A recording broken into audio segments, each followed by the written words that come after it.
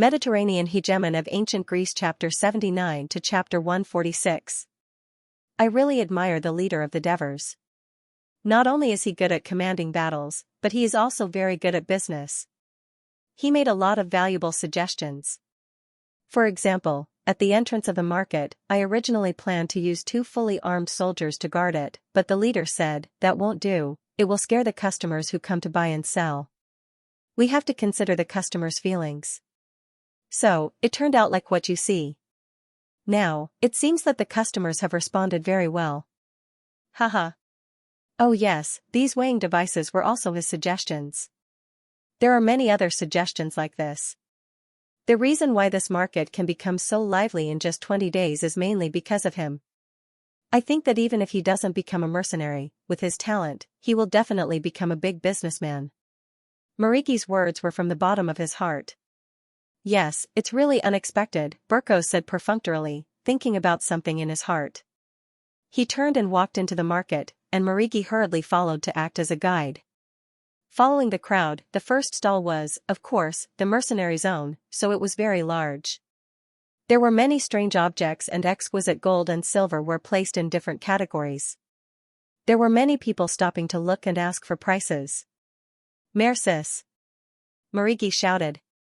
The fat man who was behind the stall directing the slaves to move the goods turned around and immediately said arrogantly, "Mariki, are you here to congratulate me? I sold a lot of goods today." Before Mariki could answer, he saw Burkos and immediately smiled. "Burkos, you are here to buy something too? Just nice, I have something good here. Guess what it is?" As he said this, he raised the thing in his hand. It was shining and dazzling. It was a thin silver rope, decorated with small pieces of gold as thin as cicada wings, forming an inverted triangle. At the top, there was another silver rope. Mariki's eyes narrowed, and he heard Mercis shout, "Mariki, don't speak." "What is this?" Morris asked curiously. Seeing that everyone had gathered around curiously, Mercis put on a wretched smile and said mysteriously, "This is a gift from little Cyrus to his most beautiful wife. It was specially made for little Cyrus by the best goldsmith in Persia. It can provide pleasure in that aspect. Where do you think the beloved wife of Cyrus the Younger will wear it? Could it be, down there?" Someone shouted with uncertainty. "That's right. It seems like you're very experienced." After Mercis said that, there was a burst of suggestive laughter.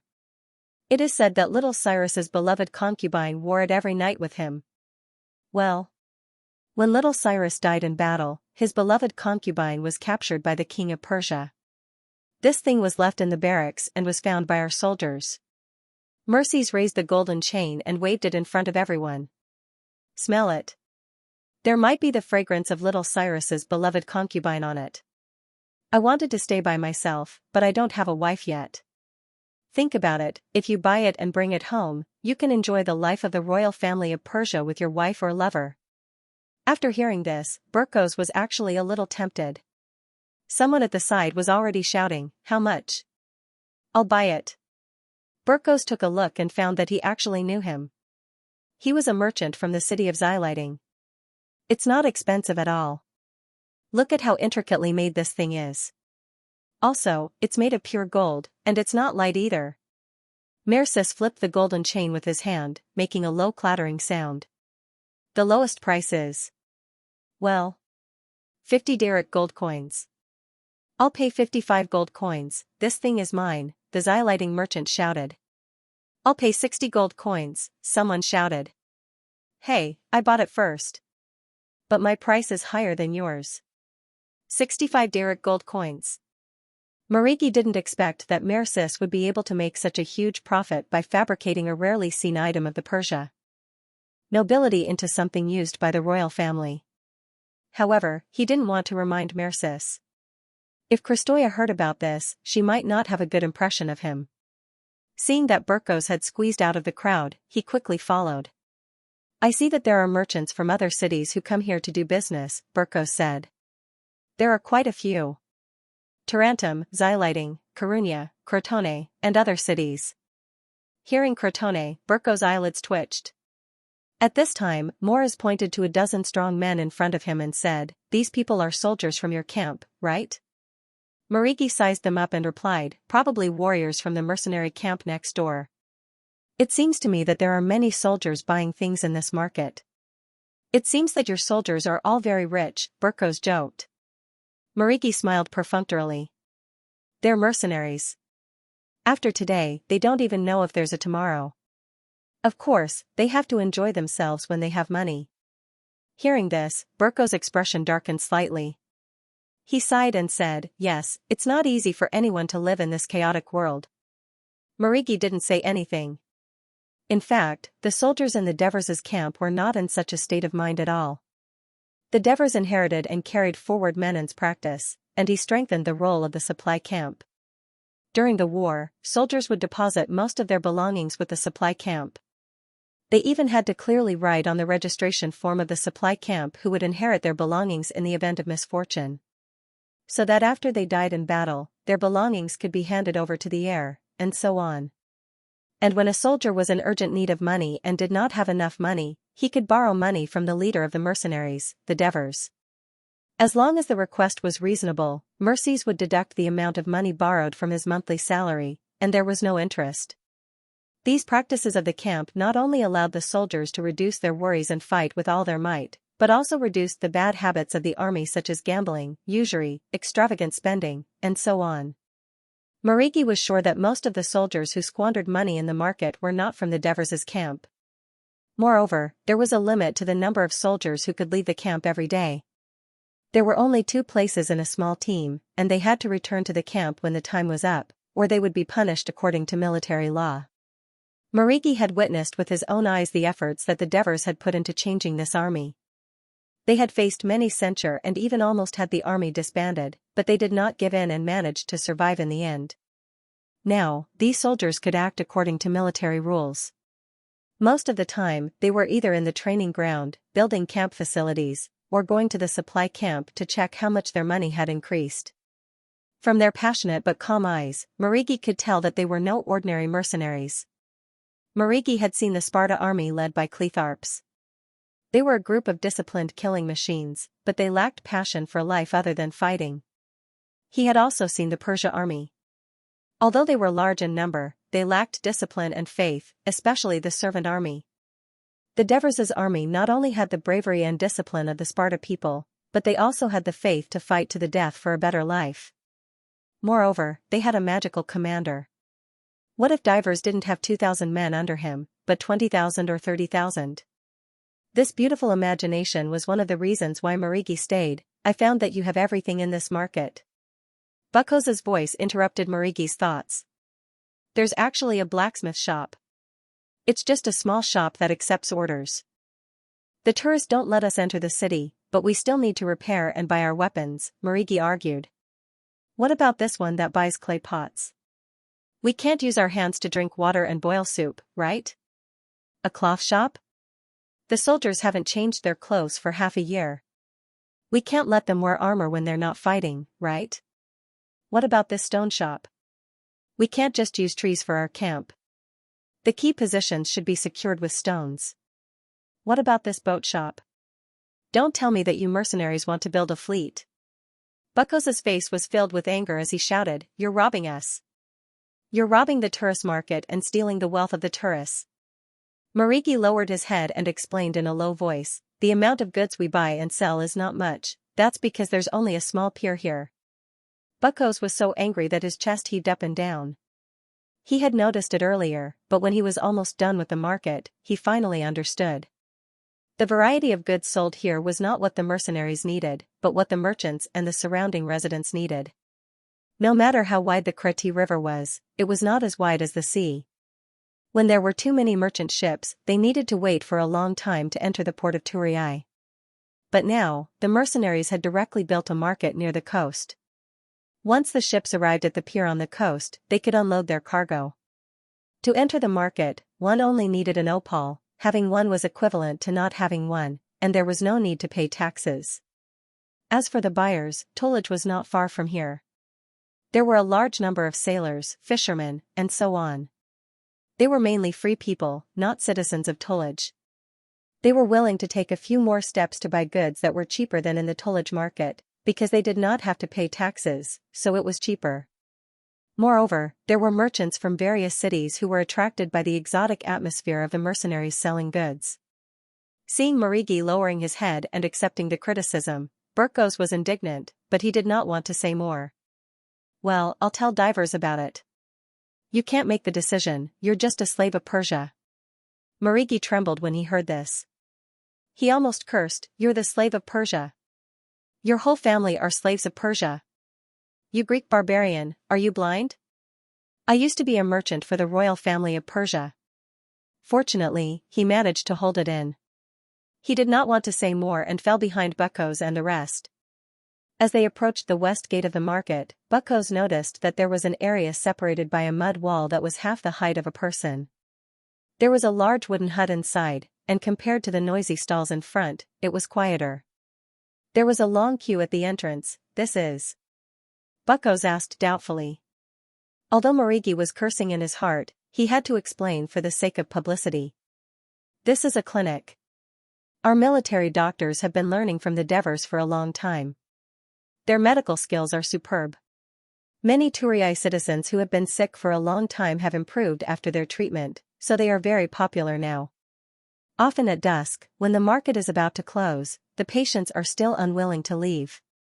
"So powerful?" Burkos was a little surprised. Morris whispered in his ear, "Master, you can come here to have a look at the old lady's illness. Maybe they really have a way to cure her."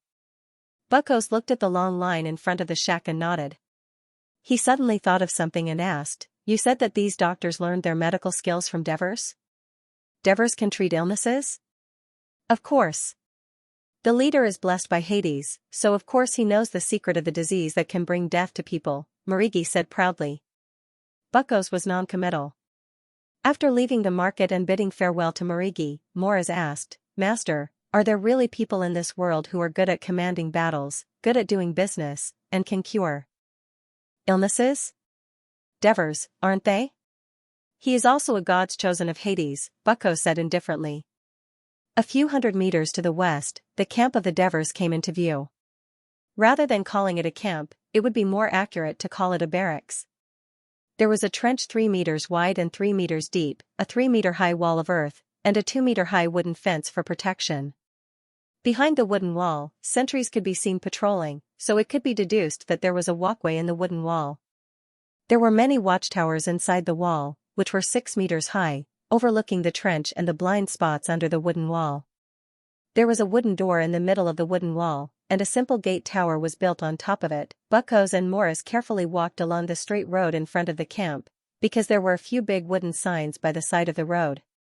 "Trap, please take the main road." Morris observed the faint metallic luster reflected in the weeds that were half a man's height, and guessed what traps there might be. He sighed and said, "Master, the defensive facilities of our tourists don't seem to be as complicated as this." Burkos was a little gloomy.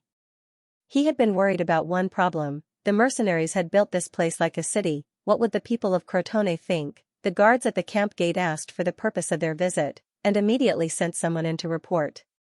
Not long after, assists came out and led the two in.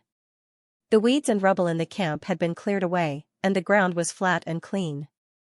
Behind the wooden wall, there was indeed a wooden walkway, so that the wooden wall beyond the walkway was just enough to block the chest area of the soldiers, and there were several wide wooden ladders that could be used to go up the walkway. The tents were set up in an orderly manner, and there was a very wide space between the tents and the wooden wall. There was a wide passageway between the tents and the wooden wall, and there was actually a circular wooden fence built in the middle of the camp. Seeing that Burkos was puzzled, assists explained, inside is usually the supply camp, the medical camp, and the encampment of the leaders and officers. When the battle starts, once the outer perimeter is breached by the enemy, we can retreat inside and continue to defend. This is the most complicated and well-thought-out military camp I've ever seen. Even though he had some opinions about the mercenaries, Burkos could not help but sigh at this moment. Assist smiled contentedly and said, "The Devers leader said that this is only the most basic construction of the camp. We don't need anything more complicated yet. He said, there is no such thing as victory without defeat in war. A strong camp can provide protection for the soldiers in the event of defeat, reduce casualties, and boost morale. So no matter how hard it is, we must be patient and careful to build it well. Sweat more in peacetime, and you will bleed less in wartime. Sweat more in peacetime, and you will bleed less in wartime. Buckos murmured these two sentences. He suddenly realized that he was about to meet a mercenary leader who had a lot of experience in war. The tourist generals did not discuss this with the Devers, but made a plan in advance, and asked him to follow it. Was this appropriate? At this moment, Morris asked doubtfully, why? Why are there only a few soldiers in the camp? Our brothers are participating in a tug-of-war competition in the back. Tug-of-war. Both of them were curious when they heard this unfamiliar term. In fact, there were already loud shouts coming from the front. Assist simply led the two of them around the circular wooden fence in the center and walked forward into a wide field. What appeared in front of them was a dense crowd of people. Thousands of soldiers formed 5 or 6 large circles. Each of the soldiers was flushed with excitement, and they clenched their fists and shouted toward the circle. 1st Company 2nd Team, go. 5th Company 4th Team, go. Go. Go. Try harder. Oh, we won. Buckos had only seen such a lively and exciting scene in sports. He had not seen it in action yet, but just listening to the shouts was enough to make his blood boil. Assists could tell what the two of them were thinking. He deliberately squeezed into a circle and let the two of them in to watch, while he went to call the leader. On the ground in the center of the circle was a rope that was at least 40 meters long. It was probably made up of several ship cables and was as thick as a fist. At this moment, someone in the center shouted, "Next round, 2nd Company 3rd Team vs 7th Company 1st Team. Both sides, please enter." Soon, more than 100 strong men entered the circle. After the person confirmed the number of people and names, he said, "Both sides, please get ready." Thus, both sides picked up the ropes. Only then did Buckos realize that there was a red rope tied to the center of the rope. There was a heavy object hanging from the end of the rope that pointed to a white line on the ground. There were also white lines on both sides of this white line. The person that Buckos thought was similar to a sports referee loudly announced, "Begin." The 100-strong men on both sides pulled the ropes with all their might. The cheers and cheers from the surroundings also sounded like a tsunami. The red rope swayed left and right continuously. After a stalemate for a period of time, it moved significantly to the left, and the cheers reached their peak. Finally, the red rope reached the white line on the left. The referee waved his hand to signal, "The match is over." Cheers and sighs sounded at the same time. "Long time no see, Buckos. I thought you'd forgotten about your old friend." The Devers greeted him with a smile. "How could I have forgotten? It's just that I had a lot of things to deal with after I came back, so I couldn't find the time," Buckos explained. "Oh, so you're finally done?" The Devers joked. "Not yet," Buckos said with a straight face. Buckos said sternly, "However, the Turii City Hall has an important order for me to convey to you." "Oh, what's the important order?" "The lords of Tulii have finally remembered us mercenaries," Divers said in a mocking tone. "Do you want me to say it here?" Buckos glanced around. "I'm sorry, it's my oversight. Let's go to my tent." The Devers expressed his apology as he led them to the center of the camp. "Did you learn this game of tug-of-war from Persia?" Buckos asked. "That's what I thought. I'm mainly worried that the soldiers would have nothing to do if they stayed in the camp for too long, and accidents might happen. Therefore, I let them participate in a sports competition. It can not only exhaust their energy, but it can also train their bodies and cultivate teamwork. In fact, there's a reward for the champion of this competition. I've paid quite a lot of money myself. You've managed these mercenaries very well." Buckos praised, then changed the topic. "But you don't have to worry anymore. You'll have something to do soon." The Devers were not surprised. "The Lucanians are already right in front of us. If the tourists don't do anything, I thought you're ready to give up the land outside the city to them." Buckos could hear the resentment in the Devers' words. He was thinking about how to respond when he caught a glimpse of a 4-meter-tall stone wall inside the wooden wall on the right. He said in surprise, "You're going to build another stone wall?" The Devers blinked. "The ground of that wooden wall is damp, so it's not strong enough." So, we used the waste stones to build another stone wall inside to prevent it from being broken. You and your soldiers are really amazing. You actually built a city out of the camp. Burkos vaguely criticized. There's nothing we can do. We don't have enough people. If we don't build a sturdy camp, we'll have our mercenaries to rescue us if we're surrounded. Who's going to rescue us if we're surrounded? So, you have to rely on yourself for everything. Devers said calmly. Then the market outside is also related to the camp's defense? Burkos asked. At first, I just wanted to rely on the market to buy and sell some things to satisfy my daily needs. I didn't expect things to turn out like this. But don't worry, once the Lucarians are defeated, everything will return to normal. Devers assured him. Burkos only wanted to gain some psychological advantage in the following conversation. After all, only the city hall and the council could decide whether or not to force the mercenaries to close the market. Thus, he did not pursue the matter further and decided to report it to Felix. After entering the Devers' tent, he said, according to our investigation, the Lucanians might attack Turiai in 2 days. After a discussion, the generals have decided to face the enemy head-on. They want you to participate in the battle when the time comes. Tell me, what's the Turiai general's plan? Devers asked sarcastically. In fact, he felt very helpless. As a participant of a great battle, he did not even have the right to participate in the discussion before the battle. It was really strange. He did not know that the Greek mercenaries were like this when they were under Cyrus the Younger's command. However, at that time, the mercenaries made up half of the total number of mercenaries and were very strong. Cyrus the Younger relied heavily on them. Furthermore, he had lied to the mercenaries beforehand and concealed the fact that he was rebelling. Therefore, whenever he had any excessive requests, he would discuss it with Krilkus and the others. When the Devers transmigrated, Cyrus the Younger had already died in battle, so everything was decided by the mercenaries themselves. Now, the Devers once again experienced the terrible feeling of having everything decided by others when they first arrived in this world. Burkos was also very helpless. In fact, Felix had suggested to let the mercenary leaders participate in the discussion and planning of the battle, but Cunagurata and the others firmly refused, saying that they wanted to prevent something like Dionysius's incident from happening again. Dionysius was the current overlord of Syracuse. He had been led by the people to oust him from power by the Democrats.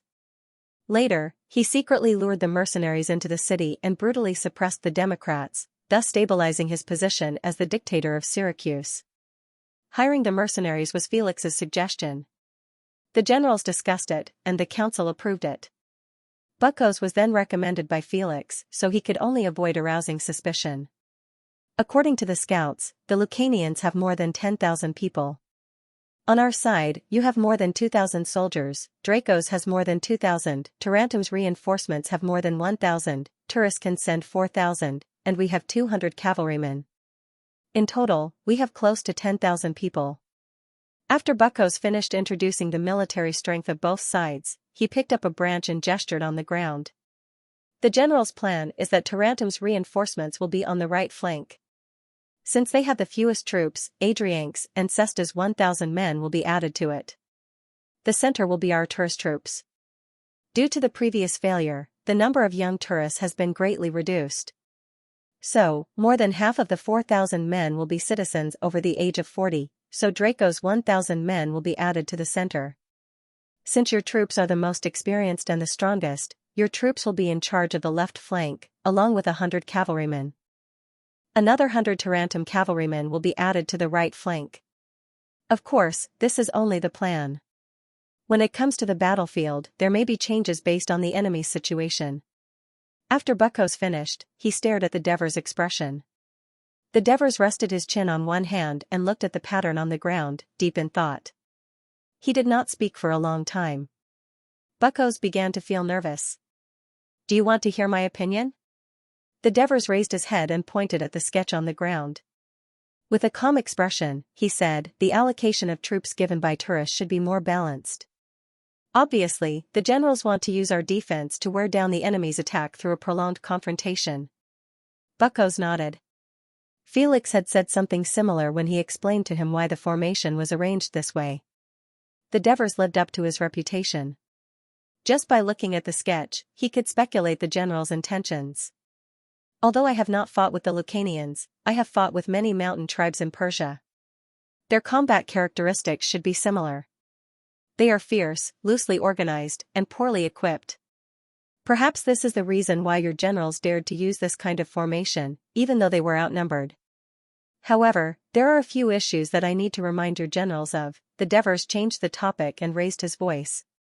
Last year, the Turks lost more than 10,000 men in the battle against the Lucanians. This means that nearly 10,000 sets of high-quality Greek heavy armor fell into the hands of the Lucanians. They can use it to upgrade their crude equipment.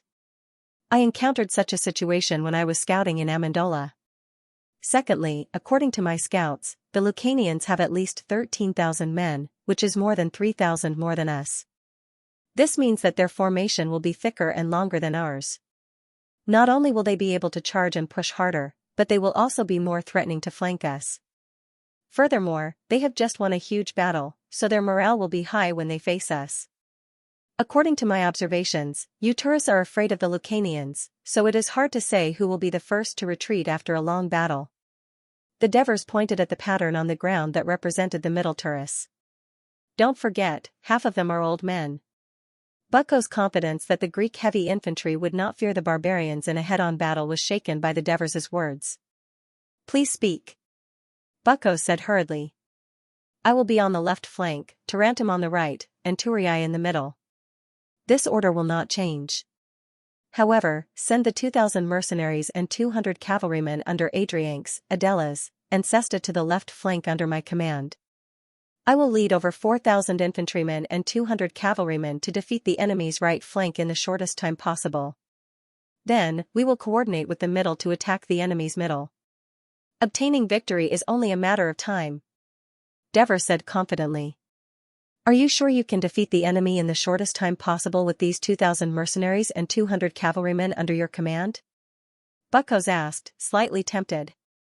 There are too many unexpected factors in the battle. I can't be sure before the battle is officially started.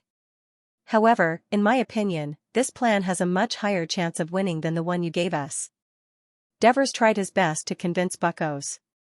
Bucco was silent for a long time before saying in a low voice, but in the hearts of the generals, their plan has a higher chance of succeeding. In any case, I will report your suggestion to General Felix and let the General's Executive Committee decide whether to adopt it or not. Devers understood the hidden meaning in Bucco's words, and a trace of disappointment appeared on his face. However, he quickly pulled himself together. If you can't give me 2,000 mercenaries, you can at least give me 200 cavalrymen, right? Bucco shook his head. It's a military tradition to divide the cavalry into two flanks. You should know this better than me. Furthermore, 100 of them are from Tarentum. They won't abandon their compatriots and run to your left flank. Devers had no other choice. He thought for a moment and said, how strong are the reinforcements from Tarentum? They should be very strong. Archita has led them to defeat the Masapi twice. The Masapi are a race as strong as the Lucanian people, Bucco said with certainty. Archita. Devers repeated the name and said resolutely, in that case, send these 200 cavalrymen to the right flank. Are you sure you aren't just saying that out of anger? Bucco asked in surprise. To me, war is the most important matter that determines the rise and fall of a city and the fate of countless people. Thus, even though I wasn't closely related to this war, I was fully immersed in it, without a shred of selfishness or carelessness. However, the same could not be said for the Turan generals. Did they understand the composition of the Lucanian coalition forces in detail? Had they trained all the troops in advance so that they could cooperate well in battle? The Devers' dissatisfaction was finally vented through each and every question, making Bucco blush with shame. He felt that the Devers had really put their heart and soul into this battle. He wanted to speak a few times but stopped himself. Finally, he resolutely said, Devers, don't worry. After I go to Draco's camp, I'll rush back immediately to pass on your suggestion to Felix and ask him to consider it seriously. After Bucco left, the Devers immediately called for assists. How's the practice of climbing the stone wall with rope hooks? They can climb stone walls with ease. The hook you designed is really a good tool for climbing. That's great. The Devers finally had a smile on his face. Go to the market immediately and tell Marigi that I want to order another 20 sets of rope hooks. Ask him to urge the blacksmith shop to finish them in 2 days. Alright, I'll go immediately. One morning at the end of April 399 AD, the weather was warm, the sun was bright, and flowers were blooming all over the mountains. It was a good day for an outing. However, there were scouts everywhere on the Zubari plains, and the air was filled with a tense atmosphere of killing. The mercenary leader's tent was filled with officers. The Devers looked around. Among them were old comrades who had always followed him, such as Helos, Antonios, and Capys. There were also acquaintances who had just joined, such as Hieronymus, Agathia, and so on. Now, all of them had solemn expressions, as if they were facing a formidable enemy, waiting for his instructions. The Lucanian army has already advanced towards Turin. The Turin have already sent someone to inform us to meet up with them immediately. Brothers. The Devers was full of confidence.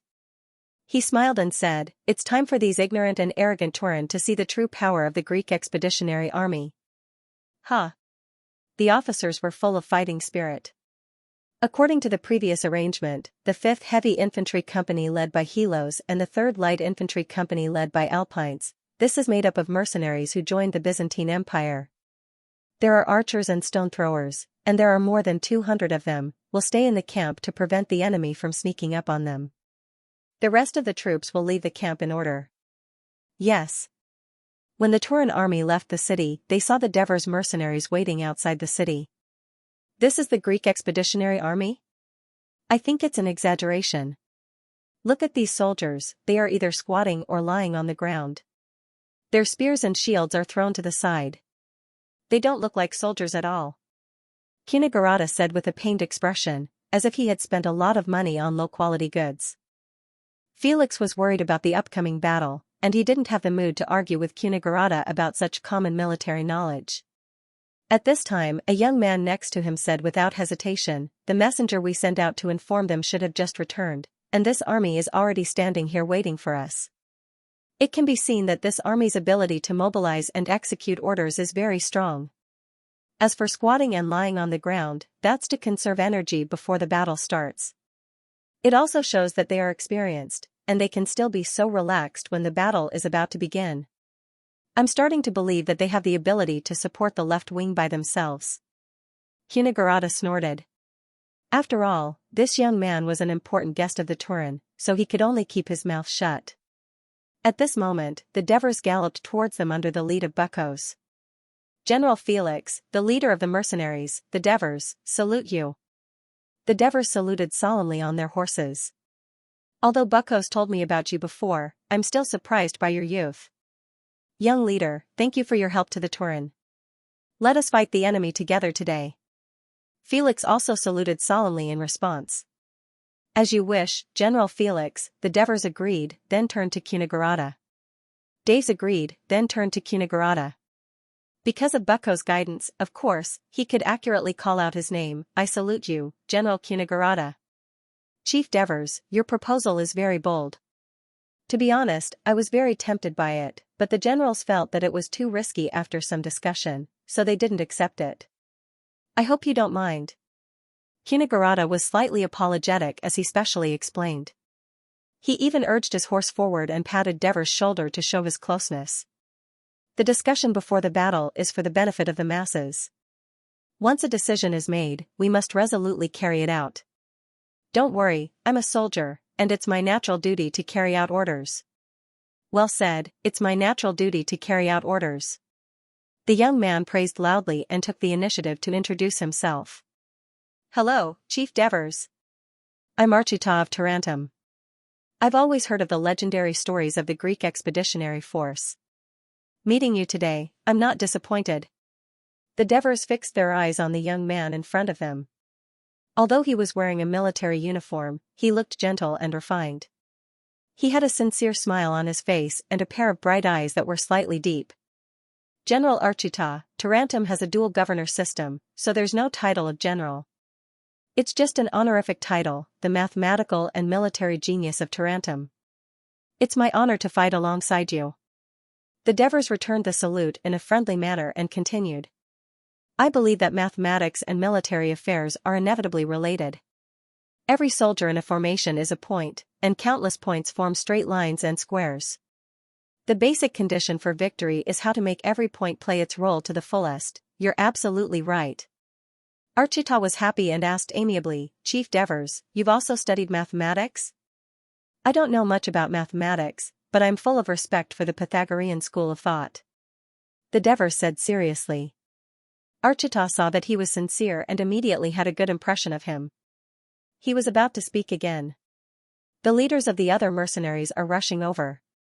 Now, let us clarify our respective duties together and unify our orders. The bugles to attack and retreat were more or less the same, and the tourist military deployment was basically unchanged, except for the 200 cavalrymen assigned to Archita. This made Archita even more fond of the Devers, and he thanked him profusely. Bucko stood not far away and watched everyone discuss. He also had a good impression of the Devers, but he didn't understand. Why would the Devers sing praises for the Pythagorean school of thought at this time? He hadn't mentioned it before.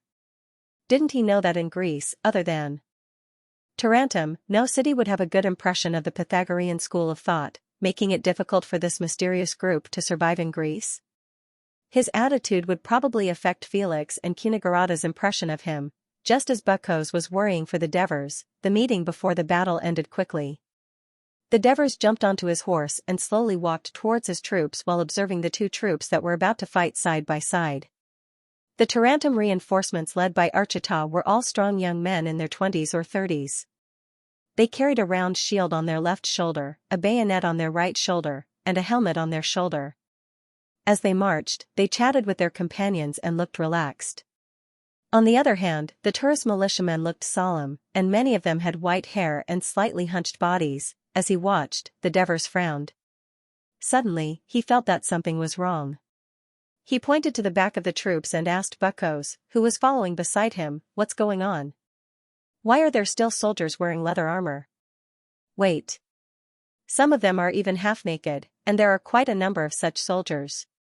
No, there are more than 4,000 of you. Bucko's continued, those are all freedmen and foreigners living in Turis. After discussion, the Turis Assembly passed a resolution that all freedmen and foreigners who participate in this war will become Turis citizens after the war is won. Speaking of which, it was your suggestion that reminded us. Now, the Turis have about 6,000 people. Bucko's was slightly pleased with himself. This slightly eased the uneasiness in the Devers' heart. He sighed and said, I didn't expect there to be so many free people in Turin. In fact, this is only a small portion. More than half of the freedmen are still observing and have not joined in the battle. Bucko's words surprised the Devers, but at the same time, it also made him ponder. The Turii army was divided into 3 columns on the left, center, and right. They formed a long line on the plain of Sabari and advanced slowly westward along the Kreti River. The scouts kept coming back and forth to report on the Lucanians' movements. The messenger hurried over and said to the leader of the Devers, General Felix has ordered you to stop advancing and form up here. Got it. The Devers nodded in response, then said to the bugler beside him, sound the horn, stop advancing. The bugle sounded, and the mercenaries quickly stopped moving forward. Order, get into formation. The Devers ordered again. The bugler blew the bronze horn again. Immediately, the front of the mercenary column moved to the right, and the back moved forward. The Devers' army used squads as their basic combat units. Squads were only used for management and couldn't fight independently. When they lined up according to the order of 4 squads. Therefore, when the entire long line of the mercenary column moved to the west, the formation was basically complete. It was very fast. The Devers lined up the 1st Heavy Infantry Company on the right side. Since this side was connected to the middle of the Turii army, the steady commander of the 1st Heavy Infantry Company, Capus, controlled the pace of the troops' attack and retreat to prevent them from getting separated from the middle. On the left side was the 3rd Heavy Infantry Company led by Amintas. Considering the large number of enemies, the left flank might be surrounded, and a brave and courageous company commander would keep the morale of the soldiers high. In fact, the Devers felt that Hieronymus, who was also brave and had more combat experience, was more suitable for this task. However, this ex-expeditionary general had too many new recruits under his command, those who joined the Devers in the Byzantine Empire, and the Devers were still worried. The good thing was that Amyntas had the support of 2 companies of light shield soldiers, and they believed that it would be no problem for them to stabilize the defensive line. Traditionally, the Greek phalanx formation had at least 8 rows, but the Devers' army only had 4 rows. This was because they had fewer soldiers, and they had to ensure the length of the defensive line. Therefore, they had to be thinner in terms of thickness. However, the Devers believed that the experienced mercenaries could completely block the large number of enemies. The formation on the left side had been completed, and the middle side was still slowly unfolding. The shouts of the officers, the orders of the messengers, and the reminders of the soldiers to each other intertwined with each other. It was like a noisy market. Pharis placed the 1,000 mercenaries of Dracos at the front of the line, the Turii citizen soldiers in the middle, and the free civilians behind them. The thickness of the formation was more than 10 rows, the formation on the right side was also faster. Archita placed the Tarentum militia at the front, the mercenaries at the back, and the 200 cavalrymen at the far right. His phalanx formation was also 8 rows thick. Finally, the formation on the middle side was completed, and the formations on the left, center, and right were connected into a line. The Turii priests carried the statue of the sun god Apollo, the protector of the Turii. They came to the front of the phalanx and began to chant hymns, offer blood, and pray for victory in the war. The soldiers of Tarentum also began to pray to Apollo for his protection. The soldiers of Tarentum were also praying, but not to the sun god. Their city-state had its own patron god, Poseidon, and even the legendary demigod, Phrantis. Most of the mercenaries believed in Ares, the god of war, and Zeus, the main god. However, the soldiers of the Devers were different. They used to believe in Ares, but after the Devers led them to victory after victory and created many miracles, they began to believe in Hades. While the entire army was immersed in praying to the gods, the scouts came back one after another, bringing the news that the Lucanian army was about to arrive. The Lucanian scouts also appeared in front of the Greek army, but they were quickly forced back by the overwhelming numbers of the Greek cavalry. The Lucanians are less than 3 miles away from us. We should get the entire army ready. Hegeman said nervously. Pharis waved his hand and said, "There's no rush. The Lucanians won't attack so quickly. Their army hasn't appeared yet. Even if they do, it will take some time to set up the battle formation." Hegeman retreated angrily. After a while, he saw a patch of golden light in the distant plains. It covered the entire mountains and plains, like a golden torrent rolling towards the east. Hegeman gasped and said nervously, just like the young leader of the mercenaries said, "The Lucanians have changed into our weapons and armor. This is going to be troublesome." "Don't worry. Even if the Lucanians changed their equipment, they won't be able to learn our battle formation in such a short time. They've also abandoned their own strengths, which might be a good thing," Pharis comforted him calmly. Then he turned to the herald and said, "Go inform the officers and tell them not to worry. Let the soldiers continue to rest. Damn it, we're behind the sun. It's hurting my eyes when the sun shines on them. When the battle starts, it'll affect Epitines and Xpit's javelin throwing." Martoris felt uneasy. "What can we do? We're in the east. Isn't Apollo the guardian of Turii? Why don't we ask them to pray to Apollo and not come out today?" Olivers joked. "Why don't we ask our Devers leader to directly ask Hades to turn day into night? Then we won't have to fight this battle," Epitines also joked. The Lucanian allied army stopped advancing when they were 2 miles away from the Hope army. They also began to get into formation. The Hope army just waited quietly and did not take the opportunity to attack. This was not surprising because the Turis hoped to change their passive situation with this battle, and the Lucanians also hoped to use this battle to completely destroy the remaining Turis forces. Therefore, a battle was the common wish of both sides. If the Hope army attacked at this time, the Lucanian allied army could only retreat under the circumstances that they had not finished getting into formation, and it would be difficult for the infantry to chase the infantry at a distance of 1,000 meters. In the end, it would only cause the time of the battle to be delayed. This was unacceptable to the tourist generals who had already made meticulous preparations. The citizens could not accept it either because it meant that they would have to live in fear for a longer period of time. The Hope Army gave the Lucanian allied army enough time to get into formation, and the Lucanians made full use of this time. As the scouts had reported the general situation of the Hope Army's formation to the leaders of the allied army, the leaders of the allied army had an urgent discussion and quickly decided on the positions of the troops in the formation. The great leader of the Grimentum city, Akapiru, led 6,000 tribal warriors in the middle, the two cities of Nudum and Laos, a total of 4,500 warriors in the left wing, and the main ally of the Grimentum city, another powerful tribe in Lucania city, led 4,000 warriors in the Union Picassus city, plus 1,500 warriors from the Briti city of Vigo, a total of 5,500 people, were on the right wing. The total strength of the Lucanian allied army was 16,000 people, without cavalry. The city of Grimentum had been at war for the past 2 years, and its great leader, Akapiru, was considered experienced in military affairs. Before the war, he had sent a lot of spies in disguise to enter the port of Tura city. This was the place with the most free people, where it was difficult to be discovered, and obtained a lot of information. Combined with the reports of today's spies, he already had a plan in mind. Although many of the tourist soldiers in the middle of the Hope Army were slightly older, they were large in number and could not be underestimated. He would personally deal with them. The Hope Army's right wing was the reinforcements from Tarantum. It was said that the troops had defeated the Masapi many times in Tarantum, so their fighting strength was not bad. Nudum and Laos were sister cities, so cooperation was not a problem. 4,500 people were more than enough to deal with them. The Hope Army's left wing had the least number of people. The scouts could almost see the difference in the number of people between it and the other two lines at a glance because it had too few people. It was said that this Greek mercenary army had once gone on an expedition to Persia, but after hearing the stories about them, Akapiru thought that the rumors about this army were exaggerated.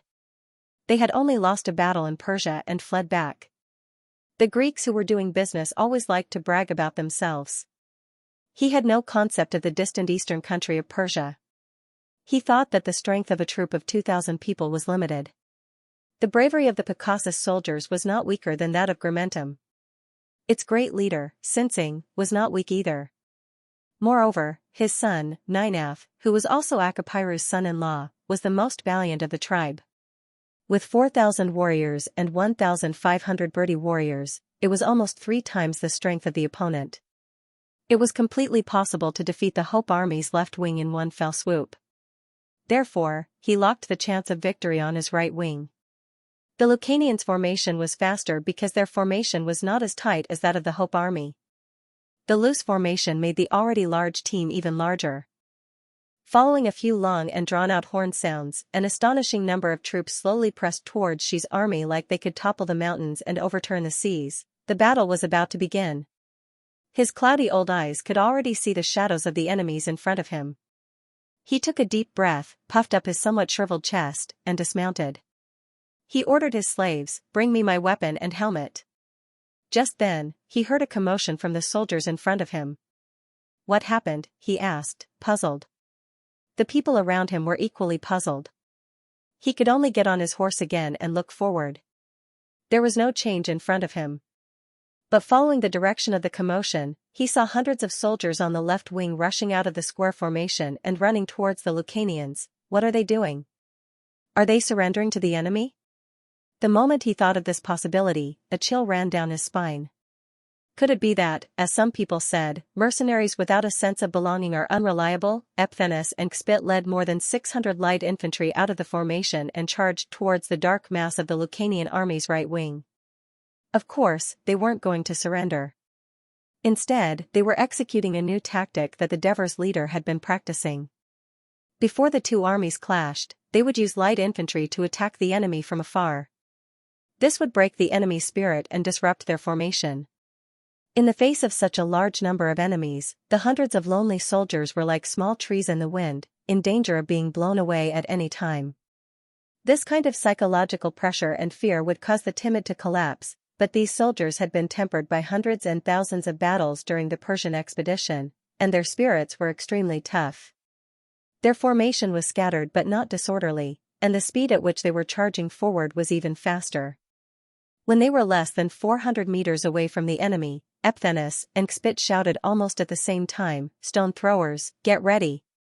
The stone throwers stopped in their tracks and began to untie the catapults around their waists.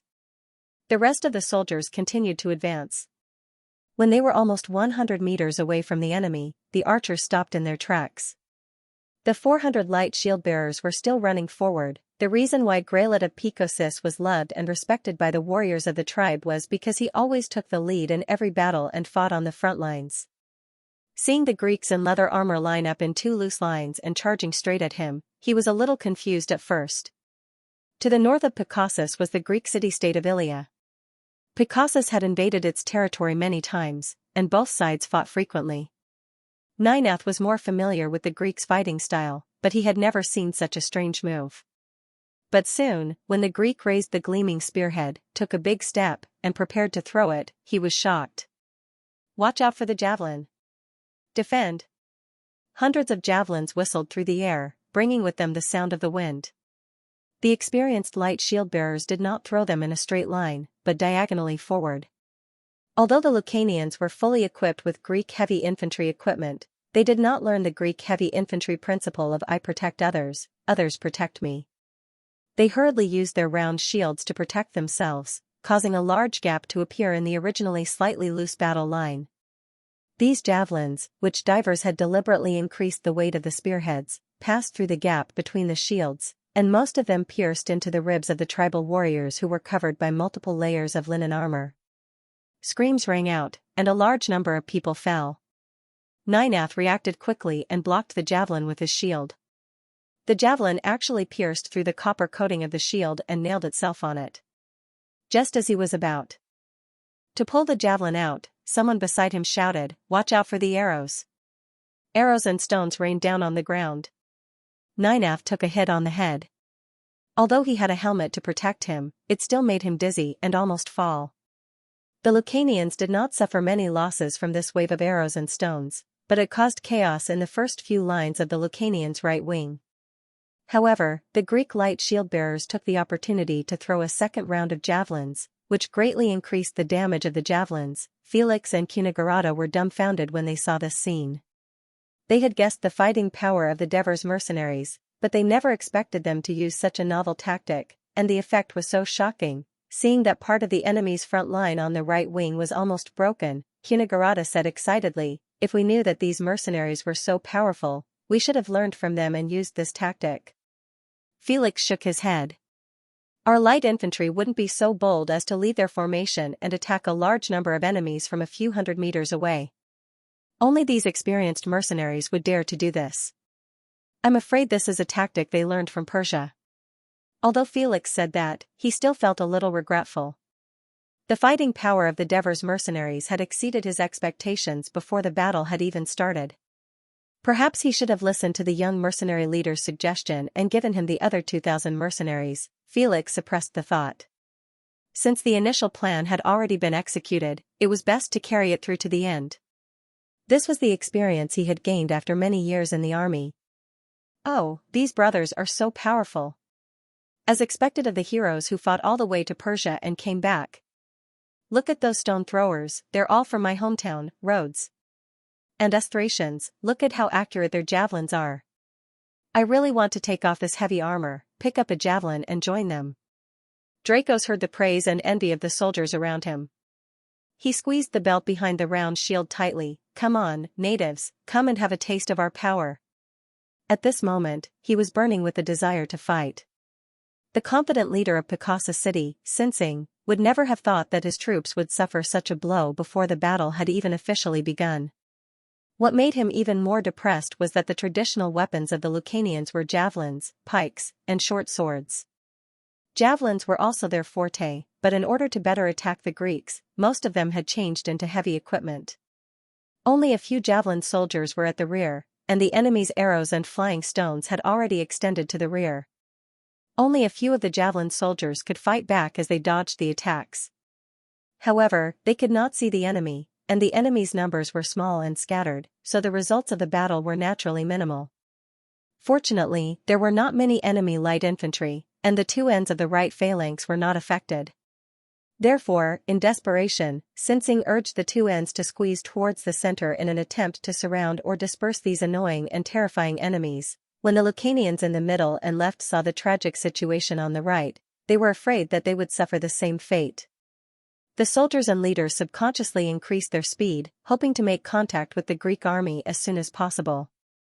Tens of thousands of soldiers took large strides forward, and the earth trembled. Archetta, Felix, Dracos, and so on, every general and leader began to shout, "Shield formation, defend." At the front of the phalanx were the soldiers, with their left foot slightly bent forward and their right foot on the ground. Round shields were placed in front of their left, and their spears were raised high with the spears pointed forward. The soldiers at the back were stacked on top of each other, pressing against the backs of the soldiers at the front. Spears extended forward, and shields connected. The entire phalanx was like a huge metal monster covered in long spikes. The Lucanian warriors charged forward at a distance of more than 100 meters, coupled with the slightly elevated terrain. Although the Zubari plain was flat, the terrain would gradually rise as it extended westward. With a strong momentum, the Lucanian warriors crashed straight into the Greek army's infantry phalanx. With a loud bang, at the end of April 399 BC, the battle between the Turii and the Lucanian tribes had officially begun. This was a battle of life and death for both sides, but in the eyes of the powerful countries in the Mediterranean Sea, it was insignificant. Carthage and Syracuse would not notice, because both sides were accumulating strength and were about to start a new round of confrontation for dominance in Sicily. Rome would not notice, because they were busy besieging and attacking the Etruscan Empire on the upper reaches of the Tiber River. Sparta and Persia would not notice, because both sides were making their own preparations for the upcoming war in Asia Minor. Athens would not notice, because their energy was focused on how to recover the dazzling power that had been lost over the years of war, and at the same time, they had to endure Sparta's tyrannical behavior. Macedonia would not notice, because at this time, its kingdom was fragmented, and the kings were changing frequently. The Macedonians, who were suffering from internal and external troubles, might be hoping for a strong monarch to save them from the abyss of suffering. Hundreds of kingdoms, city-states, and races in the Mediterranean Sea were either busy surviving or busy invading. They did not have the time nor the ability to understand the battle between two unknown forces in the south of the Italian peninsula. However, this battle, later known as the Battle of Turii, had opened the most magnificent and glorious new chapter in the magnificent ancient history of the Mediterranean Sea. The Lucarians were a tribe in the mountains. They were passionate and impulsive. During the rapid charge, their fighting spirit continued to rise. Therefore, when they saw the spear and shield formation in front of them, some of the warriors did not think of raising their shields and ramming them into the formation that their leaders had emphasized before. Their minds were already filled with the surging fighting spirit, so they directly jumped into the formation. This was especially so for the Grumentum. The long years of conquest had produced a large number of warriors who lived by fighting, so there were many who adopted such reckless actions. Although it was easier to be stabbed, it disrupted the defensive formation of the Greek army. Especially the Turii militia and the mercenaries of Dracos in the middle, because they had not trained together before, their coordination was not very good. Naturally, the horizontal line of the formation was not very close, and in addition, Dracos had never seen such a way of attacking the mountain people, so they lacked the means to deal with it. Therefore, the middle of the Greek army was in a difficult battle from the beginning. On the other hand, the Tarentum militia on the right wing of the Greek army in front of the phalanx was obviously more experienced in dealing with the attacks of the Lucanian warriors. The warriors of Nudum and Laus were far less ferocious than the warriors of the Grumentum, so they did not cause too much impact on the right wing of the Greek army. Both sides' shields collided, spears exchanged, and they began to push and kill each other. 200 cavalrymen also rode forward, attacking the flank of the Lucanian left wing from time to time. As long as the Lucanian warriors came forward to stop them, they immediately withdrew and retreated. The Greek cavalrymen were still flowers in a greenhouse. They were far from the superb horsemanship of the Numidians, nor were they as fierce as the Gaul and Germanic cavalrymen. They could only play a role of harassment. But even so, it made the Lucanian left wing wary and did not dare to go all out to attack. Therefore, even though they had more people than the right wing of the Greek army, and the phalanx was thicker, the two sides were still in a stalemate. When the left and middle of the Lucanian army had begun fighting, the right wing was still advancing slowly. The mercenary light infantry retreated as they fought, successfully delaying the enemy's advance. The distance between the two armies was almost 50 meters. Some of the light infantry retreated from the front and the outside of the phalanx, while others passed through the gap left by the phalanx and retreated to the rear. At this time, the formation of the Lucanian army's right wing had become a crescent, with two protruding ends and a hollow in the middle. Xianxia, who was in the middle of the formation, had already lost control of his army, let alone reorganize the formation. The only thing he could do was to order the bugler to blow the horn to charge. The only distance of 50 meters would be the bonus for the warrior's final sprint. When the horn was blown, there was a rhythmic sound of a bronze horn coming from the opposite side. This made Xianxia instantly vigilant. While he was nervously guessing what this powerful enemy would do next, Ninaf, who was at the forefront of the battle line and had many injuries on his body, could clearly see the Greek heavy infantry on the opposite side raise their right arms, lean their bodies back, and take 2 steps forward. This action. Gleinard, who was already a bird startled by the mere twang of a bow, quickly hid behind his round shield. Thousands of javelins flew dozens of meters in an instant and landed on the Lucanian army, who were just about to charge. What they created was no longer ripples like before, but waves of death. In an instant, hundreds of people were killed and injured, and the Lucanian army's advance was almost stopped. At this time, the terrifying sound of the bronze horn sounded again. The Greek mercenaries immediately shouted, "Hades," and charged forward with their shields and spears in hand. The mercenaries did not charge at the same time. The soldiers at the far right did not charge forward because they were considering connecting with the middle, while the soldiers at the middle and left completely disregarded their weak formation and the number of enemies. They charged at the enemy with high fighting spirit, like a long dragon swinging its tail with great force. The Lucanian army's front line had not recovered from the javelin attack just now, and their formation was in chaos. And at this time, the mercenaries' charge came one after another. The soldiers skillfully converted the momentum from the speed of their charge into a collision with their shields, breaking through the enemy's defense.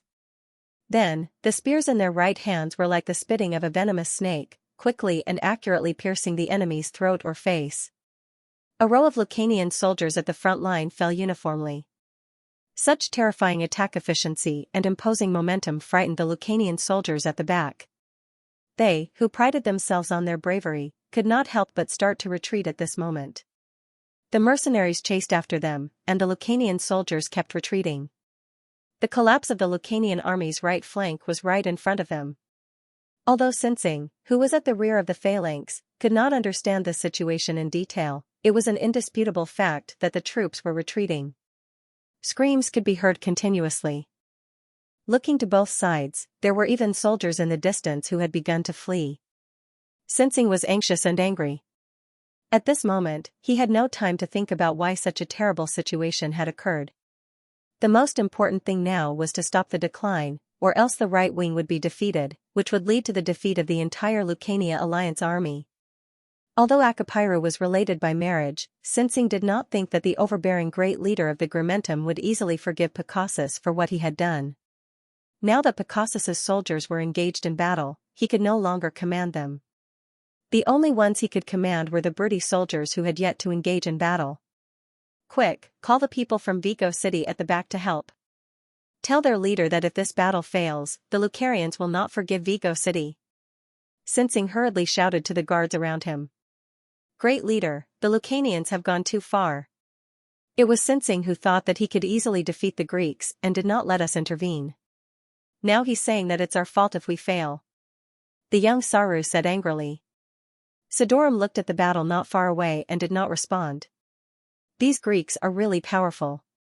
They are obviously outnumbered, but they are actually about to defeat the Lucarians. Saru looked ahead and said with excitement and hesitation, "Great leader, the Lucanians are about to lose. Why don't we stop fighting and leave? Maybe we can take the opportunity to leave their alliance." At this moment, Sidorum spoke, "Even if the Lucanians are defeated, how many of them can die? Do the Greeks dare to enter the mountains?" "Saru, as long as the Lucanian strength is still there, the mountains in the west will still be theirs. Unless we follow the example of our people in Xianxia and move south, and are forced to fight with Clotho for land. Sidorum sighed, order the soldiers to close the formation and press forward from the right. 2,000 Briti wore leather armor and held wooden shields and spears, but they formed a phalanx that was even tighter than the Lucanians. When the right end of Picassus's formation was about to collapse, they stuck to its rear. Instead, they were pushed forward by Briti. In order to survive, most of the Lucanian warriors had to turn around and fight. After all, the Lucanian formation was solid. It was panic that caused them to flee, and it was not the mercenaries that broke through their formation. Once the reinforcements arrived, they gradually stabilized their position. The emotions of the defeated soldiers gradually calmed down, and the organization of the formation began to recover. The casualties of the Lucanians were still increasing, but the mercenaries were gradually retreating. The pushing force produced by the super-thick formation of the Lucanians and the Briti was obviously not something the thin formation of the mercenaries could compare to. Once the gap between the two armies became narrow, superb combat skills would not be of much use. Fortunately, the experienced mercenaries took the initiative to slowly retreat to relieve the pressure exerted by the opponent, thus maintaining the tenacity of the front line. Unlike other generals, Devers did not participate in the battle personally. Once the battle started, he would completely let the situation develop. He rode his horse and closely observed the progress of the battle from left to right, then from right to left, and then from right to left. He would give orders to the messengers at any time. Previously, when the right end of the Lucanian formation was about to collapse, he was excited. Who knew that the situation would be reversed, and one could imagine the disappointment in his heart. However, he did not urge the soldiers to attack again, because he knew that other than the arrival of the enemy's reinforcements, it was also related to the soldiers' physical strength. Such a fierce attack could not last for too long. As long as they were human, there was a limit to their physical strength, not to mention they were heavy infantry. Even at the critical moment, Devers even ordered the light shield soldiers to join the attack on the right end of the enemy's formation. Unfortunately, if the 2,000 mercenaries and 200 cavalrymen were under his command, the soldiers would now be chasing after the routed army. He could only blame himself for being too confident. He did not pester the tourists and insisted on asking for more troops. Just as the thought of regret appeared in his mind, Devers extinguished it. Any unexpected situation could happen in a war, and it was impossible for the commander to foresee everything. At this moment, the only thing he could do was to maintain a calm mind and try not to let excessive emotions affect his judgment. The formation of the mercenaries was originally an arc with an upturned tail, but now it was gradually flattened. As the phalanx moved back step by step, Devers realized that the soldiers had to contend with the enemy's powerful pushing force while preventing the thin formation from being broken. They also had to kill as many enemies as possible during the battle. The consumption of physical strength and energy was considerable, and it was already very good that they could maintain this state. Unless there was a major accident, the left wing of the tourist coalition army would not improve. As for the middle, the assists' return was not optimistic, even worse than the left wing. The only advantage was on the right wing, but it was not much. This was the judgment of the assists who rode forward to scout, based on the fact that Tarentum's formation had only advanced a little. After understanding that the overall situation of the battlefield was unfavorable, Devers got rid of the remaining hope in their hearts, and had to consider the issue of the retreat of the troops if they lost the battle. On the land of 10 miles around the Zubari plain, nearly 30,000 soldiers were engaged in a battle of life and death here. Dust flew everywhere, the sounds of killing shook the sky, and blood splattered everywhere. After more than an hour of fierce battle, the Greek army gradually began to feel exhausted. The Lucanian tribal coalition army outnumbered the tourists by 6,500 people. According to the observations of the tourists and Devers' scouts, they originally estimated that there were about 13,000 Lucanians. In fact, the cunning Akapiru had hidden some of his troops in the mountains behind the camp, and the 2,000 from Vigo city only joined at the last moment, thus causing an error in the Greek army's judgment. On the other hand, Felix's impression of the Lucanians was still that of a few years ago. He did not participate in the battle last year. In fact, in recent years, the Lucanians had developed rapidly, especially the Grimentum, which had begun to break away from the tribal alliance and develop into a kingdom. In the recent 2 years of tribal annexation wars, The warriors of the Grimentum had become braver and more tenacious under the frequent baptism of blood.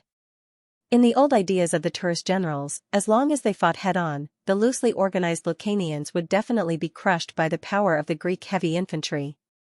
But reality proved that their ideas were laughable, especially in the middle of the Greek army. The mercenaries at the front, the tourists in the middle, and the freedmen at the back, the three forces could not effectively combine into one. Under the fierce attack of the Grimentum warriors, the Greek army in the middle began to retreat. As the battle continued, the soldiers who were born with different backgrounds began to have different ideas. The mercenaries were fighting for money, and in a situation where there was no hope of victory, of course, they would first think of saving their own lives. The tourists were indeed fighting with all their might, but half of them were middle-aged men, and their physical strength was already at its limit. They were still holding on because the tourist was their homeland, and they could not let the barbarians trample on it. The freedmen, on the other hand, were originally fighting with an attitude of trying their luck. If they won, they would obtain citizenship, and if they lost, they would flee from tourists to find a new life in another city. As the Greek army retreated faster and faster, the gap between them and the left and right flanks widened. When the Grimentum warriors rushed into the gap on both sides and attacked the Greek army from the side, the entire formation in the middle collapsed, and the soldiers fled in all directions. The Devers, who had been watching the situation closely, sighed. They suppressed their extreme disappointment and decisively ordered a retreat. The retreat signal designed by the Devers was more special, and it was very different from the general Greek army.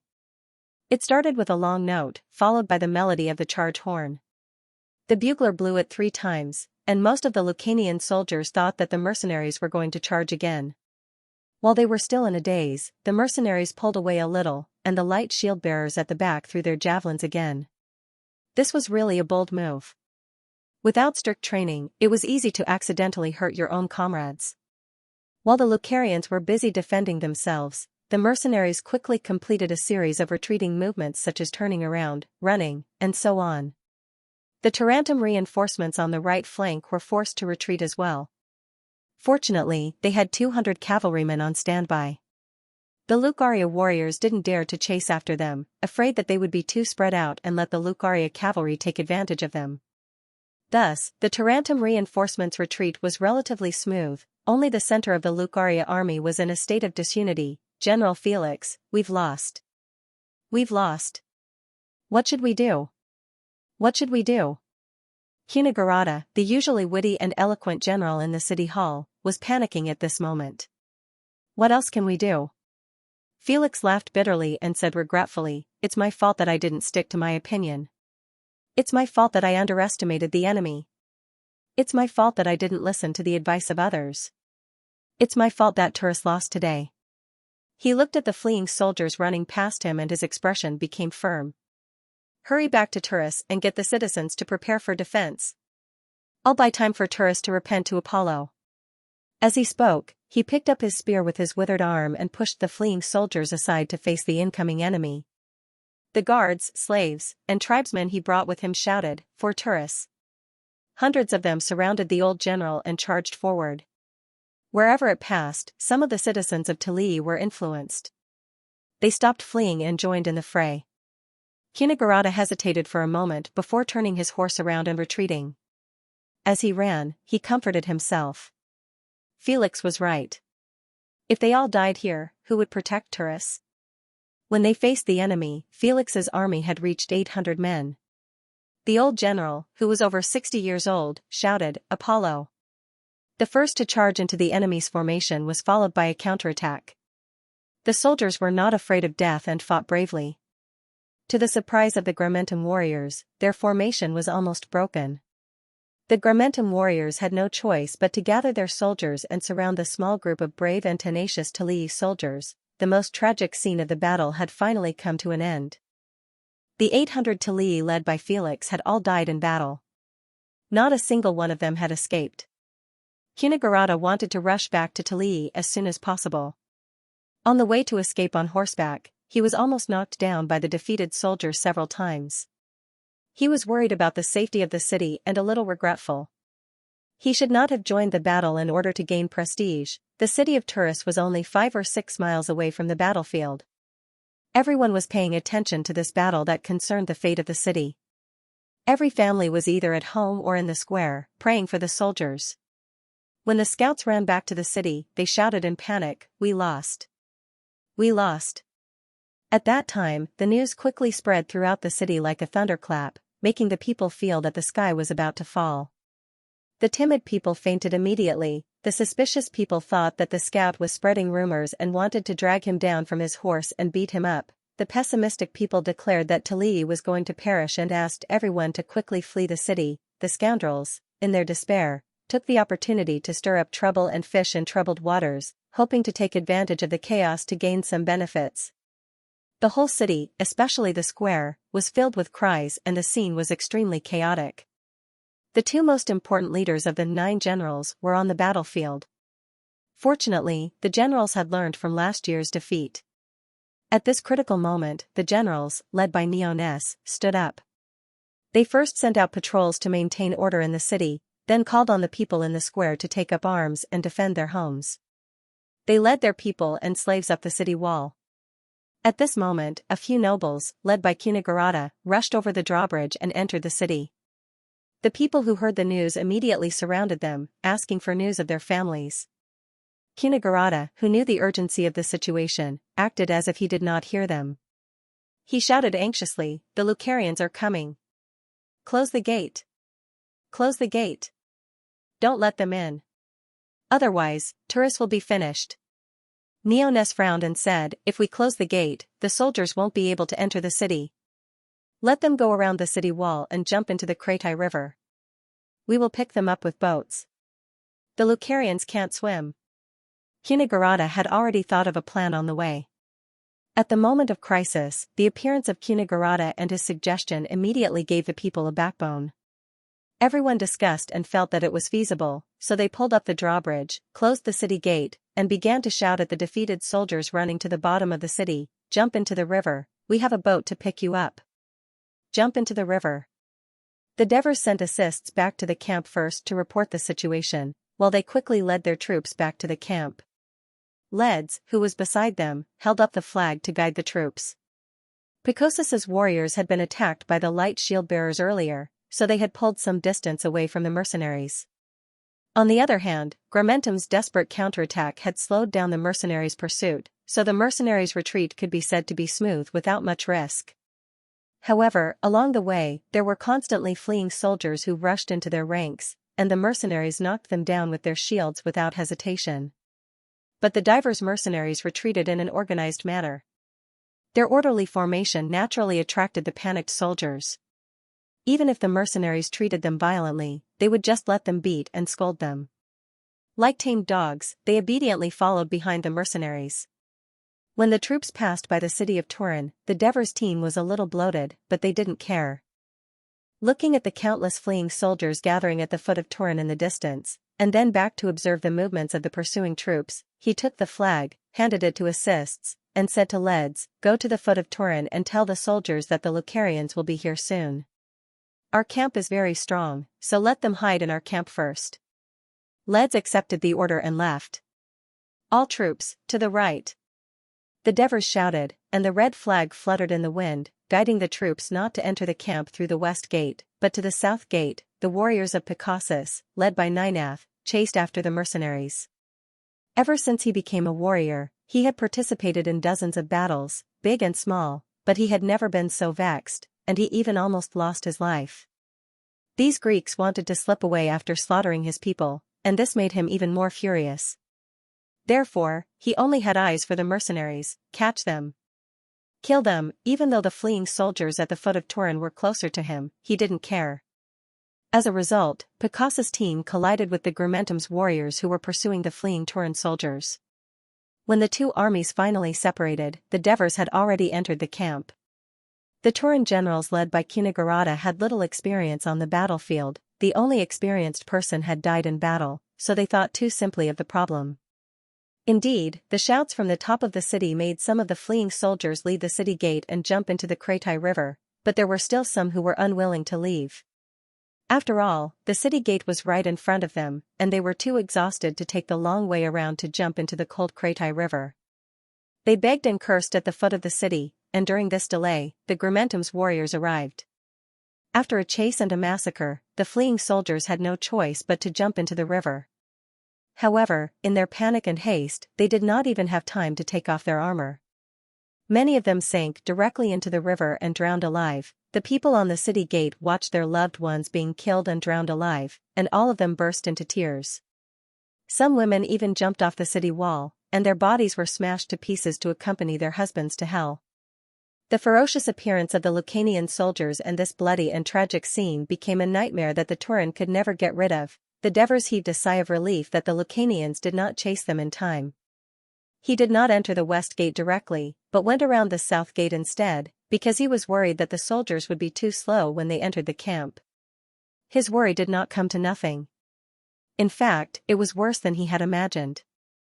The panicked fleeing soldiers disrupted the order of the troops entering the camp. At this moment, the Lucaria people had already appeared in the Devers' line of sight. Act according to the defense deployment we trained previously. The Devers immediately gave the order to the captains of the various companies. The captains began to methodically direct their subordinates to their designated positions. 1st Heavy Infantry Company, follow me to the wooden wall on the east side of the north gate. Brothers of the 2nd Heavy Infantry Company, follow me to the wooden wall on the north side of the south gate. Brothers of the 3rd Heavy Infantry Company, follow me to the field. Damn it, hurry up. Archers of the 1st Light Infantry Company, follow the captains to the various outposts on the south side. Soon, the soldiers were in their positions, leaving only the defeated soldiers surrounded by the guards. How many people are there? The Devers asked Felicius, who had just gone over to appease him. Quite a lot. Almost 400 people, most of them free people, and most of them are unarmed, Felicius said. Mercies! The Devers shouted. Mercies hurried over. How many javelins do we have left? 526. We had. The tourist blacksmiths rushed to make them in the past 2 days. All the money we earned from the market was spent on the manufacture of these weapons. Mercies grumbled. The Devers were not in the mood to listen to his nagging. He said to Felicius, give each of them a javelin, then assign a few people to each team. Let them participate in the defense. Understood. Felicius walked towards the defeated soldiers. Mercies, however, stood there without moving. The Devers understood what he was hesitating about and immediately said, we have to retrieve the javelins when we run out. Furthermore, didn't the Lucaria people send us weapons? These words made Mercy smile. He immediately ordered the slaves to move the weapons to the supply camp. Due to his trust in the Devers, he did not consider the possibility that the mercenaries might not be able to defeat the enemy, and that the camp might be occupied instead. The mercenaries stood behind the wooden wall, not worried at all. They looked at the enemy surging towards the camp calmly, and even had the leisure to educate the new soldiers. Now, do you think it's necessary to build such a complicated camp? Matones asked with a smile. It's absolutely necessary. Septimus said excitedly, now, I hope that these native barbarians have a good taste of the power of the traps I dug. The mercenaries leaned against the wooden wall, seizing the time to recover their previously exhausted energy. At the same time, they excitedly prepared to watch the show. As for Helos's 5th Heavy Infantry Company, because they hadn't participated in the battle before, they couldn't wait for the enemy to rush over and fight with them. After Picassus's warriors separated from the Grimentum's troops, they immediately continued their pursuit to the east. Ninath ran at the front. The mercenary camp was already in his sight. He shouted, charge! Kill them all! The warriors also roared angrily. Their exhaustion seemed to be dispelled by their roars, and they moved forward even faster. Captain, the Lucanians are less than 200 meters away from the camp, the captain of the archers on the watchtower shouted at Alpince. Remind me when they're 100 meters away. Alpince replied. He then turned around and ordered the catapults behind him, get ready, because the path behind the wooden wall was too narrow, the catapults could not use their full power, so they could only move to the bottom of the wall. At this moment, they silently took out egg-sized stones from their leather pouches and placed them in the net in the middle of the catapults. 100 meters, the soldiers on the wooden wall had their eyes fixed ahead. When they saw many Lucanians stepping into the area, they could not help but cheer. Ninaf did not know what the Greeks in the camp were shouting about. He subconsciously raised the round shield in his hand. During the pursuit, many warriors felt that the round shield was too heavy and affected their speed, so they threw it away. However, he was still holding it. "Greeks, I'll make you lose your voice in a moment," he muttered fiercely. He had just taken a step forward when he suddenly felt a sharp pain in his right foot. "It's a trap." He was shocked and instinctively pulled his foot back. However, an even more intense pain came, and he could not speak. He looked down and saw that a large piece of flesh on his right calf had been torn off, and it was bleeding non-stop. Pushing aside the weeds, he saw a sharp, barbed iron spike about 30 centimeters long stabbed into the ground. He tried to pull it out, but he could not pull it out. After digging through the compacted soil, he saw that the lower end of the iron spike was tightly welded to a piece of wood, buried deep in the soil. No wonder it could tear off flesh so forcefully. "Vicious Greeks," Ninaf cursed. He tore a piece of linen from his body and wrapped it around his injured leg. He propped himself up with a spear, endured the pain, and shouted, "Be careful, there's an iron hook on the ground." His warning was too late. Many warriors fell to the ground, screaming in pain. The mercenaries on the wooden wall heard the screams of their enemies and cheered loudly, "The meat hook is working." Another one down. The veterans would proudly tell the new recruits that this was the masterpiece of their leader, Dave's, so that the new recruits would revere the Devers even more. In fact, this was the standard of the Roman camp in his previous life. The Devers learned about this from the Military History Forum. This kind of trap did not seem to be very lethal, but in fact, a foot injury was enough to make a warrior lose his combat ability in the era of cold weapons. When the Lucanian warriors saw this, they naturally became more cautious. Stooping down, they searched carefully among the weeds and rocks, advancing cautiously in order to avoid the terrible traps. Unexpectedly, the mercenaries' long-range attacks came. Although the catapults could not see the enemy, with the observation of the archers on the sentry tower, and the large number of Picassus warriors, their accuracy was not low. In order to avoid the flying stones, they naturally could not pay attention to the ground under their feet. Thus, the Picassus warriors were either hit by flying stones or stabbed by iron hooks. After advancing a few dozen meters with difficulty, they encountered an even more terrible trap. The mercenaries called it a tombstone. It was a pit about 1.5 meters deep. There were sharpened wooden stakes buried at the bottom and covered with floating soil.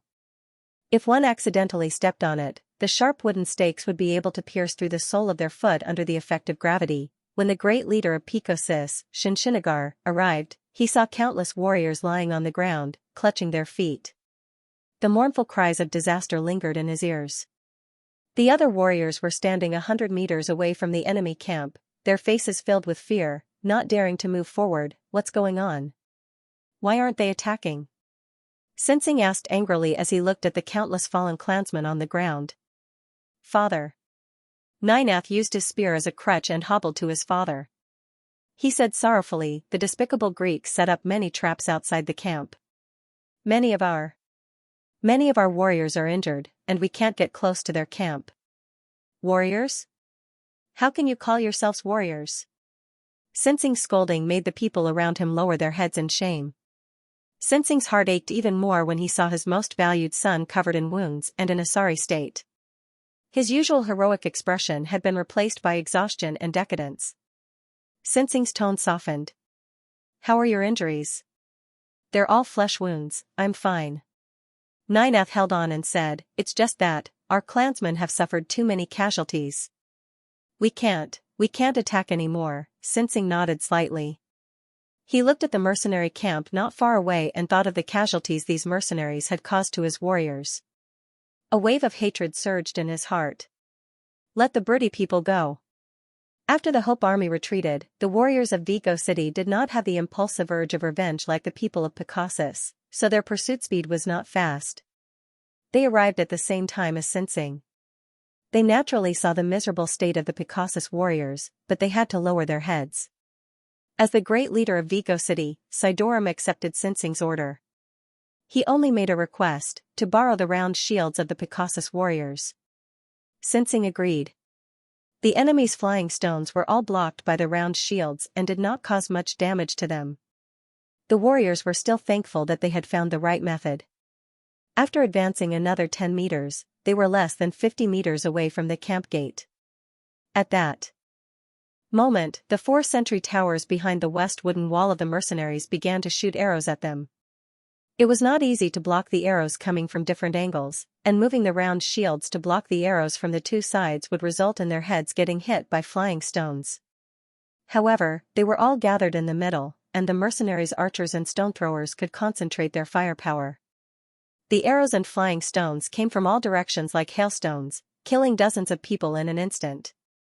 The front line of the Zegs was almost empty, and the rest of them were so frightened that they forgot the lesson of Pixius and fled in all directions. As a result, the mercenaries' traps made new contributions, and the Zegs suffered hundreds of casualties in a short period of time. No matter how much Sinsing urged them, Sidorum would not attack no matter what. The mercenaries were overjoyed to see the enemy fleeing in panic. However, they were dissatisfied when the enemy stopped attacking. After all, they mainly relied on the light infantry company and the traps to repel the enemy's attack. They did not even touch a single hair of the enemy, so they began to curse loudly in dissatisfaction. Seeing this situation, the Devers nodded to themselves. The morale of the army could be used. He did not expect the enemy's relentless and aggressive attack to stop so quickly without even breaking through the trench in front of the camp. After thinking about it carefully, he understood. After the previous battle, the Lucanians had used up a lot of their stamina and energy. It was probably under the stimulation of victory and revenge that they continued to maintain a strong desire to attack. In fact, these mountain tribes were not good at attacking cities. After suffering a setback in front of the Devers' mercenaries' strong defense, they naturally calmed down. The Devers analyzed the situation of the battle to gain experience for future defensive battles. At the same time, he sent assists through the tunnel to Dracos' camp to check on the situation. The news was also gratifying. Influenced by the expeditionary soldiers' enthusiasm for building the camp, Dracos, Adrianx, and Cesta led the soldiers to dig a deeper trench outside the camp and strengthen the walls. Although they did not set up complicated traps, which required a certain level of technical ability and experience, it was enough to make the pursuing enemy suffer. After all, the Tarantum reinforcements had retreated into their camp, which helped the defeated mercenaries recover their morale quickly. The warriors of Nudum and Laos attacked for a while. After suffering some casualties, they discovered that the mercenaries' defenses were tight and that they could not break through in one fell swoop. Naturally, they gave up the attack.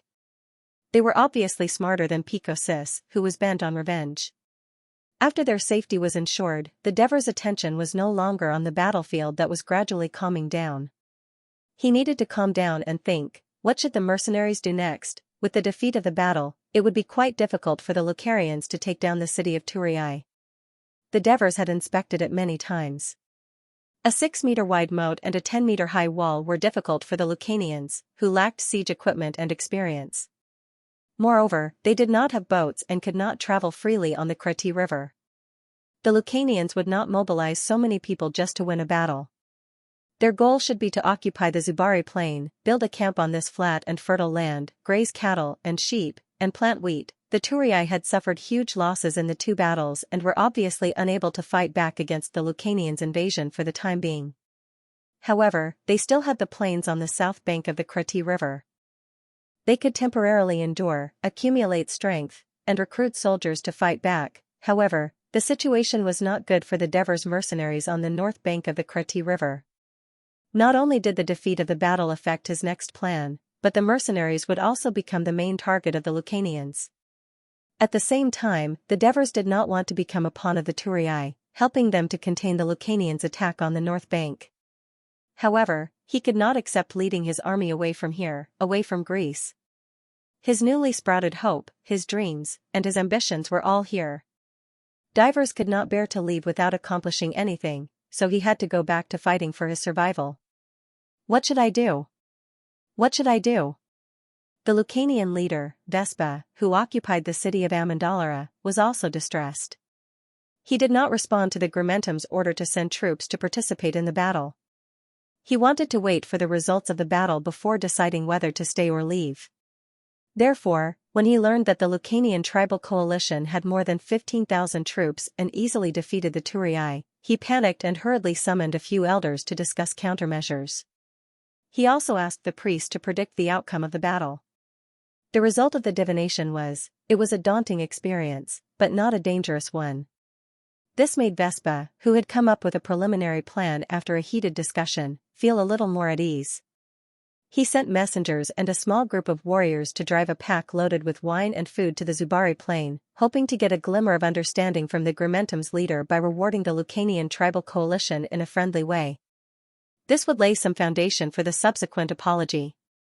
If the messengers found out that the situation was not good, then they could only escape back to the mountains in the night. Xianxia was still unwilling to give up after the defeat. He sent people to the east, south, and north of the mercenary camp to investigate. The results were disheartening. Not only were there traps, trenches, sentry towers, and antlers, but there was also a tunnel connecting the north to the camp next to it, so they could get support at any time. Only then did he give up and withdraw his people, waiting for the arrival of Akapiru. After waiting for a long time, Akapiru finally arrived with his army. After all, 6,000 troops were sent out to chase after the tourists, and it was not easy to gather these warriors who were excited from killing again. The Grumentum warriors killed all the scattered soldiers outside the city of Turis. Some of them even crossed the moat and came to the city of Turis, only to be attacked by the angry Turis on the city wall with arrows, javelins, and stones. Only then did they calm down a little. Seeing this, Akapiru also temporarily gave up on taking down the city of Turis in one fell swoop.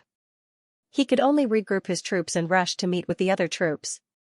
But when he saw that most of the Picassus warriors were injured and dispirited, he could not help but be shocked and quickly asked for the reason.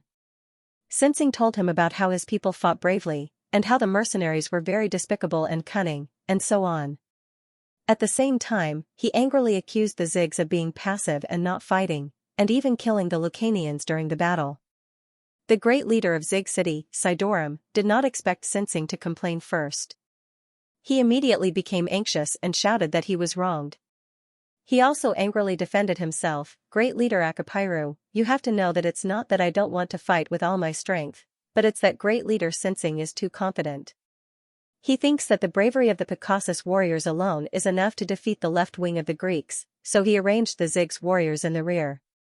On the contrary, when the front of the Picassus army was about to collapse, it was our Zigs warriors who attacked bravely and helped Picassus stabilize the battle, saving our right wing. So, our Zigs warriors have made a great contribution to the victory of this battle.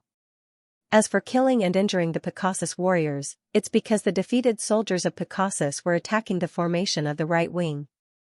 In order to prevent defeat and at the same time force them to fight again, we had no choice but to make this choice. In fact, not many of the Picassus warriors were really injured. It was because of this urgent method that the right wing finally defeated the enemy. And when we attacked the Greek camp, our Zigs warriors also lost hundreds of people. You're talking nonsense. You're talking nonsense. If it wasn't for the fact that you Briti people were unwilling to fight at the beginning, how could we have fought so hard? Just now, when we attacked the Greek camp, your Zigs were also the last to arrive. Xianxia roared angrily, Ninaf, tell everyone, how many of our warriors have been killed and injured by the Zigs? Ninaf hesitated for a moment. Under his father's intense gaze, he said hesitantly, about 150 people, all of them were stabbed by spears in the back. Both Xianxia and Sidorum cast their hopeful eyes on Akapiru. Akapiru watched all this, and he knew very well that the Whigs did not fight with all their strength.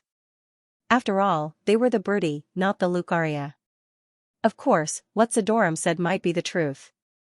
They had saved the right wing and contributed to the victory of the battle. He knew Xianxia very well.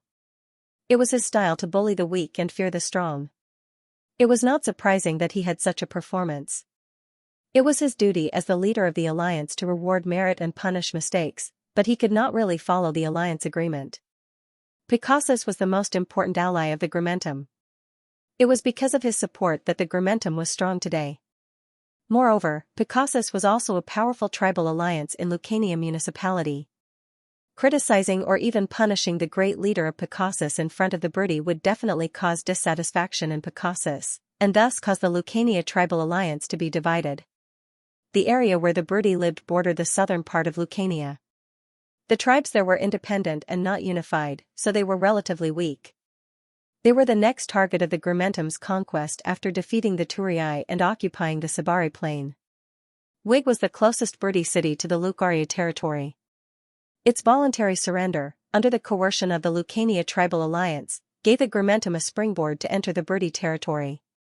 Therefore, they could not be too harsh on it, but they could not let it be confused because the Lucanians were the masters, and the Briti were destined to be enslaved. After making up his mind, he slowly said, "It is the result of everyone's joint efforts that we can win this battle. When we occupy this place, I will give each of you rich spoils of war according to your contributions." But, his sharp eyes made Sidorum's heart tremble. As an ally, killing a comrade who fought side by side with you is an ugly act of breaking a promise. Even the gods will punish you. Therefore, Vigor City had to pay a fine that would satisfy Picassus to compensate for their losses. At the same time, offer the lives of the same number of Vigo warriors as a sacrifice. What? When the Vigo warriors heard this, they all exploded and shouted angrily. The Grimentum and Picassus warriors immediately surrounded them. "Sidorum, do you agree or disagree with my decision?" Akapairu stared coldly at the leader of Vigor City. Sidorum lowered his head and clenched his fists. His face was pale, and his forehead was covered with sweat. He remained silent. "Great leader, you can't agree to it. The Lucanians have humiliated us like this, and we will not stand for it. Let's go back." Saru shouted angrily. "Yes. Let's go back. Leader, let's go back." The Wigger warriors were furious. "Go back?" Xianxia sneered and said to Akapirus, "You see, the Briti people are really unreliable. They want to quit the alliance they swore to the gods so quickly. If that's the case, why don't?" Hearing this, Sidorum was shocked. He raised his head abruptly and saw the ferocious sneer on Xianxia's face and the cold expression of Akapirus. He looked around. The Lucanians raised their shields and spears and surrounded his people. Although the Vigo warriors struggled with all their might, they were too few in number. They only wore leather armor and did not have bronze shields. They only had one spear. Their equipment was too simple. Sidorum's nails dug deep into his palms. He squeezed out a sentence with difficulty, I agree, great leader." The sorrowful cries of the Vigo warriors were like a big hammer, hammering on Sidorum's already extremely fragile heart. He staggered a few steps and fell to the ground. "Eudral will be in charge of supervising the execution of the punishment," Akapirus said. He was worried that Xianxia would agitate the Briti people again and cause a riot, so he chose to be neutral. "Okay." Eudral, the great leader of Nudum, replied. "When we occupy this place, I will allocate a piece of land in the Sabari plain for Sidorum and your people to graze cattle and sheep according to the contributions of Vigo City. It is much more fertile than the land of the Briti." After Akapirus gave the punishment, he gave Vigo City a sweet reward. "Thank you, great leader." Sidorum endured the pain and thanked him. Akapirus did not wait for Xianxia to speak and asked kindly, "Ninath, my dear child, how are your injuries?" Ninath endured the pain and straightened his chest. "Great leader, I'm fine. They are just flesh wounds." "That's good. You have to protect yourself. I don't want my dear daughter to become a widow at such a young age. I'm still waiting to hold my grandson." Akapirus laughed loudly, and the warriors around him also laughed along, making Ninath a little embarrassed and shy.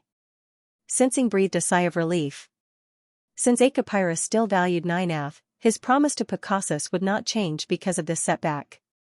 What Lucania's #1 warrior? To be so embarrassed by the Greeks who outnumber you so much, what a disgrace to the Lucanians. There was sarcasm in the warrior's laughter. Ninath looked in the direction of the voice. It turned out to be Xianxia, the leader of a tribe in Grimentum. He had once proposed to Akapirus' daughter, but the great leader married his daughter to Ninath for the sake of the tribe's interests. Since then, Xianxia had not been nice to him. Not to be outdone, Ninath said, "If you have the ability, then go ahead and attack. I don't believe you can take down this camp." "Well, I'll show you the power of us Grimentum warriors." Xianxia was provoked and did not decline. He turned around and shouted, "Brothers, enough, Xianxia." Akapira's deep and majestic voice immediately stopped the young leader's impulse. "Let's go back to camp." As soon as his voice fell, Xianxia shouted first, "Go back now? Are we going to continue to attack this camp?"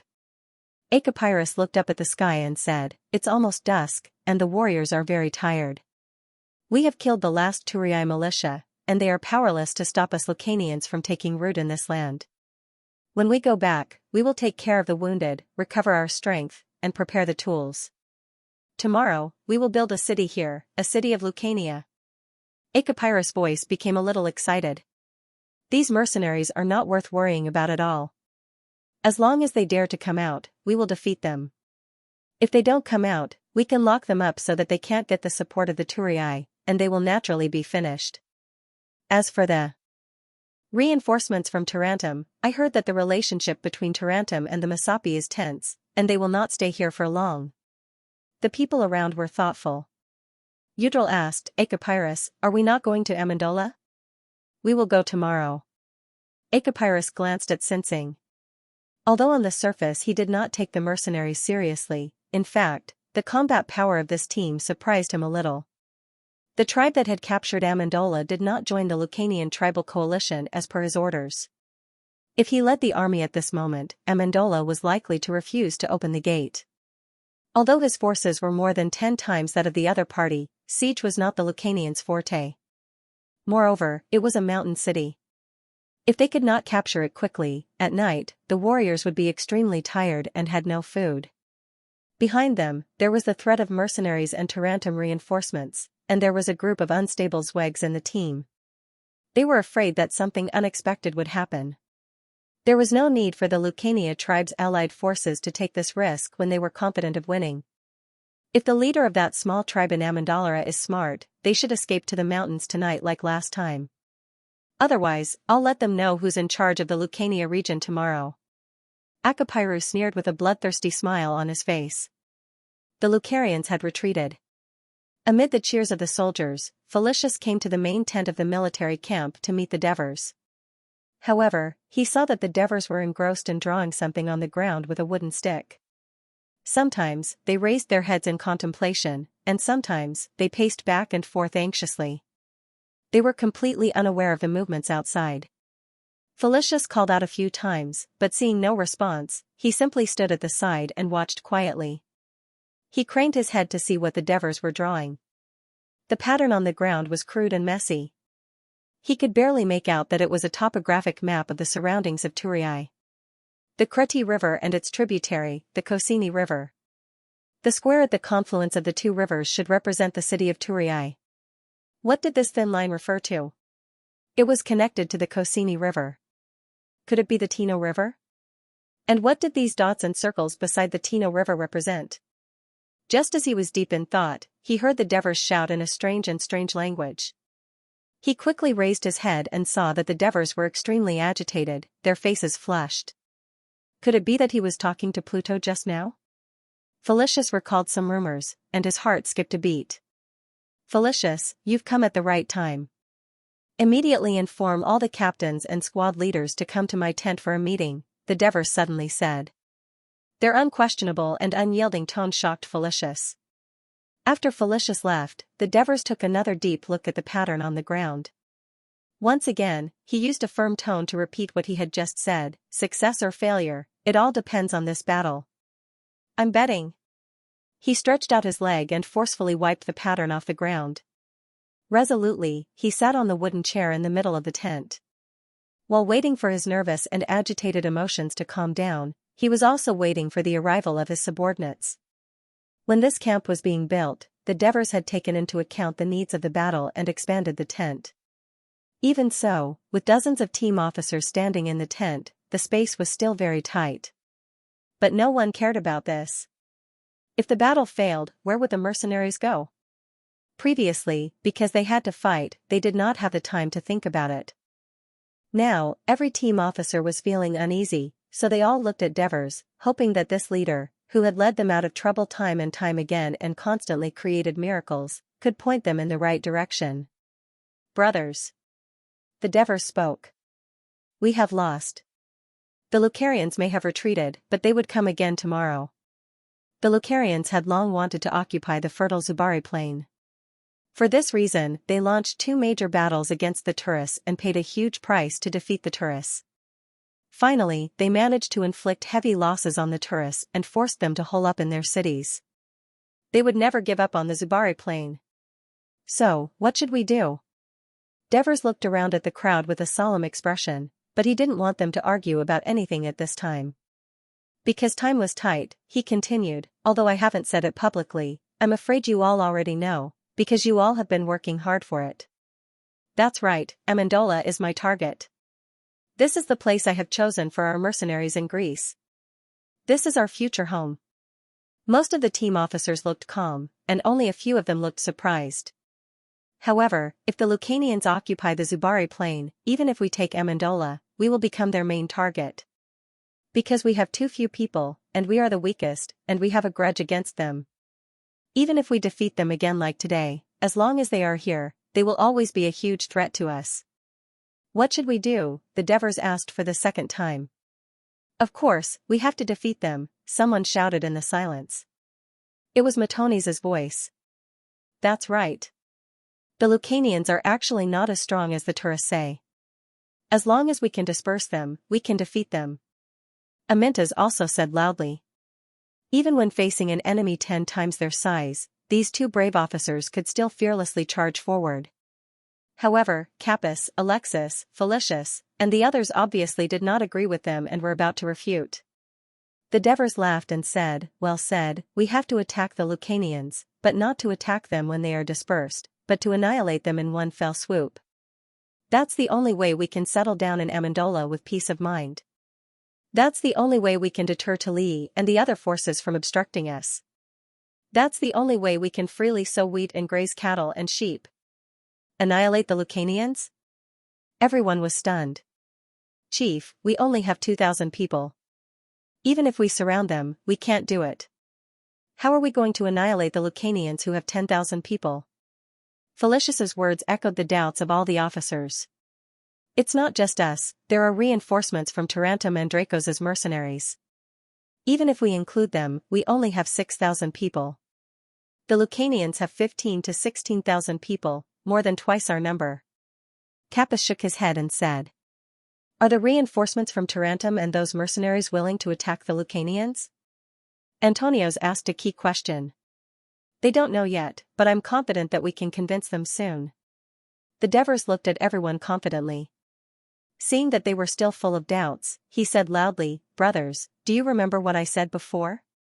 The victory of a war is not decided by numbers. It depends on the quality of the soldiers, the level of morale, and the quality of their weapons. The most important thing is to come up with a feasible and meticulous plan. Let us lead the enemy by the nose, suppress the enemy's strengths, and play to our strengths. Only then can we achieve the final victory. Everyone was deep in thought. Amintas urged impatiently, Chief Devers, quickly tell us your plan. Assists, go get the tourist map, the Devers shouted. The assists immediately brought over the map that had been carefully drawn on parchment after repeated surveys a few days ago. The Devers spread the map on the wooden table, and everyone immediately gathered around. Everyone, please take a look. This is the Lucanians' camp, and this is the Tino River. The Devers pointed at the points and lines on the map and slowly explained the attack plan that they had been brewing in detail. Everyone listened carefully and pondered at the same time.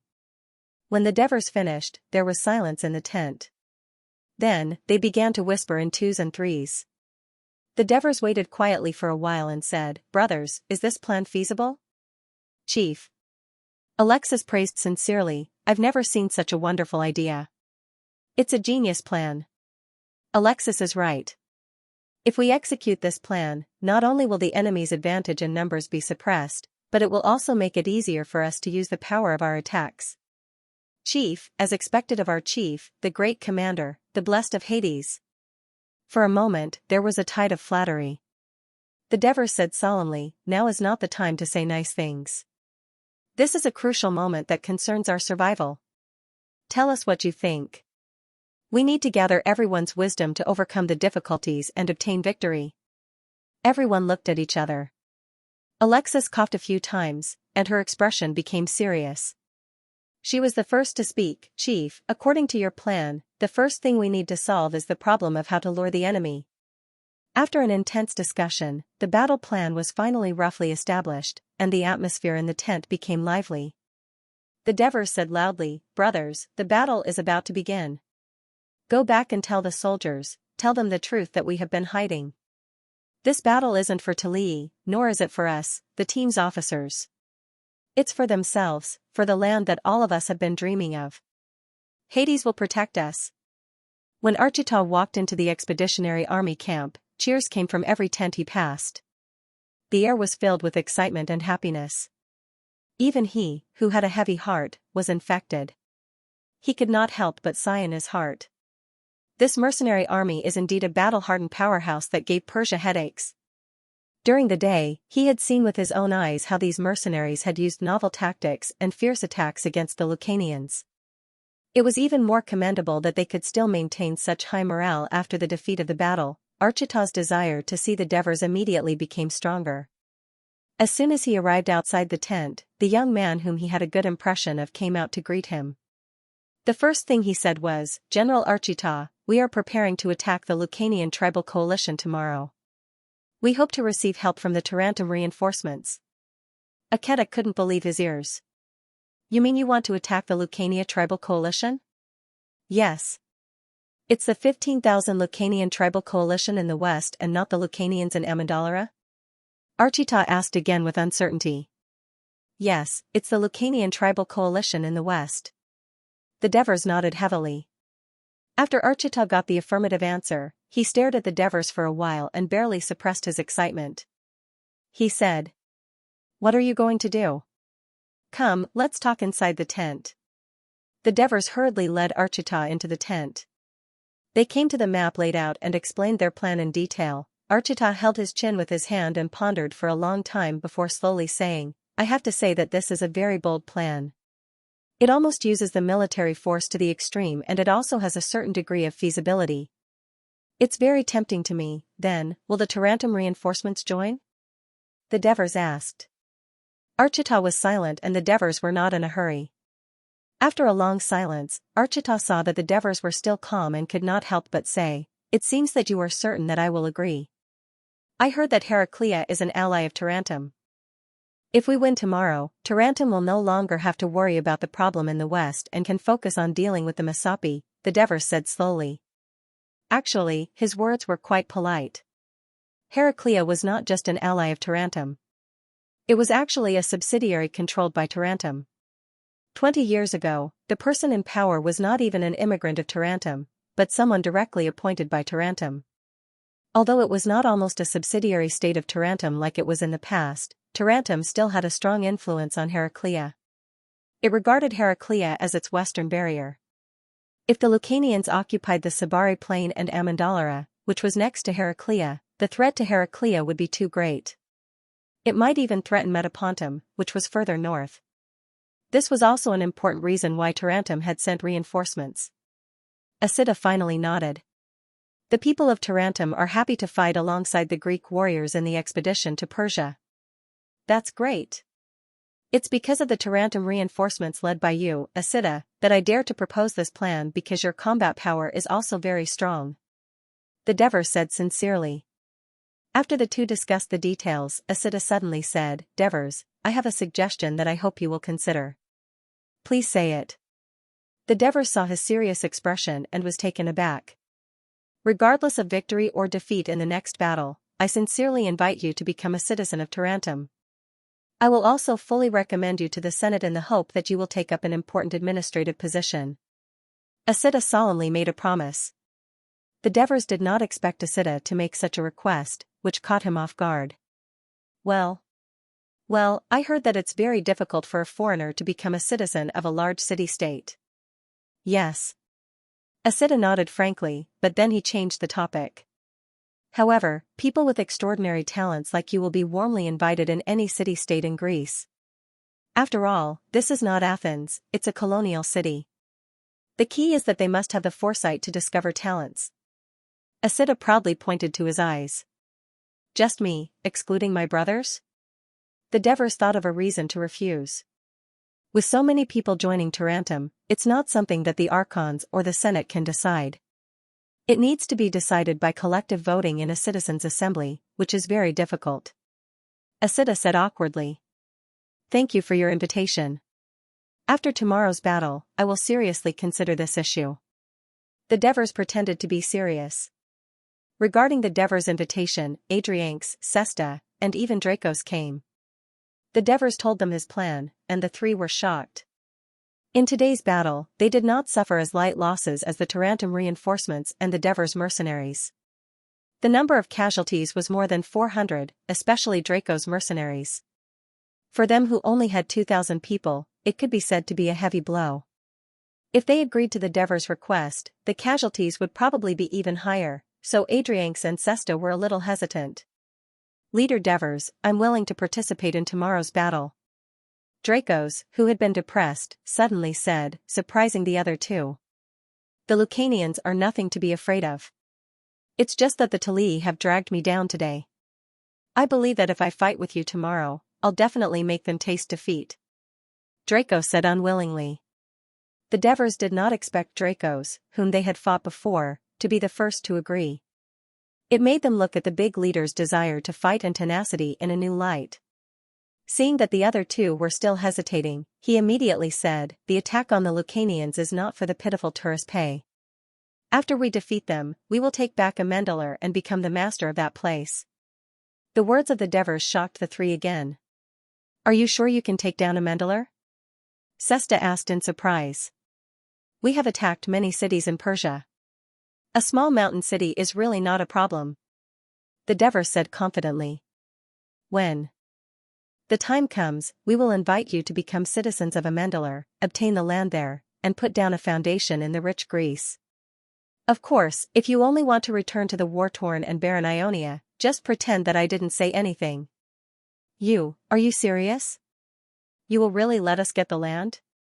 Adrianx stammered.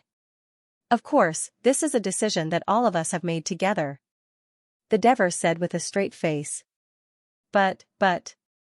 Adrianx slightly calmed down and asked, will Turris and Tarantum object? Turris is heavily injured. They don't have the ability to object even if they want to. The Devers smiled contemptuously.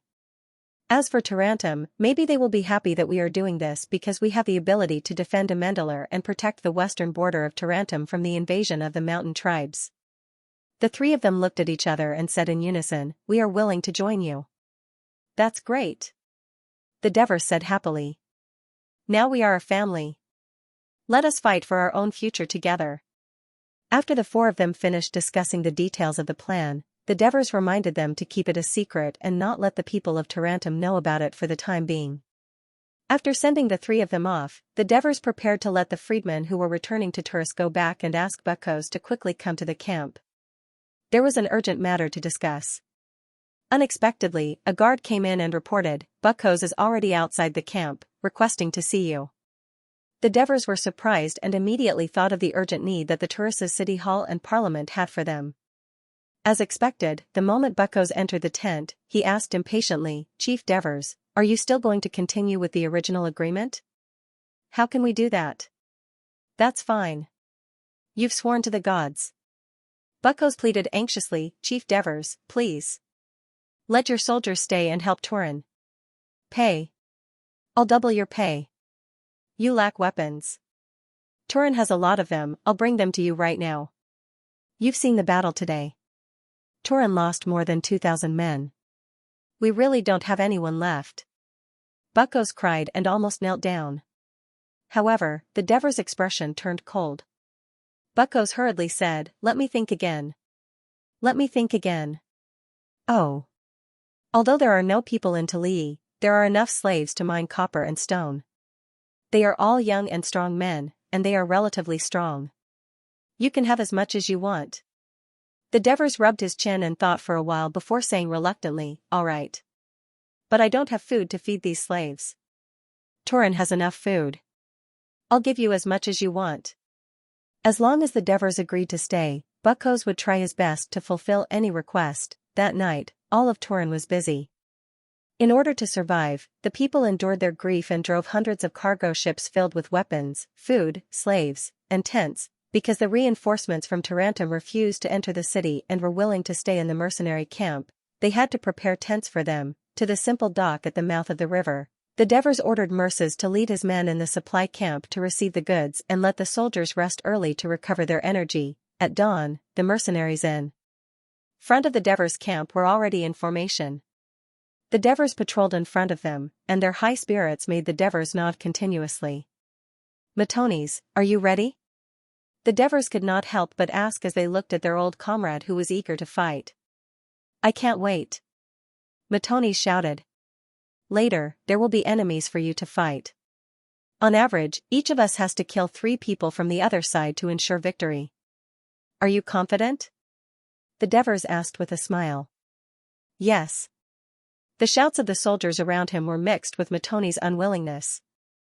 "3 of you aren't enough for me to kill." Devers laughed and jumped onto the warhorse pulled by assists. He came to the front of the army and faced countless excited and hopeful eyes.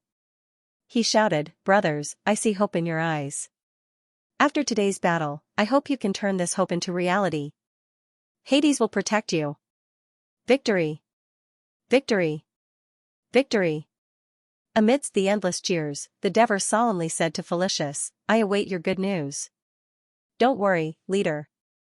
With Hades' protection, we will succeed," Felicius said excitedly. Devers took a deep breath as he watched the mercenaries disappear into the morning mist. He knew that the war horse that would decide his fate was about to begin. "Yashi, return to the camp. Begin our preparations," he shouted in a loud, forceful, and excited voice. "Yes."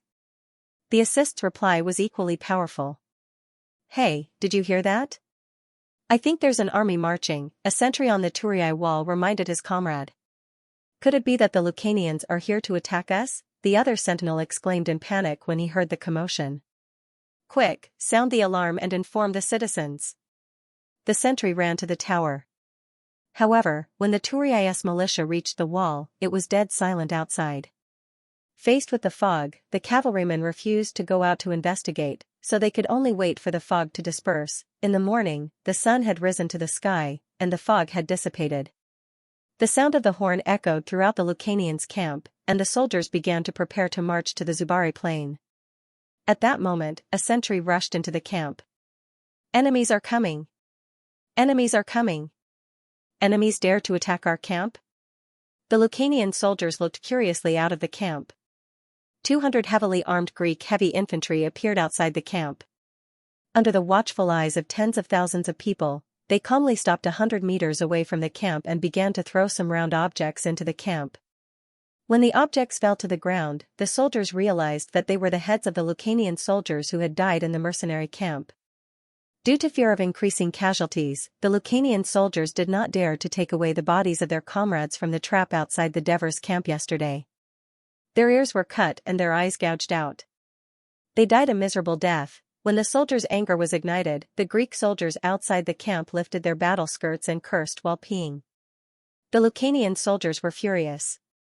They broke through their leader's obstruction, and thousands of them rushed out of the camp and pounced on the Greek soldiers fiercely. The Greek soldiers immediately turned around and fled.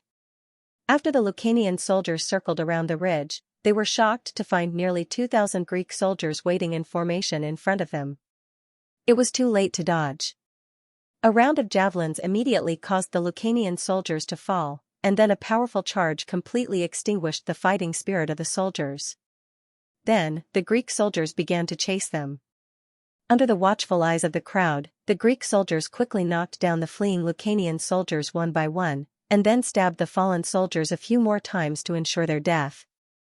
This cruel way of killing and the screams of their people made the Lucanian soldiers and leaders who witnessed all this in the camp unable to hold back their anger.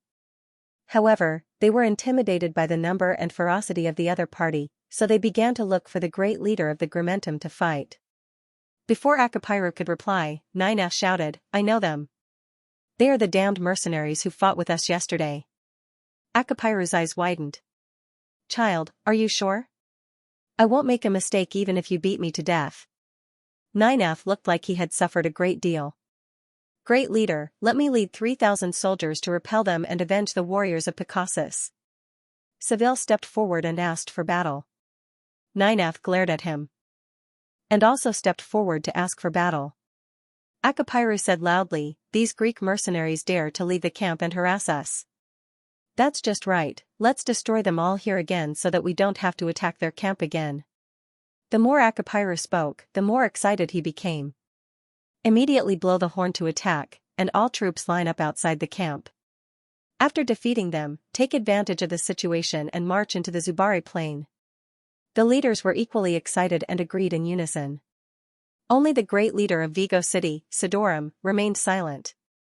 Akapiru glanced at him and said in a deep voice, Sidorum, do you have any doubts about my decision? Sidorum smiled bitterly. Great leader, I absolutely obey orders.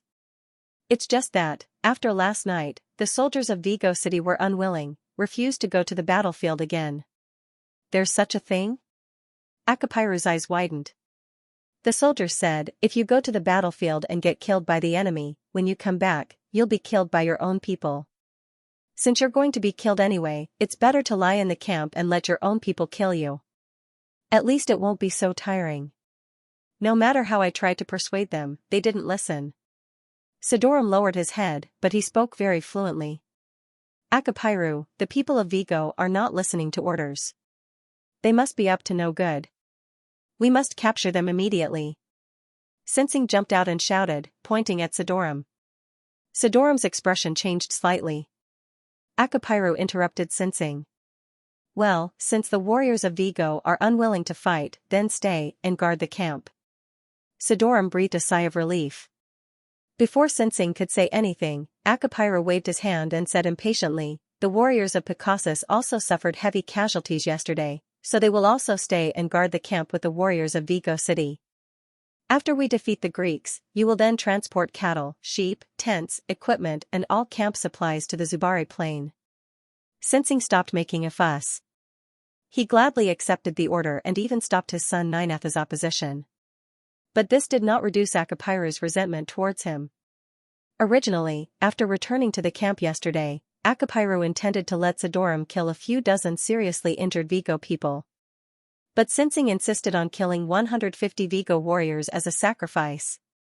This obviously made the people of Vigo unhappy. Looking at the expressionless Sidorum, Akapiru knew that he should seriously consider the problem of Vigo City next. But now the Zubari plain was his primary goal, so he could only let Picassus monitor these foreigners for the time being. The Greeks also stopped their pursuit, began to gather their troops, and slowly moved forward. Apart from the Picassus and Vigo warriors, as well as the injured warriors from the other 3 cities, there were more than 9,000 troops in formation. From south to north, the formation was about a few miles long. They belonged to the tribes under Grimentum, Nudum, and Laos, so the formation was slow. In front of the behemoth of the Lucaria tribal coalition, the Greek mercenaries of only 2,000 people appeared too weak. However, when they slowly moved to 100 meters away from the enemy's formation, they suddenly accelerated to the left. Before the Lucanian leaders could react, the Greek army had already approached the right flank of the allied army. The Lucanian soldiers who were still in a disorderly formation watched in horror as the Greek army threw javelins at them, and then launched a fierce attack on them. In the blink of an eye, the right side of the Lucanian coalition army collapsed. The despicable Greeks betrayed their trust and attacked without waiting for us to finish our formation. Sevilla cursed angrily. Akapiru realized that he had made a mistake. Sending a huge army to face the small and capable Greek army was like a fierce bull facing a nimble mouse, bloated and not efficient. Sound the horn, let the soldiers attack immediately. While the Greek army continued to attack the left side along the right side of the right, Akapiru quickly gave an order, surround them. Don't let them escape. At the same time, the other leaders also gave similar orders. The Lucanian warriors, who were freed from their restraints, quickly rushed toward the Greek army like hounds that had let loose. They wanted to tear this group of Greeks, who had repeatedly made fun of them, humiliated them, and made them hate the most, into pieces. The Greek army immediately turned and ran east. As they ran, they threw away their shields, bayonets, and swords to ensure that they would not be caught by the Lucarians, who ran like crazy. The Greeks ran desperately in front, and the Lucanian coalition army chased after them.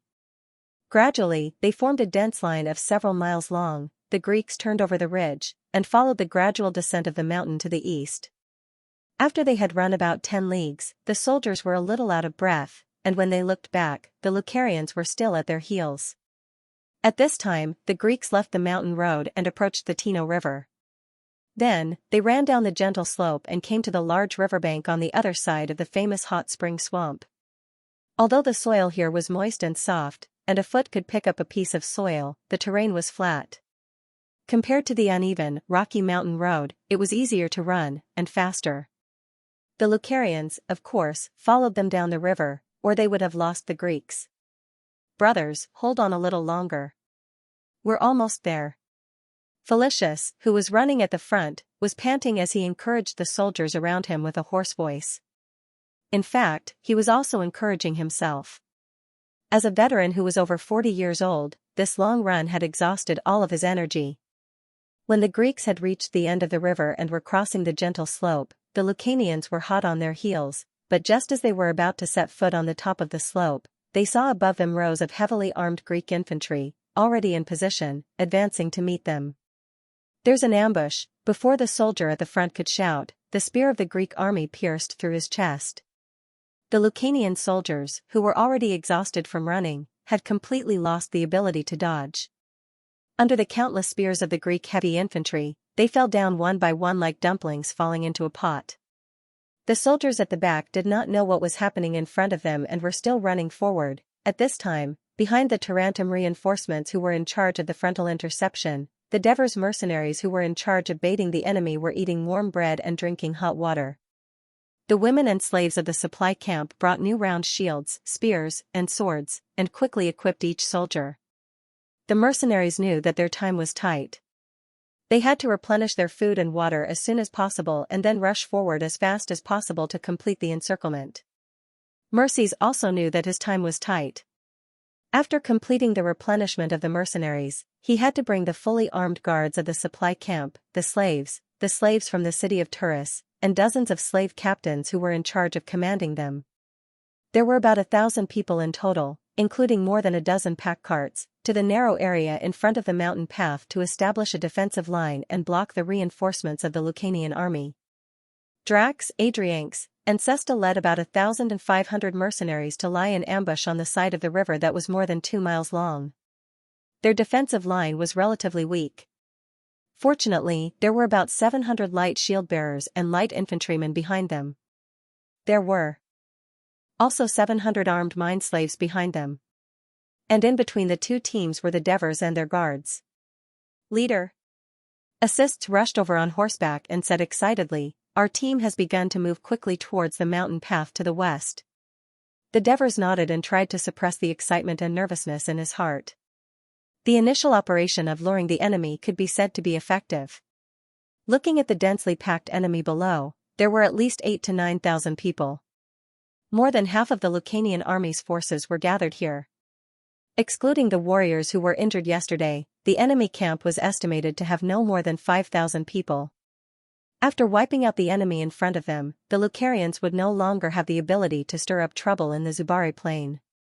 They should take advantage of the fact that the enemy on the river bank was disorganized to launch an attack and take them down as soon as possible. "Light infantrymen, attack!" the Devers ordered decisively. After receiving the order, Epthenes and Xpit led the light shield-bearers to pass through the mercenaries in front of them. Alpines ordered the stone-throwers and archers to start loading the ammunition.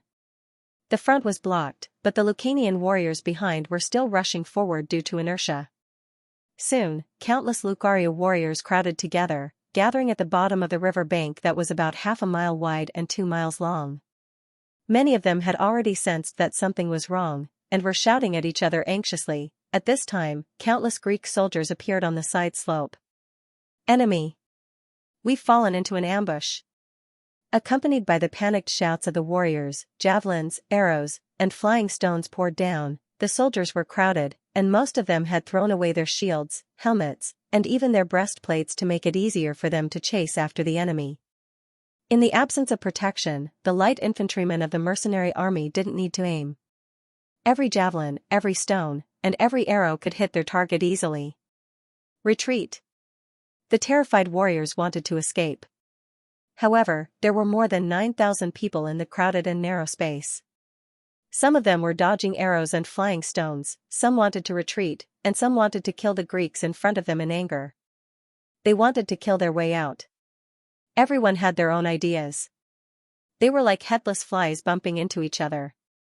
However, the entire troop was in chaos and disorganized. It was quite difficult for them to complete a smooth retreat. On the contrary, it was easier to cause a disaster of being trampled on.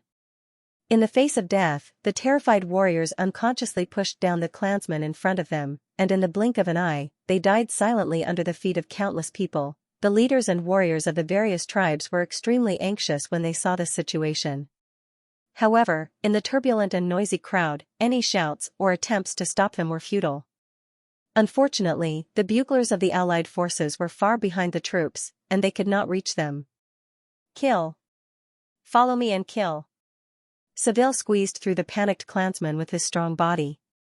With a spear in hand, he roared and glared angrily at the gentle slope on the side of the river bank.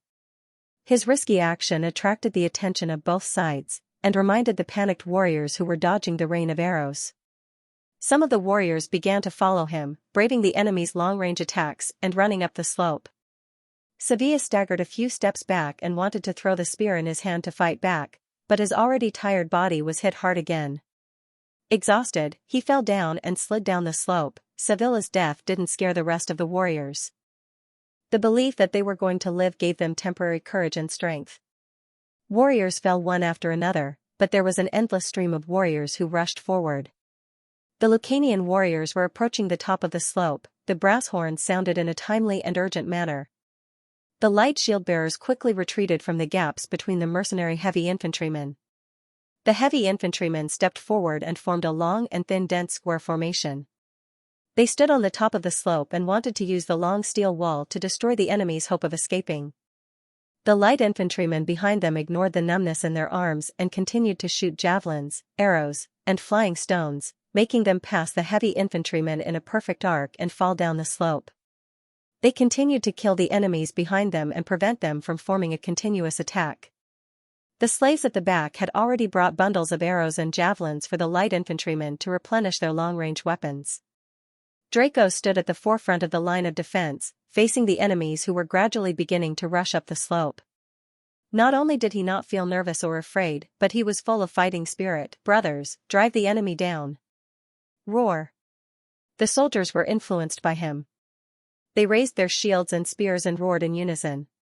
As the great leader of the Grumentum and the leader of the Lucanian tribal coalition, Akapiru, who was over 50 years old, certainly could not impulsively throw himself into the pursuit like the young warriors. He did not chase. There were 400 Grumentum warriors who were responsible for his safety. Of course, they would not leave him behind to pursue the enemy alone. Nudum and Laos were in the same situation. The three teams combined had about 700 warriors. After they met up, they moved forward at a faster speed. When they were about to reach the hot spring swamp, they heard the deafening sound of fighting and screams in front of them. The faces of the great leaders changed. "Hurry up and get there!"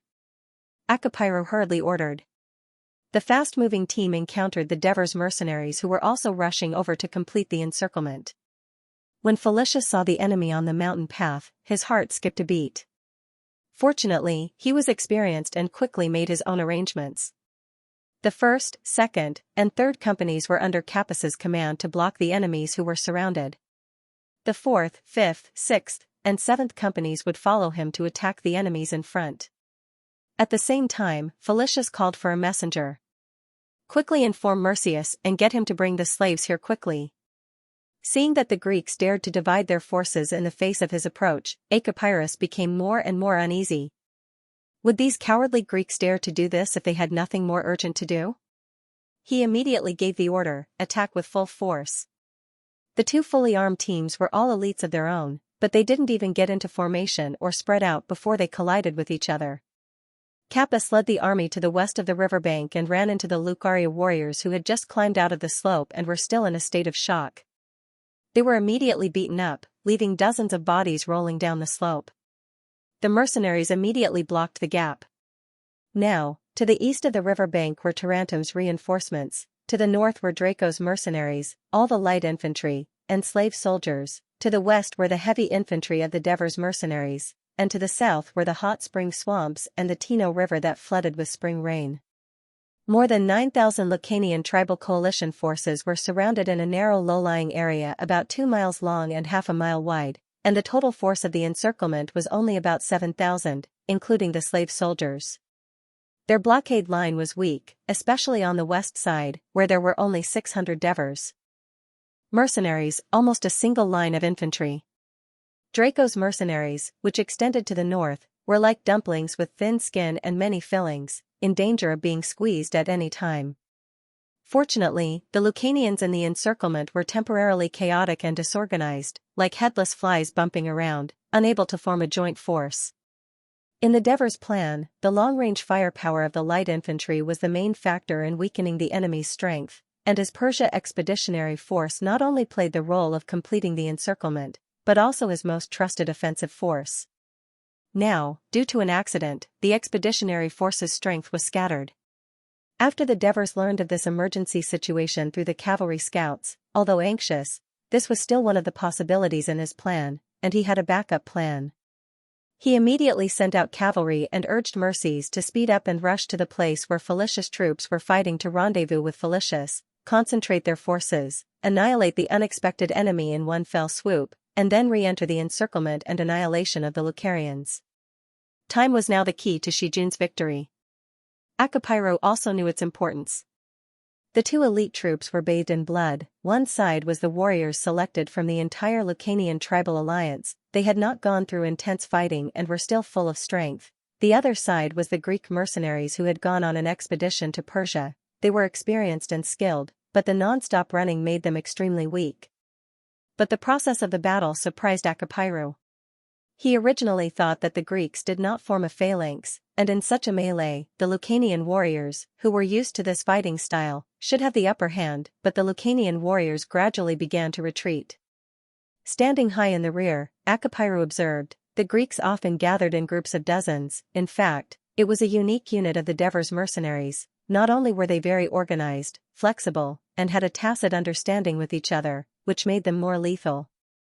The Lucanians, on the other hand, were cut into pieces by them, like a plate of loose sand. This made him realize the seriousness of the matter.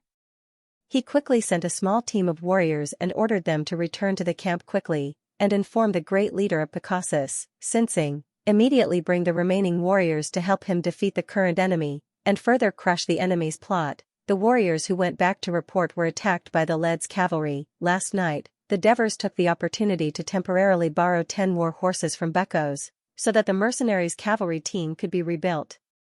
Due to the rugged mountain road, the cavalry's speed could not be fully exerted. A few wounded warriors escaped the cavalry's pursuit and ran all the way to the Lucanian camp. Hurry up and inform the great leader of Xianxia. We have been ambushed, send reinforcements quickly. Under the surprised gaze of the warriors who were preparing to withdraw from the camp, the exhausted warriors who fell to the ground shouted anxiously. However, the expressions of the surrounding warriors began to become a little strange. Oh no, it's the Whigs. The warrior who reported the news realized that these people were different and could not help but be shocked. But he saw a person squatting down and asked in a deep voice, "What ambush? What happened?" The warrior seemed to remember that the person who spoke was a leader of Whig city called Saru. Akapiro let Picassus and Whig be in charge of the withdrawal of the camp, but Xianxia handed all the hard work to the Whigs. He, his son, and several leaders were in the big tent discussing how to protect the interests of Picassus after occupying the Zubari plain. The guard suddenly rushed in and shouted in panic, "Great leader, it's not good. The Whigs have suddenly attacked us."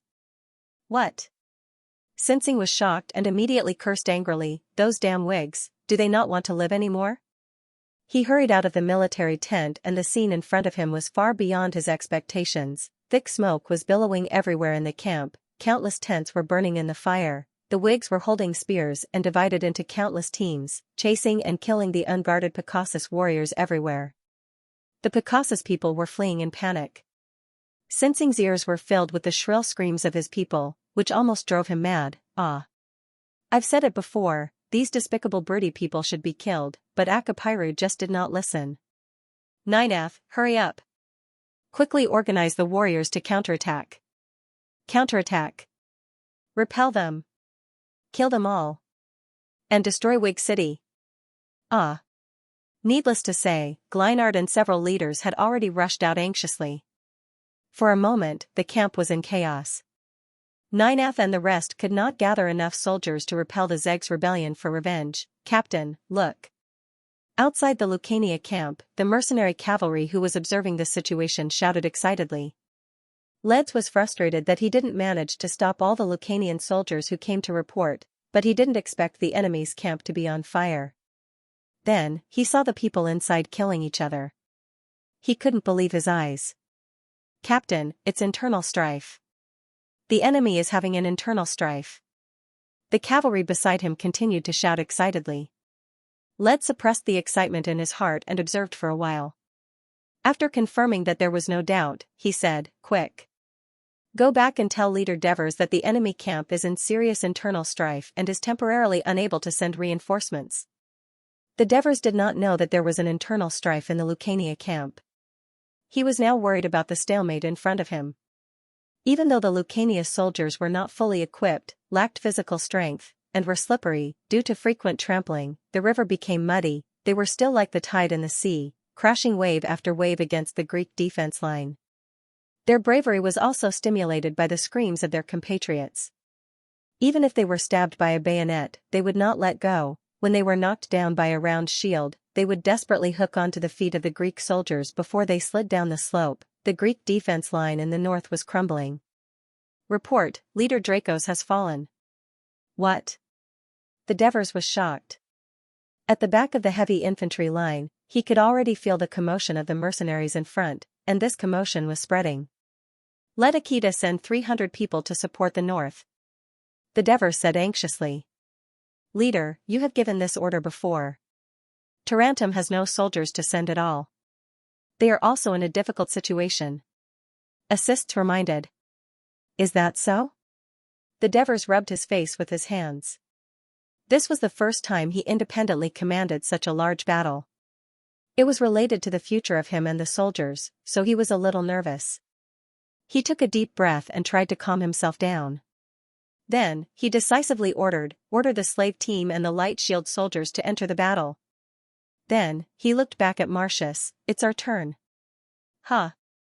Marcius excitedly slapped the round shield with his saber. The guards also put down their spears, drew their sabers, and roared loudly. With their rich experience, they knew that in such a crowded battlefield, long weapons were no longer effective. Devers took the lead and rushed forward. Marcius's guards followed closely behind and quickly protected his left and right sides. Assists raised the military flag and followed behind the Devers. The fluttering flag caused the mercenaries who were beginning to scatter to hesitate in their footsteps. It also gave the Lucanians who were charging randomly a target, and they gradually surged towards the Devers. The pressure on the other lines of defense was slightly relieved, but the impact on the Devers suddenly increased. At this moment, the bronze horn continued to sound. Although the soldiers with light shields were numb from throwing javelins so frequently, they did not hesitate to raise their shields and long-handled reverse blades under Epiphanes and Xpit's lead and rushed forward to block the gap in the mercenaries' defense line. And the slave soldiers could not wait any longer, because the Devers had promised them that as long as they won the battle, they would be free. So when the order came, they shouted, "For freedom!" With their abundant physical strength and high fighting spirit, they, who had no combat skills, forcibly drove some of the enemies who had broken through the defense line down the slope. At the same time, some mercenaries were also pushed down by them. The group led by Mirzos was also shouting for freedom. Under the lead of the veteran mercenaries, not only did the 1,000 slaves quickly reach where Felicius was, they also went around the front of the entangled and chaotic battle between the two groups, striking the enemy's flank and rear with all their might like a hammer.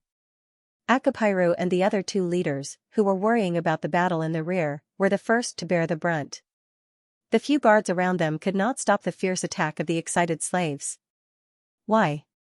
Why hasn't Xianxia arrived yet? Akapira shouted angrily. Leader, let's retreat, we won't be able to leave if we delay any longer.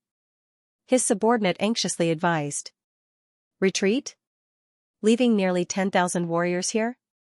How could Akapira be willing to do that? He still wanted to persist, but he heard a sorrowful cry not far away, Leader! Leader! It turned out that the leader of Nudum, Utara, had been hit by several spears and had fallen to the ground. Akapira finally stopped hesitating. Under the desperate protection of his subordinates, Akapira and the leader of Laos, Tura, fled west in panic with dozens of people. The remaining 500 Lucanian warriors were surrounded like dumplings. At this time, Led's cavalry had just rushed back to the battle site and shouted, "There is internal strife in the enemy camp, reinforcements will not come for the time being." The good news boosted the morale of the mercenaries, and the Lucanian soldiers who could understand Greek were shocked. The Lucanians were the neighbors of the Greek city-states. Although they were enemies, they also traded with each other, so there were many people who could understand Greek. Coupled with the fact that their leader had deserted, the morale of the Lucanians plummeted. The mercenaries and slave soldiers attacked from the front and back, and the 500 Lucanian warriors were either killed or fled. The combined troops did not rest. Felicius ordered the slave soldiers and mercenaries led by mercers to reinforce the western defensive line at top speed. At this time, the situation of the western line of defense was worse than the northern line of defense.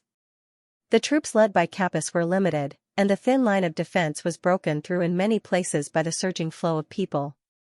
Capys, Antonius, and Alexis, along with the other soldiers, armed with shields and spears, went into battle. According to the military law established by divers, unless there were special circumstances, company captains were not allowed to personally engage the enemy in battle. This was to prevent losing control of command. At this critical moment, Felicius arrived with his team, and the addition of nearly 2,000 people finally stabilized the line of defense. The battle lasted for more than an hour, and the impact of the Lucanian tribal coalition on the line of defense began to weaken. The entire riverbank was filled with warriors who had been injured by spears, javelins, arrows, flying stones, and even their own tribesmen. Moans, wails, and cries were endless, and the sounds were getting louder and louder, but the number of tribal warriors still fighting was decreasing. More and more warriors saw that there was no hope of breaking through, and turned to cross the Tino River to escape to the hot spring swamp. In the end, they were either washed away by the river, or their feet were stuck in the mud of the swamp, unable to move. At this time, the Devers saw that the time was ripe, and resolutely gave the order to attack. The brass horn sounded loudly and urgently. Under the stimulation of the impending victory, the already exhausted Greek soldiers, under the leadership of the Devers, Archita, Felicius, and other generals, launched their final attack on the enemies who had almost lost the ability to resist downslope. The Lucanian warriors could not resist and retreated repeatedly. In the end, other than a small number of warriors who surrendered, the rest were either killed or forced into the Tino River and the hot spring swamp, dying under the long-range attacks of arrows and javelins. The Devers independently commanded the first large-scale battle in their long military career, the Battle of the Great River Beach, later known as the Battle of the Hot Spring Swamp. With about 7,500 mixed troops, including slaves, against more than 9,000 people of the Lucanian tribal coalition, the final result was that the Greek army suffered more than 1,000 casualties, half of them were slaves, and the Lucanian tribal coalition of more than 9,000 people, except for more than 400 who surrendered. The Devers obtained a complete victory. The corpses of the entire Great River Beach were piled up like a mountain, and blood flowed like a river. The efforts of Xianxia, Ninaf, and the others were ultimately in vain. Picassus's defeat was irreversible. In the end, they took more than 200 people and fled from the camp in a sorry state. They watched helplessly as the fire burned the camp that stretched for several miles into ashes. Great leader, when Akbulu comes back and sees this, he will probably go crazy. Saru stood at the entrance of the mountain and looked at the camp that was still burning. He was indescribably happy. So what? Even if Akbulu goes crazy, he can still command the army and break through Vega City. Sidorum said worriedly. He was angry that Saru had taken the initiative to attack Picassus and forced him to take action. Vega City is not that easy to attack. As long as we build a defense on the mountain path, they will attack from above. It's hard to say if they can reach Vega City. Saru also complained. We shouldn't have given in to their threats and joined this damn alliance. Saru, it's easy for you to say. The Laos are very familiar with our terrain, and we don't have any backup. We don't have enough food and we can't afford to fight this war. Sidorum expressed his helplessness. Great leader, don't worry. I don't think the Lucanian tribal alliance will be able to come back. Saru comforted Sidorum confidently. Didn't you hear what Akbalu said before? The Lucanians were ambushed and even had to come back to call for backup. It's obvious that the situation is very bad. I hope that's the case. Sidorum sighed and said solemnly, what we need to do now is to immediately return to Vega City and gather the tribesmen to strengthen the defense. At the same time, send people to Xianxia and ask for help. Ask for help from Xianxia? Saru was very surprised. These days, I've thought about it. If the Briti still fight with each other like before, the Lucanians and Greeks will always bully us. Sidorum said in a low voice. Yes, we should join forces with Xianxia, just like the Lucanian tribal alliance. Saru was still young and did not have a deep hatred for the other tribes of Briti. Sidorum did not speak. He was thinking about something. At this time, Saru said excitedly, Great leader, since we have become enemies with the Lucanians, when we pass by Laos, shouldn't we take the opportunity to rob them? I think you've lost your mind. If you don't cherish the lives of your people, do you still deserve to be a leader? Was Laos Avanogus so easy to provoke? It's already a problem for us to cross the lower reaches of the Lao River without arousing their suspicion, and you're actually thinking of robbing them. Sidorum scolded and finally made the excited young leader lower his head. After walking for a while, he couldn't help but say, I didn't expect that the defeated Turii would still be able to ambush the allied forces of the Lucanian tribes. Could it be that they received reinforcements from Tarantum or Clotho? Sidorum did not reply. Instead, he turned around and looked at the billowing smoke in the sky. He could not help but think excitedly, if the Lucanian alliance really suffered heavy losses in the ambush of the Greeks, then the situation in this area will change greatly. What should the Whigs do? Sinsing led his remaining clansmen and retreated eastward. In his grief and indignation, he only had one thought in his mind, find Akbalu and lead his army to exterminate Vig City and avenge his dead clansmen. On the way, they met Akbalu's defeated troops.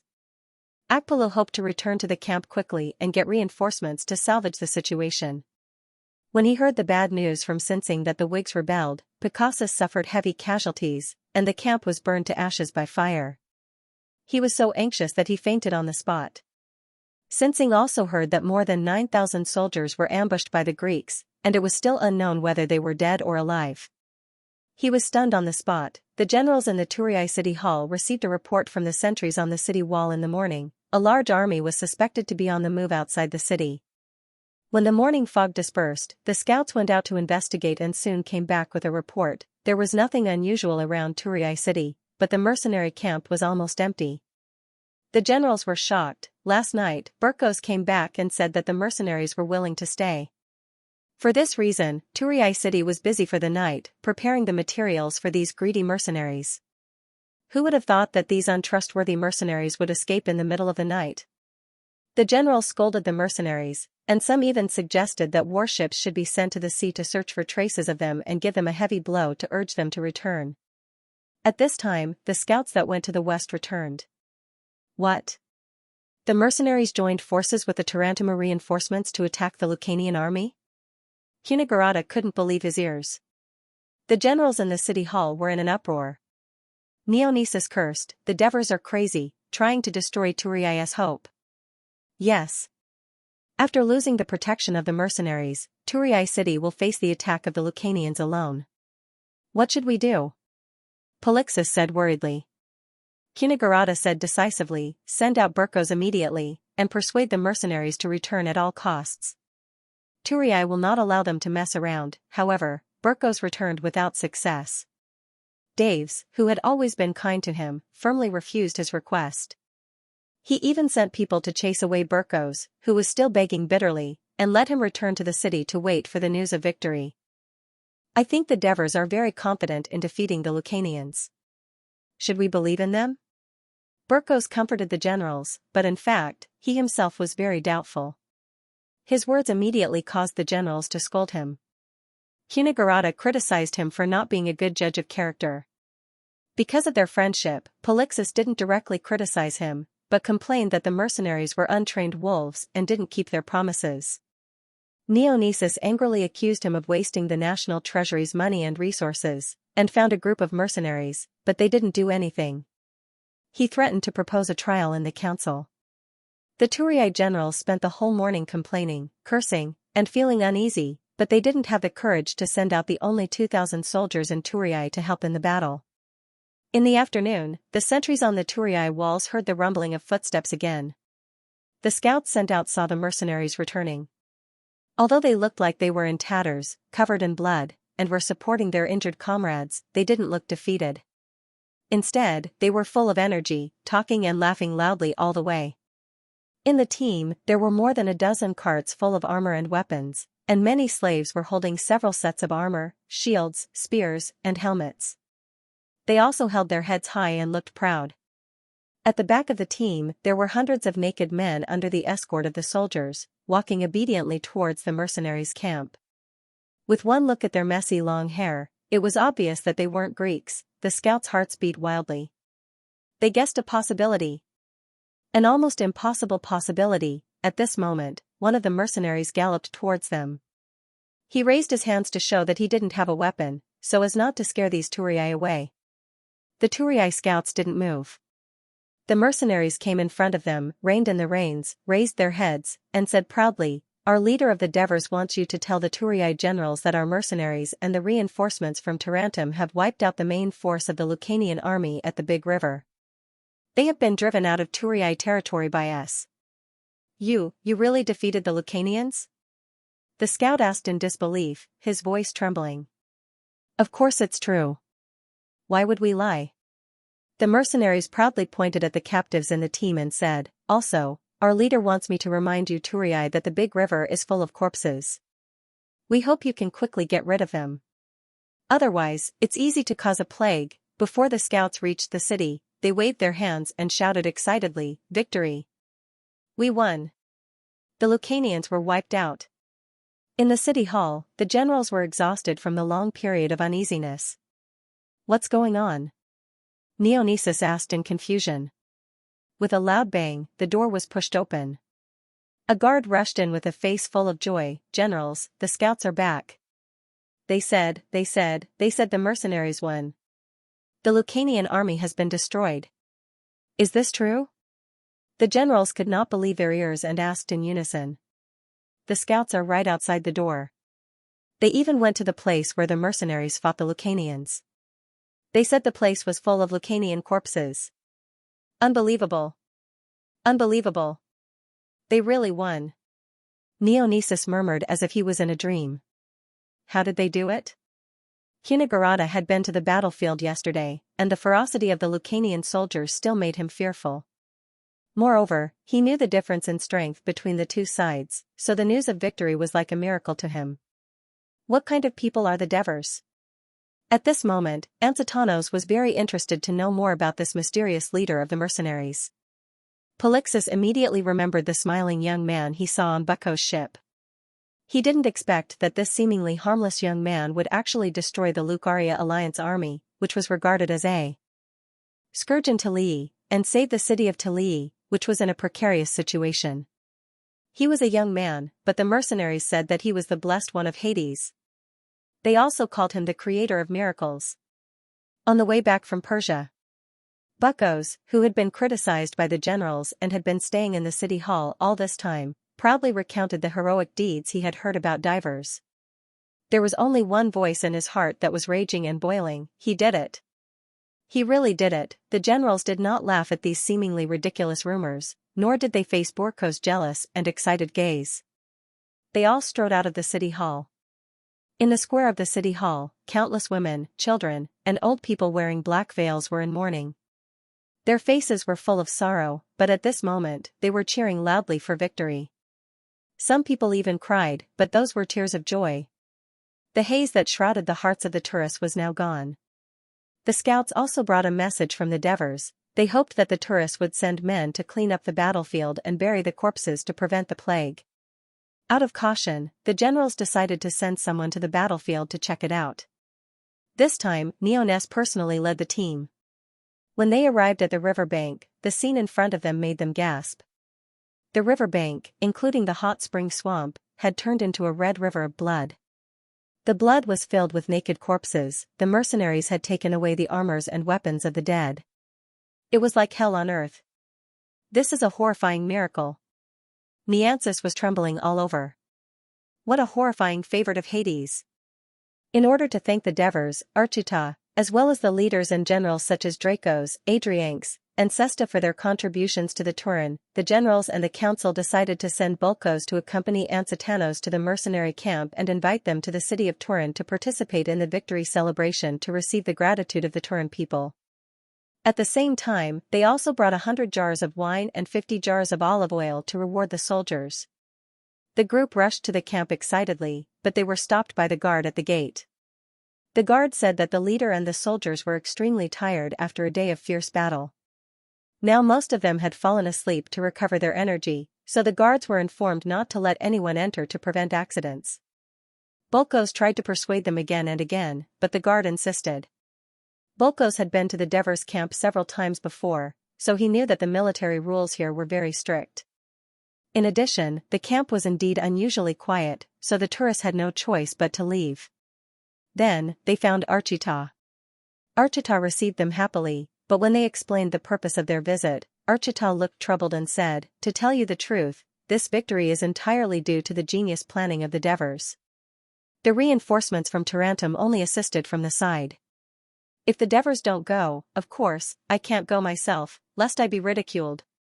Ansatanos had no choice but to invite them tomorrow. The mercenary soldiers were indeed ordered to rest, but the mercenary officers, as well as Adrianx and Sesta, were now gathered in the Devers' big tent.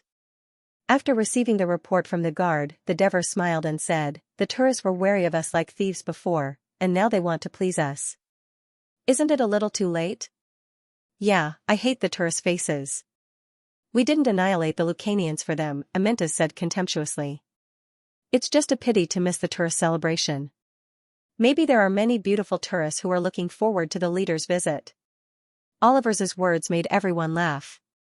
The Devers looked at him amusedly. "Why don't I give this opportunity to you?" "I can't." Oliver shook his head vigorously. "The tourists invited the famous Devers of the Lucanians, not a nobody like me. I'd better continue sleeping in the camp." Oliver's pretentious comical appearance caused everyone to burst into laughter again. "Leader, we still need to maintain a good relationship with the tourists. After all, they will be our neighbors in the future," Felicius reminded. The Devers nodded. His eyes fell on Adrianx and Sesta, and he asked with concern, "How is Drax?" "He's much better under herpes treatment. He even told us to listen to your command," Sesta said gratefully. Adrianx also nodded. The Devers, of course, could tell that Sesta was using Dracos to express his obedience to the Devers. He immediately said, "That's great. We don't want to lose a warrior like Dracos. If it wasn't for him standing at the front of the defense line, blocking the enemy's attack and boosting the morale of the soldiers, the northern defense line would have been broken." After praising Dracos, he looked around and said in a deep voice, "I'll reiterate tonight's battle plan." Everyone immediately stopped joking and focused on the Devers. The Devers picked up a wooden stick and pointed at the wooden table. On the wooden table was a model of a city made of mud. "Tonight at 2 o'clock, the entire army will break camp and head to Amendola. After crossing the Cislino River, Helos." "Yes. Don't let us build that stone wall for nothing. I hope your 10 days of training will be effective." "Leader, don't worry," Helos said confidently. "The soldiers will use hooks and ropes to climb up the wall and open the gate in the shortest time possible." The Devers nodded and then said, "If we are discovered by the enemy, our sneak attack will be blocked. Capus, Antonio, your 2 companies will carry ladders. Alexis, your company will carry truncheons. Rush to the bottom of the city as fast as possible and attack." "Yes," the 3 of them answered without hesitation. After the gate is opened, Amintas, your company will be the vanguard. Break through the enemy's defense line as fast as possible and kill your way into the city. Finally, it's my turn. Amintas grinned. After entering the city, all troops will follow my previous plan. Under the guidance of the Amendolan guides, follow these 2 mountain roads and attack the top of the mountain quickly. The Devers pointed at a spot on the model of the city with a stick. According to the Amendolans, there aren't many large and flat places in this mountain city.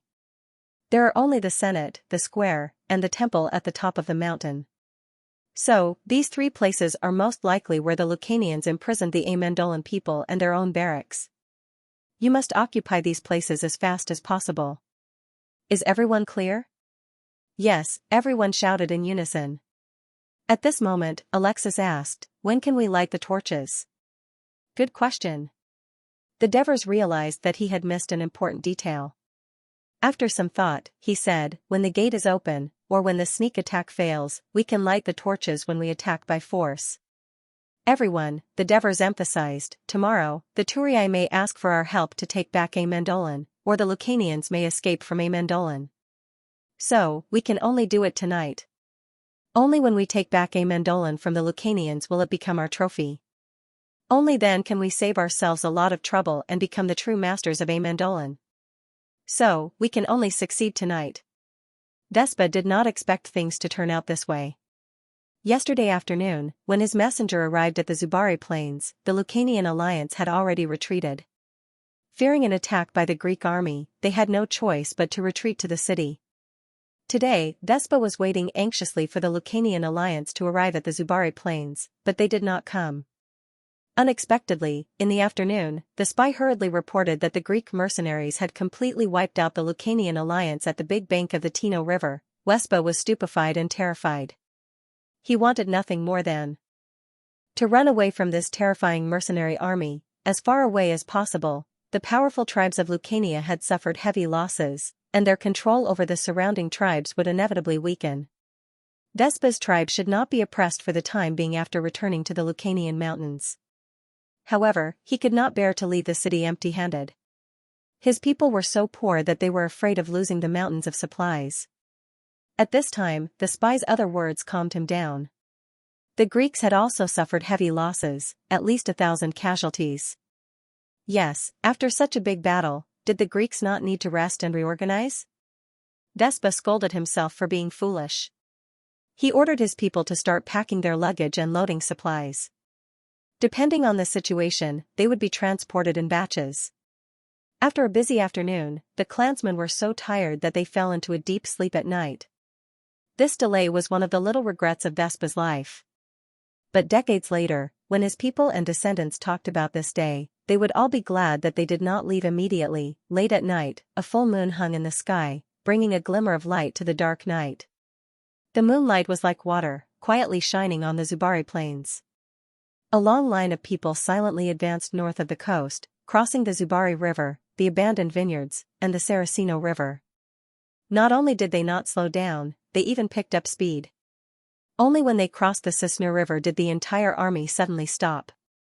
Every warrior looked at the silhouetted city of Amandarara in the distance, feeling very excited.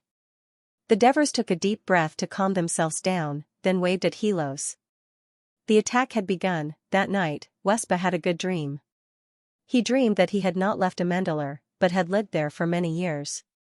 Every day, he would patrol his herds of cattle and sheep, wander among the olive trees full of fruit, and drink sweet wine. Great leader, this is bad. The Greeks have entered the city. The guard rushed in panic. What did you say? Despa was startled. Early the next morning, Akita, who had just woken up from his sleep, received a strange news from the guards. The mercenaries who lived next to them had disappeared. He immediately went to check, and sure enough, there was no one there. Immediately Akita felt that something was wrong. Then he went to the Devers camp. There were people in the camp, but they were all the Devers supply camp, medical camp, wounded soldiers, women, and a large number of slaves, mainly from Turii. They were all loading their luggage and preparing to leave. Archita strode forward and grabbed Mercies, who was shouting and commanding the slaves. Mercies, where did the Devers and his soldiers go? Mercy stammered and did not respond, which made him even more suspicious. At this moment, a familiar voice came from behind. Akita, I'm really sorry. I came late and made you worry. Akita turned around and saw the Devers smiling. They looked a little tired but seemed to be in a good mood. Where did your soldiers go? I have good news for you. The Devers dismounted and handed the reins to assistants. Then, he said calmly, we took back Amendalar. When?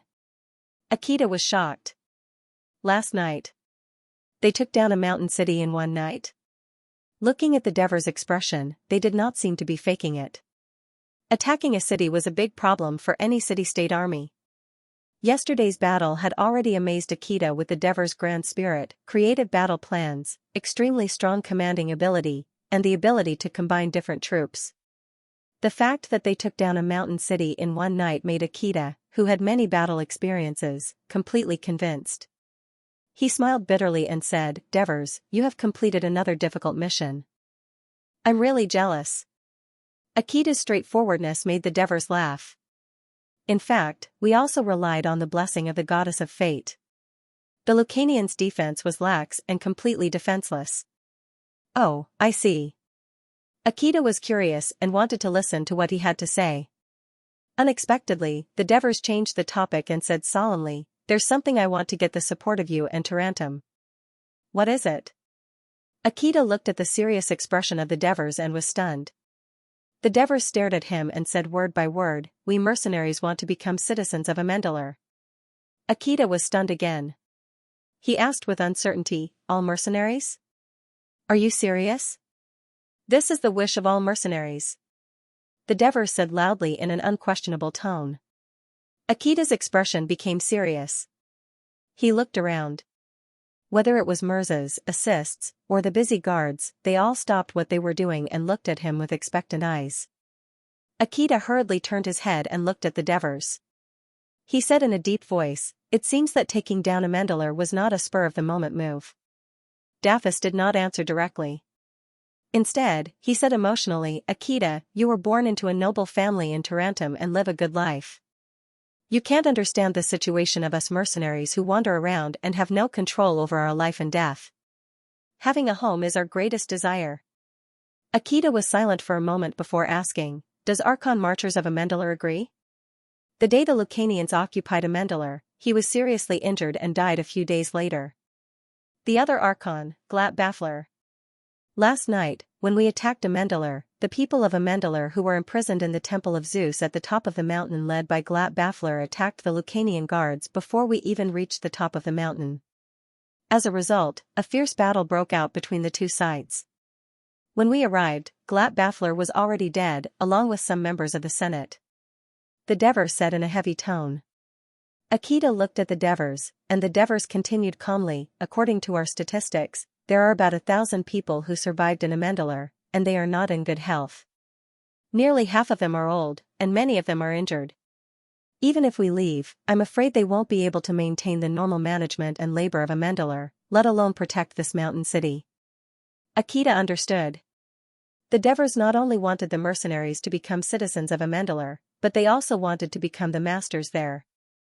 He was surprised by the Devers' ambition and said, you should ask for Turiai's opinion first. After all, Amendalar is their ally. Akita, to be honest, Turiai has suffered 2 crushing defeats and has lost a lot of strength. I'm afraid they don't have the ability to take care of Amendalar. Although the weak Amendalar is not rich, its position is still very important. I'm afraid it will also attract the attention of other forces. At least in our hands, we can defend it and are willing to become allies with Tarantum to maintain the security of this area and ensure that Heraclea will no longer be threatened by the indigenous people. The Devers solemnly promised. Akita was a little moved when he heard that. After all, Turiai's performance in the war with Lucania was too poor and almost caused a disaster in this area. Therefore, he cautiously said, I don't have the right to decide whether you can have Amendalar or not. This needs to be approved by the Senate of Tarantum. I will immediately send someone to rush back to Tarantum by boat. I hope you will also send someone to go with you and express your wishes to the Senate of Tarantum. Thank you very much, Akita. The Devers said excitedly. My only regret is that you can no longer be a citizen of Tarantum, Akita said sincerely. The Devers was greatly moved and quickly said, but we will be allies. Maybe one day we will fight side by side again. Although the Devers, Archita, and the others did not participate, the tourist victory celebration was still held. The whole city temporarily suppressed their sadness and celebrated the hard-won victory. The banquet held by the generals lasted until late at night. Ansatanos, who had drunk countless bottles of wine, slept until the sun was high up in the sky. When he left the city, it was almost noon. When he arrived at the empty Devers camp, he was dumbfounded. Fortunately, they saw the reinforcements from Tarantum who were still stationed at the mercenary camp. Only then did they know that the mercenaries had gone to Armandalara. The mercenaries had taken over the city of Armandalara. The shocking news shocked Ansatanos and Buckos again. They immediately sped up and headed north, eager to see the Devers. Halfway there, Ansatanos suddenly stopped the team. Let's go back immediately. Why is that, General? Buckos asked, puzzled. Ansatanos, who had calmed down, sighed. The mercenaries were so anxious to take over Armandalara last night. Today, they even moved their slaves and supplies into Armandalara. What does this mean? Ah! Buckos exclaimed in surprise. Don't tell me they want to occupy Armandalara? Ansatanos nodded and said with some melancholy, more importantly, Archita has also gone to Armandalara. What does this mean? Buckos immediately came to a realization after Ansatanos' reminder. He shouted in surprise again, does Tarantum support the mercenaries to occupy Armandalara? Maybe it's just Archita's personal wish. Ansatanos was comforting Buckos and himself. He smiled bitterly. If Tarantum really supports the mercenaries, can we, the tourists, refuse? Tarantum and the mercenaries are heroes who saved the tourists. Ansatanos sighed again with a worried expression. Sigh. But from now on, Tarantum's influence will cross Heraclea and approach the Sabari plain. Then what do we do now? Burks asked anxiously. Of course we'll go back and discuss our strategy before we come back. Ansatanos said. Judging from his helpless expression, it was obvious that he did not think the tourists had any good ideas for the mercenaries to occupy Amandara. On the way back to the city, he kept muttering to himself. Sigh. It's only been half a year and Turin has fallen to such a state. Teacher is right, war is the fastest way to change the rise and fall of a city. What Turin lacks now is military talents like Devers and Akita. Upon hearing this, Burks recalled that he hadn't had the time to invite the Devers to join the Turii. Now it seemed that even if he said it, the Devers wouldn't agree. He also recalled the scene of his trusted slave, Medas, leading the Devers to explore Amandara.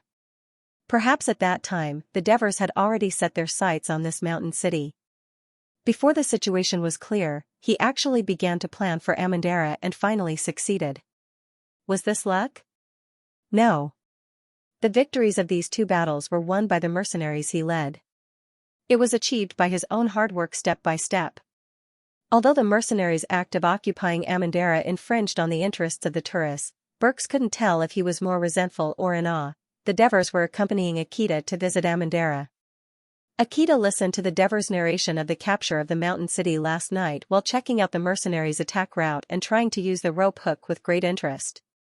After entering the city gate, Akita saw most of the bloodstains along the way and the mercenaries patrolling every few steps.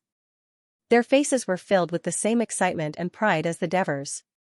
He hesitated again and decided to make a suggestion to the Devers. Devers.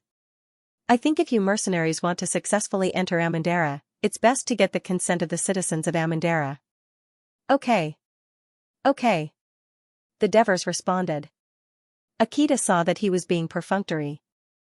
He thought about it and was ready to persuade him. If a city wants to have good order, not only must it have strict laws, but it must also be obeyed. After a long time, the law will become a good tradition of the city and become the natural cornerstone of the city's order, bringing stability to the people and development to the city. If it was destroyed from the beginning. Akita stopped and pointed at the strange pine tree that grew obliquely on the hillside and said meaningfully, just like this tree, it grew askew from the beginning. Later on, even if it tried its best to grow, it wouldn't be able to become a towering tree. Of course, the Devers understood the metaphor in Akita's words, causing him to fall into deep thought. China's historical tradition emphasized results. No matter what means were used, everything that had been done before would be forgiven and ultimately recognized. That was why there were such deep-rooted sayings as "the winner is king and the loser is bandit" and "the situation is urgent." However, the Devers who graduated from the University of Political Science and Law in his previous life knew that in the Republic of Rome, which was known as the Son of Law, the hundreds of years of inheritance had caused its laws and traditions to restrain the excesses of those in power. Even if there was a series of upheavals, it would not cause the country to be greatly shaken. For example, when Caesar crossed the Rubicon River, he did not allow his army to enter the city of Rome because it was a tradition. Antony, who doted on Cleopatra, did not agree to her request to incorporate the Jewish kingdom into Egypt because it was the duty of every citizen of Rome not to harm the interests of Rome. It was a tradition. Octavian, who held great power, did not turn the Republic of Rome into an empire because it was a deep-rooted tradition that the Senate and the citizens' assembly were the centers of power in Rome. He could only slowly change the institutions of power in Rome bit by bit over the decades. However, when the commander of the imperial guards assassinated the extreme Emperor Caligula of Rome, whom he had been protecting since he was a child, it was a bad tradition that the imperial guards frequently assassinated the Emperor of Rome. It would have been fine if the Devers was just a leader who only cared about immediate benefits and seeking temporary pleasure, but his ambitions were not limited to the small Amendola. Archita's advice was like a blow to his head. The actions of the mercenaries not only had to consider the feelings of the people of Amendola and be beneficial to their future rule, they also had to consider the feelings of the mercenaries as outsiders who had taken root in Great Greece and the feelings of the surrounding city-states towards them.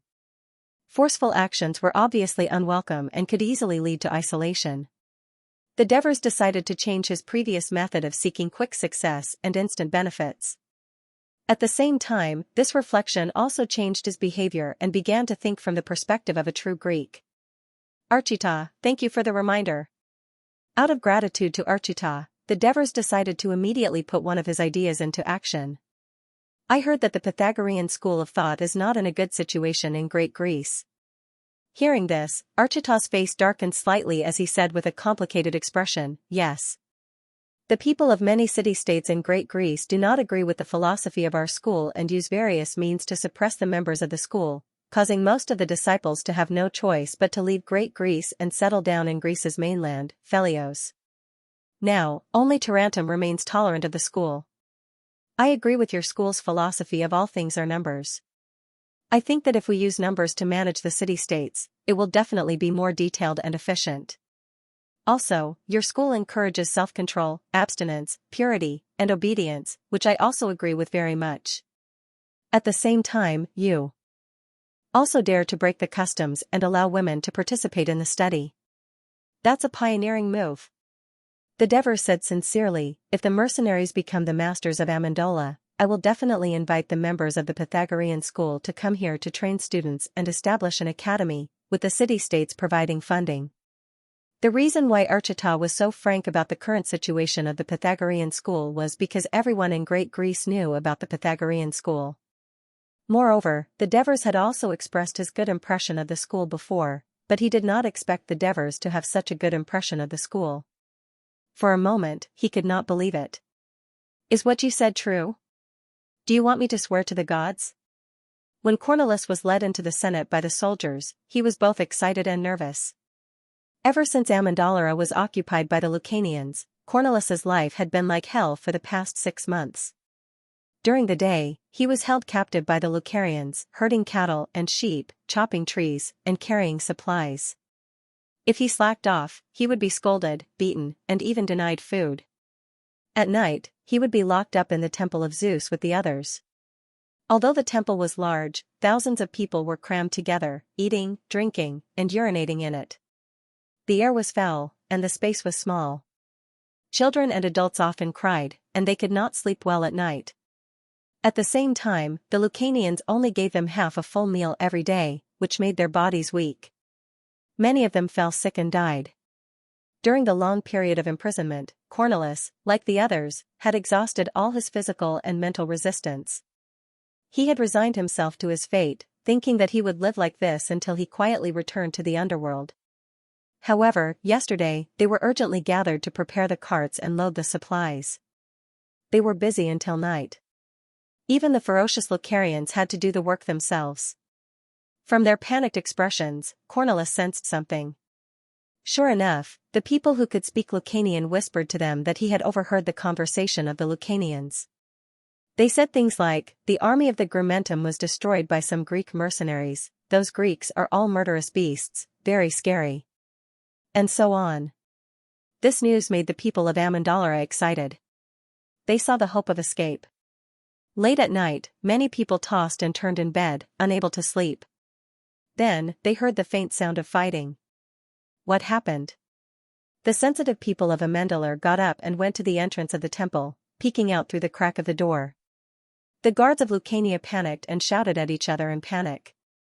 The people in the temple could hear clearly, "The Greeks have entered the city." The people were excited.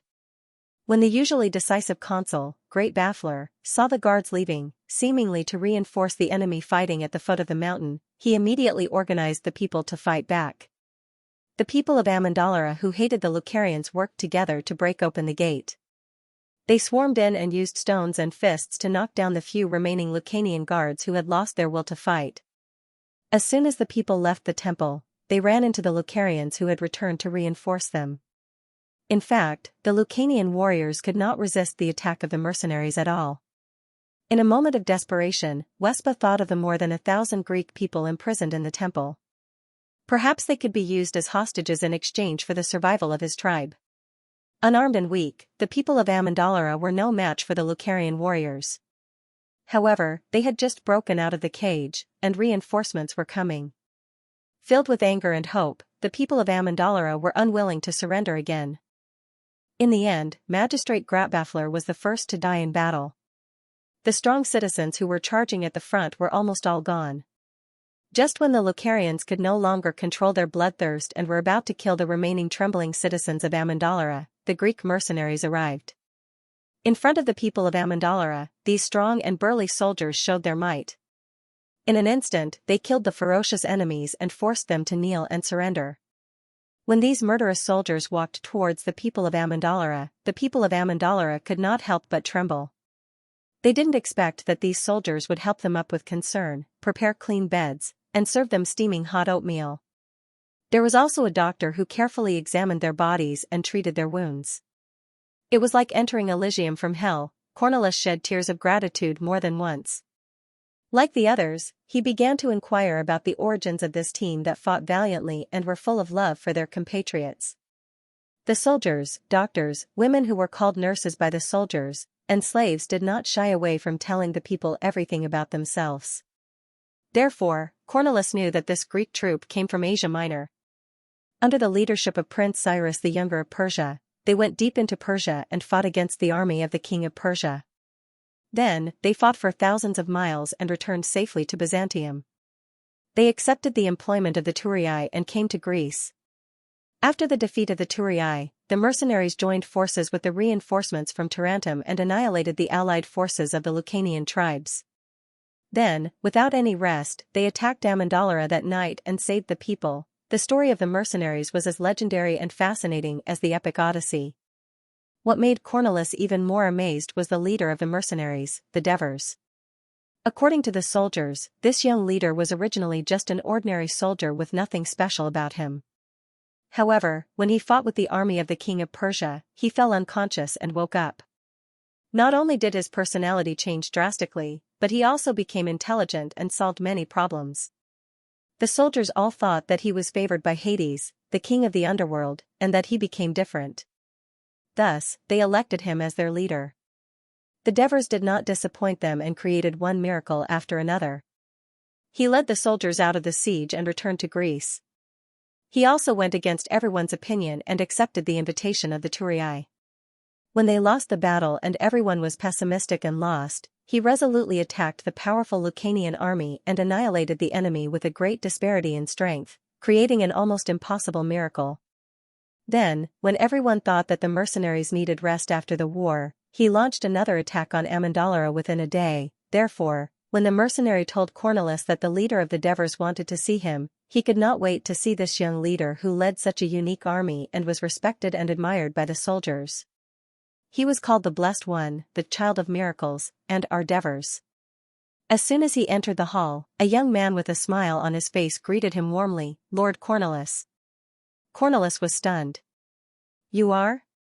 The guard who led the way said proudly, this is our leader of the Devers.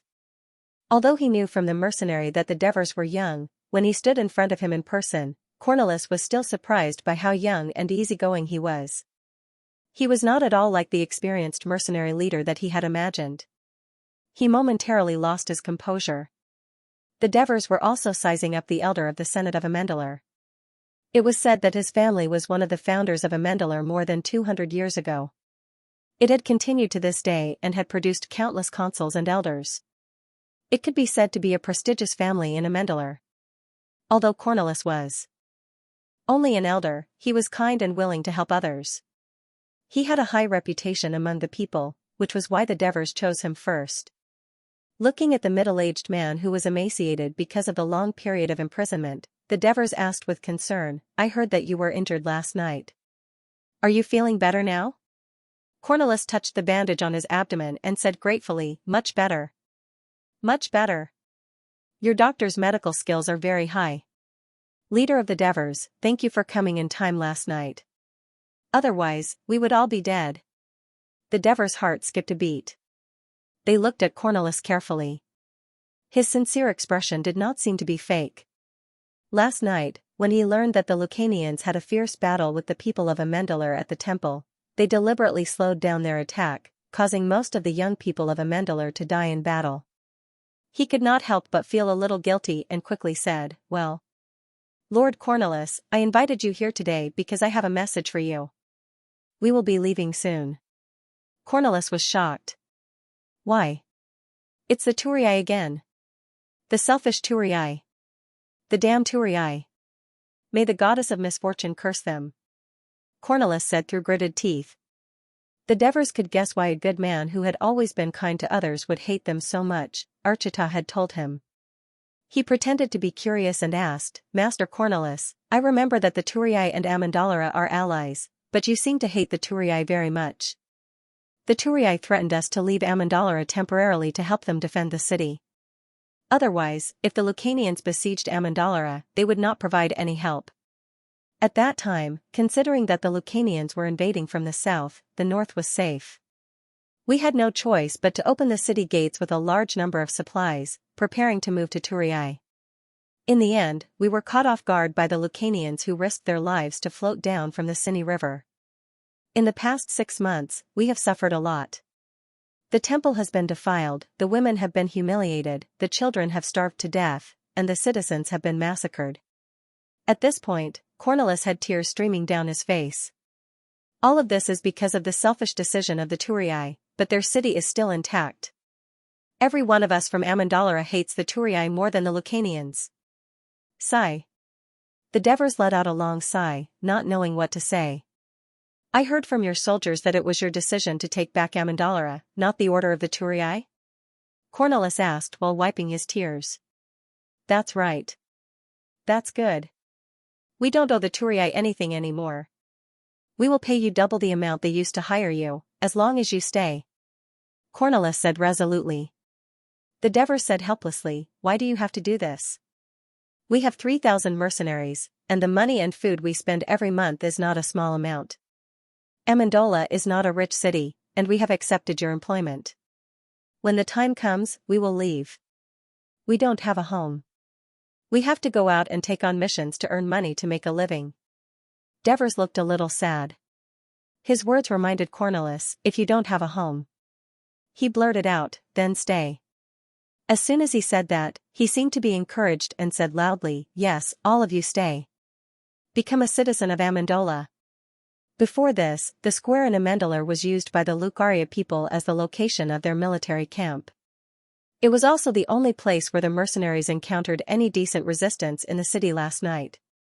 This afternoon, the square had been cleaned up. Only the traces of blood on the marble floor indicated that a battle had taken place here. The survivors of Amendalara, except for the young children, gathered in the square, including women and teenagers. At this moment, standing on the wooden platform in the middle of the square were the 5 remaining famous citizens of Amendalar, led by Cornelis. Cornelis looked at almost all the citizens of Amendalar, old and young, and most of them were women. Most of them had not recovered and even needed the help of mercenaries and doctors. He could not help but feel sad again. A year ago, Amendalar had 4,000 citizens. The citizens of a Greek city-state could only be adult males, and the total population was more than 10,000. Now, there were only 1,000 people left, mainly women and children. Not to mention protecting the country, they could not even complete the daily labor of planting wheat and herding cattle and sheep. This made him even more determined. Citizens, women, and children of Amendalar, I, Cornelis, a member of the Senate, have gathered everyone in the square today because there is an important matter that we need to decide together. More than 200 years ago, our ancestors left Sybaris and came here to build a city. For 200 years, with the nourishment of the Cislino River and the Barano River, and the protection of Mount Amendalar, we lived in peace and had abundant resources. Even when our mother Sybaris was destroyed, our land was never affected by the flames of war. But, since last year, our citizens followed the tourists and invaded the Lucanian territory. Cornelis choked with sobs, and many people below the stage burst into tears. My wife did not want to be humiliated by the Lucarians, so she killed herself by hitting her head against a pillar. One of my children also died of an illness. All of you below the stage have had the same tragic experience as me. In 200 years, Amendalar has only experienced this one war, and this time, Amendalar has almost become a thing of the past, just like our mother Sybaris. When we prayed day and night in the temple for Zeus' salvation, Zeus answered our call and sent our saviors. They are the mercenaries from the Ionian region of Greece, our compatriots. Cornelis pointed to the back of the crowd, where the Devers, some officers, and some soldiers, as well as the witness, Asita, who was dressed in casual clothes, were standing there, waiting quietly. They defeated the ferocious Lucarians, saved us from suffering, and took good care of us. To be honest, I have seen many mercenaries before, but they are completely different. They are like family. Cornelis' words won the approval of many people below the stage, especially the emotional women. But they are about to leave us, leave Greece. As soon as he said that, many people began to panic. If they leave, what should we do? Who will guarantee the safety of Amendalar? The tourists? Cornelis paused for a moment, and the crowd below the stage scolded. No. I would rather be destroyed by the Lucarians than be deceived by the tourists again. The selfish tourists are not allowed to enter the city of Amendalar again. Amidst the angry voices of the people, Cornelis took advantage of the situation and said loudly, "This painful lesson has taught us that we can only rely on ourselves to defend our own home. But Amendalar is very weak now, so what should we do?" Cornelis looked at the people below the stage and asked the same question again, causing them to ponder. The consul of Amendalar is dead. As a member of the Senate, I, Cornelis, am now proposing an important motion. I request to convene a citizens' assembly to vote on whether to pass it. As the number of citizens is too small now, and this matter concerns the interests of every Amendalar, I have specially requested for all Amendalars to participate in the vote. As soon as Cornelis finished speaking, before there was a commotion below the stage, the other 4 people on the stage expressed their support. Most of the women below the stage were excited to vote for the first time in their lives, so naturally, the people who opposed the motion could not make a splash. I've heard from others that although Cornelis of Amendalar is a good person, he doesn't seem to have much of an opinion on political affairs. I didn't expect him to make such a shocking move today. Archita said to the Devers, half surprised and half suspicious. After all, letting women vote to decide the major matters of the city was unprecedented in the Greek city-states. Perhaps it had only happened in ancient times. Legend had it that the women's votes played a key role in making Athens the patron goddess of Athens. The Devers smiled and did not speak. Of course, it was his idea to let the women participate in the vote. Compared to the men who valued interests more, the women were more emotional and more eager to be protected by the strong. Facing the mercenaries who saved them and treated them kindly, their choice was obvious. Since everyone has agreed to this, then my next suggestion is. Cornelis's gaze swept towards Divers and the others in the distance. Except our benefactor, the mercenaries who saved Amendolara, as citizens of Amendolara. Then, we won't have to worry about the safety of the city anymore. The people below the stage were in an uproar. After all, it was not easy for a free person to become a citizen of a Greek city-state, let alone accepting more than 3,000 people as citizens at once. This was very rare. Greece was not Rome, after all. Looking at the countless raised right arms in front of him, Archita was both happy and regretful. Devers, your wish has come true. Congratulations. The Devers breathed a sigh of relief and said sincerely, thank you. I also sincerely hope that the Tarentum Senate will agree to my proposal. Then we can become allies. There were a total of 1,382 people who voted on this motion. 1,076 people agreed and 306 people objected. The motion is passed. I declare, after Cornelis heard the result, his emotions were a little complicated at first, but he soon felt relieved. He shouted with all his strength, from now on, all mercenaries are citizens of Amendolara. As soon as Cornelis finished speaking, the soldiers around the Devers cheered thunderously. The Devers were hugged by the excited officers again and again. The most common sentence they heard was, Chief, we have a home. Hearing this, the Devers were a little dazed. Home? Unfortunately, my real home is not in this world. While the Amendolara Citizens' Assembly was being held, the Turii emissary group, still led by Ansitanos, arrived at the city gate of Amendolara. We are the emissaries of the Turii. We want to see your leader. Please open the gate. Burke shouted at the sentries on the city wall. Before the sentries could answer, a man jumped out from the side and shouted, Go back, Turii. Amendolara does not welcome you, go back. Upon hearing this, the emissary delegation was a little angry.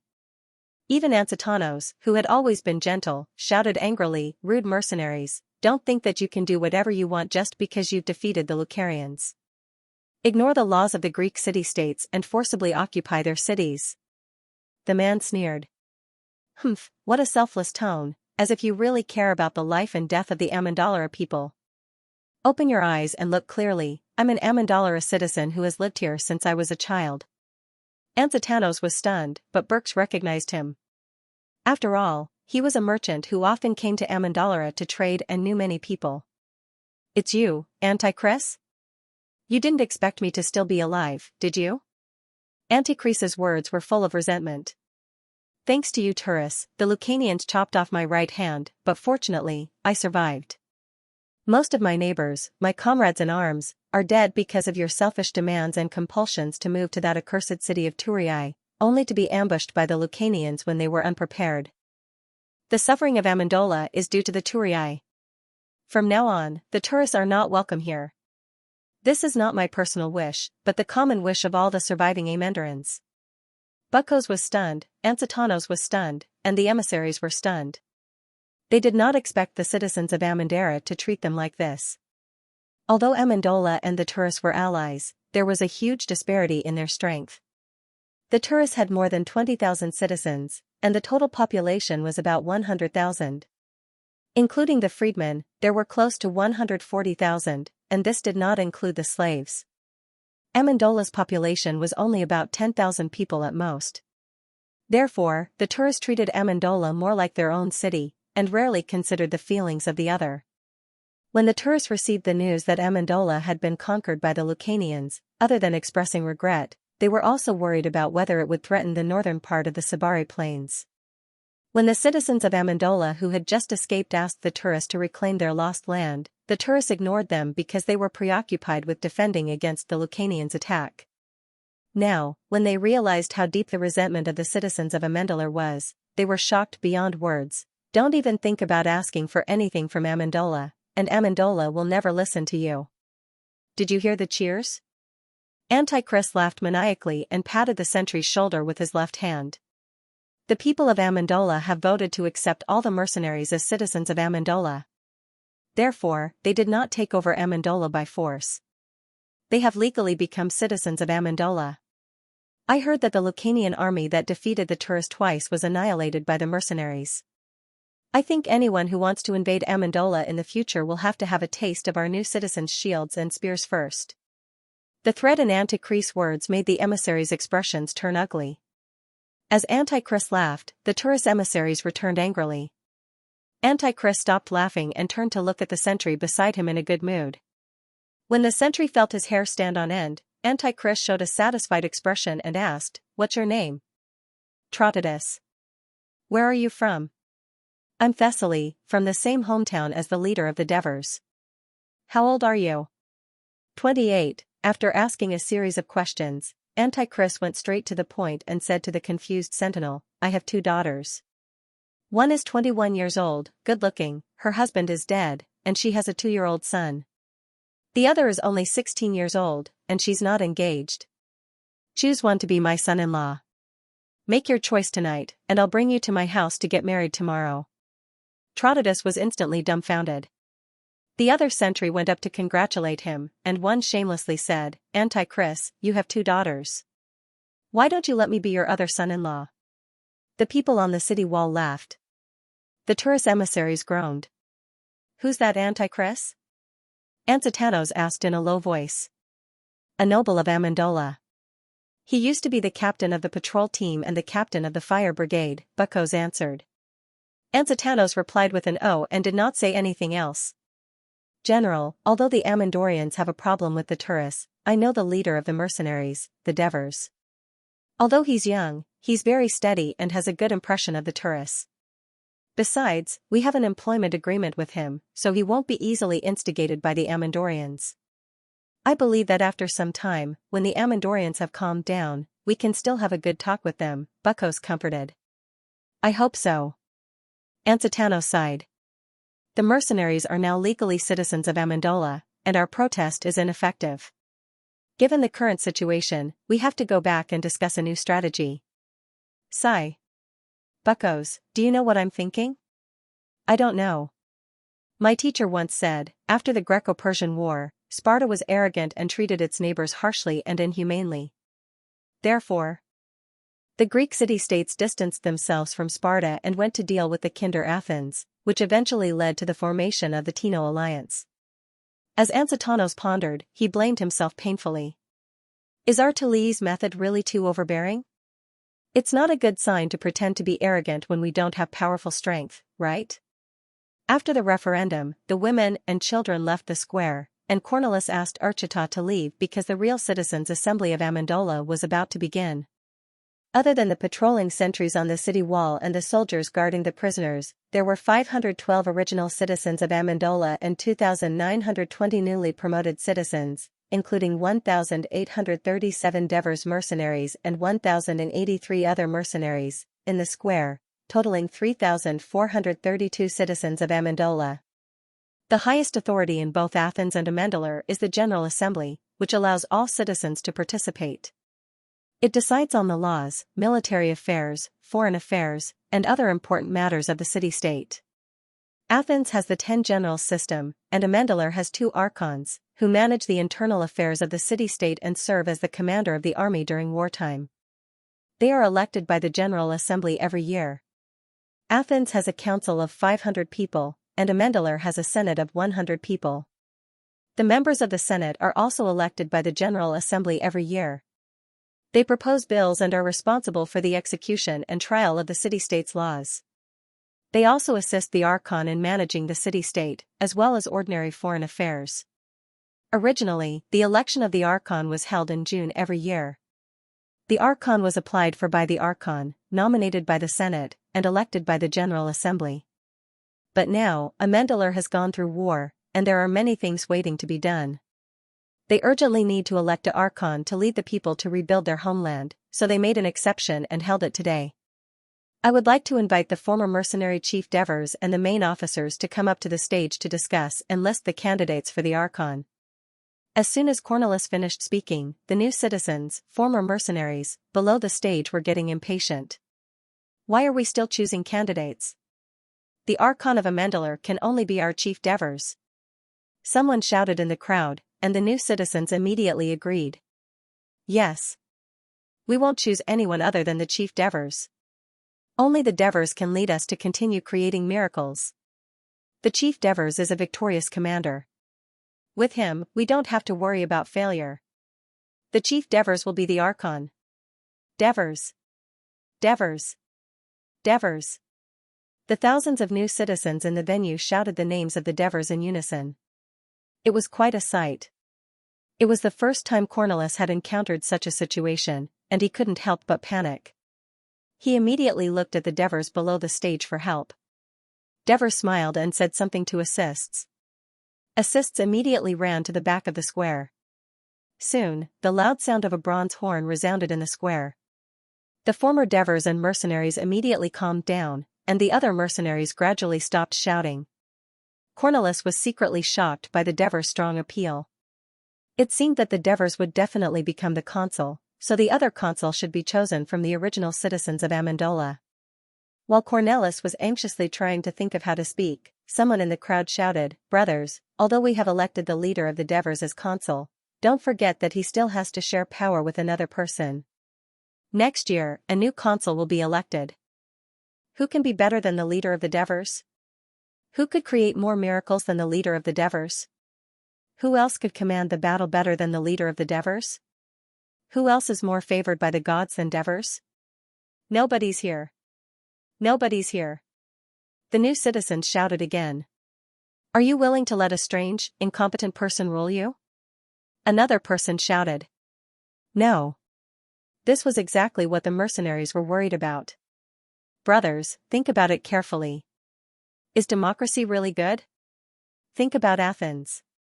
It was once the most powerful city in Greece, but it was destroyed by a group of incompetent politicians. Think about the city-states we passed through in the Yolkstar Ocean. They are also democracies, but their governance of the city-states is terrible. An army must listen to the command of a wise general to win a battle. If a city wants to be strong, of course, it should follow this principle. Brothers, in the past year, we have experienced many difficulties, but we have also gained a lot of knowledge. We have seen the vastness of Persia, the tyranny of Sparta, and the bullying of Turris. Do you want to enjoy freedom under a democratic system and live a life of bullying, or do you want to become strong under the leadership of the leader of the Devers? Soldiers, tell us your choice. Looking at Olivers, who was waving his arms and shouting in the crowd, the Devers nodded slightly. The Devers as king. A shout came from the crowd. Cornelis and the other 5 people on the stage, as well as the native citizens of Amendolara, were all shocked.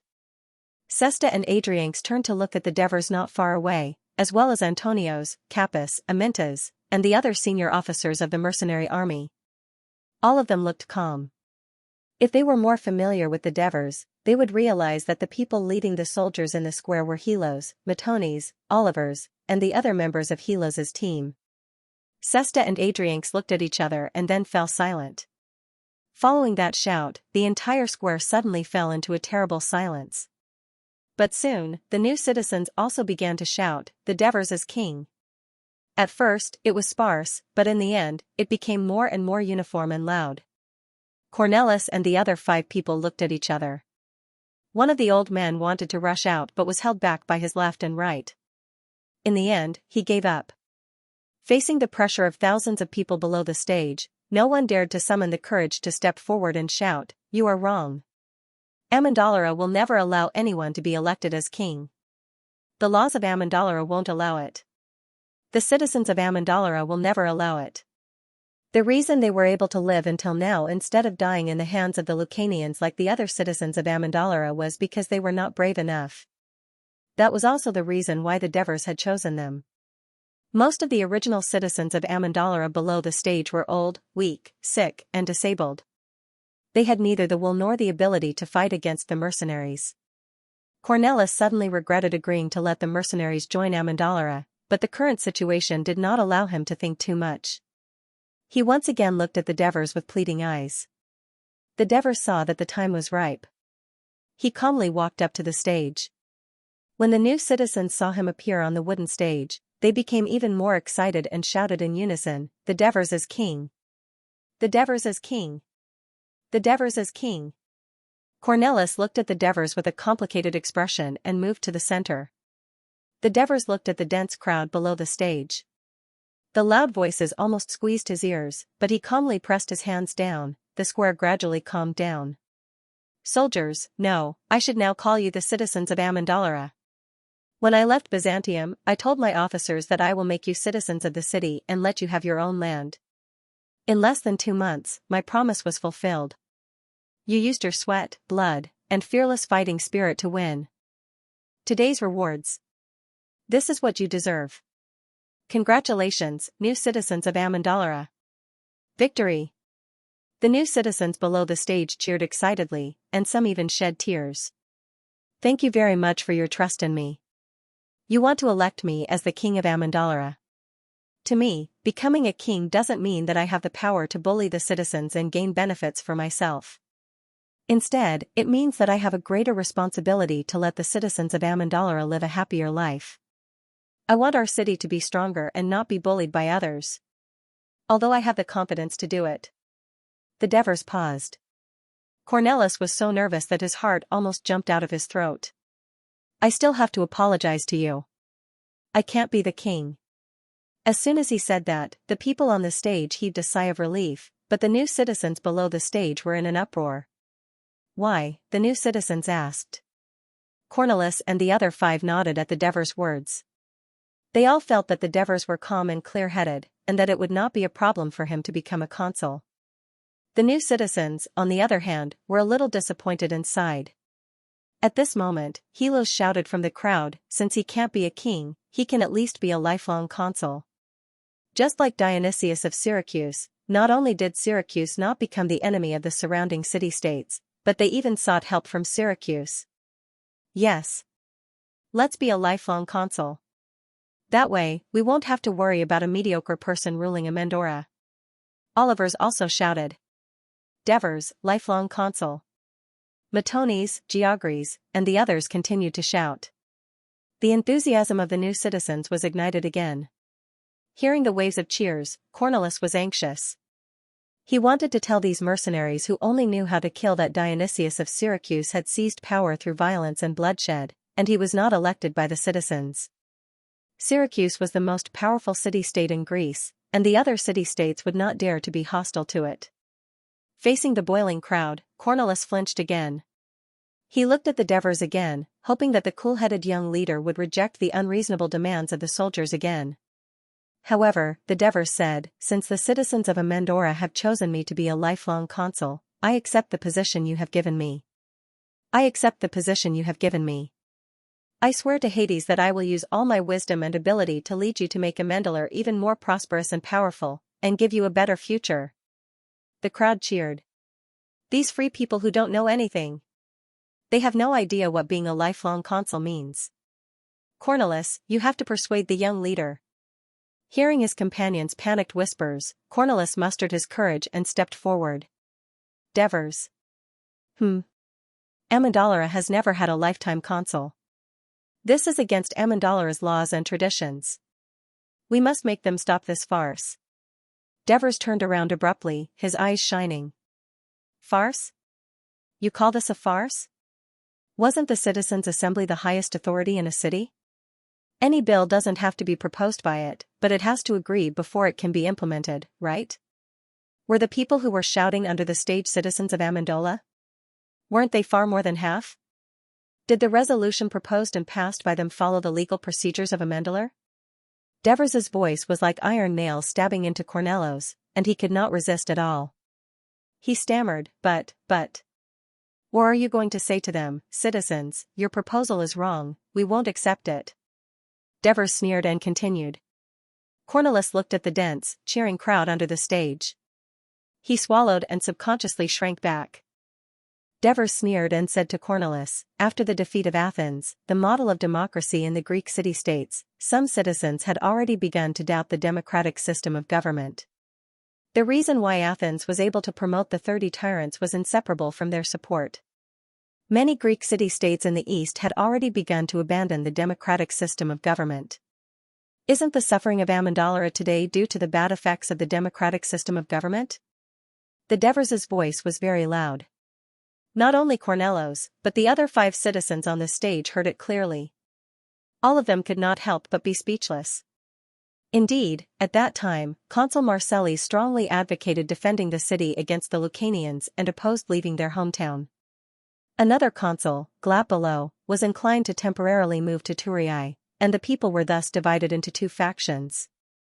Under the situation where the two sides could not come to an agreement, some of the people did not wait for the decision to be reached and forcibly left Amendolara, including the few people led by Cornelis.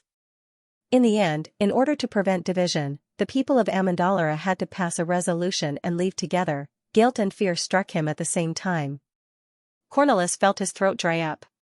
He swallowed again and heard the terrible Devers solemnly say, "Don't worry, I swear to the Hades that your rights and interests will not only be protected, but will also be better." Just as the Devers made their promise to Cornelis and the others, someone under the stage said, "I agree with the Devers to be the life consul." "I agree too." The citizens expressed their agreement. Step by step, Cornelis made his way to the front desk. He didn't know what the consequences of his decision would be for Amendolara. He only knew that if there was no result today, the furious mercenaries would smash Amendolara into pieces. Cornelis, who was no longer in the mood to regret whether he had invited a wolf into the house, stood in front of the stage, calmed himself down, and reluctantly said, "The proposal for the Devers to be the life consul of Amendolara has been approved. From today onwards, the Devers will be the life consul of Amendolara until their souls return to Hades. Victory! Victory!" The new citizens under the stage cheered as if they had won a great battle, forming a sea of joy. Some of the former citizens of Amendolara were angry and cursed under their breath, some were indifferent as if the matter had nothing to do with them, some were cheering with the new citizens. Sesta and a few officers who had different opinions felt lost, but they still tried to squeeze out a smile. With a smile on his face, the Devers strode forward and said loudly, "As your newly appointed life consul, in order to better govern Amendolara, I propose that Cornelis be the adjutant." Agreed. Not only the excited new citizens, but many of the former citizens also cheered in unison. They thought that with Cornelis's help, this young and unfamiliar life consul would at least not do anything rash, but they did not know that Cornelis's mood had hit rock bottom. Cornelis did not do this entirely because Devers had changed the power structure of Amendolara and created a new position. It was mainly because he had hoped to elect another consul. Even if it was only once a year, he would at least be able to check and balance Devers' power. He did not expect that Devers would not give him this chance at all. He had directly erased the political tradition of Amendolara of having two consul. The position of adjutant in Amendolara sounded like it was subordinate to the consul. Devers was trying to dictate, to the Devers, after more than half a year of training and the knowledge of his previous life. He did not quite agree with the democratic system of the Greek city-states in this world, especially in this era of war. He was confident that ruling with himself as the leader and the others as his assistants was more effective than ruling with many people separately. And more powerful. After prior analysis and preparation, he believed that although the Greeks had a tradition of independence and freedom, the specific issues had to be looked at in detail, especially when it came to the special profession of mercenary. Due to the long years of war, they were used to obedience, or else they would not be able to win the war. The soldiers worshipped the generals who led them to victory, and the great reputation that the Devers had accumulated over the past half a year was enough for the soldiers to trust and entrust their lives to them. Furthermore, after their previous experience in Persia, they had seen the vastness of the Persia Empire, and their views on monarchy and dictatorship were naturally different from the ordinary Greeks. Of course, if they were elected after half a year of peace, the situation would probably be different. After careful planning, the Devers finally achieved their goal. A life consul was actually a lifetime dictator. In his memory, in the history of Rome in his previous life, Sulla and Caesar seemed to have both held this position. Because he was afraid of causing resentment from other city-states, he changed the term from dictatorship to ruling as a cover. Looking at the cheering crowd below the stage, the Devers were filled with excitement and imagination. Under the sky in the west, the sun is about to set. After today, the old Amendolara will be a thing of the past. Tomorrow, a new Amendolara will be born. Note, the Devers won a foothold for themselves in the test of blood and fire, but Amendolara is so insignificant among the thousands of city-states in the Mediterranean Sea. If the Devers want to achieve their ambitions, they still have a long way to go. In the process of developing themselves, they will also face more difficult and crueler tests. At night, the Senate of Amendolara was ablaze with candles. The Devers, Cornelis, the 5 famous citizens who stood on the stage with Cornelis, Sesta, Adrianx, Capus, and the company captains led by Antonios, and even the Devers insisted on calling helps, mercies, leads, assists, and the division captains. Dozens of people gathered to discuss the rebuilding of Amendalar. As the only lifelong governor, the Devers naturally became the chief senator of the Senate. Sitting in the middle of the round chamber, he said, "Citizens, the rebuilding of Amendalar has many things to do, and time is of the essence. We must first complete the election of the Senate members." The Devers said solemnly, "The Senate, as an important authority of the city-state of Amendalar, is composed of the most experienced and wisest elites among the citizens of the city-state. It gives advice to the governor and nominates candidates for senior officials for the governor's approval. It supervises the operation of the city-state, from auditing the finances to the morals and customs of the citizens, and has the power to propose bills. The senior officials of the city-state are also elected from the Senate members, so the Senate senators must also have a certain level of administrative ability. This is something that you, who were once mercenaries, lack. Fortunately, Amendalar's population is small, so you must learn from practice and humbly seek advice from the respected old citizens like Cornelis." A 20-year-old young man lecturing like an old man while a group of men in their 30s and 40s nodded seriously behind him. The scene did not amuse Cornelis. What surprised him was that this young man, who was said to be from a remote village in Thessaly and had never lived in a city, was so familiar with the political structure of Amendalar. Could he really be the so-called divine revelation of Hades? In a trance, whether intentionally or unintentionally, he neglected that the Devers had altered some of the functions of the Senate. "Now, I propose that Cornelis, Tritodemos, Strompoli, Scombras, and Raphael, 6 of them be the Senate senators." Except for Cornelis, the other 5 were not. The Devers had given them a reward for their previous efforts in supporting the mercenaries and themselves, and at the same time, they were fulfilling their promise. Except for Cornelis, the other 5 could not help but look happy. "Agreed." The officers in the hall all raised their hands. They were not completely following Devers blindly, but also out of guilt. They had occupied his land and taken away his power, so they had to compensate him no matter what. As the leaders of the mercenaries, Sesta, Adrian, and Draco should enter the Senate, Devers continued. "Agreed." Not only did the officers raise their hands to express their opinions, but the newly promoted senators also began to perform their duties. At this time, Sesta whispered a few words to Adrianx, stood up, walked to the center of the meeting room, and said loudly, "Adrianx and Dracos have entrusted me to thank everyone here, especially the consul. We came to Greece with the intention of earning some money to make a living. We did not expect to become citizens of Amendalar, let alone enter the Senate. This is the grace that the consul and everyone here have bestowed upon us. We have no way to repay them, but we will definitely contribute all of our strength to Amendalar." The officers of the former mercenaries applauded with all their might. The Devers watched Sesta return to his seat. They had a new impression of this mercenary leader whom they had only met a few times. Felicius, Antonius, Capus, Amintas, Alexis, Helos, Hieronymus, Agathia, Epitenes, Xpit, Alpintes, and Leds, the 12 senior officers of the mercenaries, and Mercis and Herpes, the 2 heads of their respective departments. "I recommend them to become senators in the Senate," the Devers continued. "Agreed." This time, the voices of agreement were even louder.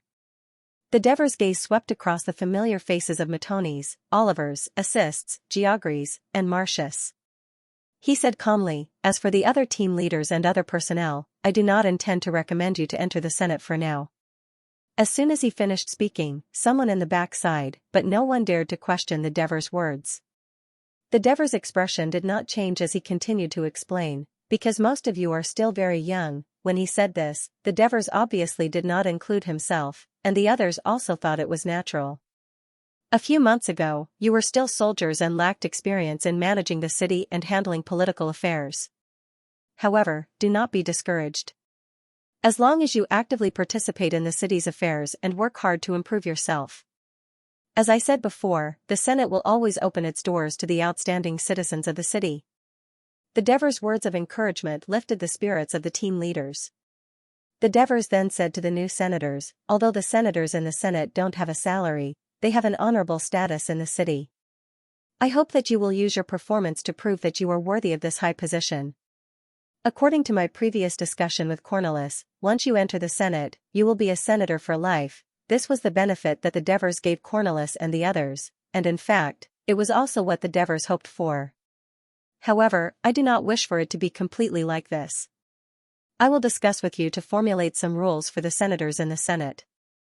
Those who are not qualified for this position or violate the city's laws, I think they should voluntarily withdraw from the Senate or be removed from office by the Senate. When everyone heard this, their hearts skipped a beat. I think the election of the senators in the Senate will end here. Cornelis, do you have anything else to add? The Devers asked his adjutant politely.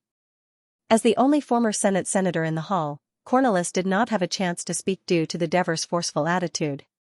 Now, he felt the need to speak to the newbies. Everyone, first of all, I want to let you know that not only do the senators not have a salary, but the other administrative positions in Amendola do not even have the salary of an opal. It is an honor for every citizen to serve the city. Cornelis took the opportunity to educate the new citizens of Amendola. He then reminded the Devers, there are 100 senators in Amendola's Senate, and it is far from enough. If it is not enough, leave it idle for now. Fill it up when there is a suitable candidate in the future. The Devers interrupted him disapprovingly. He would not be bound by the traditional system of Amendola, nor did he want to listen to Cornelis preaching. At the same time, he believed that filling the number of senators in a hurry would only lower the quality and ability of the senators in the Senate. Moreover, there were more than 20 senators in the Senate, which was more than enough for Amendola's population of nearly 5,000. Cornelis opened his mouth, but he did not say anything else. What administrative positions are there in Amendola now? The Devers continued to ask him. The city governor. He is responsible for assisting the consul in managing the affairs of the city, maintaining order in the city, and in charge of litigation. Under his jurisdiction are the patrol team, the fire brigade, and the prison. This position changes every year. The Senate, Cornelis looked at the Devers, and the Devers stared back at him. He hesitated for a moment before changing his words. The Senate proposes candidates, and the consul makes the final decision. Everyone agreed with the Devers' proposal, especially the new citizens. They were completely unfamiliar with Amendora's laws, so how could they be in charge of lawsuits? Now that mercenaries were pouring into Amendora in large numbers, there would definitely be conflicts with the locals. As a candidate approved by both sides, Cornelis should be able to mediate these conflicts. Cornelis smiled bitterly in his heart. It had only been less than half a day, and he had already been removed from his position as the adjutant. Although the jurisdiction of the city governor was larger than the newly appointed adjutant, the adjutant was still the assistant of the consul, and he still had some sense of checking and balancing the consul.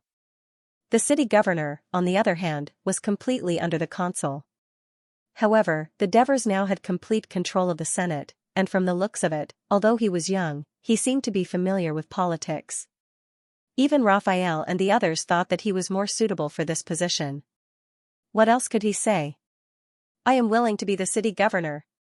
At this moment, he had completely given in.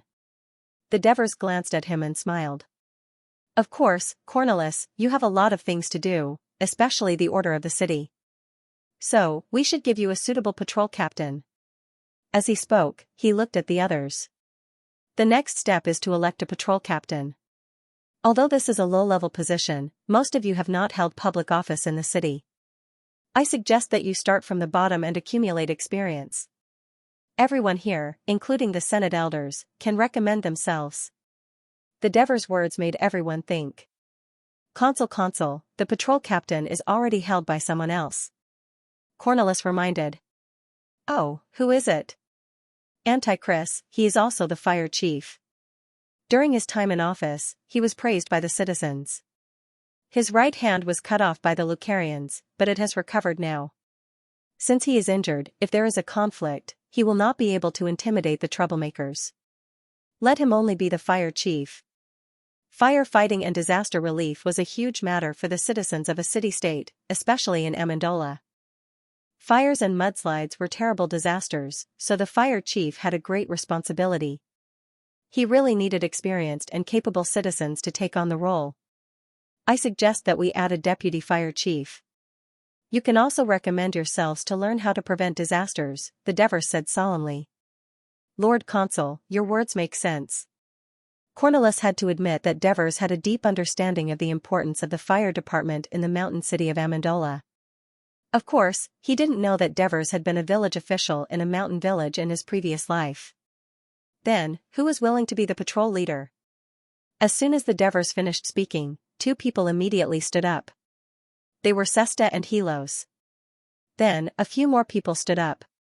Devers thought about it and said, Sesta, most of the new citizens are former mercenaries who have participated in the Persia expedition.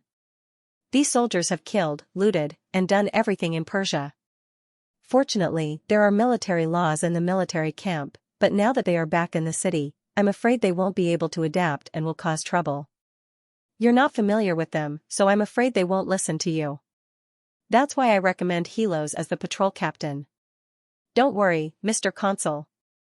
I will assist Lord Cornelius in maintaining order in the city. Helos promised.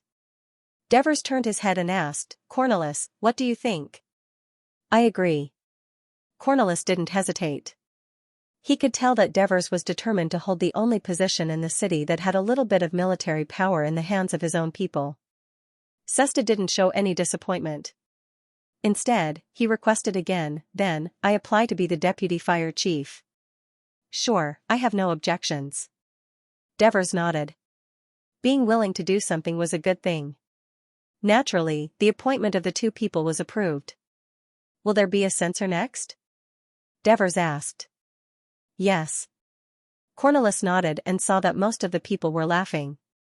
Devers explained to Cornelius, who was a little confused. When we were in Persia, there was a Sparta censor who led hundreds of Sparta soldiers to fight alongside us, so they thought they were familiar with this position. However, I think the censors in Sparta and Amendola are very different. Why is that? Olivers asked from the back.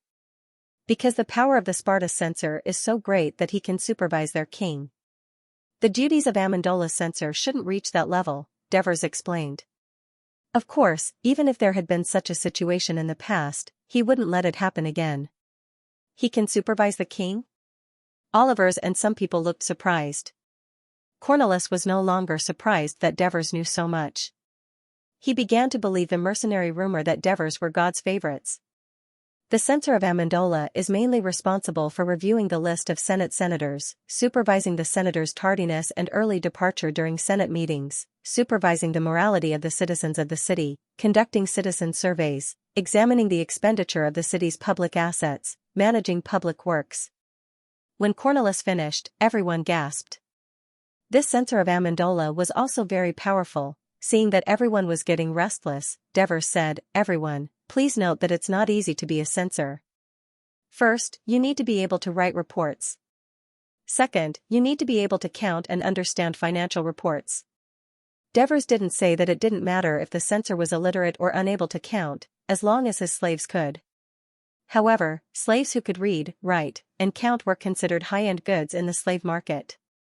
Most people couldn't afford them, nor would they be willing to buy them. Hearing this, most of the people gave up on the idea. Most of the new citizens were born in poverty. It was good enough that they could read a few words. Writing reports and checking accounts were simply extravagant hopes. However, there were still people who stood up to recommend themselves. Antonios, Alexis, and the two nobles of Amendola. Raphael and Strompoli. Two company captains recommended themselves at the same time. Devers couldn't be biased, so everyone in the meeting held a vote for these four candidates. In the end, Antonios won. The reason was simple. Devers had promoted almost all the members of Helos's team to be team officers. Helos's team was led by Antonios back then, and he had a high EQ, so naturally, he had the most votes. Alexis, don't be discouraged. This position is chosen once a year. Next year, it might be your turn. Devers jokingly comforted her. Alexis wasn't depressed. Instead, she smiled and said, There's no need to wait that long. I'll wait until Antonios can't do it anymore. I'll take it. Antonios glared. Am I that bad? The new citizens laughed, while Raphael and the other old citizens remained silent. Devers saw this. In addition, we have a financial officer, who is responsible for managing the treasury, collecting taxes, and public property, such as stone mines. At the same time, he is also responsible for managing the city's population. As soon as Cornelis finished speaking, Mercy stood up, followed by Raphael. In order to liven up the atmosphere, Devers smiled and said, "Olivers, why don't you recommend yourself?" Olivers shook his head vigorously. "My head hurts when it comes to counting. If the censor finds out that I collect too little tax, I can't afford to pay for it." Everyone laughed again. "I think Mercy's is the most suitable for this position. In the past, he was in charge of the supply camp, and the accounts of money and resources were very clear. There was basically no shortage or embezzlement, and no one complained about him." Olivers continued. Cornelis finally understood. The Devers were trying to rebuild Amendeler's political structure. Since the Devers were already in control of Amendeler and the Senate, the only thing Cornelis could do was nod. Naturally, the appointment of the two was approved. Mr. Consul, Amendeler's treasury only has around 3,000 drachmas after we sorted out the resources we seized from the Lucanians. Mercies reminded him. Hey, he's already working as soon as he's been elected. Isn't this official too passionate? Epicthenes joked. Everyone laughed. 3,000 silver coins isn't even enough to buy one tallion. The Devers frowned and mumbled to himself. Cornelis felt his face burning. He quickly explained, Cornelis doesn't have a port, and not many merchants come to the city to trade. Many city-states have the stone mines we excavate. Only Heraclea buys some from us every year. It seems like we need to appoint a commercial officer to manage the trade and think of more ways to earn money for Amendeler, the Devers said. Mercy's eyes lit up. He immediately said, I recommend Marigi to be the commercial officer. Oh, you're on good terms with him now? The Devers was a little surprised. Actually, it wasn't that Mercies and Marigi had improved their relationship, but Mercies wouldn't go against money. Marigi really knew how to earn money, and she knew it very well. Marigi might be a Persia, but he's really good at business. He did a great job at the market next to our camp. Olivers yelled from the back. I also agree with him being the commercial officer. I've been to that market, and it's really lively, Epicthenes added. Olivers has his eyes on someone's daughter and wants to use the opportunity to please his future father-in-law. Matones joined in the fun, revealing Olivers's past. Shut up, big guy. Oliver scolded. Silence. The Senate is a sacred place, not a place for cursing. Whoever dares to spout nonsense will be chased out. Devers glared at the two of them. It had been a good suggestion, but these two had ruined it. He was afraid that it would cause other people to think too much. Matones and Olivers immediately shut up. This Marigi is from Persia? Cornelius asked doubtfully. He used to be, but because of the persecution of the king of Persia, he brought his family to join us and fought with us in Persia. He came to Greece and participated in the battle against the Lucanians. He became one of our mercenaries, so he's now a citizen of Amendeler. I sent him to Tarentum this morning to discuss an alliance. He was indeed a very outstanding talent. I believe that with him as the commercial officer, the wealth of our national treasury will increase significantly. The Devers praised Marigi. Cornelis listened attentively. He was a little hesitant about the Devers' proposal. He glanced at Laphias a few times, as if to say, do you have any objections as the new census officer? Don't make me oppose everything. Laphias hesitated for a moment, stood up, and said, but he's from Persia. The Greek city-states have never, so what if he's from Persia? As long as he's sincerely willing to become our citizen and has done so much for us, we should accept him. The Devers suddenly stood up and said loudly to everyone in the hall, originally, I wanted to wait until the right time to say some things, but since the census officer has raised this sensitive issue, I'll share some of my views with everyone. Everyone knows that citizenship is very difficult to obtain in almost all the Greek city-states. The richer and more powerful the city-state, the harder it is to obtain it. For example, in Sparta, it's almost impossible for outsiders to obtain citizenship. In Athens, the current rule is, only when both parents are from Athens can a child become an adult citizen of Athens. Why is citizenship so difficult to obtain? The Devers raised the question loudly, and everyone in the hall fell into a short silence, especially the new citizens. They remembered the sweat and blood they had paid for this citizenship, and the huge risks they had taken. The words of the Devers resonated with them. That's because they're afraid that outsiders will share the political rights, land, and wealth of the city-state with them. Alexis said with hatred. That's right. The selfishness of the Greek city-states made them refuse outsiders to join them, and at the same time, they gave up the opportunity to strengthen themselves. After the fiasco in Sicily, Athens was unable to recover. Why? Because they don't have enough young and strong citizens. Even though Sparta now dominates Greece, it mainly sends mercenaries and allies to fight outside. Why? Because they only have about 3,500 citizens, and they also have to prevent the Black Rashi riots in their country. The war-loving Sparta citizens will only get fewer and fewer, and eventually, they will lose the hegemony of Greece. Look at our neighbor, the Turris. After losing the battle with the Lucanians, even though they know that we defeated the Lucanians, they are so careful that they don't even dare to open their gates. Why? There aren't enough young citizens, and they are afraid that they won't be able to stop us from rushing in and looting them. Everyone laughed, and so did the old citizens. When it came to the problem of the Turris, everyone had the same understanding. Then look at Persia, which we have been to before. Is Persia big? The Devers asked. Big, too big, the new citizens answered in unison. Are there many people in Persia? Yes. There are people of all races. You have to know that Persia was just a small tribe in the beginning, and it was bullied by the Medes. The tribe's leader, Cyrus, was very wise and open-minded. He got along with the surrounding tribes in a friendly manner, and generously accepted other tribes. The tribes that were originally oppressed by the Medes, who dominated the Mesopotamian plains, succumbed to him. Later, even the enemy, the Medes, surrendered to Persia. Persia was like a snowball rolling on the top of a mountain, and in just a few decades, a small tribe became a big empire. Everyone listened attentively to the Devers' narration of the history of Persia. Even the well-educated Cornelis and the others, who knew little about the big eastern country of Persia, listened with great interest. Why is the empire of Persia strong? It is because it accepted other tribes as its citizens, just like how the Mediterranean Sea is so big because of the countless rivers that flow into it. The Devers' words made everyone fall into deep thought. Just like what I said before, if you are only satisfied with farming in a small city, and when the other cities and forces become stronger, they will lead their armies to the city, surrender, and become their vassals, then I won't say more. If you are not satisfied with the mediocrity of today and want to make Amendalar stronger so that it will no longer be bullied by other forces, then please remember that people are always the greatest wealth of a city. We, Amendalar, should not be as closed and conservative as the other cities. We must be open, and we must sincerely accept everyone who is willing to join Amendalar and contribute to its prosperity, no matter where they come from. Only in this way can our strength grow rapidly.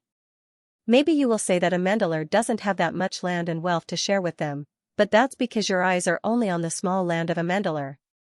The Devers looked around and pointed to the west with his left hand. He said proudly, "Look around us, there are the Lucanians and the Bruttii in the west, the Mesopi, Pucheti, and Dauni in the east, and I heard that there are the Samni in the north. Wait, there are so many indigenous people, isn't there land and wealth enough to share?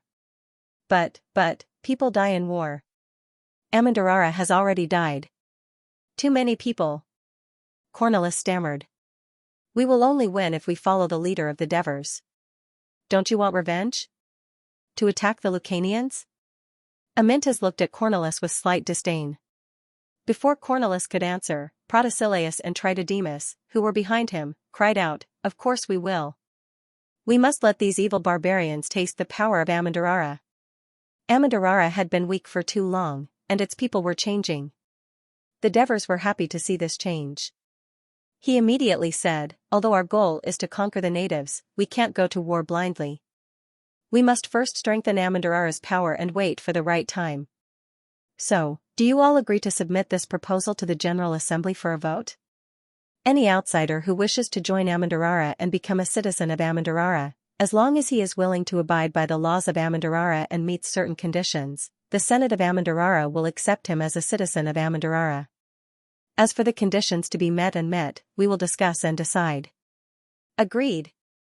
Everyone shouted in unison. Cornelis sighed and closed his eyes. He understood that from now on, Amandarara would no longer be the conservative Amandarara that would not change for decades. Based on the current composition of Amandarara's citizens, the majority of the new citizens, and the current atmosphere, the proposal would definitely be passed by the General Assembly. A few days later, the Devers proposal was passed by a large number of votes in the General Assembly. This bill became known as the Immigration Act of Devers in European history.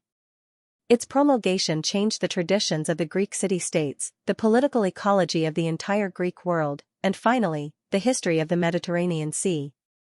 This is a story for another time. In that case, I recommend Marigi to be elected as the commercial officer.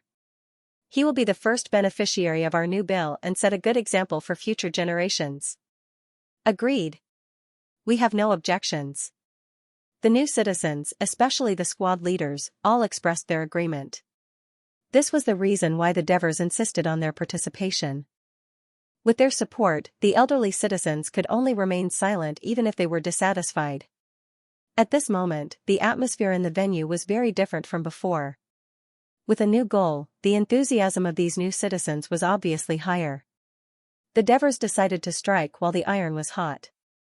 Do we have a construction manager in Amendola? Construction officer? You mean the person in charge of the construction of public buildings, right? Amendola doesn't have a fixed position. If the Senate decides to build a public facility, the person in charge will be appointed temporarily. The construction officer's job isn't just to build public facilities. He's responsible for supervising and building all kinds of buildings in the city and maintaining them regularly. He's also responsible for the cleanliness, hygiene, and safety of the roads. He also has to pay attention to the entertainment facilities in the city. His job involves the daily lives of the citizens and the image of the city. He's responsible for building wells, roads, temples, and arenas. It's a very important job, the Devers said solemnly. Which city-state has this position? Cornelis was a little surprised. The Devers smiled and didn't answer. The city-state that had this position was Rome, which had the best construction technology in the world. Of course, it wasn't known if this position existed in Rome at this time.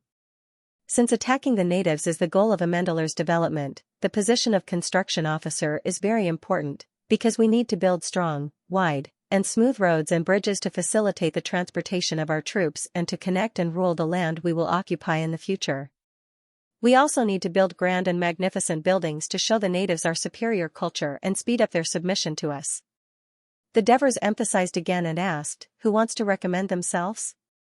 I'm afraid this position requires someone with construction experience, someone said. The people who were eager to try hesitated after hearing the Devers' words. Alexis stood up decisively. The Devers smiled and asked, Alexis, you used to be a bricklayer? Mr. Consul, if I'm the only one recommending myself, does that mean I've already taken this position? Alexis didn't answer and asked a question instead. I have no objections. What about everyone else? The Devers looked at the others. There's no one else but him. But can he do it well? Everyone said. Tell me, how do you plan to be a good construction officer? The Devers asked. I don't know how to build, but I can learn. I can also let experts who are proficient in construction work as my subordinates. There are no such people in Amendolara, but I can go to the free citizens of the nearby city-states to find them. According to the bill you just proposed, Mr. Devers, I can apply to give them citizenship. Alexis said confidently. The others suddenly realized that being an official of a city-state could do things like this. Many people began to think, should I choose a position as well? It seems like you're already thinking about how to be a good construction officer. The Devers said with admiration. I hope you and your subordinates can study construction techniques well so that Amandolara's construction techniques can be ahead of the other Greek city-states. I'll do my best. Alexis said seriously. Amandolara's treasury isn't rich. If we want to do a large-scale construction, I'm afraid. Cornelis reminded her. Of course, we won't do a large-scale construction right now. We'll only take action when we're rich in the future. The Devers comforted Cornelis, then continued, "Next, I suggest that we establish a military officer, responsible for the city's defense, citizens' military training, research and maintenance of weapons and equipment, pre-war preparations, post-war statistics, and other matters." Agreed. For the combative new citizens, this position was the most important, so they were a little excited. But when the Devers asked, "Who do you think is the most suitable for this position?" the new citizens were speechless. The most prestigious person in the army was undoubtedly the Devers, but he was already a lifelong consul and the supreme commander of the city-state's army. Other than him, Hieronymus could be considered. After all, he used to be a mercenary leader, but he was a newcomer in the Devers team. As for the others, Capus, Amintas, Epthenus, and so on. These company captains had made many contributions and each had their own characteristics, but it wasn't obvious who was the most outstanding. In the end, everyone's gazes were focused on Felicius. This former adjutant of the mercenary army was usually very low-key and easily overlooked. In fact, he had been a mercenary for close to 20 years. He had rich military experience and was familiar with military affairs. Ever since Divers became the leader, he had been carefully assisting him. Divers' victories were inseparable from his silent assistance. Setting up camp, training, pre-battle preparations, post-battle statistics, and so on. Wasn't he doing the work of a military affairs officer now? It turned out that the Devers leader had proposed this position for him. Everyone calmed down after understanding this point. And so, Felicius was successfully elected. In the past, we mercenaries had a military law, but it was relatively simple. I hope that after you take office, you can gather everyone together in a few days, and I'll be participating too. We'll discuss and formulate a more complete military law so that it'll be beneficial for us to train citizens and guide battles, the Devers said seriously. Got it. Felicius nodded. When Matones and the others heard that there was going to be a stricter military law, they immediately sighed. Hearing this, the new citizens no longer complained. Their eyes lit up, and they all said that they would take the lead in obeying the new military law. Cesta and Adrianx had heard that the Devers mercenary army had a military law with many clauses. The soldiers' strong execution was closely related to the strict requirements of the military law. At that time, they were very curious. A small mercenary army had specially created a different military law for themselves. Now, they finally had the chance to experience it for themselves. For the old citizens like Cornelis, they had only seen the ferocity of the mercenary army once in front of the temple. They had only heard of the annihilation of the Lucania Alliance army and the destruction of the city of Amendolara. Amendolara had fought many wars with the Turris in the past. Of course, there were some conventional military rules in the city to ensure the smooth operation of military operations. However, it was the first time they had heard of a complete military law. So, Cornelis reminded them, "I hope that the military training will not affect the daily work of the citizens. I believe that Felicius will coordinate the relationship between the two." The Devers had full trust in Felicius. Then, he smiled and said to the team leaders, "Military officer Felicius will definitely need some subordinates like instructors. You can discuss it with him." As soon as he finished speaking, dozens of people swarmed over, fighting to recommend themselves, and Felicius was tired of dealing with them. Although these officers were not good at literacy and arithmetic, marching and fighting were their profession. As the new citizens of Amendolara, they also had a strong desire to show their abilities to the people. It seems that they are also eager to contribute to the city. The Devers lamented. Cornelis nodded on the surface, but in his heart, he thought, these new citizens who are used to fighting on the battlefield are really restless. I hope they can abide by the laws of the city. These are the main public duties of the city for now. The Devers' words made Cornelis heave a sigh of relief. Every new position proposed by the new consul was a blow to the traditions of Amendolara, making Cornelis feel conflicted. Now, there is a very important matter that requires all the elders and officers of the Senate to solve. The solemn expression of the Devers made Cornelis nervous again. That is the issue of resettlement and land distribution for us new citizens. As soon as he said this, the officers immediately stopped pestering Felicius. Everyone widened their eyes and looked at the Devers in front of them. In order to maintain the harmony and stability of the city, In order not to disturb the people who have just been liberated from the Lucanian captivity, we, the honorable new citizens, are still volunteering to pitch our tents and live in the square. Actually, it is a strict request from the Devers. But this is not a long-term solution, and it is unreasonable. After all, the new citizens fought and bathed in blood to protect this land. Many of their comrades died on the battlefield in exchange for the peace that Amendola has today. At this point, the Devers were a little emotional.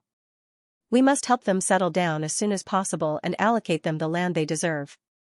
Only then can we repay them for their efforts and the rights they deserve as citizens. Otherwise, if we continue to delay, it will be hard to guarantee that no problems will arise. Devers's words made the new citizens excited, while the old citizens looked solemn. Now, how many widows are there in Amendola who have lost their husbands? The Devers asked Cornelis. I'm afraid there are more than 1,000. We will only know the exact number after we count them, Cornelis said and looked at Raphael. The new registrar officer Raphael immediately said, when the meeting is over, I will immediately count them.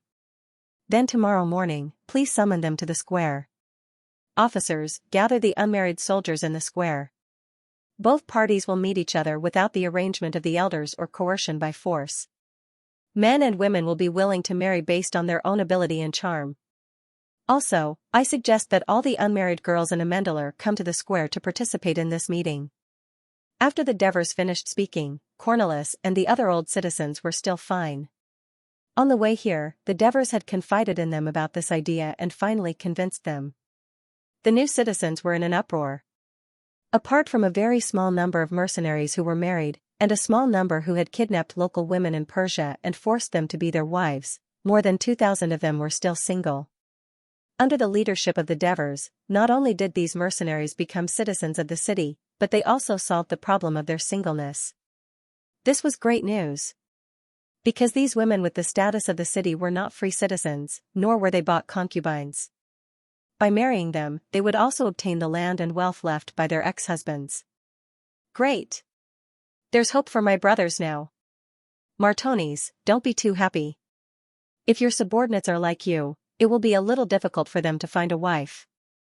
If you want a woman to fancy you, you can't just rely on being strong. Isn't it good to be strong? At least you can give them stronger protection and more farm work.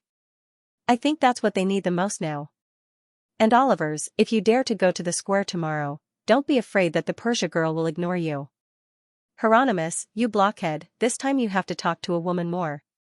This not only concerns your happiness, but also set a good example for your subordinates.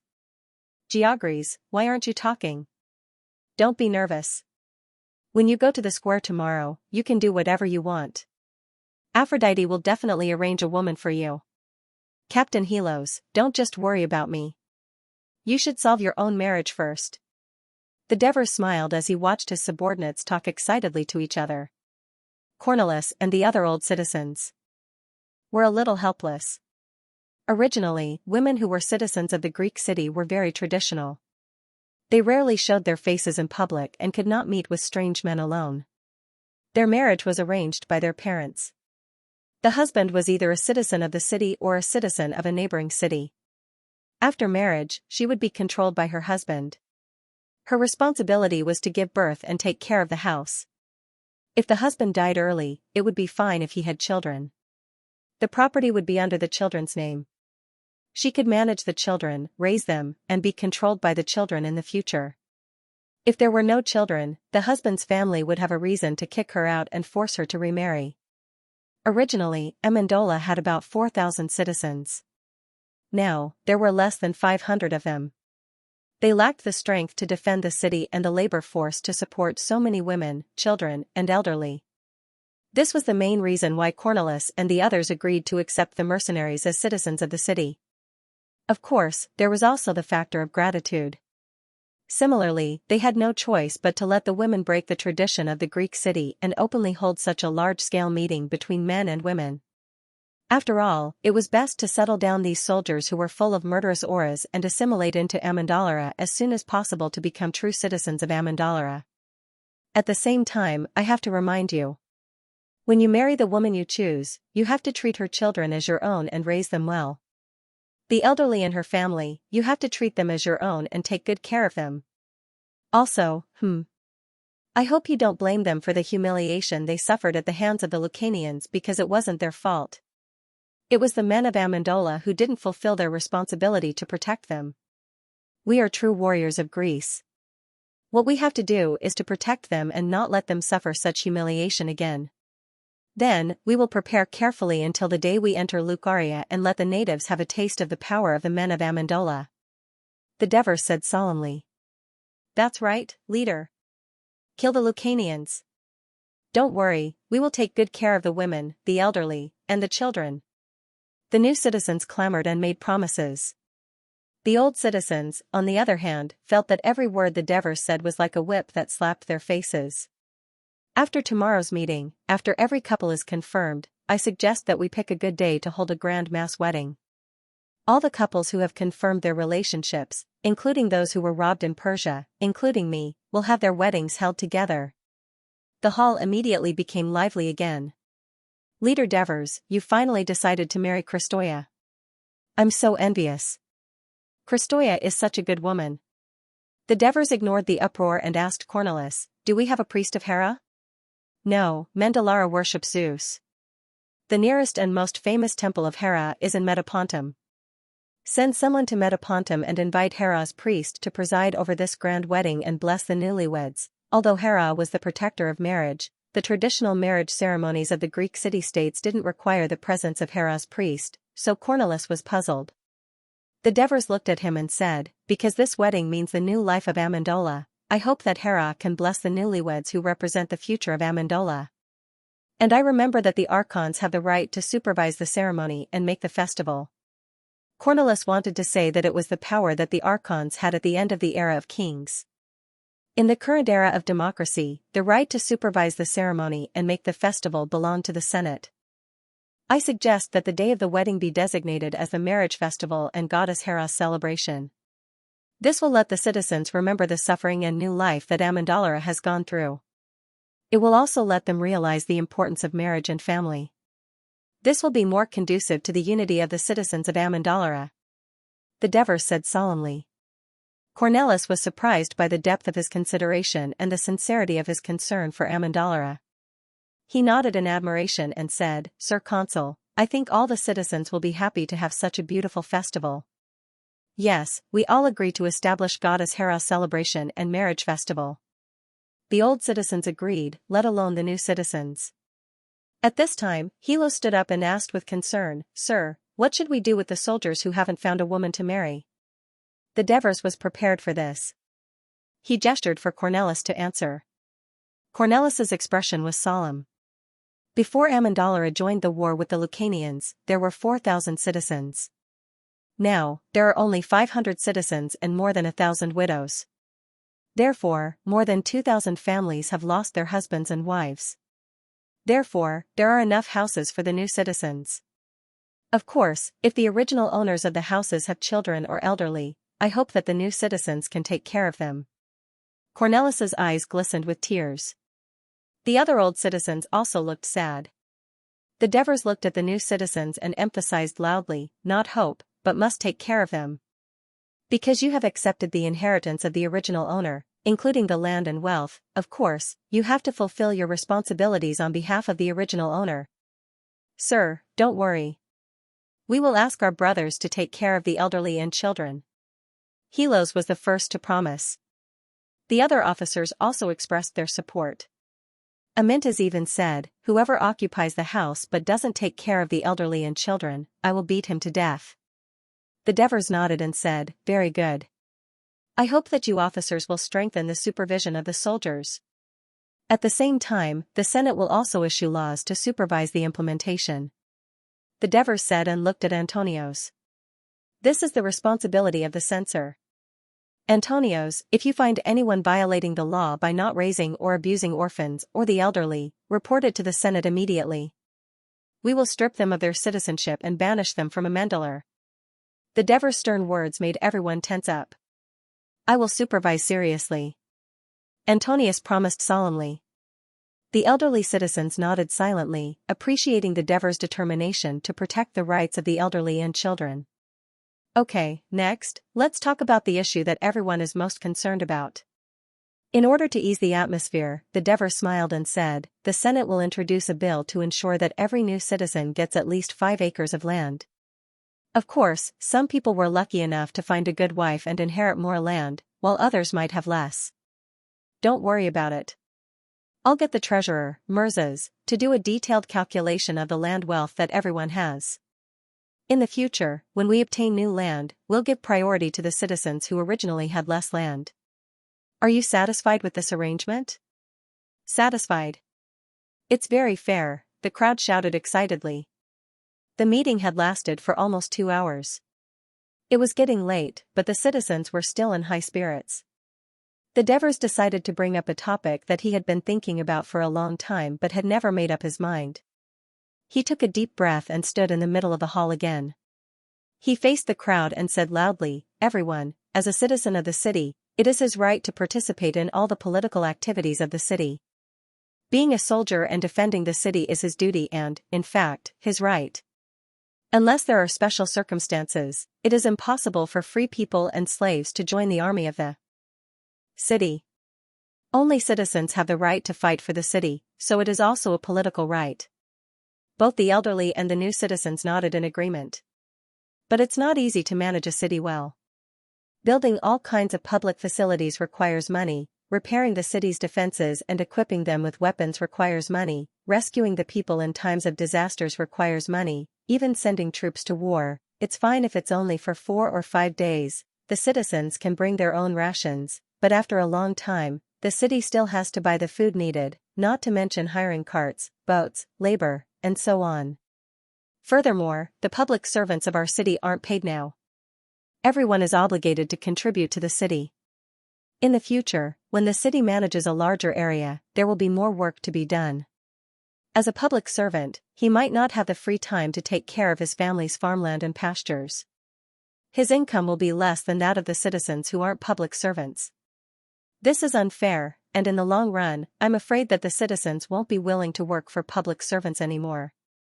Therefore, if a city wants to develop healthily, it won't do without enough money in the treasury. Most of the new citizens, who were born in poverty, didn't know how complicated the operation of a city was, so they listened with great interest. The elderly citizens felt that the young lifelong consul was able to think so deeply about the problems of the city just after taking office. Their worries about his inexperience dissipated a lot. Cornelis, on the other hand, felt his eyelids twitch. He had a hunch that something big was about to happen. The Devers continued, the income of a Mendeler's treasury is quite small, and Cornelis has already explained the reason. This hinders the development of the city. In the future, when we occupy more land, more people will join a Mendeler. Will they fight to the death for the city like we do? I'm afraid not, because they pay too little and get it too easily, so they won't cherish it too much. You're absolutely right. The elderly citizens shouted first. They were a little dissatisfied with the immigration bill proposed by the Devers. Of course, the Devers knew what they were thinking. He sneered in his heart and said loudly, therefore, I suggest that the citizens of a Mendeler who own land be levied a land tax of 1% every year. His words were like thunder. Everyone in the hall was stunned, and then like hornets whose nest had been poked, they started shouting. Cornelis's hands and feet tightened. Oh no. Did I hear that right? You want to levy a land tax on the citizens of the city? Strompoli asked uncertainly. This was considered a polite attitude, but the old Scombers rushed over and pointed at the Devers' nose. Are you Greek? Don't you know that the Greek city-states will never levy a land tax on the citizens? You've gone crazy thinking about money. Do you think we can still live if you become a lifelong consul? Although the new citizens were also dissatisfied with the Devers' words, they would never allow anyone to insult their respected leader, especially the captains. With Matonis in the lead, they quickly rushed over and pushed the Scombers away. Hey, old man, how can you speak to a consul like this? I'm going to say it, so what? You ignorant bumpkins don't know the serious consequences of levying a land tax. The Scomber's face was red as he scolded them contemptuously. This infuriated the group of young and hot-blooded team leaders. What did you say? Say another word, and I'll beat you up. They scolded and pushed the Scombras away. Scombra's weak body could not withstand the strength of these battle-hardened officers. He immediately sat on the ground, panting heavily. Cornelis and a few other elderly citizens hurriedly went forward to support him, while others quarreled with the officers. Both sides were in a mess. Quiet. All of you, quiet. The Devers panicked and went over to stop the fight. Finally, both sides separated. The Scombras was still cursing. Matonis glared at him, and he lowered his head again, not daring to say another word. At this time, Mercy stood up and said, 1% tax is already very little. In Persia, we all know that their land tax is more than 10%. As the financial officer, he was naturally concerned about the filling of the treasury. That's Persia. Greece has never had a tradition of levying a land tax on its citizens. Strompoli retorted. There was during the reign of kings. That was hundreds of years ago. It's the era of democracy now. The consul Devers personally promised in the square that he would not be a king. I think all the citizens will object if we levy a land tax. Strompoli looked at the Devers. His voice was not loud, but it was laced with hidden threat. The Devers looked at the crowd. The new citizens did not object due to the prestige of the Devers and only watched quietly. The old citizens, on the other hand, had their dissatisfaction written all over their faces. Only Mercy's was sincerely supportive. He smiled and said, I haven't even finished my suggestion, and you're already so agitated. Don't worry, let me finish my suggestion slowly. The citizens who have been living in Amendola since today will now have their land tax-free. This is to thank them for being the descendants of the founders of the city and for their contributions to Amendola over the past 200 years. When the treasury has money, we will make a batch of Amendola founders' silver buckles. Every old citizen will receive one and keep it forever. They will wear it on Bolton in grand public occasions to let future generations know of their family's long tradition and glory. As soon as he said that, the old citizens were stunned. Scombras, who was still chattering on, stopped talking as well. All of them puffed out their chests. This is glory. Even though they had no choice but to let the mercenaries join Amendola, the pride of the natives and the grievances of reality made them feel uncomfortable. The Devers had given them a chance to show off their identity forever. Compared to this, the tax was nothing. Besides, they would not be able to collect it. Agreed. The Scombras was the first to shout. The Devers ignored him and continued, the new citizens who have defeated the Lucania alliance, recaptured the city of Amendolara, and joined Amendolara today will be exempted from taxes on their land. At the same time, we will also forge a batch of Amendolar newcomer silver buttons. Every new citizen will have one and will keep it forever. They can also wear it on Bolton in grand public occasions so that future generations will know of their contributions. That's more like it. Matoni sat down in satisfaction. Now, the new citizens also straightened their chests. The Devers gave both sides honor, and both sides accepted it with satisfaction. The meeting returned to peace. Cornelis saw this and had to admit that the Devers were good at politics. If everyone doesn't pay taxes, why would we mention this bill? What's the use of this law? Mirzas was unhappy. Don't you understand, Treasurer? Cornelis smiled. All current citizens don't have to pay land taxes, but after becoming citizens of Amendolara and owning land, they have to pay taxes. Please note that it's not the land you have now that you don't have to pay taxes, but you still have to pay taxes on the land you own in the future, the Devers reminded. If that's the case, I can accept it. Antonio stood up and said, Amendolara was founded by Cornelis and his ancestors, and they have suffered too much for it. We should respect them. We have sacrificed our blood and sweat for Amendolara, so we should get something in return. The new citizens will enjoy everything we have done for the city, so of course they have to pay something for Amendolara. I think it's a good idea to pay taxes. Antonios, you're right. We agree with this idea. The new citizens all expressed their agreement. Yes, we are the founders of this new Amendolara. We must let future generations know what we have done today. These untaxed lands and silver buttons are the best proof and honor. Protasileus shouted excitedly. The other old citizens did not object. After the meeting, the new citizens walked to the square while the old citizens walked on the rugged mountain road. Cornelis, you've been too lenient with that young man tonight. You didn't refute any of his proposals and watched as he easily convinced those ignorant mercenaries. Strompoli complained loudly. Hey, Strompori, don't listen to the yelling of the youngsters. The Devers are our archons. We should respect them. Raphael looked behind him and reminded the new citizens, who were not too far away. Archon? I think it should be the king. When has he ever asked for our permission before proposing anything? Was there a single proposal that had not been discussed with the Senate senators in advance? He even let so many brainless mercenaries who only knew how to obey him participate in this meeting. It was obvious that he wanted to let him have the final say. Then what is the use of us? Be a puppet? Strompoli kept on talking, somewhat angrily. Scombros couldn't help but interrupt him. Since you have a problem with the archons, why didn't you say it at the meeting? Strompoli was speechless for a moment. He rolled his eyes and said, None of you object. Why should I object alone? I'm not stupid. Oh. I know. Cornelis was now the chief executive, and Raphael was now the census officer. They were both big shots. This is a gift from the consul. You're too embarrassed to oppose him, right? Scombros rushed up to him, stared at him and said, Shut up, Strompoli. Cornelis did his best to protect this mountain city. You can't say that about him. Also, although those soldiers were very rude and even hit me. But to be honest, the bills proposed by this young consul are very interesting, especially the tax bill. I'm a little surprised, but Amendola hasn't changed for hundreds of years. Uncle Scom is right. We, Amendolas, have suffered so much, and can no longer live as we did before. Whether it's the appointment of the Devers as lifetime archons or his proposals, as long as Amendolas can become stronger and no longer be bullied, I'll accept it even if Amendola's traditions have to be changed. Tritobmos said solemnly. A few of them nodded in agreement.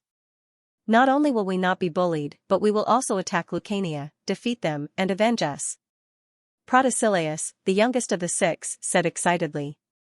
Lucania has a large population and a vast territory, and most of it is mountainous. It's not easy to attack them.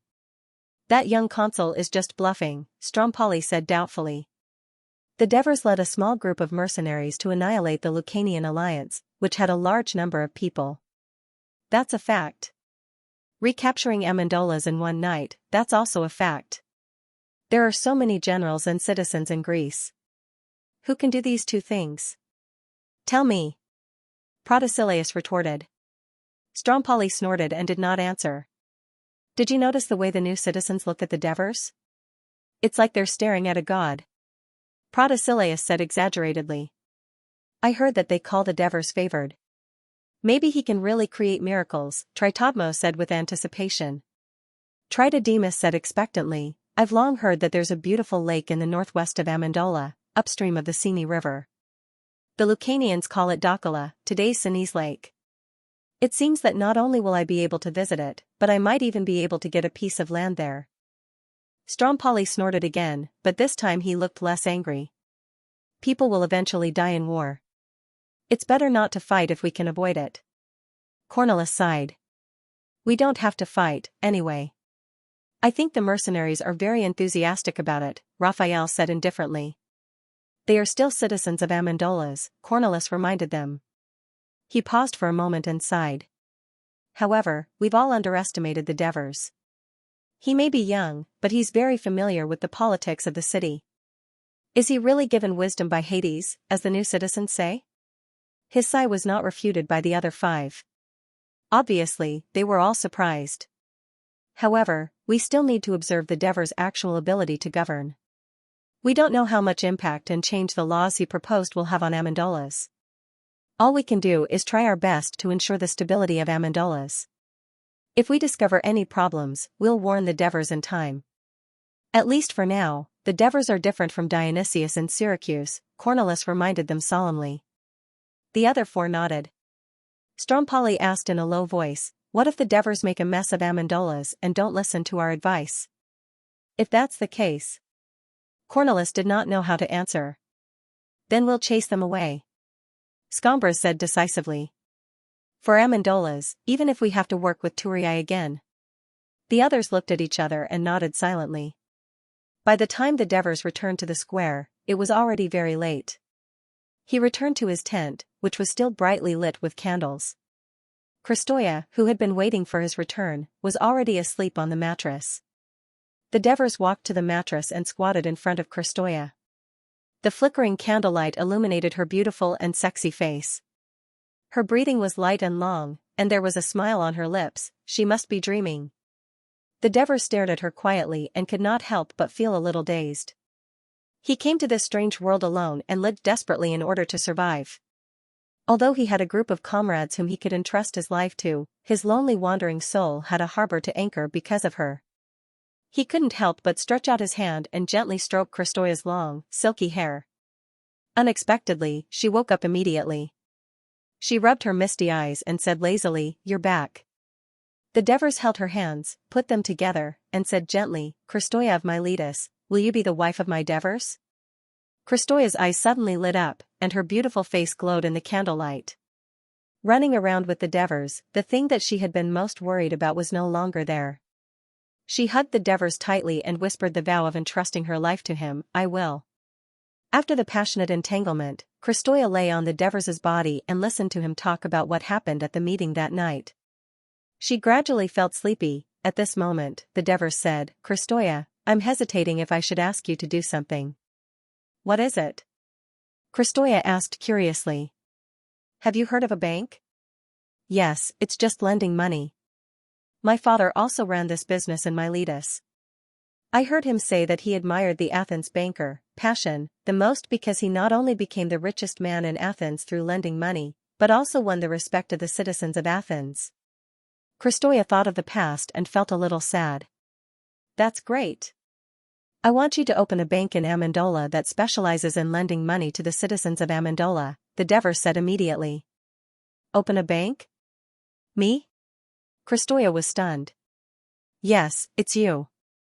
The Devers raised his head and looked at her, his eyes full of trust. "You can manage the medical camp so well, I believe you can also run this bank well. You don't have to worry about that. There's a lot of talent silver left by Menon in the supply camp. On the way back to Greece, we obtained a lot of supplies through battles and robberies. After distributing to the soldiers and others, there's still nearly a talent silver left. In addition, Marigi and Mirzas made a lot of money in the market they built before. Logically speaking, all of this should belong to the mercenary leader. I'll talk to Mirzas and ask him to give you all the money." The Devers told her about his savings for the past 6 months. Banks are hated for lending money. Very few bankers can do what Lucian did. As the consul of Amendolara, I'm afraid that it will cause criticism and even opposition. Kristoya was not surprised by the Devers' wealth. Instead, she reminded him with concern. The Devers smiled in relief. "If you can think that way, it seems that I made the right decision in letting you open a bank." He hugged Kristoya's delicate body and said softly, "Why would lending money be hated?" "That's because the interest rate demanded by the Greek city-states is generally too high. I heard that 20% interest is considered low. Once the borrower can't pay back the money, the land will be taken away to pay the debt, and the family will be ruined. Of course, that's not what I want. As the lifelong consul of Amendolara, I hope that every citizen of Amendolara can live a good life, so that our city-state can become rich and powerful. The bank itself can promote the development of the city-state's trade, but the greedy practices of the bankers have tarnished its reputation. The bank I want you to open," the Devers said in a deep voice, "the interest rate cannot exceed 5%. "Only 5%? Kristoya exclaimed in shock. "Only with such a low interest rate can the citizens who have the ability to do business feel at ease with loans and realize their dreams. Only then can the citizens who are in urgent need of money be saved from the terrible usury and restore hope in life. I believe that the bank you're going to build will accelerate the recovery of Amendolara's economy after the war and promote the development of Amendolara's trade," the Devers said confidently. The next day, these new citizens, who were usually busy with the war and did not pay much attention to their appearance, with messy hair, dirty beards, and shabby clothes, had already cleaned up the tents on the square and tried to make themselves as clean as possible. They changed into Doria-style chitons made of light linen, so that they all looked tall and straight. They waited in the square expectantly. When the entire square was bathed in sunlight, the women of Amandalara appeared. Led by the old woman, they came to the square in twos and threes. Their shy faces were filled with curiosity. In spite of the extreme simplicity of the Greek women's dress, they took great pains to adorn themselves, adjusting the draping folds of the chiton to make their gowns flowing and graceful, and adding to their attractiveness with fine metal ornaments and clasps where the cloth met at the shoulders and cuffs. They also combed their hair according to their own conditions and applied light or dark makeup on their faces to make themselves look younger and more attractive. When the new citizens saw them, they were like bees seeing flowers. They no longer cared about maintaining their poise and rushed forward, using all their skills to strike up a conversation with the woman they fancied in order to attract her attention. The Devers at the side asked a few old citizens who were proficient in music to play the harp and the piccolo, adding to the romantic atmosphere of Amandalara's large-scale matchmaking event. In fact, the situation in the square soon became less romantic and more fiery. After all, beautiful women would always attract many suitors and even conflict. At this time, the Devers would appear with the patrol team in time to warn the two parties of the conflict with his prestige, and then ask the female protagonist of the conflict for her opinion. When the groups of men and women fancied each other, some would leave the venue and walk along the mountain path to continue their conversation to improve their understanding. Some would go directly to the registrar, Raphaelis, who was waiting at the side of the square, and both parties had to show their willingness to marry. Raphaelis would then register both parties' names and allow the woman to bring the man home. In fact, according to Greek tradition, the couple could only consummate their marriage after the ceremony. However, the Devers convinced Cornelis and the others, and they received official confirmation and registration from Amandallara. The man and woman were now husband and wife, and only owed a wedding, which would be made up for later. Men were not the only ones who took the initiative to pursue women. Some women who were slightly older or less good-looking would also take the initiative to talk to men they fancied when few people were interested in them. They would show off their advantages, such as being good at weaving, brewing, producing olive oil, or showing off that they came from a noble family with a lot of wealth and land. In the afternoon, there were only a few women left in the square, but there were still a lot of men. At this time, the Devers found that many new citizens had formed a large circle in a corner of the square. He quickly asked someone about the situation. It turned out that there was a young noblewoman in the circle who ignored all the men who came up to talk to her. She was beautiful, so the men were still very persistent in trying to win her heart. So far, no one had succeeded. The Devers was curious, but because it was not a good idea to drag on like this, it could easily lead to conflict. So, he called Raphaelis and they squeezed into the crowd. "Hey, girl, our leader of the Devers is here. If you still don't like him, I'm afraid you can only find a god to be your husband," someone in the crowd joked. When the woman heard this, she raised her head and opened her eyes. The Devers saw that the woman had snow-white skin, a beautiful face, and a pair of big and bright eyes. Raphaelis recognized her immediately and whispered to the Devers, "Her name is Andrea. Her husband followed the tourist army to attack Lucania last year and died in battle in Laos, leaving her alone with a 3-year-old son. She seems to be only 20 years old." As the Devers listened, Andrea stepped forward and said, "Are you the Consul Devers?" "That's me." "I have something to tell you," Andrea said straightforwardly. The Devers was stunned. "Go ahead." Andrea looked around and asked, "I want to talk to you alone, can I?" The Devers immediately felt that things were not simple. He hesitated for a moment, but when he saw the urgency in Andrea's eyes, he nodded and said, "Come with me." Seeing that the Devers were going to take Andrea away, some of the new citizens said unwillingly, "Leader of the Devers, you already have the beautiful Christoia. Don't fight with us anymore." The Devers smiled and said, "Don't worry, brothers. She just wants to talk to me alone. You all know that I already have Christoia. If I mess around, Christoia won't let me sleep with her tonight." The Devers' dirty words caused the crowd to laugh, so everyone made way for them. The Devers took Andrea to a secluded part of the square, guarded by patrols. "Tell me, what's the matter?" the Devers asked softly. Andrea bit her lip and hesitated several times. Finally, she gathered her courage and asked in a low voice, "I want to know. Bagul. He. How is he now? Who's Bagul? The Devers asked, puzzled. He's a Lucanian. Andrea's voice suddenly became as soft as a mosquito. I saw you beat him down in the temple and then arrested him. How is he now? Seeing Andrea's flushed cheeks and still not understand what was going on, he would have wasted more than 30 years in his previous life. You fell in love with a Lucanian.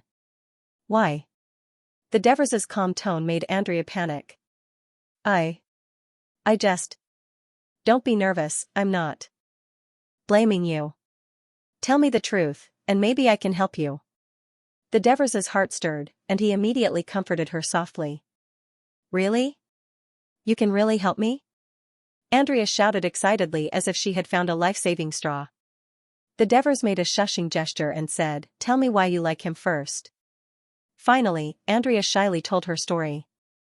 It turned out that because of her beauty, Andrea was once called the Rose of Amandara by busybodies, and she had many suitors. Later, her father arranged for her to marry a rich and handsome young Amendaran nobleman 4 years ago. Although they did not have any contact before the marriage, Andrea was still satisfied with the marriage. Who would have thought that after she married him, the two of them would spend a long time together? She found out that her husband was a jealous person and did not allow her to have any contact with any men.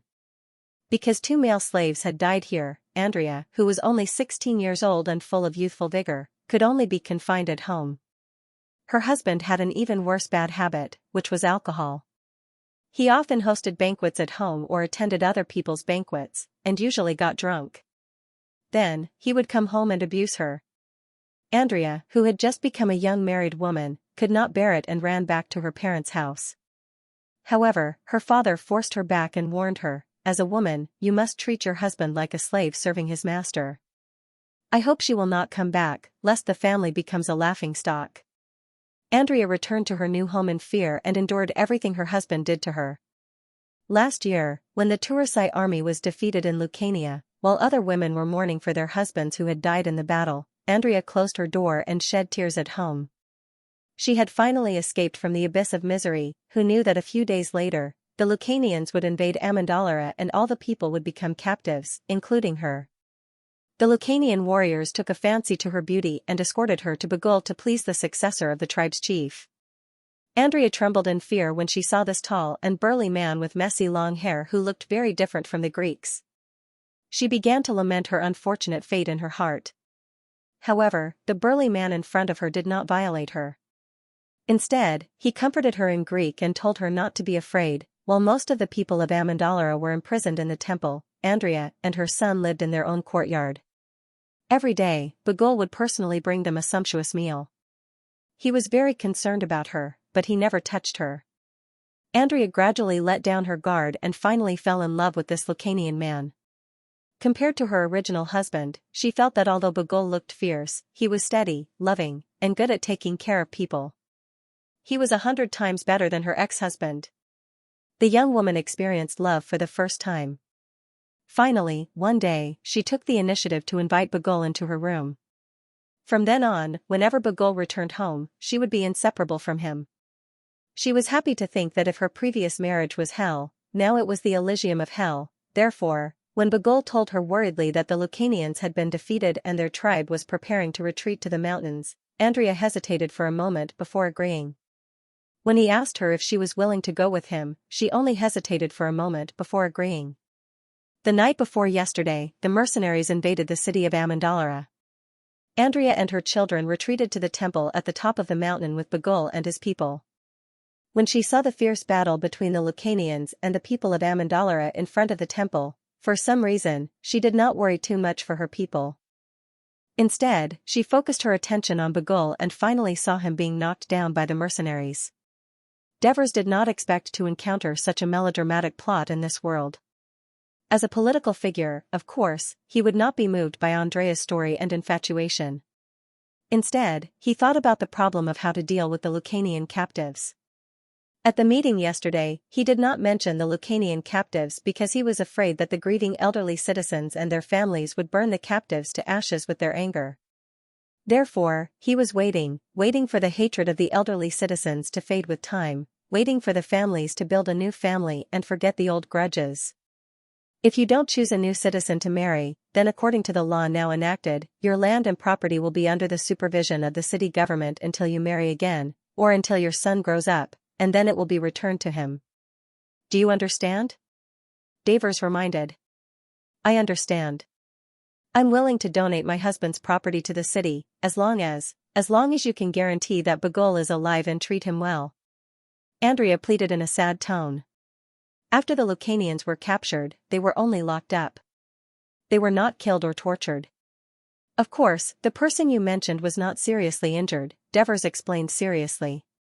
He wasn't. I saw him, he was only knocked unconscious. When you captured him, he was already awake.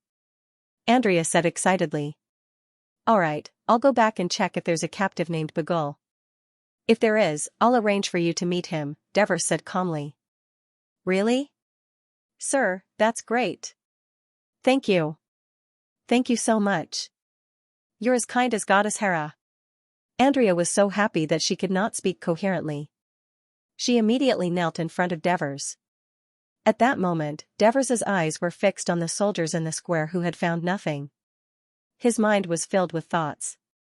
The Lucanians were not only captured warriors, but also the elderly, women, and children.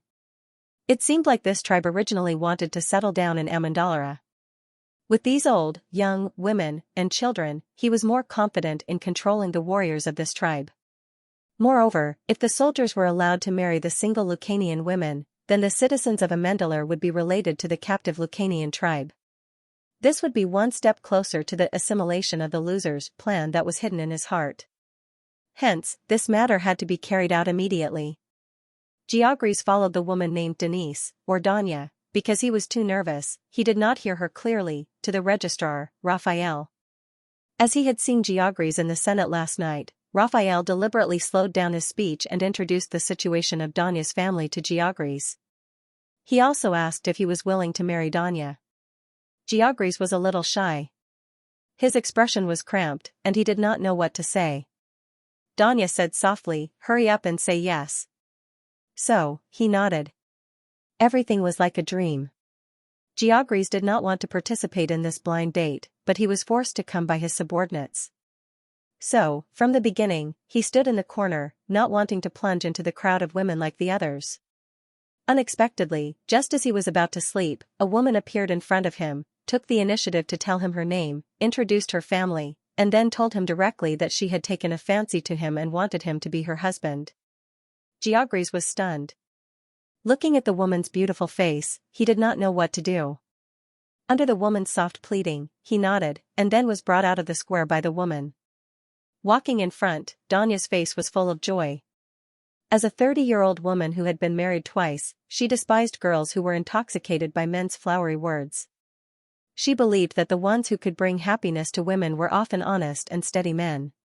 So, when she saw Georges in the corner in the square, she took a fancy to him.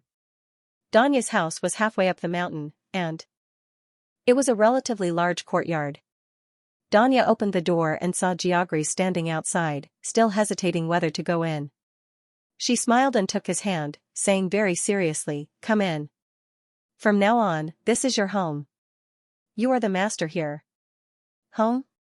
The word touched Georges' inferiority complex and lonely heart. Following Danya into the gate, Georges looked around curiously. The outer perimeter was a high courtyard wall made of well-shaped square stones and painted with lime. After entering the gate, there was an open courtyard between the entrance and the foyer. The courtyard was surrounded by a colonnade, forming a central hall. In the middle of the hall was a pool. The water in the pool was mainly rainwater, and it led to an underground reservoir for daily use. This was what Danya told him later. There were many kinds of plants planted around the pool. It was spring and they were blooming with colorful flowers. In the middle of the pool stood a white marble statue of a girl. She was naked, her figure enchanting, and every hair on her body was exposed. Seeing this made Georges blush and his heart beat faster. Danya led him around the pool and into the hall. She forced Georges to lie on his side on a cushioned sofa to rest, and said with concern, "Are you hungry? I'll go cook first." "I'll go too." Georges wanted to stand up, but was held down by Danya. No, this is a woman's business. You go take a bath first and rest for a while. As she said that, she shouted upstairs, Ibiya. Ibiya. Accompanied by a clear response, a dark-skinned slave girl rushed downstairs. This is your male master, Danya said with a slightly dignified tone.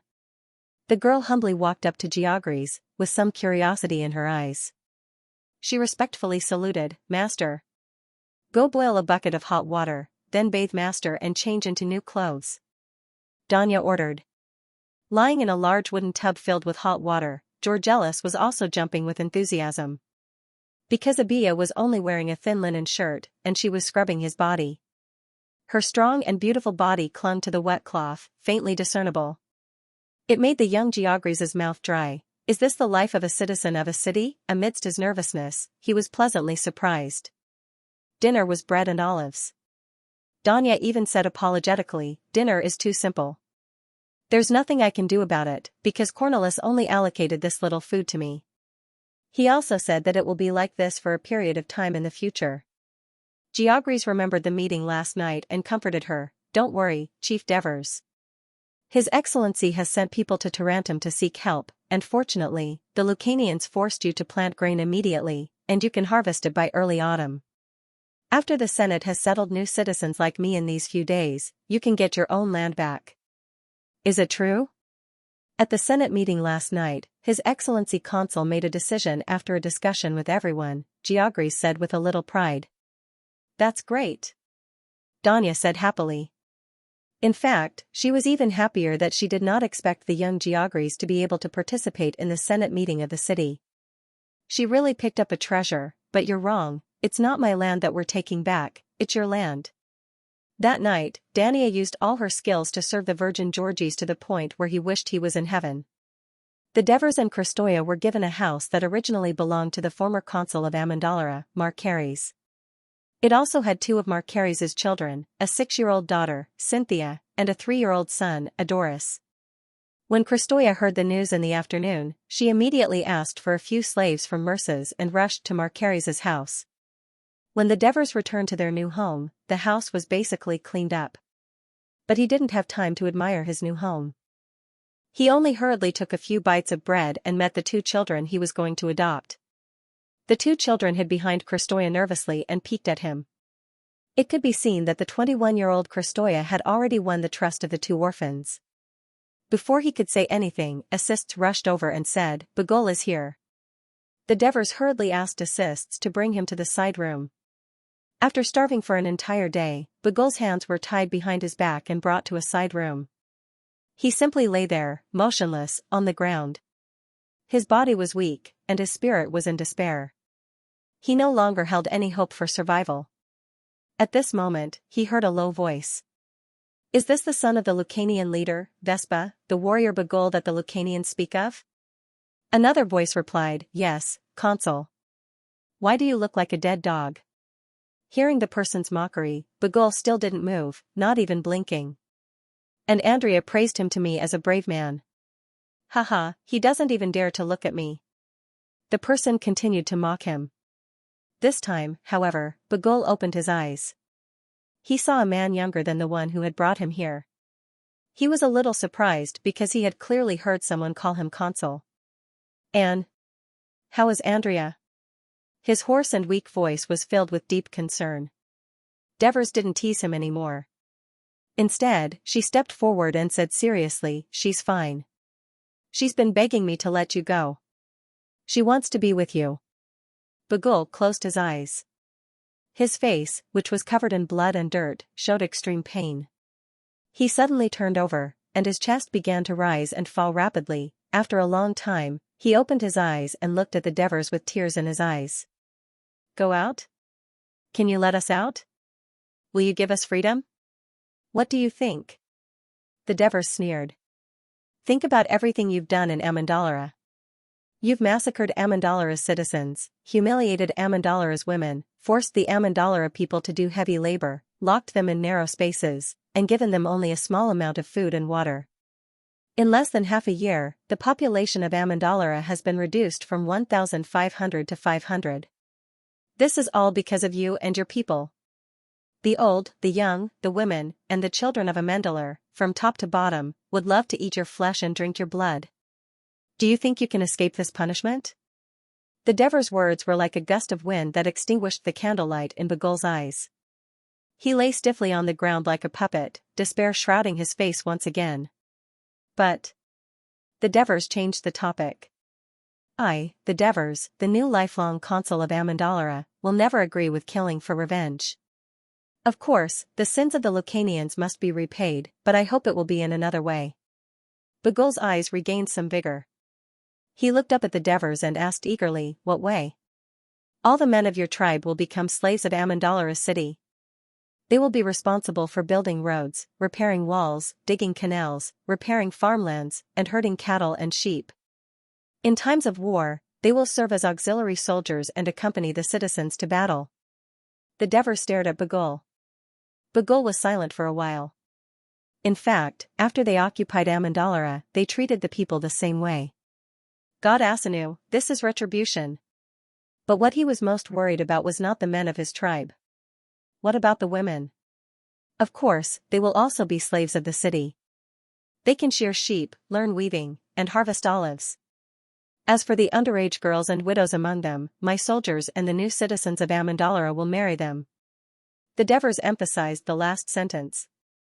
Bagul was shocked.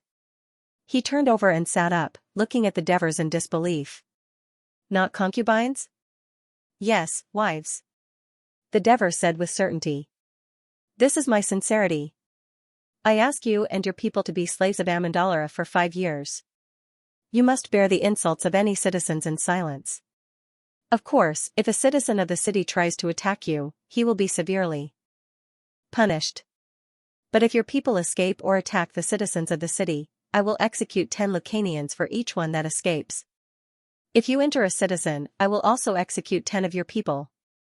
The Devors' expression was a little ferocious.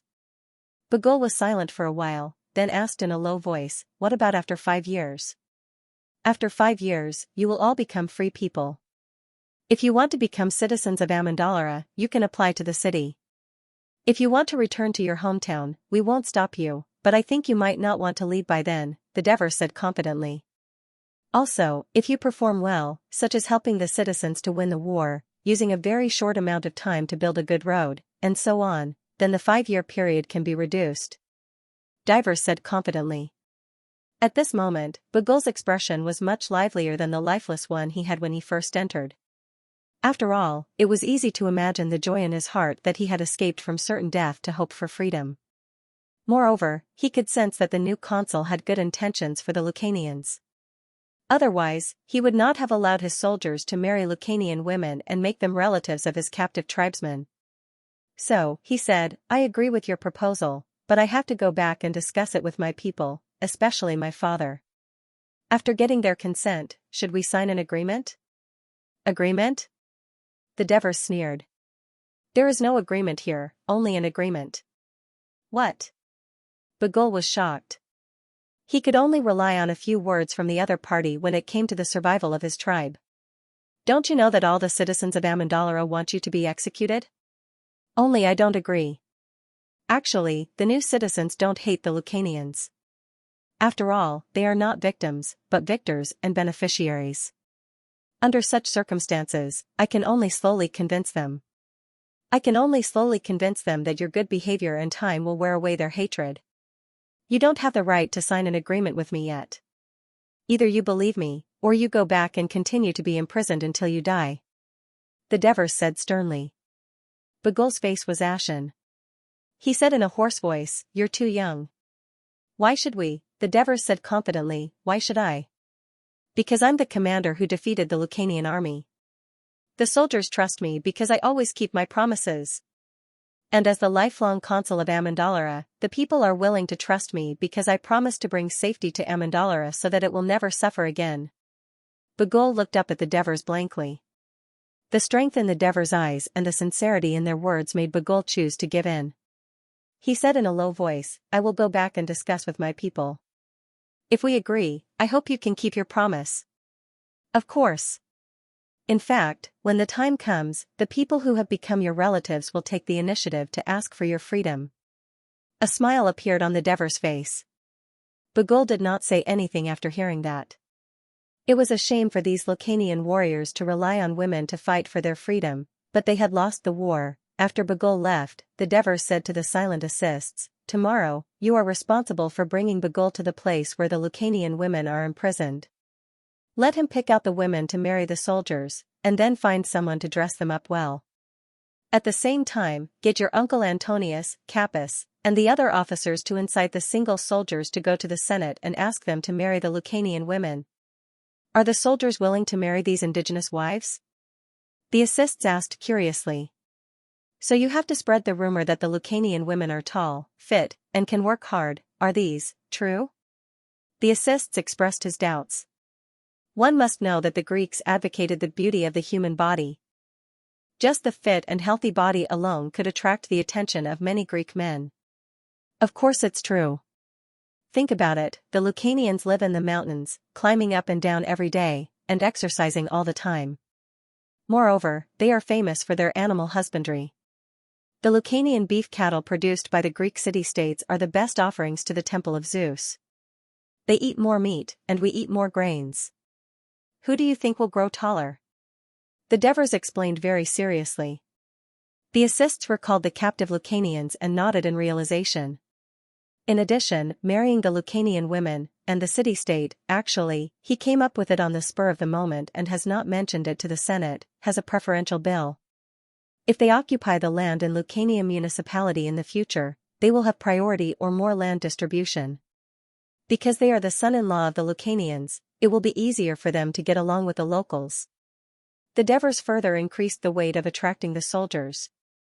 The Devers explained patiently, "Is it better to force them to work or to force them to work voluntarily? Of course it's the latter. More importantly, I don't want them to be slaves. I want them to become citizens of Amendalar. This is the only way we can continue to strengthen our power. Think about it. One day, when the natives of Lucania municipality tremble in fear under the threat of our shields and spears, they will see that some of our soldiers look the same as them, speak the same language, wear Greek armor, eat Greek food, and chat freely with the Greeks. What will they think?" The assists pondered for a moment and said with uncertainty, "They might surrender." "That's right. Bagul and the others are the role models for the Lucanians. We will let them know that they will not be mistreated if they surrender to us. Instead, they will live a better life. Think about how Persia treated the other races. We will do better than Persia because we will treat the other races more equally. We will be more tolerant and accept them as our citizens. We will let them enjoy the same rights as us. Only in this way can we eliminate the estrangement between them and us. Only then will Amendalar quickly become stronger." The Dever said seriously and passionately. He did not want to be a lone ranger in this era. He wanted to spread his political ideas to the people around him, infect them, and change the narrow-minded city-state mentality of the Greeks.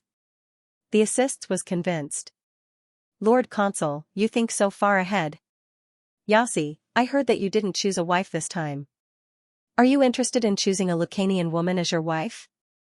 Why don't I ask Bagul if he has a sister? You can be his relative," the Dever said jokingly. The assists immediately remembered Bagul's fierce look and shook his head. "Seriously, if you really marry a Lucanian woman. When we conquer Lucania municipality one day, maybe I will appoint you as the governor of Lucania," the Dever said half-jokingly. "Governor?" The assists recalled the awe-inspiring appearance of Asia Minor's governor, Tessaphnor, in Persia. As a young man, he was tempted. He didn't think too much about it.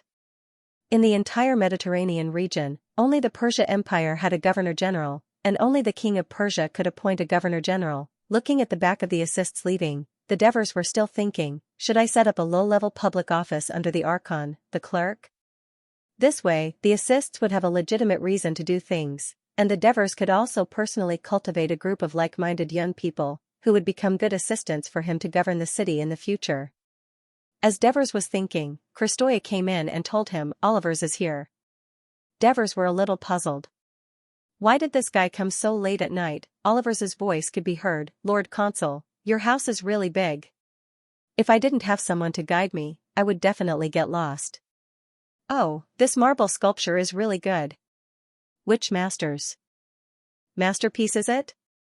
Look at the outline of these muscles. Oliver's rambled on. Devers looked at him and said, if you don't get to the point, I'll kick you out. No. No. I really need your help. Oliver said hurriedly, Lord Consul, you must help me with this. He looked like he was begging. What is it? Say it. Devers looked impatient, but he was getting more and more interested in Oliver's. Oliver suddenly became bashful and whispered, what are you doing? He whispered, I want you to help me, propose to Marigi. What? Propose? Devers really didn't hear it clearly this time. Olivers took a deep breath and said loudly, I like Marigi's daughter, Mitra. I want you to propose to Marigi for me. Devers finally understood. The joke that Matonis and the others had been joking about for the past few days was actually true.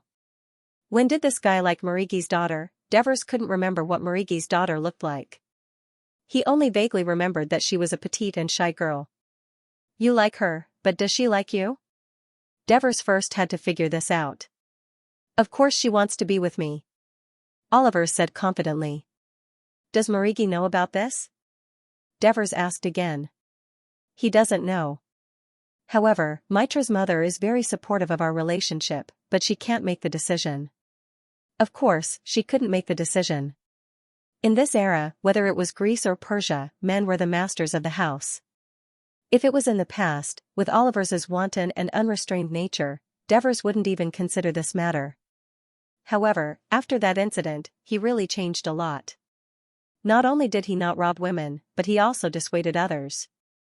One was his savior, and the other was a talent that he saw as his right-hand man. Devers was happy to see their union. I will propose to Marigi and try my best to matchmake the two of you, but the key still depends on your performance. As soon as Devers finished speaking, Olivers jumped happily. That's great. That's great. Devers, you're such a good person. Olivers gave Devers a tight hug excitedly. Watching Oliver sing and dance as he walked out of the courtyard, Devers couldn't help but laugh. He actually gave him a good person card. The next morning, the single new citizens protested in front of the Senate, asking for a solution to their spouse problem. They also proposed that they could accept Lucanian women as their wives.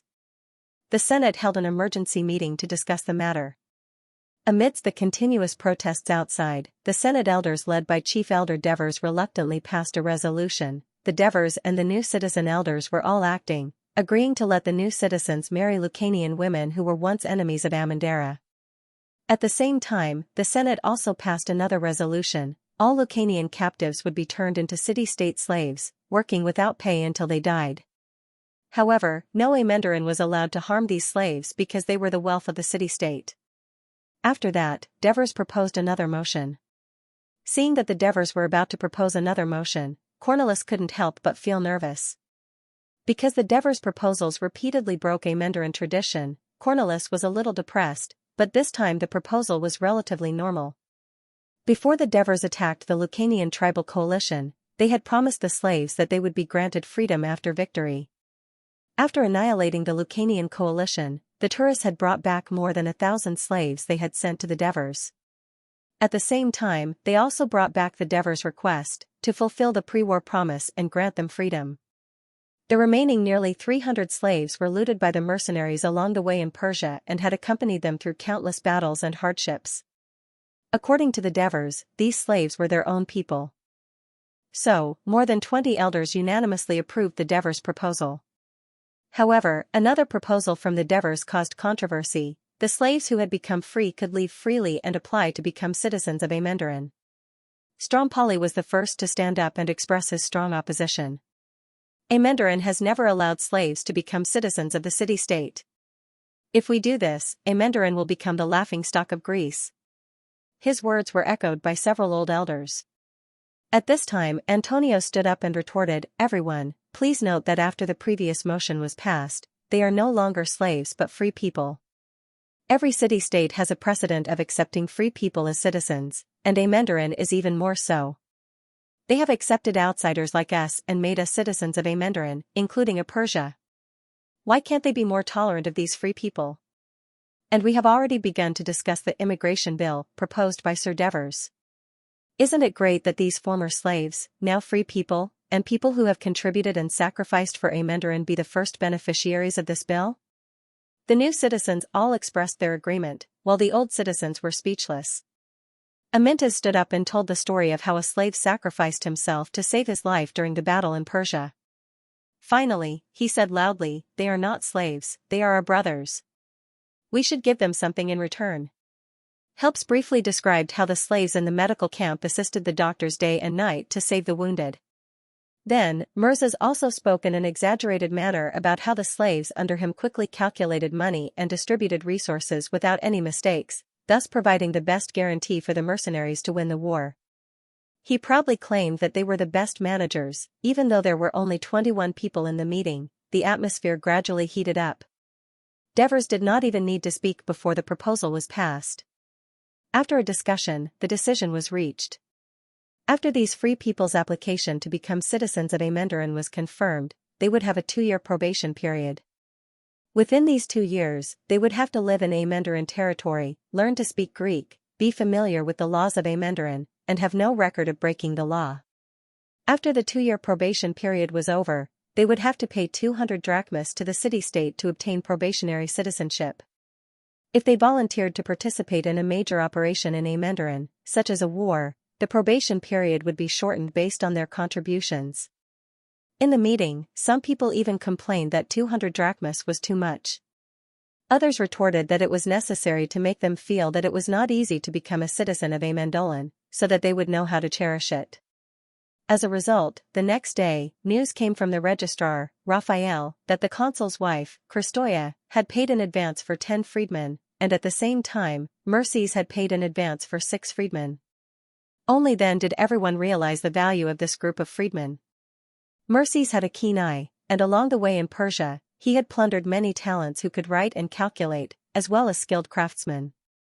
Most of the ordinary slaves were strong, because they were the laborers of the supply camp and had experienced many battles.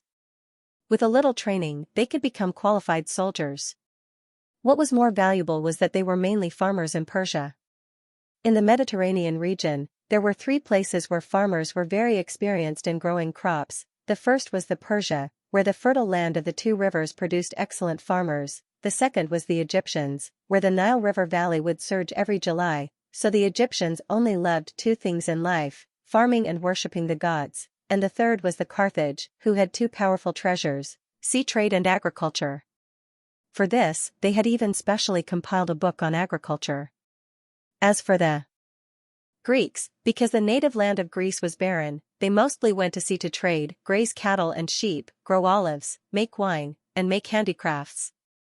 And these new citizens had been fighting all over the place, so they were completely ignorant about farming. Therefore, everyone rushed forward, and the 300 freedmen were quickly divided up. The citizens who did not hire freedmen had to go to the market in Tarentum to buy slaves. At that time, Tarentum had the largest slave market in Greece. Some citizens even had ideas about the large number of freedmen in neighboring Thurii. Of course, this was a story for another time. After the Senate dealt with the proposal on slaves, it did not immediately dissolve, because Marigi had returned from Tarentum. It was not far from Tarentum by sea from Amendolara, and with a favorable wind, it took less than 2 hours to board a ship from the port of Thurii.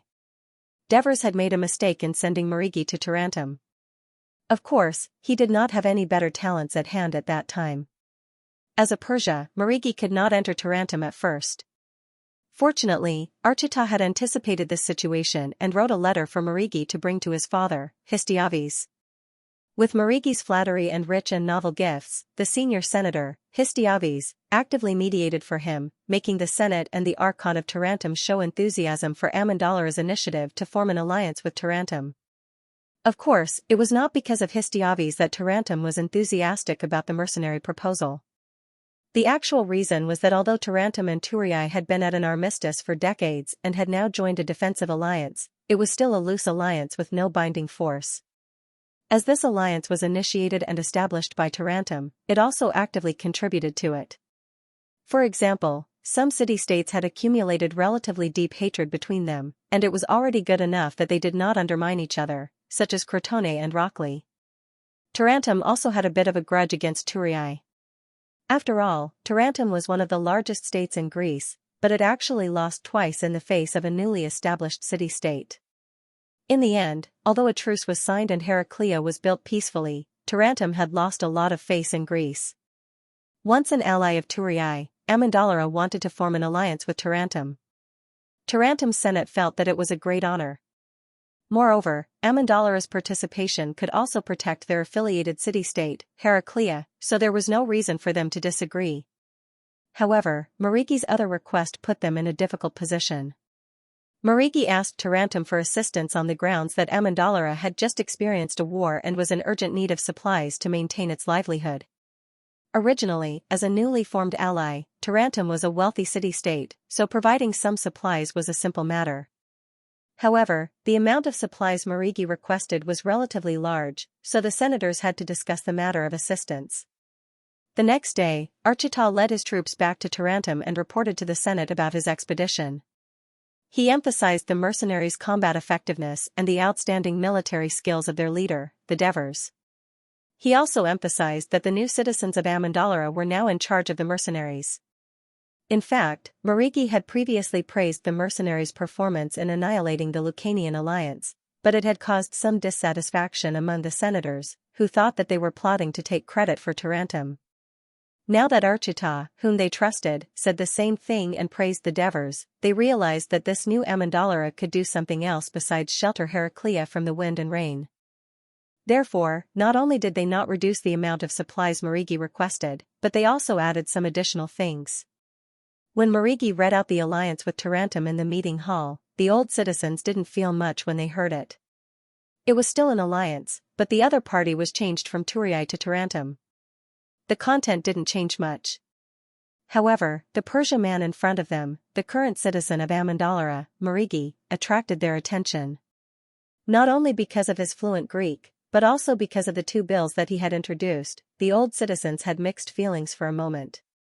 Then, Mariki read out the list of aid from Tarentum: 100 tons of grain, 1,000 caddies of salted fish, 200 sets of round shields and bayonets, 100 bolts of linen. Every time they heard the number of supplies, they were pleasantly surprised. In the end, before Mariki finished reading, everyone cheered. Tarentum was too generous. Not to mention anything else, 100 tons of grain was enough to support all the people of Amendolara for 6 months. By then, Amendolara's wheat fields should be harvested. The biggest problem of Amendolara was easily solved, and the senators felt like they were in a dream. Due to the large amount of the above materials, Tarentum will be divided into several batches and shipped to Heraclea by sea before being shipped here. The first batch will be sent here tomorrow. As soon as Mariki's voice fell, everyone applauded. At this moment, the Devers took the opportunity to say loudly, "Everyone, in view of Mariki's great contributions to Amendolara, I propose that Amendolara's citizen and city-state commercial officer, Mariki, become a senator of the Senate." The proposal was enthusiastically supported by the new citizens, and the old citizens reluctantly raised their hands. Next, the Senate also decided that Cornelis and Antonios would lead the emissaries to visit Tarentum the next day to express their gratitude to their allies and further discuss the details of the alliance. After the Senate meeting ended, Mariki followed the Devers out of the hall. "Thank you for your help, sir. But you made me a citizen of Amendolara, a commercial officer, and a noble senator," Mariki said gratefully. "Looks like I didn't lie to you." The Devers chuckled. "Sir, you've always been a man of your words. How could you lie?" Mariki seemed to have forgotten what he had said when he first came to Greece. "Mariki, you must remember that this wasn't my decision. This is because the senators are thanking you for your contributions to Amendolara." The Devers reminded him even though he was being humble. Mariki looked around and said in a low voice, "What Senate? I only know that if it wasn't for you, I'm afraid I wouldn't even be a citizen of Amendolara." "Mariki will always be loyal to you, Sir Devers." Mariki's words were sincere. The Devers smiled again and said, "It seems like you still have to slowly adapt to life as a citizen of Greece." Mariki wanted to say more, but the Devers patted his shoulder and asked, "How's Tarentum?" Mariki was a smart man, so he didn't say anything else. Instead, he said seriously, "It's too short. I walked around in a hurry, And it feels like Tarantum is huge. There are a lot of people, and many of them are rich. There are many merchant ships at their port, and the market is bustling. The daily trading volume is probably not low. Marigi looked envious. The Devers nodded and asked again, I heard that the Masapi are invading Tarantum. What's the situation now? If he hadn't joined the mercenary army, Marigi wouldn't have cared about these things, let alone be able to say anything. After hearing and seeing from the mercenary army, he also had some understanding of military affairs. The Masapi have retreated. Their invading troops are mainly composed of cavalry and light infantry. They won't clash with the heavy infantry of Tarantum at all. They can only invade the land outside Tarantum, but Tarantum can't do anything to them because they can't catch up with the Masapi at all. Cavalry? Are there many Masapi cavalry? The Devers asked keenly. I don't know. However, I heard that the terrain south of Tarantum doesn't have too many high mountains, and there are few rivers. Most of it is flat grassland, so the Masapi graze a large number of cattle, sheep, and horses there. The Devers' heart skipped a beat. He originally thought that on the Apennine Peninsula, except for the Gauls in the north who raised horses on a large scale because of the vast plains and swamps of the Po River Valley, so their cavalry was strong. The other forces in the Apennine Peninsula were mainly infantry, and a small number of cavalry was just for show. He didn't expect that in the south, at the heel of the Italian leather boots, there was actually a tribe that was mainly cavalry. In fact, this was an error in Marigi's intelligence. The Masapi army was not mainly cavalry. He must get Antonius to visit Tarantum and properly investigate this Masapi force. Note, Mesapi. The Devers suppressed his excitement and said to Marigi, now the city is distressed by the lack of money in the treasury. You came back at the right time.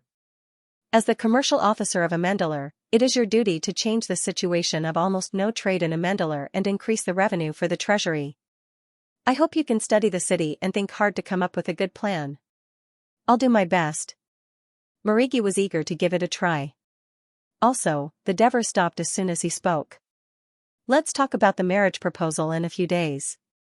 After all, Marigi had just returned. Marigi saw that the Devers did not speak again and did not dare to ask, so he said, by the way, my lord. 2 people from the Pythagorean school of Tarantum came with the ship to Amendalar. They said that they were invited by you. The Devers hurriedly asked, where are they now? I think they went to look for you, Marigi said uncertainly. It was not long before Dives found himself in his own house 2 Pythagoreans, one called Matacories, the other Mentatisseries, both of whom looked young, probably no more than 30 years of age. Therefore, the Devers who had just returned home said with a smile, you look very young. This annoyed Matacories, who said loudly, mathematics is not judged by age. No one in Tarantum can compare to my speed. Do you think I came to this remote town willingly? The Devers laughed. You see, I became a consul at a young age. If I looked down on your youth, wouldn't I be looking down on myself? Matacories was stunned. On the contrary, I am very happy that the Pythagoreans are all young. Because they are young, they are energetic, because they are young, they are ambitious, because they are young, they dare to break the rules and think what their predecessors dare not think of. This is especially important in the academic field, isn't it? The Devers said passionately. Mentodicus, who had been silent before, widened his eyes. Matacories muttered embarrassedly, what you said makes sense, don't worry. I will greatly support the development of your school in Amendalar. I will provide you with a large house for you to live and teach. As long as you do not violate the laws of Amendalar, you can develop your students in Amendalar without any restrictions. I believe that with your abilities, you will be able to create a glorious career in Amendalar that your classmates in Tarantum could never achieve. To make up for the regret of your ancestor, Pythagoras. The Devers' promise and encouragement had kindled the 2 young men's enthusiasm. After bowing respectfully to the Devers, they asked the Devers to send someone to take them to the house, where they would rest for a while and then begin their work. Of course, the Devers could not ask for more. When the 2 of them walked away, he could still hear Matacories' voice. That consul is not bad. Not bad at all. By Tarantum. Keep your voice down, Maticles. We're in someone else's house. Devers listened and could not help but laugh. Are you really going to support the development of the Pythagorean school in Amendalar? Kristoya walked out of the side room and put her hand on Devor's shoulder. She said worriedly, I heard that the Pythagorean school has a bad reputation. They are secretive and do not worship the gods. Instead, they believe that everything is made up of numbers. In the past, they had many conflicts with the assembly and council in the various cities of Greece, so no one welcomed them. Devor smiled carelessly. What does it matter? We Greeks are used to the harmony between man and the gods. We will not be completely ruled by the gods like the Egyptians, where disrespect is punishable by death. Moreover, it is not easy to become a disciple of the Pythagorean school. Except for a few highly educated nobles, ordinary people cannot pass their test. This is also the reason why their school has not been able to grow. Also, they are against democracy. Oh. Kristoya's eyes wavered. You think they will support you? What does it matter to me whether they support me or not? Devor shrugged and said, but at least it means that they will not be a big problem. Also, don't think that they only study mathematics. They have in-depth studies in philosophy, music, art. Also, there is one thing that you are interested in. In academics, they advocate equality between men and women. Really? Kristoya asked in surprise. Of course it is true. It is said that Pythagoras' wife was his student. I heard this from Archita. Devers laughed. With them living in your bank, there will be no shortage of employees who can do accounting in the future. Didn't you say that they can't develop? Kristoya remembered what he said before and rolled her eyes at him.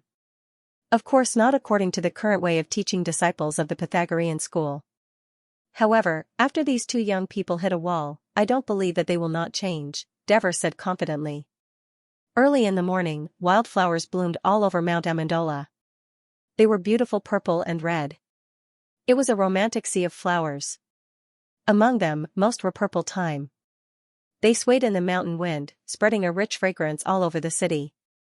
Couples dressed to the nines came out of their houses and gathered in the square. More than 1,500 newlyweds turned the small square into a happy crowd. The morning light shone on their happy smiling faces, and their eyes were focused on the central platform. There stood a statue of Hera from the temple of Hera in Metapontum. The goddess held a scepter in her right hand and gently twisted the corner of her clothes with her left hand. She had a kind smile on her face as she faced the newlyweds below the stage. Around the statue were several priestesses in pure white robes. They danced a sacred ritual dance and sang hymns. After the ceremony was over, High Priestess Hera used her clear and penetrating voice to say to the countless newlyweds below the stage, "Today is a beautiful day. The great goddess Hera shall witness your happy union. The Greeks cherish the family most. A happy marriage is a sign of prosperity for the family and the foundation of the city." The High Priestess took a step forward and leaned forward to ask, "Hera asked me here to ask all the men present, are you willing to shelter your wife from the wind and rain, no matter what difficulties you encounter, love her until the end of your life?" The men, led by Devers, said without hesitation, "Yes." Hera asked me to ask all the women present, are you willing to manage the family for your husband, raise children, respect him until the end of your life? The women, led by Kristoya, said sincerely, "I am willing." The High Priestess smiled. Now the newlyweds can kiss each other. The Devers and Kristoya, Georgis and Dania, Olivers and Mitra, due to the early arrival of Hera's priestess team. From Metapontum yesterday afternoon, the Devers hurriedly went to Marigi to propose marriage. They did not expect Marigi to agree readily. In fact, Marigi, who was influenced by the royal system in Persia, did not care much about Oliver's reputation or how much wealth he had. What he cared about was that Oliver's was a close friend of the Devers, and it was the Devers who personally proposed marriage. Countless newlyweds gazed at each other affectionately and kissed each other sweetly. Strompoli, who was watching from the side, could not bear to watch, but he protested in a low voice, "This is against Greek tradition, it's too immoral." The censor should stop them. The censor has already visited Tarentum. Scombra smiled. I think this Hera ceremony is quite interesting. A happy marriage is the symbol of a prosperous family and the foundation of a stable city. This sentence makes a lot of sense. Raphael said with a sigh. I've never seen this kind of sacrificial ceremony of Hera before. Cornelis was a little puzzled. I heard that the consul went to the high priestess' residence at night and discussed it together. It must have been the consul's idea, Protesilaus guessed. From what you've said, it seems that your consul is an interesting young man, Angelos, the messenger of Heraclea, said with a smile as he looked at the square. The great god Hera blesses you, the high priestess said devoutly with her fists facing the sky. Several priestesses began to sprinkle holy water below the stage, and the newlyweds also sang Hera's ode devoutly. As soon as the marriage ceremony ended, the firefighters on the sidelines began to pour water into the venue with pots filled with water. Although they had been notified in advance, the women still screamed and hid in the arms of their men, while the men protected their wives while trying to snatch the pots from the firefighters. The entire venue continued to scream, and the scene was lively and cheerful. This is so interesting. This is so interesting. Plotsilus looked excited. He suddenly turned around and ran back. Where are you going? Tritodemos asked. Back to get the pots filled with water. Protesilaus ran without looking back. Get the pots? Tritodemos was stunned, but he immediately understood. Looking at the lively scene, he was tempted and shouted, Get a few more pots. Yes, get a few more. Scombers also felt like a child. At the same time, he lamented, It's a pity that I got married so early. Amendalar hasn't been this lively in a long time. Raphael exclaimed. After the mass wedding, the Devers did not return home immediately. He and the senators met with the emissaries of Metapontum and Heraclea in the Senate. One was an ally of Tarentum, while the other was a subordinate city-state of Tarentum. Since Amendalara had also become an ally of Tarentum, the meeting went smoothly and amicably. The Devers proposed that Amendalara was willing to be friendly with Metapontum and Heraclea and help each other. The emissaries of the two cities gladly accepted. The three parties also discussed the strengthening of exchanges and trade. The Devers were busy until the afternoon when they finally returned home. They did not expect to have a guest waiting for them. The middle-aged emissary with sharp eyes presented a generous gift and introduced himself politely, Hello, respected consul of the Devers. I am from Syracuse, the emissary of the all-powerful general Dionysius, Hierolis. When the Devers heard the words Syracuse and Dionysius, he was shocked. In his previous life, when the tyrant of Syracuse, Dionysius, was mentioned, the only thing he could think of was the story of the sword of Damocles. This story told the Devers that it was dangerous to be a tyrant in a Greek city-state. Other than that, he did not have a deep impression of Dionysius or even Syracuse, just like any other ordinary person. Everyone's attention was focused on Athens, Sparta, and Rome. The only thing they knew was that during the War of Peloponnesus, the expedition army of Athens was completely annihilated in Syracuse, the philosopher Plato had stayed in Syracuse, and the great mathematician Archimedes had died in Syracuse. That was all. However, after Divers came to this era, especially after he came to Great Greece, he often talked to Bucos, Cornelis, and the others about the local customs and practices of Great Greece after work, so he knew that Syracuse was not an ordinary state. If the Greek city-states, led by Athens and Sparta, successfully resisted the invasion of Persia's army, then under the leadership of Syracuse, the Greek city-states and Sicily defeated Carthage's army in the south. Coincidentally, the day of the victory was close to the time of the Battle of Salamis in the east, and at the same time, they helped the Greek city-states in the Apennines to repel the attack of the natives. Therefore, a few decades ago, Syracuse was the tyrant of the Greek city-states in the western Mediterranean, and its system of government was that of tyrants. This time, Syracuse once again implemented the tyrant system, and the one in power was the so-called all-powerful general Dionysius. After a brief understanding of Dionysius's experience of usurping power from others, the Devers could see that this person was not only good at using power, but also ruthless in his actions. His military and political abilities were not weak, and he was also lucky. Carthage had taken advantage of the civil strife in Syracuse to attack Syracuse and its allies, and had even started to attack Syracuse city. In the end, a plague broke out and was repelled by Dionysius.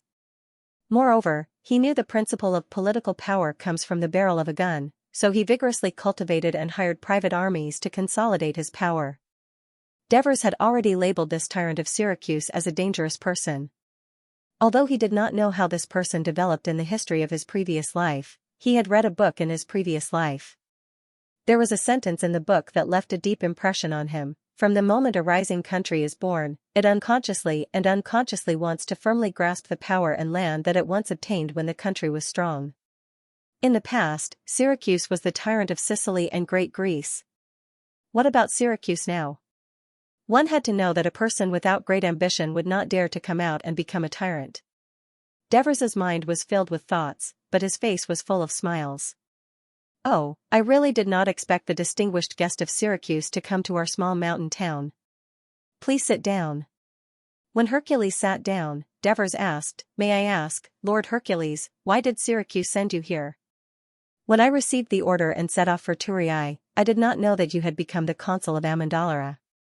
The original order is no longer applicable, but I still feel that I should say it first. Hercules cleared his throat and said, When Lord Devers and your army defeated the enemy of Thurii and annihilated the Lucarian army, the Greek people of Sicily were very happy. They all said that this was the most glorious victory that Greece had had against the natives in recent years. When Lord Dionysius learned of this, he immediately decided to hire you with a generous salary to go to Sicily to fight against the great enemy of the Greek city-states, Persia's lackey, Carthage. Devers's heart slightly relaxed, but he pretended to be curious and asked, Generous salary? How generous? A soldier gets 4 Dalit gold coins a month, and you, 20 Dalit gold coins a month.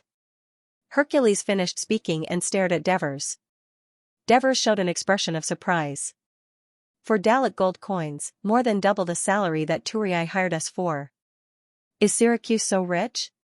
To be able to invite the hero of the Persia expedition and the famous general who annihilated the Lucanian army to help us, this is the glory of Syracuse. No matter how much money we spend, it is worth it. Hercules said very seriously. Now I am a famous general. Devers rubbed his chin that had a little stubble, feeling a little proud of himself. His impression of the envoy had increased greatly, but he said with a face of regret, Unfortunately, we are no longer mercenaries, but citizens of Amendolar. That's right.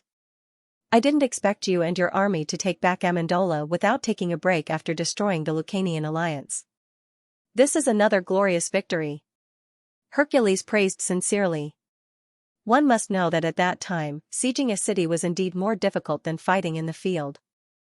Of course, he would not know that Devers and the mercenaries had used a night attack to catch the Lucanians off guard.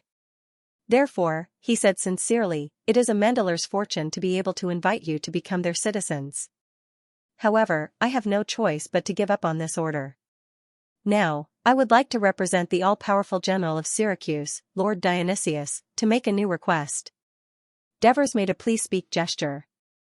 I would like to invite you to lead the army of Amendolar and Syracuse to repel Carthage's invasion and return peace to the Greek city-states of Sicily.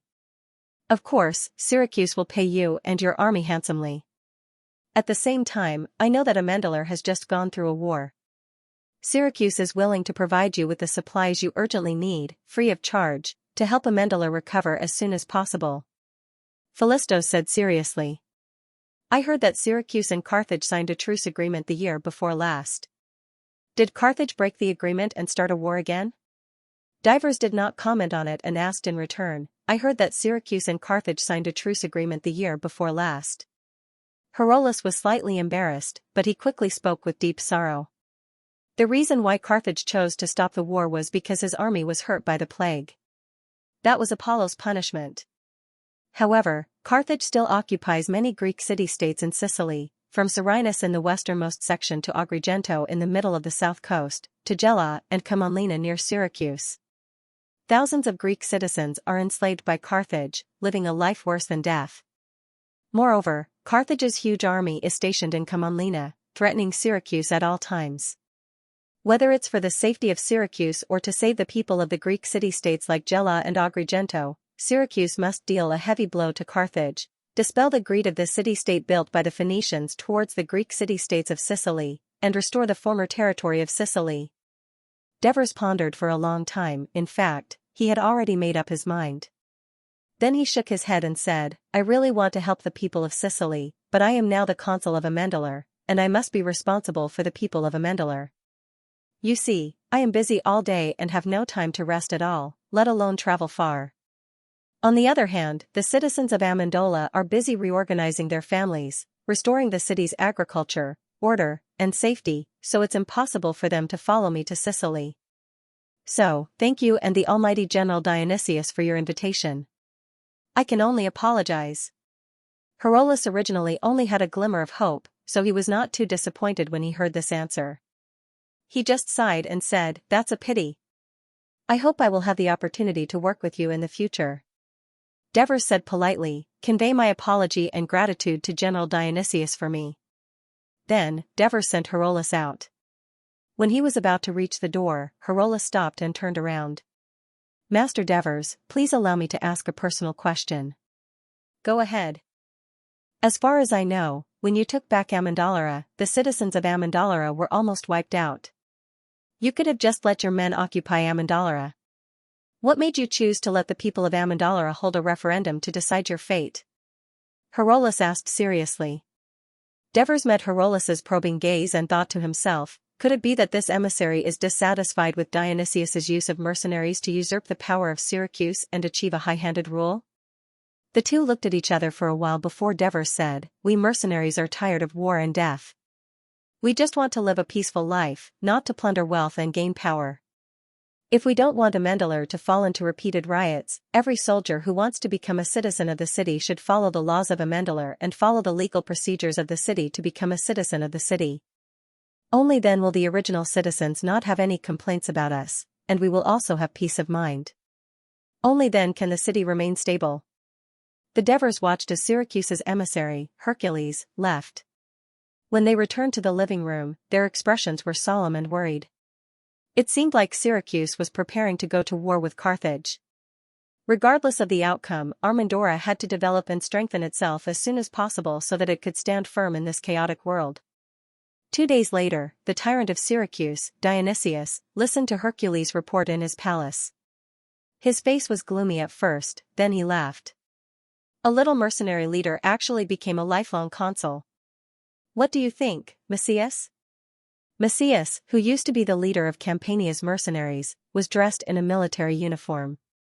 He stood straight and said without hesitation, "My lord, as a mercenary leader, I think you should focus on winning a battle, earning money and glory for yourself, instead of doing things that you don't know how to do.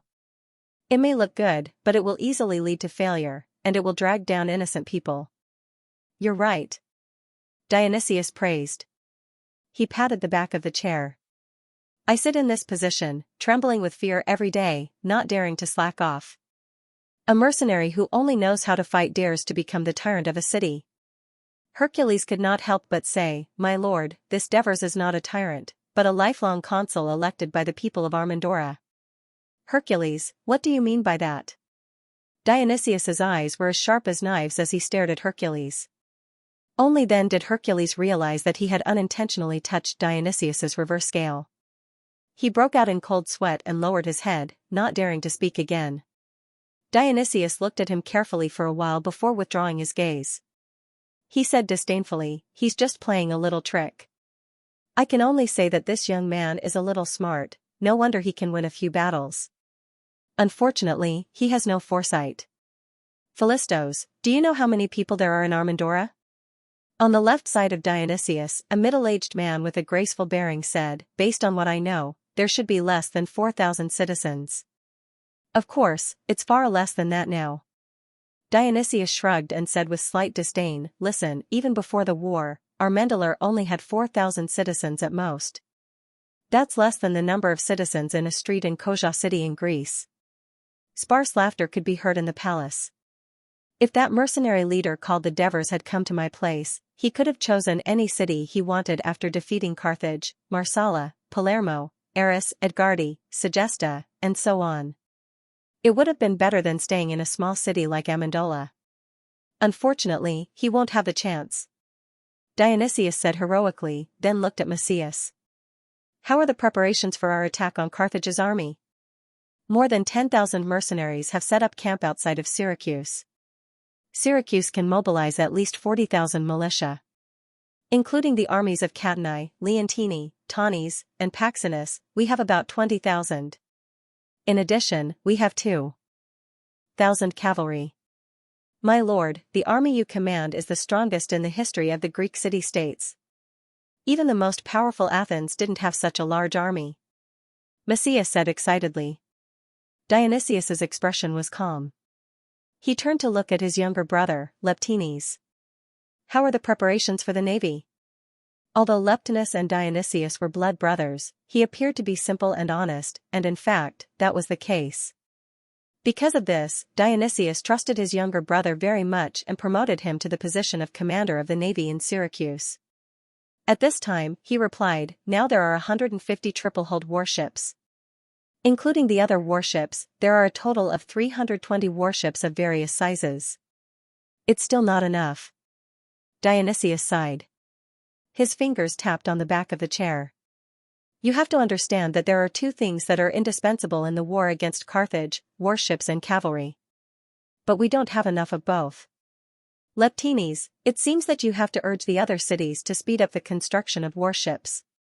As for cavalry, Messias, send someone to the Apennines to recruit Celtic cavalry. Philistos, ask Sparta to recruit some Thessaly cavalry. Everyone, we have to speed up. Next spring, we will attack Gela. The three of them immediately responded, we will do our best to complete the mission given by Dionysius. Messias, you have to work hard. Even a small mercenary leader can annihilate those barbaric natives with 2,000 men. We have the largest army in all of Greece, but we can't achieve even greater glory. That would be too embarrassing. Dionysius still held a grudge against the Devers for rejecting him, and so he encouraged Messias. My lord, please rest assured, I will not let you down. Messias immediately expressed his stance. Very good, Messias. Dionysius praised him again, and then he waved his hand. Philistos, stay behind. The rest of you are dismissed. Herolas, Messias, Leptines, and the other two courtiers complied and left.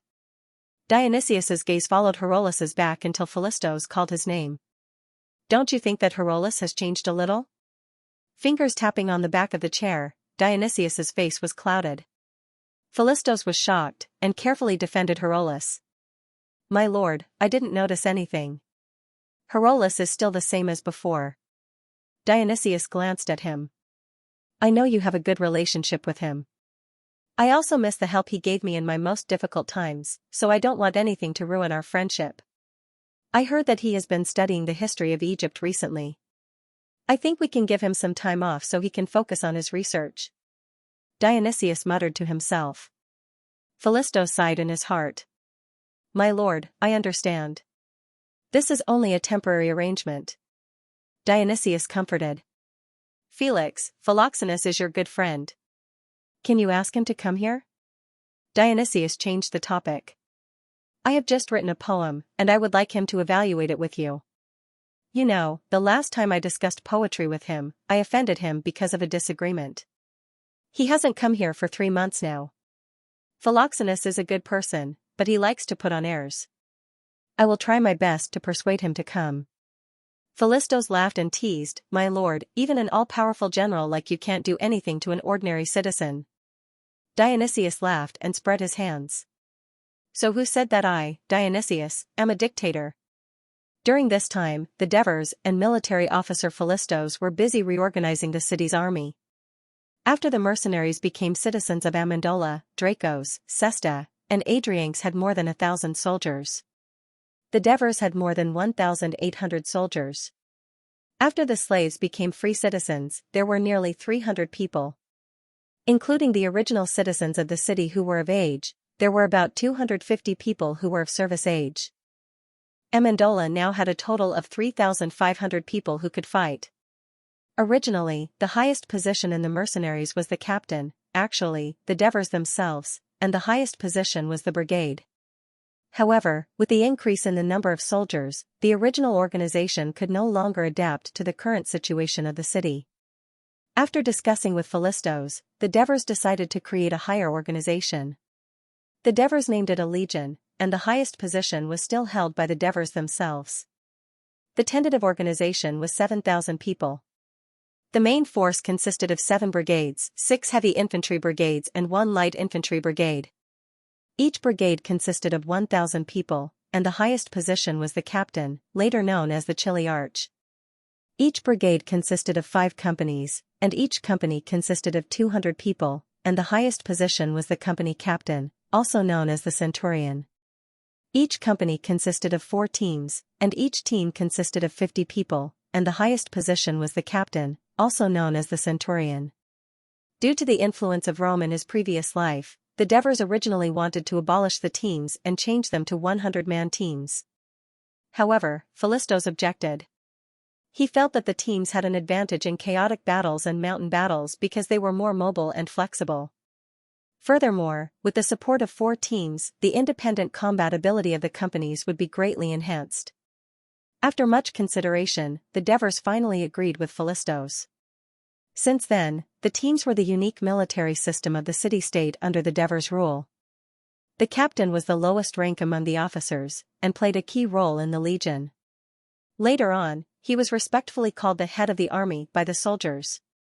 Later on, many of the generals under the Devers were proud of having served as the captain of a team, to the point that the Devers had decreed that only those who had served as the captain of a team for 2 years were qualified to be promoted to the next rank.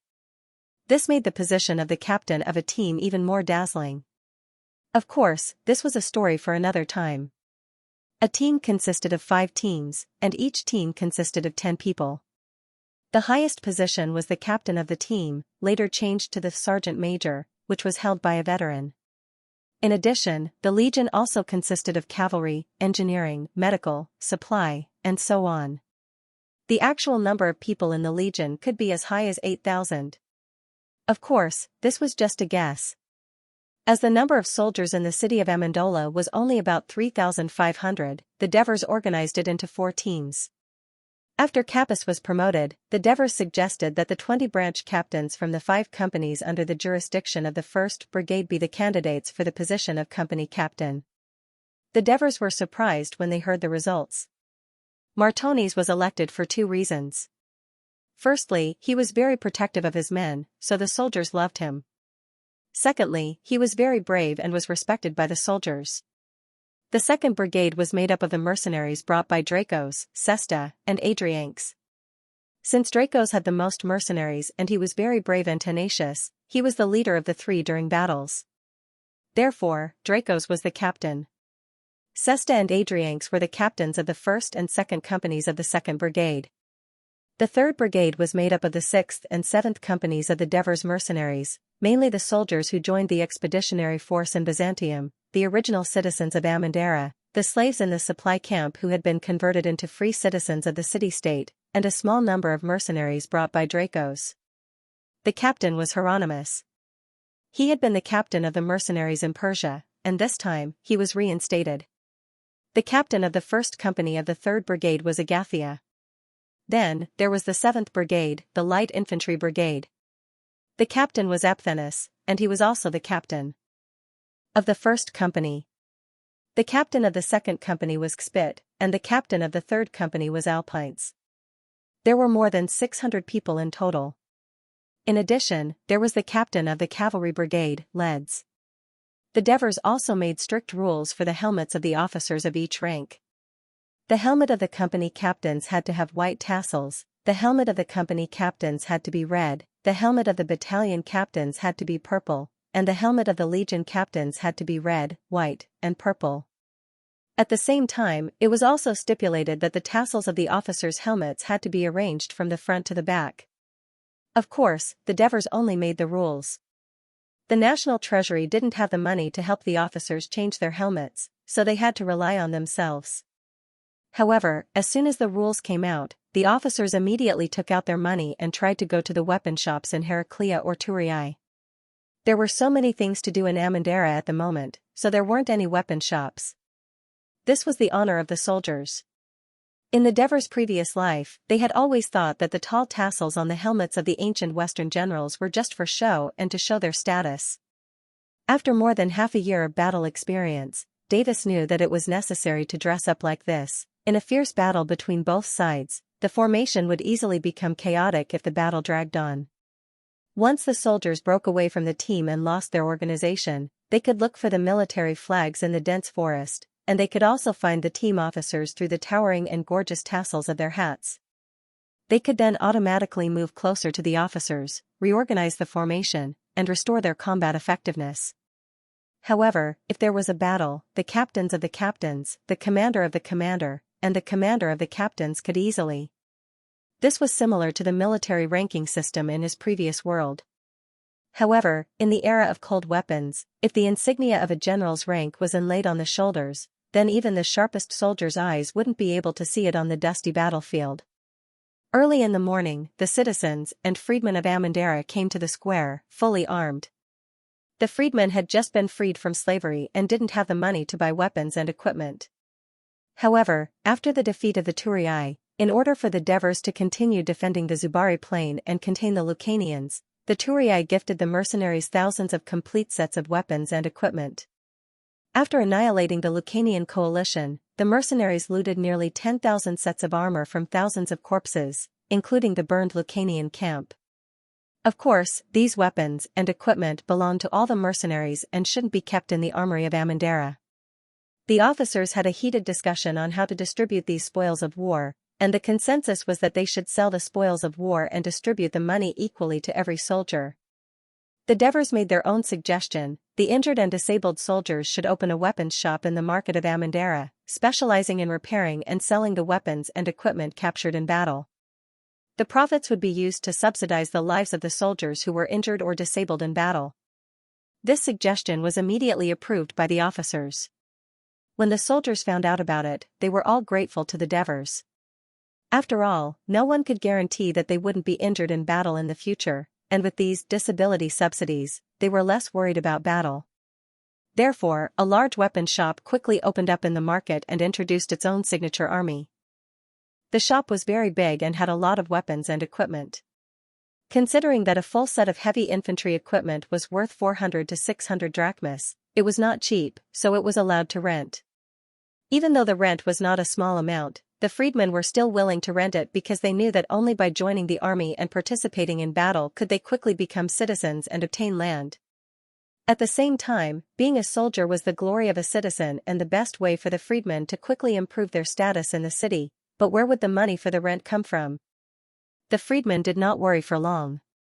They soon found out that a bank called Kristoya had opened in the market. The interest was extremely low, compared to the interest of loans in the Greek city-states at that time, and everyone knew that Kristoya was the wife of the Archon Devers. These freedmen who had accompanied mercenaries to battle for thousands of miles knew the character of the Devers, and they resolutely borrowed money from this bank. This became the first loan from Kristoya's bank.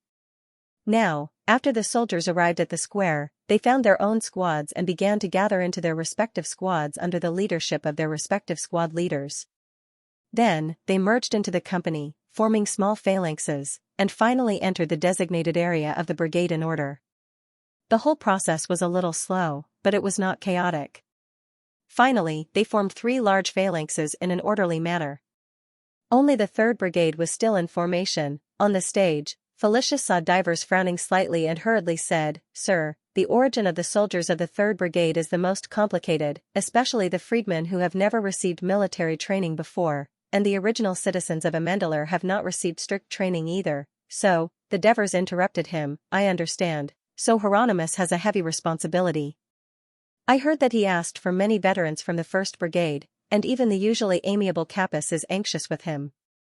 "Yes, sir. Hieronymus is also anxious. He is a very responsible person," Felicius explained tactfully. The Devers smiled. "He is a soldier, so he must be serious and not admit defeat. I believe that Hieronymus will quickly let the 3rd Brigade catch up." Then, he asked again, "Are the Lucarians here?" "Yes." Felicius pointed to a small slope in the southeast corner of the square and said worriedly, "Sir, there are 800 to 900 of them. If they do anything, that's good." The Devers said disapprovingly, "The soldiers in the square can annihilate them nearby. I don't think Vespa and his son are that stupid. Besides, even the women of their tribe have become the wives of our citizens, and most of them are here today to cheer for their husbands." The Devers looked at the slope in the distance and ordered, "Beat the drums." The drummers waved the drumsticks and began to beat the big drums in front of them rhythmically. Dong! Dong! Dong. Hearing the drums, the soldiers in the square began to move on the spot and continued to adjust their formation. When all 4 square formations were in place, the footsteps also sounded in unison. Boom. Boom. Boom. The magnificent footsteps startled the mountain birds and sent the wild beasts scurrying away. It was like thunder in the sky, causing the mountains to tremble. Kalnaris and the other old citizens were shocked, and they muttered to themselves, This is the army that shocked Persia and annihilated the Lucanians. As expected, as expected. Seeing this, most of the Lucanians' faces turned pale, and they fell silent. The women and children outside the square cheered loudly in excitement. The Devers felt the tremors of the mountain and hurriedly waved his hand, signaling for them to stop. The drummers hit the drum twice and then let go. Soon, the square became silent, as if the loud noise had never happened. A free citizen's throat was itching, and he had just coughed when the veteran captain next to him glared at him fiercely.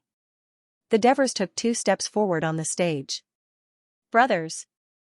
The people below the stage shouted in unison, Devers! Have you enjoyed your happy life these past few days?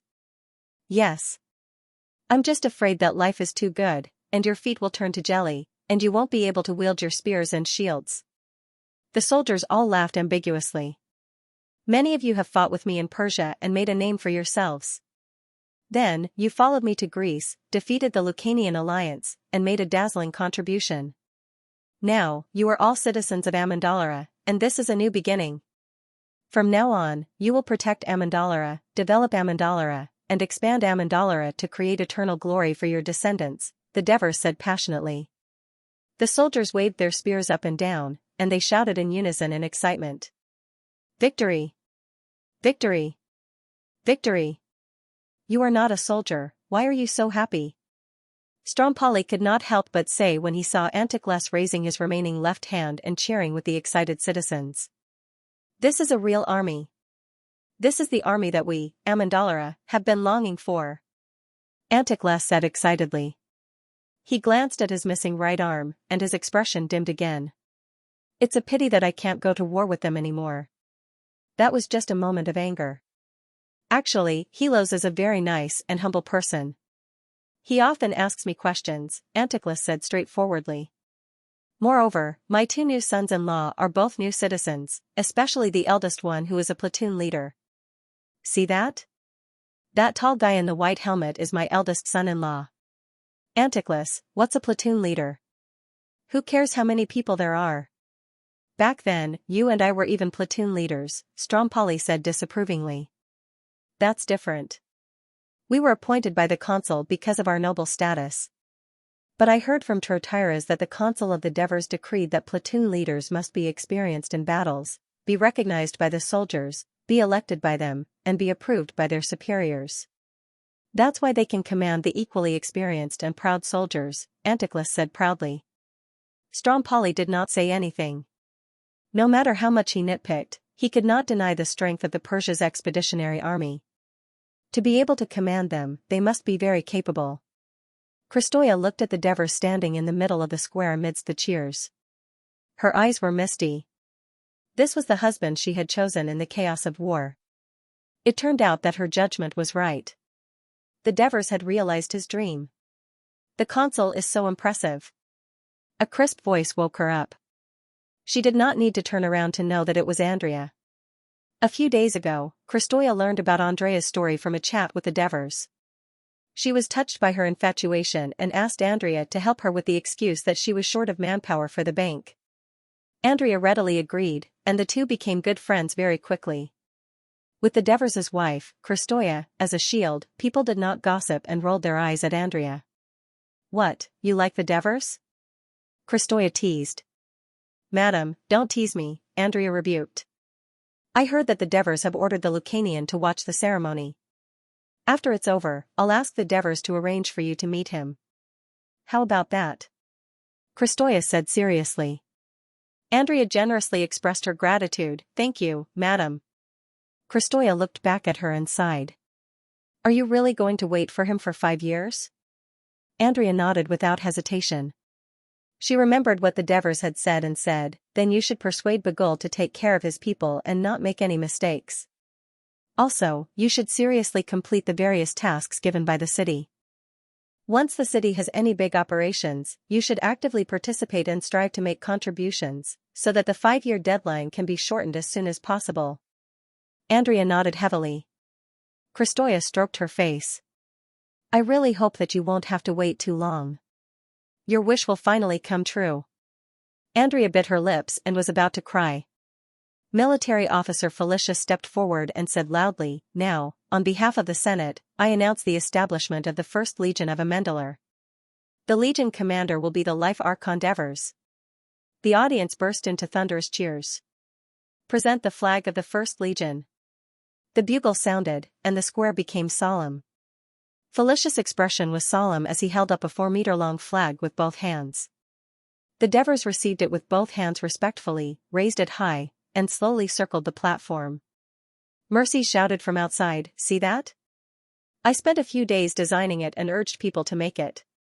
Isn't it beautiful? You designed it? Mariki's face was full of doubt. Mercy's laughed dryly. I slipped my tongue. It was the Devers who designed the flag.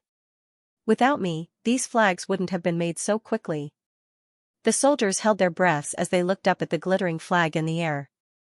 At the top of the flag was a brass statue of Hades, the king of the underworld, holding a pitchfork. Amendalara was poor, so they could only use brass for the time being. Below the statue was a red fluffy tassel, and below it was a straight flagpole with a square piece of heavy cloth woven with red wool and linen. One side of the flag was embroidered with the words First Legion in gold and Greek, and the other side was painted with a gold star. Divers pointed at the gold star and said loudly to the soldiers below, Brothers of the First Legion, this gold star represents the annihilation of the Lucania Alliance army and the recovery of Amendalara. As the founder of the new Legion of Amendalara, this gold star is unique. The soldiers cheered loudly and straightened their chests. Looking at the glittering flag, their eyes were filled with pride. From now on, for every major victory, there will be a gold star painted on the flag so that the people will remember your achievements. I hope that you will use your continuous victories to paint the flag with gold stars. The Devers' ardent expectations made the soldiers cheer excitedly. Victory! Victory! Victory! The morale of the soldiers in the square was at its peak. I've never heard of a flag like this in the decades I've been involved in city-state battles. This is a way to boost morale. As a soldier of the militia, it's such an honor to fight under such a flag. Antiklas gazed at the flag with yearning. I heard that the top of the flag has a statue of Hades. This is the Devers' way of saying that he's favored by Hades. Strompoli said unhappily. Didn't you say that many people think it's the truth? Antiklas said disapprovingly. He held the stump of his right hand with his left hand and sighed. Besides, it's a good thing that Hades is on our side and bringing death to our enemies. It can be predicted that our First Legion will become a terrifying army. It's a pity that I can't fight under Hades' flag anymore. Let's invite the flag-bearer of the First Legion, Marcius, to the stage to receive the flag. Felicia shouted. The guard captain, Maltius, who was usually known for his boldness, couldn't help but feel a little nervous at this moment. He tightened his armor again, adjusted his helmet, and walked up to the stage with a solemn expression. He stood in front of Divers and punched his left chest with his right fist. The Devers returned the salute and said loudly, The flag-bearer of the Legion is the bravest soldier in the army. It's the highest honor. I hope that you will hold the flag high on the battlefield. No matter how dangerous the situation is, you will always move forward and encourage the army to achieve victory. Marcius received the flag solemnly and swore, in the name of Hades, I, Marcius, will cherish the flag like I cherish my own eyes. I will always move forward and never retreat. Amidst the cheers, Marcius muttered softly, If I hadn't become a captain, this flag-bearer would have been mine.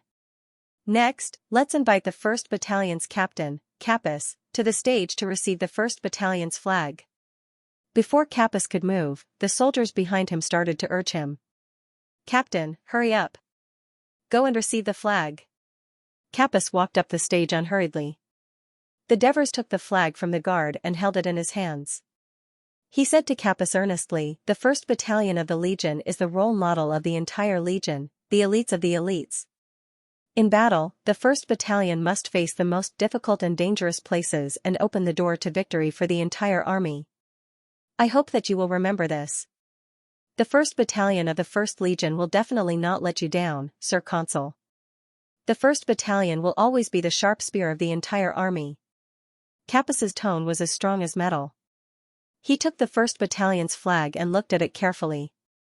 Different from the Legion's flag, the top of the flag was an iron statue of Thanatos, the god of death under Hades.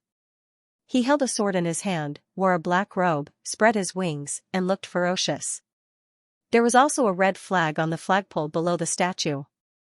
The shoes were embroidered with the words 1st Battalion of the 1st Battalion of the 1st Legion in gold and Greek, and there was also a gold star on the back. Capus waved the flag, and the soldiers of the 1st Battalion below the stage cheered thunderously. The next to go up the stage was the 2nd Battalion's captain, Dracos.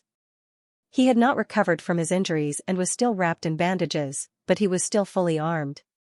When he staggered up the stage, the soldiers below the stage cheered encouragingly. Looking at this tough guy who had fought with him before, the Devers asked with concern, "Dracos, are you all right?" The doctor said, "I'm fine." Dracos's expression was calm. Facing the Devers who had beaten him up before, there was only respect in his heart now. "Thank you for your concern, Sir Consul. The battle with the Lucanian alliance showed me the bravery of the 2nd Battalion. But to be honest, compared to the 1st Battalion, you still have a long way to go. I hope you can discipline them according to military law in future training, so that they can catch up as soon as possible," the Devers said with ardent expectations. "Don't worry, Sir Consul, the 2nd Battalion will not lose to anyone," Draco said firmly. When the 3rd Battalion's captain, Hieronymus, went up the stage, the Devers did not say anything else, because he knew that Hieronymus would train his battalion with all his might. When the 7th Battalion's captain, Epiphanes, went up the stage, the quick-witted captain took the initiative to ask the Devers, "Sir, my battalion has the least number of people, and we still need 400 to be full. Can you allow me to send some men to Thrace, Crete, and Rhodes to recruit some light shield-bearers, archers, and stone-throwers? Become free citizens of Amendora?" the Devers asked with a faint smile. "Of course, we'll be free citizens at first. Then, according to your proposal in the Senate, we'll apply to become citizens of Amendora after a few years," Epiphanes giggled. He reminded Epiphanes, "If these new recruits come, they will be different from the current 3rd Brigade. I'm afraid you will have to submit a proposal to the Senate and let the other elders discuss it. I can tell you for sure that I will do my best to pass this proposal. However, if you want to become a citizen, I'm afraid it will be harder for them to fulfill the conditions. You have to be mentally prepared. Also, it's best to go to the Eastern Mediterranean quietly. Don't provoke the people of Sparta." "Understood," Epiphanes said excitedly. Next, it was time for the company captain to present the flag. On top of the flag was an iron statue of Tisiphone, the goddess feared by the Greeks. She held a torch in one hand and a viper whip in the other. The flag under the statue was also embroidered with a gold star and the company number. On top of the flag of the company captain was an iron statue of Cerberus, the watchdog of Cerberus. The ceremony lasted for nearly 2 hours. From beginning to end, the morale of the soldiers in the square was high, and the cheers were endless. In the end, divers raised the military flag once again. Below the stage, all the phalanxes raised the flag, the company flag, the division flag, the gold, silver, and iron statues, the red and yellow flags, and the red, purple, and white hat tassels, which added some color to the impenetrable wall. But more importantly, with these, the morale of the soldiers would be higher, the commanding officers would be more efficient, and their actions would be faster. The Devers were happy to see a real army taking shape. He waved the flag and shouted, "Where the flag is, the team is. Where the flag is, the team is. Where the flag is. Where the flag is. Where the flag is, the team is. Where the flag is, the team is. Where the flag is, the team is. Where the flag is. Where the flag is." Most of the Lucarians couldn't understand what the soldiers were shouting about, but the tsunami of shouts created a huge pressure that sent chills down the spines of anyone who harbored animosity. Vespa and his son, Bagul, understood, so they remained silent for a long time. Finally, Wespa let out a long sigh, as if he wanted to exhale all the uneasiness in his heart. Child, do you still remember the wolf packs that we often see in the mountains? After the powerful wolf king defeats the other lone wolves, some of the lone wolves will choose to join the pack. Do you think those wolves are timid? No, father, I think they are the smartest, because they know that only under the leadership of a powerful wolf king will they have enough food and won't be attacked by ferocious enemies. Only then will their bloodline be able to reproduce. As for those arrogant wolves, they either died alone in the mountains or became food for other beasts. Bagul understood what his father was thinking, so he took the opportunity to comfort him. Wespa nodded as he made up his mind. When I was young, I used to lead my people to make a living. I've seen the armies of many Greek city-states, Naples, Thurii, Tarentum. But none of the Greek armies have touched me as much as they do. You have to know that Amendalar is just a small city. To have such an army, I'm afraid that what the consul wants is not simple. Since we can't defeat them and have become their captives, then, we can only make a choice that is more beneficial to the survival of our people. I hope that the Greeks will not go back on their words. While the whole city was still immersed in the excitement of the spectacular scene in the square yesterday, the commercial officer, Marigi, was at the Dever's house, telling him about his business plan. Sir Consul, Amendalar has a small population and poor land. We don't have many wealthy citizens, no special products, and no port. If we use the usual methods, it will be difficult to attract foreign merchants to trade with us. The Devers nodded. That was the truth. The reason why Amendalar had maintained a population of 4,000 for more than 200 years was because the small city could not support any more people, so the extra people had to migrate to other places to make a living. That was why Amendalar had always been a small city. The Devers believed that since Marigi dared to say this, he must have come up with some good ideas. But Marigi raised his voice and said, our neighbor, Thurii, has a very prosperous port. Every day, hundreds of merchant ships from other city-states come to Thurii to trade. Our other neighbor, Heraclea, although it has not been built for long, has 20 to 30 merchant ships coming to trade with us every day. The port of Metapontum, which is further away from us, is also prosperous. But based on my observations over the past few days, there are some problems with their port and market. Because there are too many merchant ships and too many goods, there are not enough warehouses. Renting a warehouse requires a queue, so the goods are piled up in the open space. But after being exposed to the sun for a long time, they can easily rot and get lost. At the same time, because of the large number of foreign sailors, there are not enough hotels in the city. Not only is the cost of accommodation high, but so is the price of food, which makes them complain. Also, there are too many people in the port, so it is easy to have disputes. When there are disputes, the city-state takes too long to solve the problem. Not only does it delay the merchants, but it also tends to favor the people of their own city-state.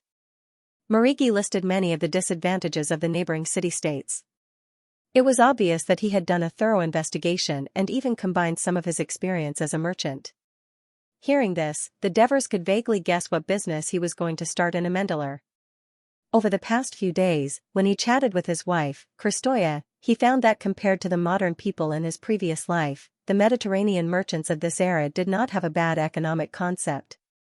There was even a business called insurance, mainly maritime insurance, in the banking industry in Athens. What was even more frightening was that the people of Athens had learned to use money to promote and strengthen the commercial hegemony of Athens.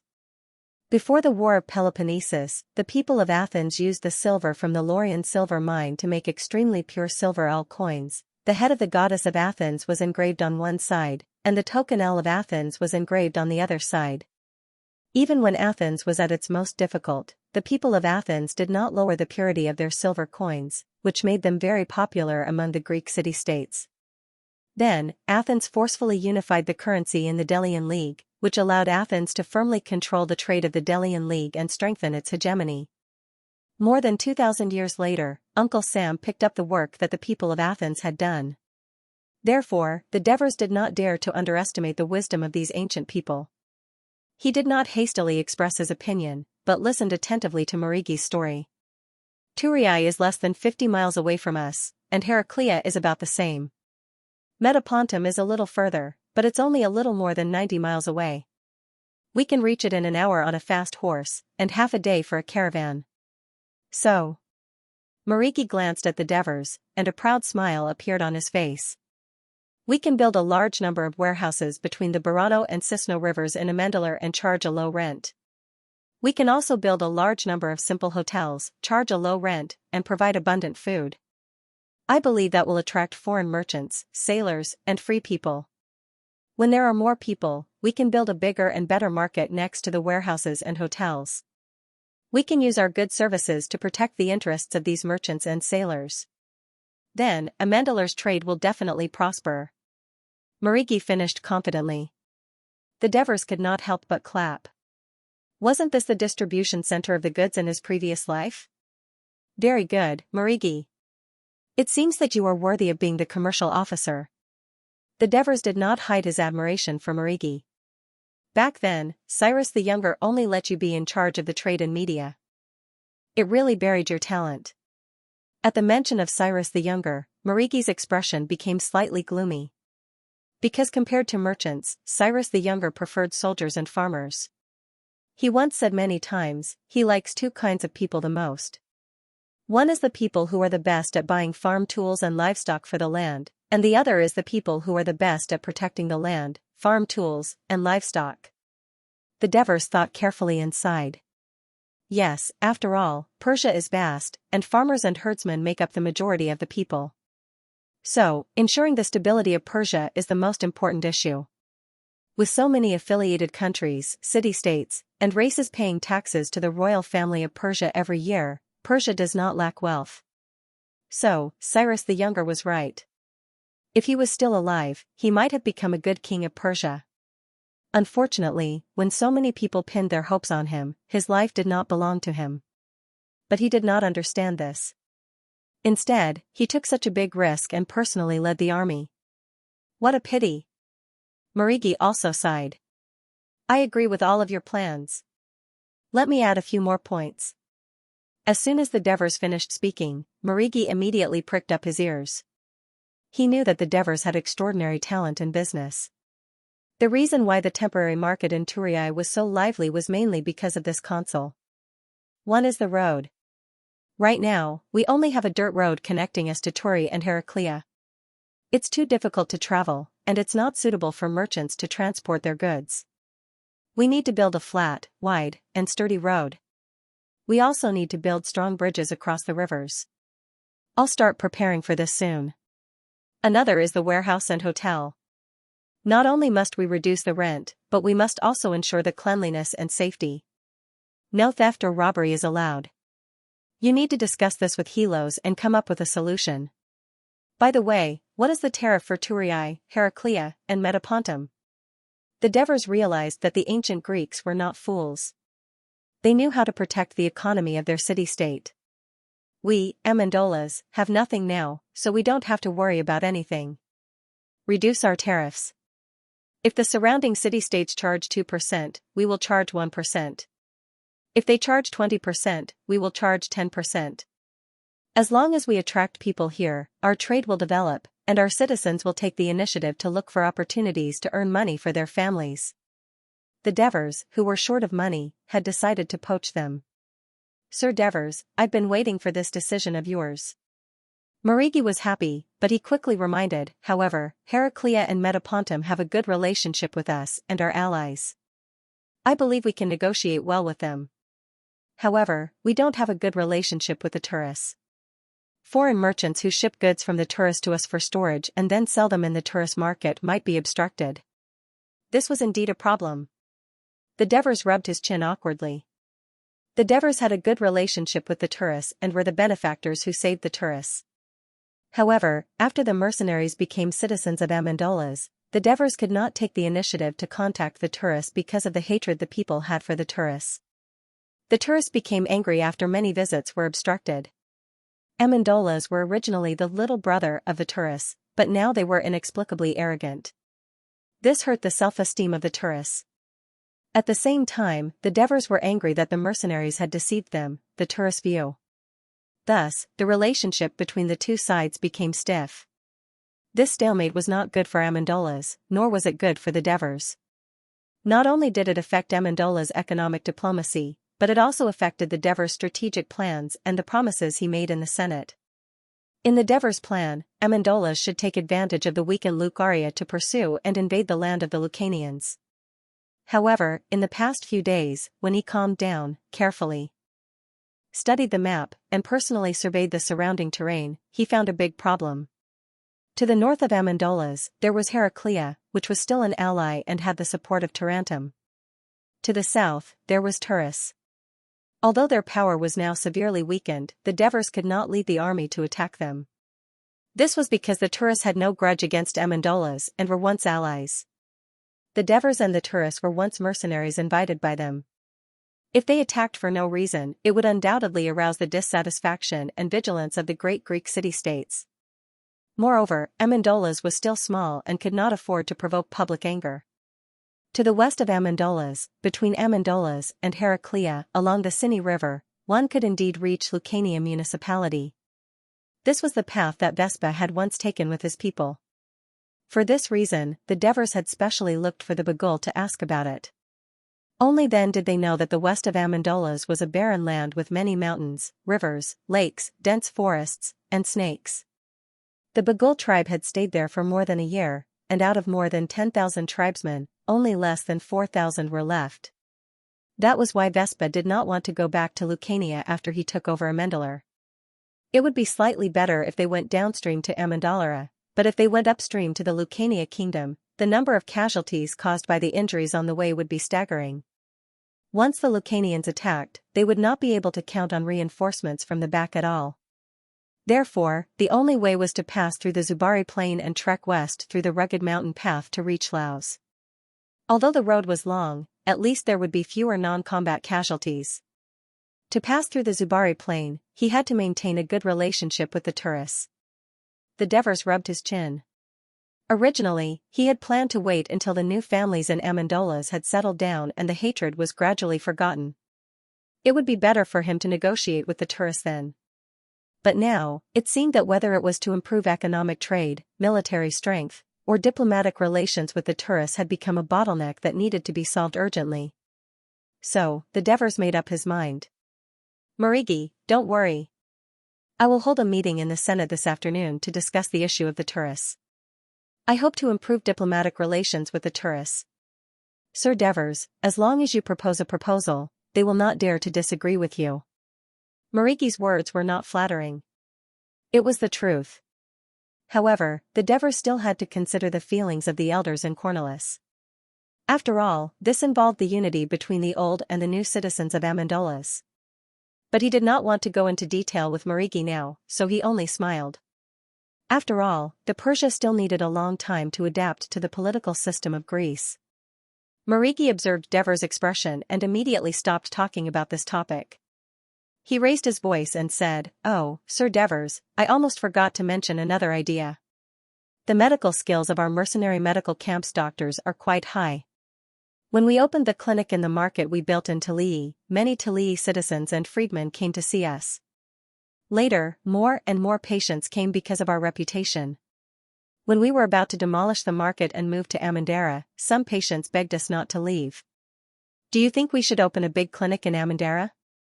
We can attract patients from neighboring countries to see us. We can also let them stay in Amendolas and buy goods. This will increase the income of our city." Marigi's words reminded the Devers. He had been so busy recently that he forgot that Amendolas had a special product. It was medical. He said excitedly, "The clinic is too small. If we want to build one, we should build a big hospital." Hospital? Not only can the hospital diagnose and treat the patients, but we can also let the seriously ill stay in the hospital. We can observe and treat them at the same time. This is more beneficial for the patient's recovery. At the same time, we can conduct medical research, hold medical lectures, and train young doctors. I believe such a place will attract many patients. The Devers explained to him in detail. Marigi was a little dazed. Even though he did not understand some of the content, he could not help but say, "I have never heard of a clinic in Persia that can be built into a hospital like the one you described. This is really, really great." I said it's great, but to reach the level I described, we have to take it step by step. Let's make preparations first.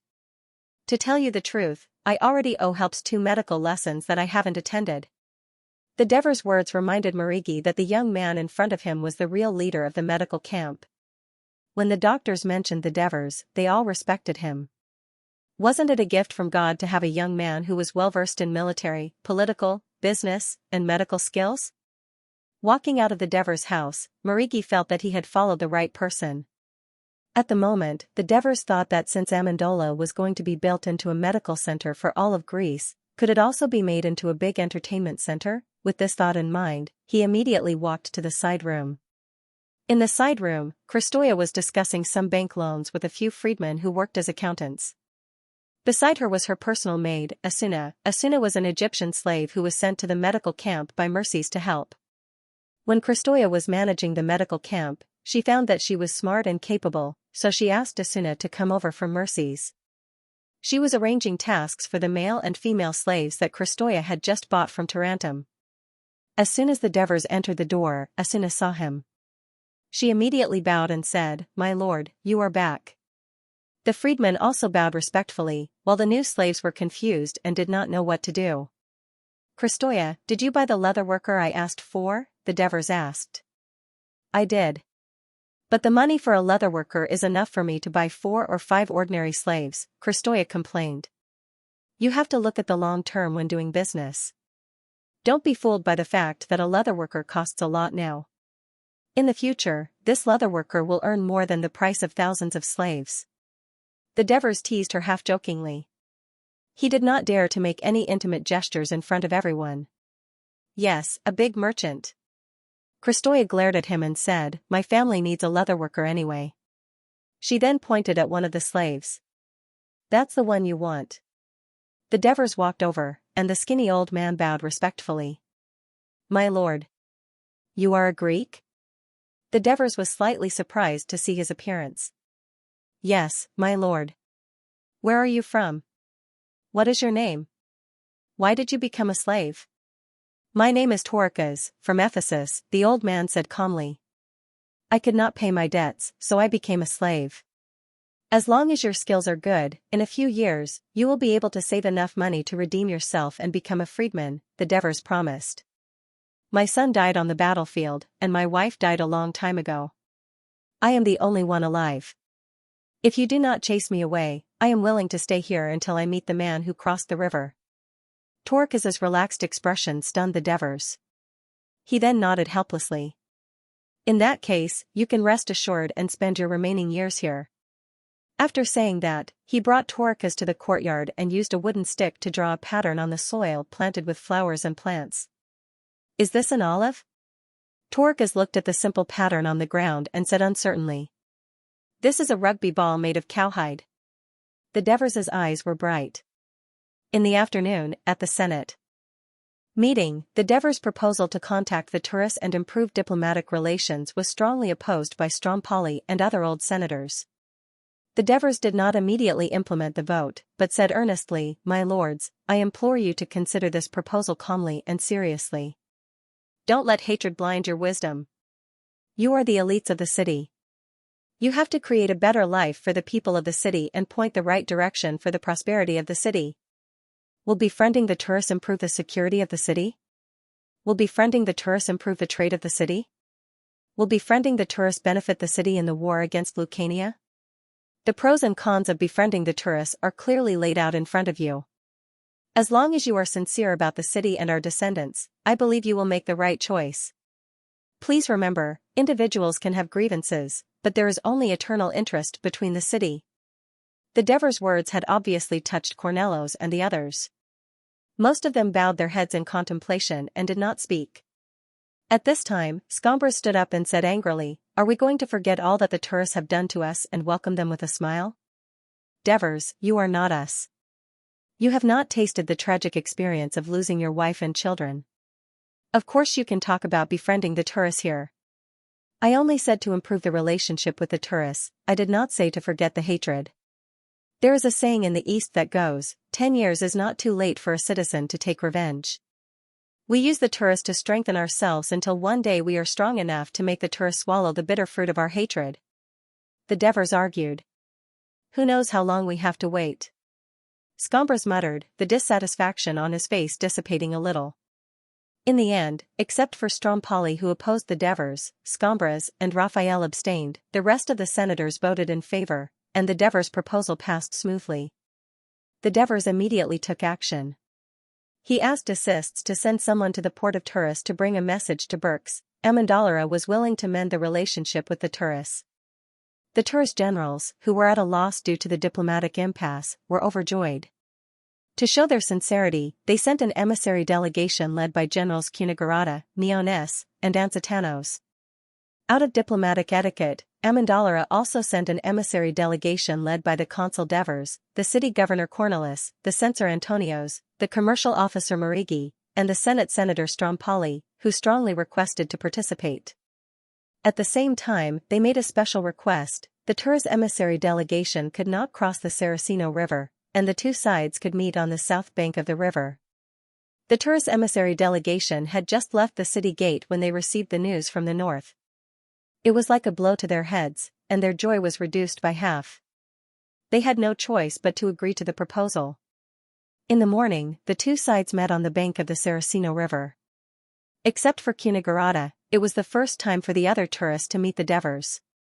As the hero who annihilated the allied forces of the Lucania tribe, the benefactor who saved the tourists, and now the life consul of Amendolara, no one dared to look down on the Devers even though he was still young.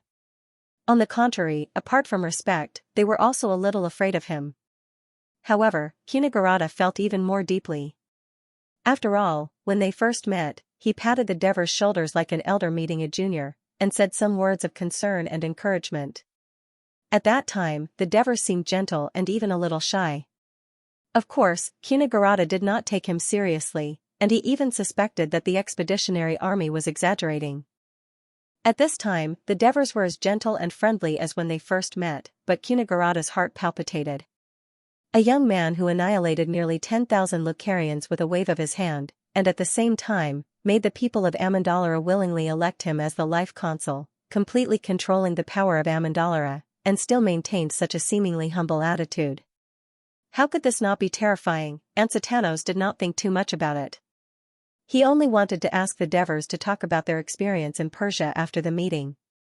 Under a large cowhide tent built by the soldiers, the main representatives of both sides sat on both sides. Before the meeting, please allow me to say a few words first. Cunigurata stood up and said emotionally, this time, the invasion of the Lucanians caused a great disaster to both Turi and Amendolara. The city of Amendolara was occupied, the people were captured, and most of them died in mistreatment. Nearly 13,000 Turi citizens died in the war, and all the families in the city are in mourning. Every day, the whole city of Turi is surrounded by cries. Here, on behalf of the Turi generals and the council, I express my deep condolences to the people who died in the two cities. As he finished, tears flowed from the corner of his eyes. The Turi emissaries also looked sad and bowed their heads. The Devers did not expect the Turi to do this, and they could not help but be stunned. They hesitated if they should also put on a sad expression. A sneer came from behind: if it weren't for the unreasonable demands of the Turi, the people of Amendolara would not have suffered like this. Stop acting here, hurry up and get to the point. Strompoli's voice broke the sad atmosphere created by Cunigurata, and it made the Turi in the meeting a little embarrassed. However, Cunigurata did not seem to hear it. He continued to look at the Devers and said gratefully, fortunately, Master Devers, you led the heroic mercenaries to defeat the powerful Lucanians, and saved Turi and Amendolara. You are the hero in the hearts of the Turi people. We were not able to invite you to the Turi to participate in the victory celebration and receive the sincere gratitude of the Turi people. The other generals and the council were all protested and criticized by the people. When he said this, Meones and Ansitanos nodded in agreement. I hope that after the meeting, we can invite you to visit Turi. This is the hope of the Turi people.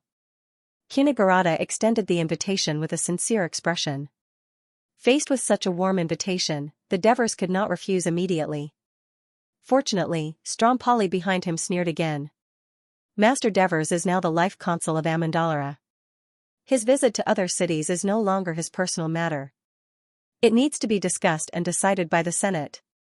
Alright, we will wait for the decision of Amandalara's Senate, but the Tory people will blame us again. Hinagurata looked disappointed. Then, he said, now, Talii and Amandara are actively rebuilding after the war. As long as Amandara needs anything, Talii is willing to do its best to help. As soon as Hinagurata's voice trailed off, Strompali stood up and said loudly, Amandalara does not need any help from Tory, because if it accepts, it may pay a greater price for Tory next time. Hinagurata's expression did not change. Without even looking at Strompali, he said to the Devers, who is in charge of Amandalara. The Devers smiled and said, let's start the meeting. The Amandalara emissaries heard this and immediately sat up straight. Hinagurata saw this and his heart skipped a beat. Anchitanos was the first to speak. Everyone, we all know that Tory and Amandalara have been allies for 41 years. The previous alliance agreement has not expired yet. Of course, Tory and Amandalara should continue our previous alliance. Strompali wanted to speak again, but Cornelis immediately stopped him and shook his head at him sternly. Strompali held his breath and spat on the ground. Amandalara also agrees to renew the alliance with Tory. As soon as Antonio said this, the Tory all looked happy. But there is a condition. That is, it must not harm the interests of Tarantum. In other words, if Tarantum and Tory go to war, Amandalara will stand on Tarantum's side. As soon as Antonio's finished speaking, the Tory emissaries were in an uproar. You are violating the oath you made to the gods. Please remember, the alliance agreement between Tory and Amandalara has not expired. Therefore, you have already violated the agreement by privately contacting Tarantum and signing an agreement. Considering the many years of friendship with Amandalara, we do not intend to bring this up in this meeting for the time being. You think we are weak and can be bullied. How dare you make such a shameless request? Xianxia stood up and shouted angrily. Please also remember, Tory. When Tory violated the oath and did not send reinforcements to save the fallen Amandalara, the former Amandalara died the day it was occupied by the Lucanians. The newly born Amandalara in front of you, if there is anything that they owe the Tory, I believe that the people of Amandalara have already repaid after being imprisoned for more than half a year. But what the Tory owe Amandalara, have they repaid it? In Amandalara's most difficult time, Tarantum gave Amandalara the greatest help. Therefore, Amandalara has no way to repay it. We can only offer our greatest sincerity. What did Tory give Amandalara? Other than letting Amandalara's city fall and the people be imprisoned. The Devers' words were like sharp daggers that made Xianxia speechless. Upon hearing this, many of the Torii emissaries turned pale with fright. Hinagurata had no choice but to suggest that the tourists should discuss this in private before making a decision. Devers nodded in agreement. Seeing that the tourists had walked away, he turned around and gave Strompali a thumbs up. Master Strompali, what you said was great. I meant what I said. Strompali said with his eyes wide open. That's what I want. Devers smiled. Strompali smiled too. He had finally vented his anger in front of the tourists today. Everyone, it seems that Amandalur has reached an alliance agreement with Tarantum, and Amandalur must have gotten Tarantum's consent to make such a condition. If we don't agree to this condition, this meeting will not continue, Hinagurata said solemnly. Then let's not talk anymore. Anyway, the threat of the Lucanians has been resolved. We don't need to suffer Amandalur's anger anymore. Xianxia said angrily. A year ago, Amandalur had treated the tourists' emissaries with great respect. Now, he was pointing at the tourists' general and shouting at him. Xianxia could not bear the huge change in attitude. He said with hatred, damn Tarantum. I thought they were helping the tourists sincerely. I didn't expect them to play dirty tricks in the dark. Anchitanos said helplessly, who asked us to be defeated? A weak city-state cannot be respected. This is the law of history. We have all received news that the Briti have stopped the war with the Crotone. Someone in the Crotone's council has mentioned the issue of us tampering with the old city of Sybaris. This must alert us.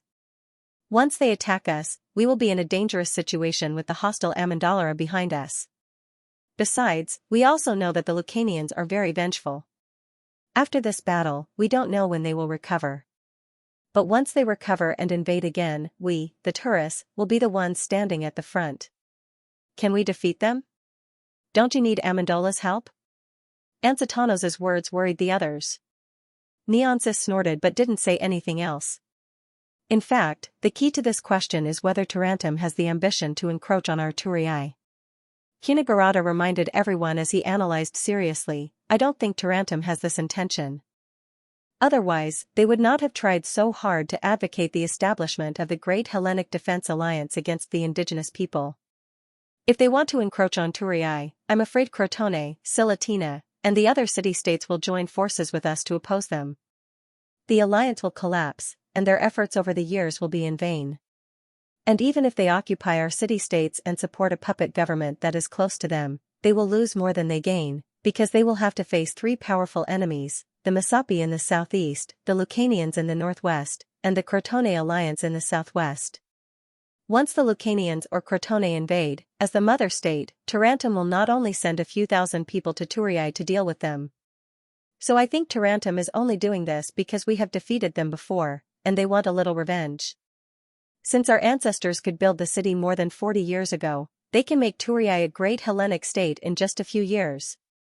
As long as we bear with it for now and work together, we can definitely make Turiai rise again in a short period of time. We will definitely return the humiliation that Amendolara and Tarantum gave us, just like what our ancestors did. Master Kunigarada is right. Kunigarada's words lifted everyone's spirits and boosted their confidence. Back at the negotiation table, the Turiai readily agreed to Amendolara's first condition. Looking at Kunigarada, the Devers knew that this somewhat gloomy old man played a big role in this. At this time Antonio stood up again and said, at the beginning of April, our consul Devers signed an employment agreement with the Turiai. The main content of the agreement was to assist Turiai in defending and repelling the Lucanians. The time limit was half a year.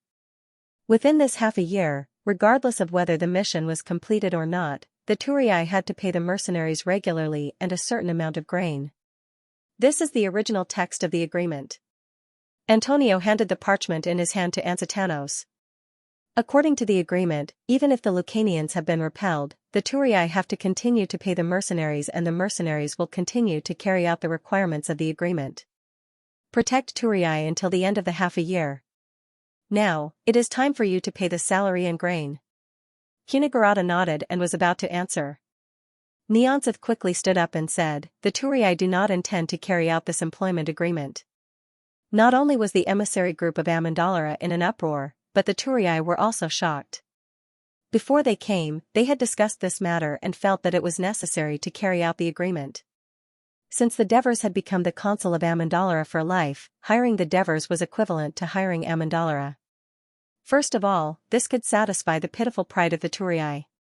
Most importantly, the Turiai's strength had been greatly weakened, and they actually needed the protection of the powerful mercenaries led by the Devers so that they could get through the recovery period safely. At that time, Xianxia had objected on the grounds that the treasury was empty, but in the end, he was persuaded by Kunigarada.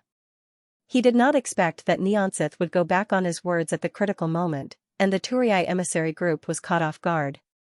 Under Kunigarada's cold gaze, Xianxia's heart trembled, and he hurriedly dodged. Forced to the edge of the cliff because of his impulsiveness, he braced himself and continued, first of all, the original target of the contract in Talii was the mercenaries.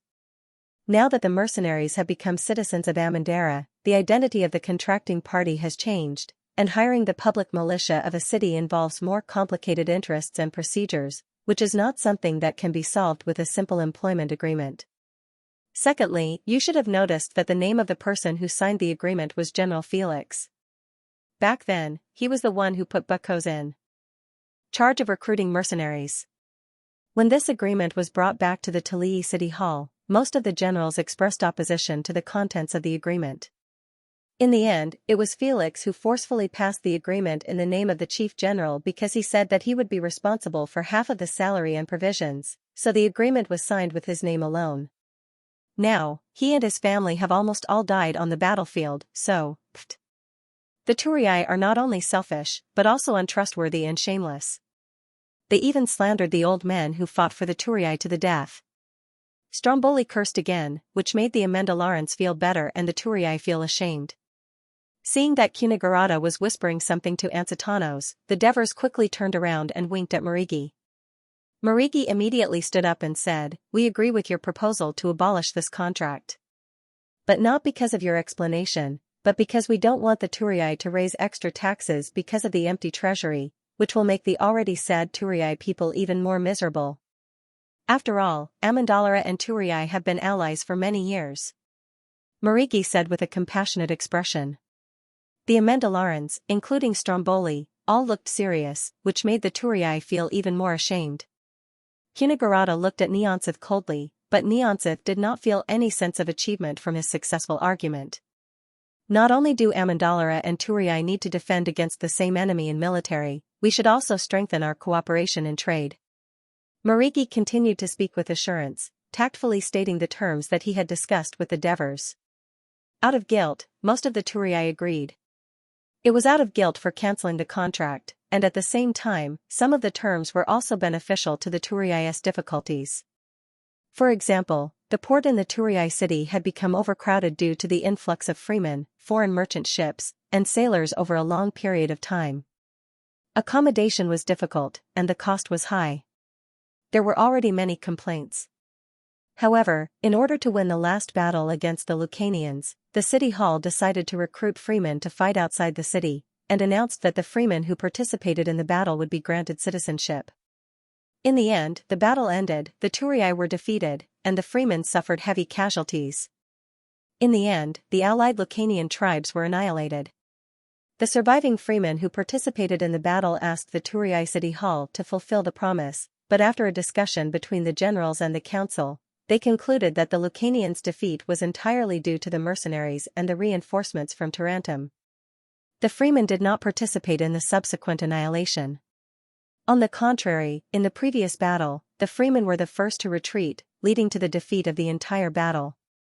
Therefore, the freemen had no reason to ask for citizenship. Talii's refusal made the freedmen feel dissatisfied, and a tense atmosphere began to pervade the port area. Provocations, fights, and disturbances gradually increased, and the city hall had no choice but to increase the number of patrols at the port to deter those dangerous people. The problem was that Talii's current young and middle-aged citizens did not exceed 3,000, while the port area and the city's freedmen were much more numerous. Once a riot was caused, it would be a disaster. Therefore, the warehouses and hotels built by Amendalara could help to disperse the crowd in the Turii port, alleviate the conflict, and benefit the Turii. The tourists were no longer angry. They nodded helplessly. On the way back to the city of Turis, Cunagurata rode in the front alone. Nyansith, who was following behind him, felt a chill down his spine. He wanted to stop Cunagurata several times, but he held himself back. He was able to become the general of Turis because of Cunagurata's strong support. Cunagurata suggested that Nyansith should be in charge of the treasury and trade, because he was good at financial management and accounting. However, today, he changed the decision that Cunagurata had made without consulting with Cunagurata. Based on his understanding of Cunagurata, the general who never showed mercy to those who opposed him must hate him very much. What should I do? Nyansith asked himself anxiously. He had fallen in love with the position of general and did not want to be kicked out. Cunagurata really hated Nyansith. In the past, he might have made the same choice as Nyansith, just like how he opposed Felice in the city hall. However, the failure of the battle had aroused the fear in his heart. He had woken up many times in his dreams because of the ferocious faces of the Lucarians. After this battle, he realized how vulnerable he was. War was a completely different world from politics. His political skills were completely useless on this bloody battlefield. What was more frightening was that he realized that the tourists were only outwardly strong but inwardly weak. Therefore, no matter how difficult the financial situation was, he had to maintain this employment agreement. As long as he strengthened his relationship with the military genius Devers in the next 6 months, he believed that the alliance between Turis and Amendalar would definitely be stable. However, Nyansith, the traitor, had ruined everything. Cunagurata was furious.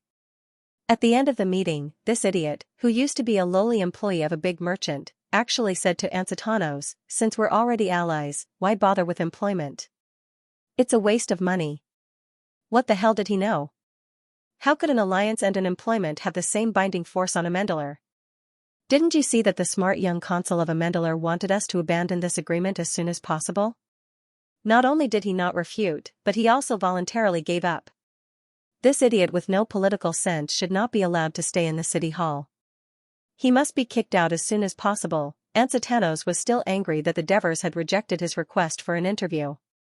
He had been thinking about how to find a reason to come to Amendaler after the agreement was signed and learn about the situation from the other new citizens of Amendaler who had gone to Persia. Therefore, he did not notice the abnormality of the two generals in front and behind him. When the Devers returned home, they thought of a very important matter. They pondered for a long time, but they were still at a loss. Thus, he called the assists over and said, "Now, the alliance agreement with Turris is about to be signed. Preparations for the plan against Lucaria had to begin. First of all, we need to understand the current situation in the Lucaria region. Only then can we formulate the correct strategic plan and carry out targeted preparations according to the actual situation." However, the problem was that the Lucanians rarely interacted with the Turris and Amendola. It was even more impossible now, so they could only send people to investigate. However, the Greeks are definitely out of the question. The difference in appearance is too obvious. If we send those captive Lucanians, we are afraid that they will take the opportunity to escape and leak the situation here. Sigh. This is difficult. Yasi, do you have any suggestions? The assists also thought hard for a while and suddenly laughed. "Mr. Consul, you forgot about someone. I think he is quite suitable." "Oh. Who is it?" The Devers originally wanted to make a desperate attempt, but they did not expect the assists to really have a candidate. "Izum. The son of the leader Dukya." The Devers finally remembered. In the Byzantine Empire, Izum was in Timazon's camp. At that time, the Dukya people were no longer useful, and everyone only treated him as an ordinary soldier. In addition, the morale of the soldiers was unstable, so no one cared about his movements. However, the Devers vaguely remembered that someone told him that Izum later joined his mercenary army, and he was in Hieronymus's company. Now that he thought about it, Izum was very curious, smart, and had a strong ability to learn languages. This left a certain impression on the Devers. Moreover, he also grew up in the mountains. "Does he look like a Lucanian?" the Devers asked uncertainly. "More like." The assists said with certainty, "His height and body shape are quite similar, but his hair color is slightly different. However, this can be done with makeup.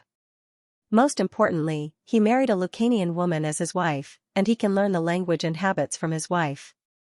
"Oh, just like you." The Devers relaxed after finding a suitable candidate. He joked, "I didn't expect you to really marry a Lucanian girl, and she is really Bagul's sister."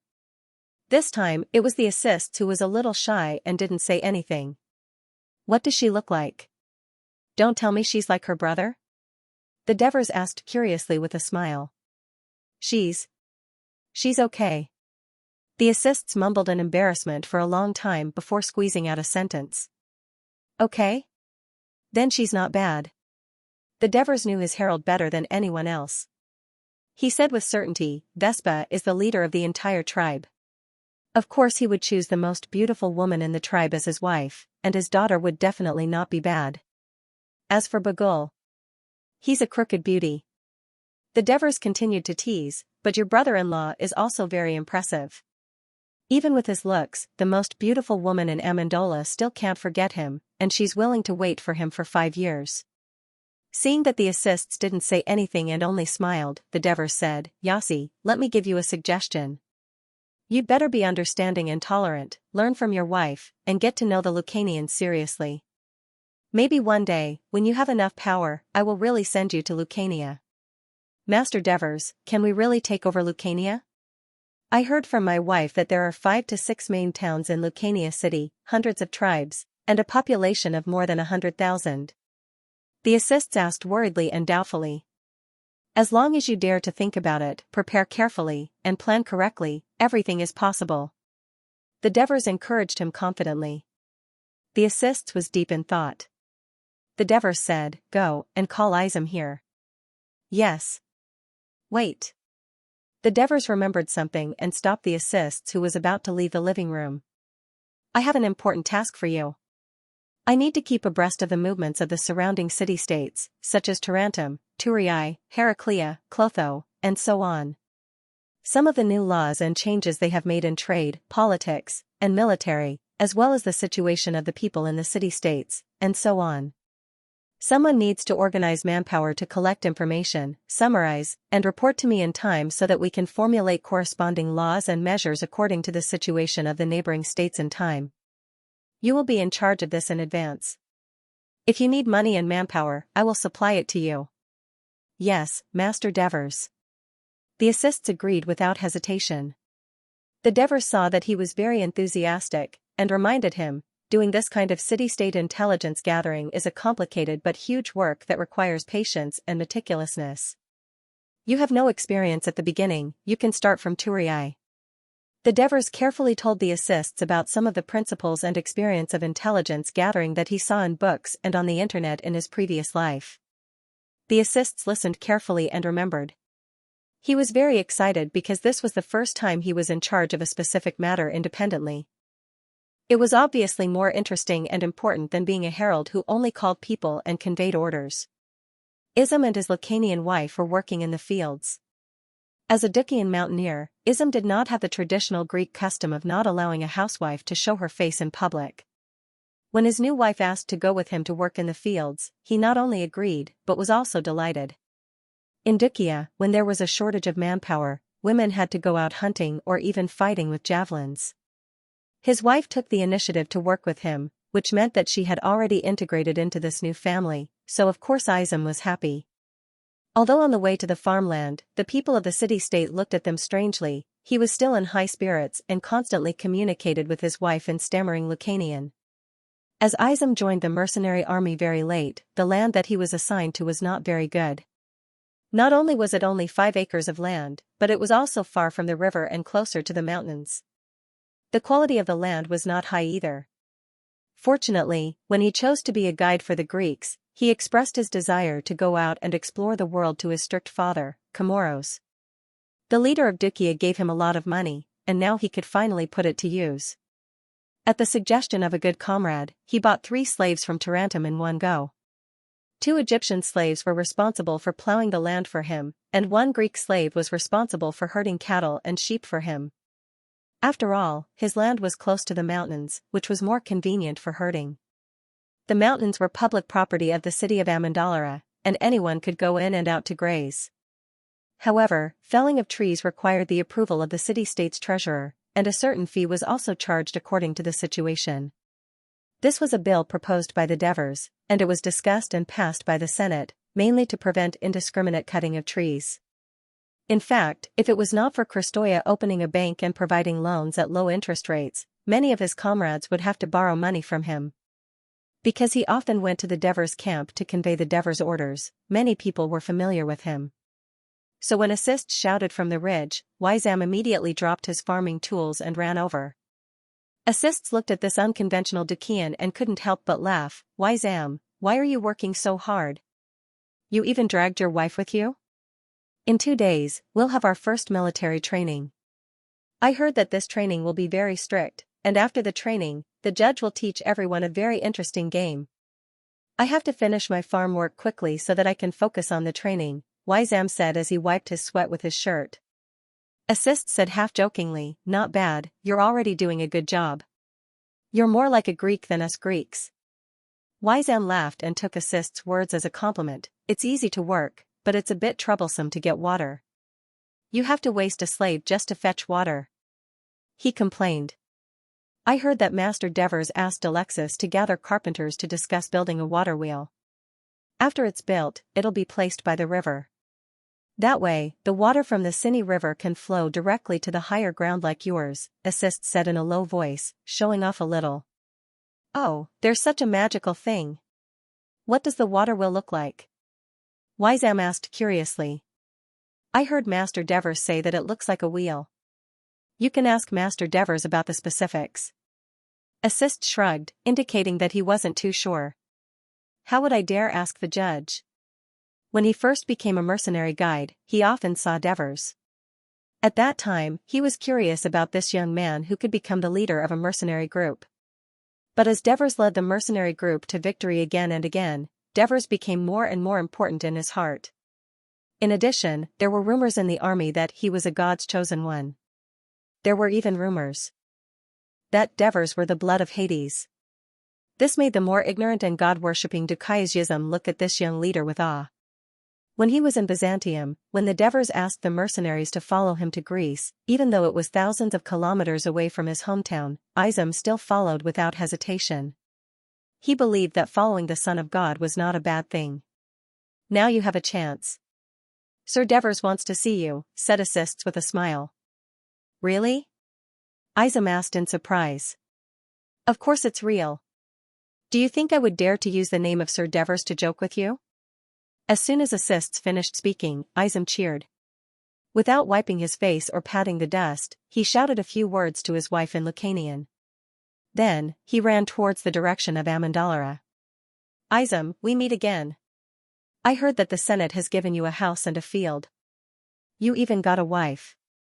How are you doing? Are you used to it? Do you cry because you miss your hometown? As soon as they met, Devers asked about Izum with concern. This made him relax. He excitedly told Devers about his experience during this period of time. Devers listened carefully and finally said, You see, Greeks, Ducaeans, and Lucanians can live together well, like a big family, right? Yes, Sir Consul. Izum plucked up his courage and said, As far as I know, many of my teammates who married Lucanian women said that they found a good wife. Even though they can't speak Greek, nor do they know how to weave, make bread, or command the slaves to work, but they are all working hard. They can even take the initiative to help their husband with the heavy work, and the way they express their feelings is very passionate. They even dare to do all kinds of things with their husband at night. Towards the end of Izum's speech, even though it was a little vulgar, Devers laughed. Yes, we Greek women are too traditional and conservative. Both sides should learn from each other. Izum saw that Devers was so easygoing, and he became braver. He said, It's just that these Lucanian women miss their families very much. They hope that their families can regain their freedom as soon as possible. Devers's happy expression did not change. In fact, he was very happy to see such a situation happen. Don't worry, the city doesn't have any relatives who mistreat them, and they are taking good care of them. As long as they can abide by the agreement, they will be able to regain their freedom by the time we set them. As long as they perform well, the time will be shortened. You can go back and tell your wife to tell the other Lucanian women that the city will arrange for them to meet their families after some time. I will, Sir Consul. Izum nodded. I called you here today to ask if you are willing to complete a mission. Devers finally got to the point.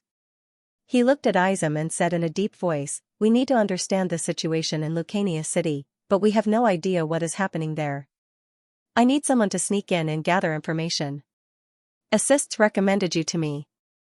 I am willing to go. Izum answered without hesitation. Devers did not expect him to agree so quickly. He reminded him again, this is a very dangerous mission. It might even be life-threatening. Don't you want to reconsider? I am sure.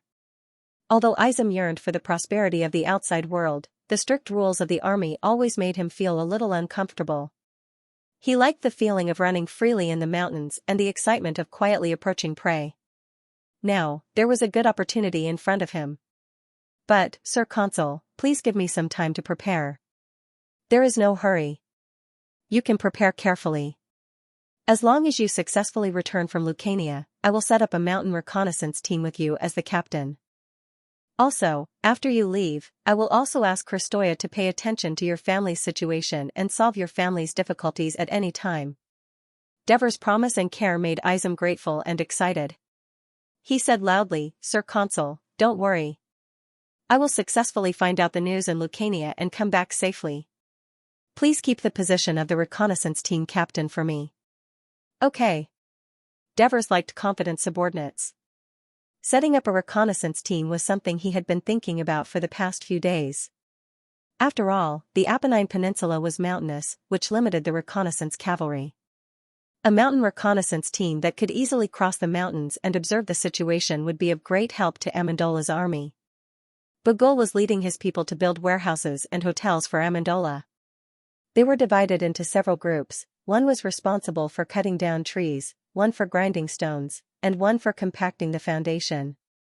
There were more than a dozen craftsmen in the city. Some were instructing the Lucarian slaves in building the foundation, while others were doing surveys.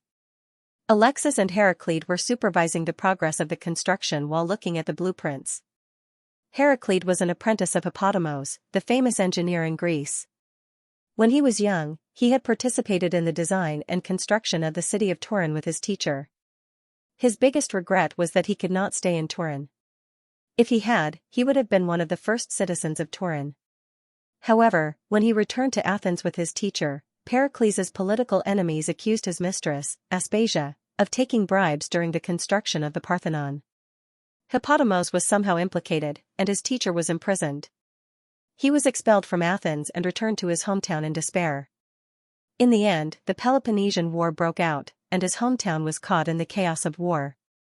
Life became difficult. 20 years later, he and his wife and son escaped from his hometown, which had been occupied by Sparta. They came to the relatively peaceful mainland of Greece, to Turin, which he had once worked for.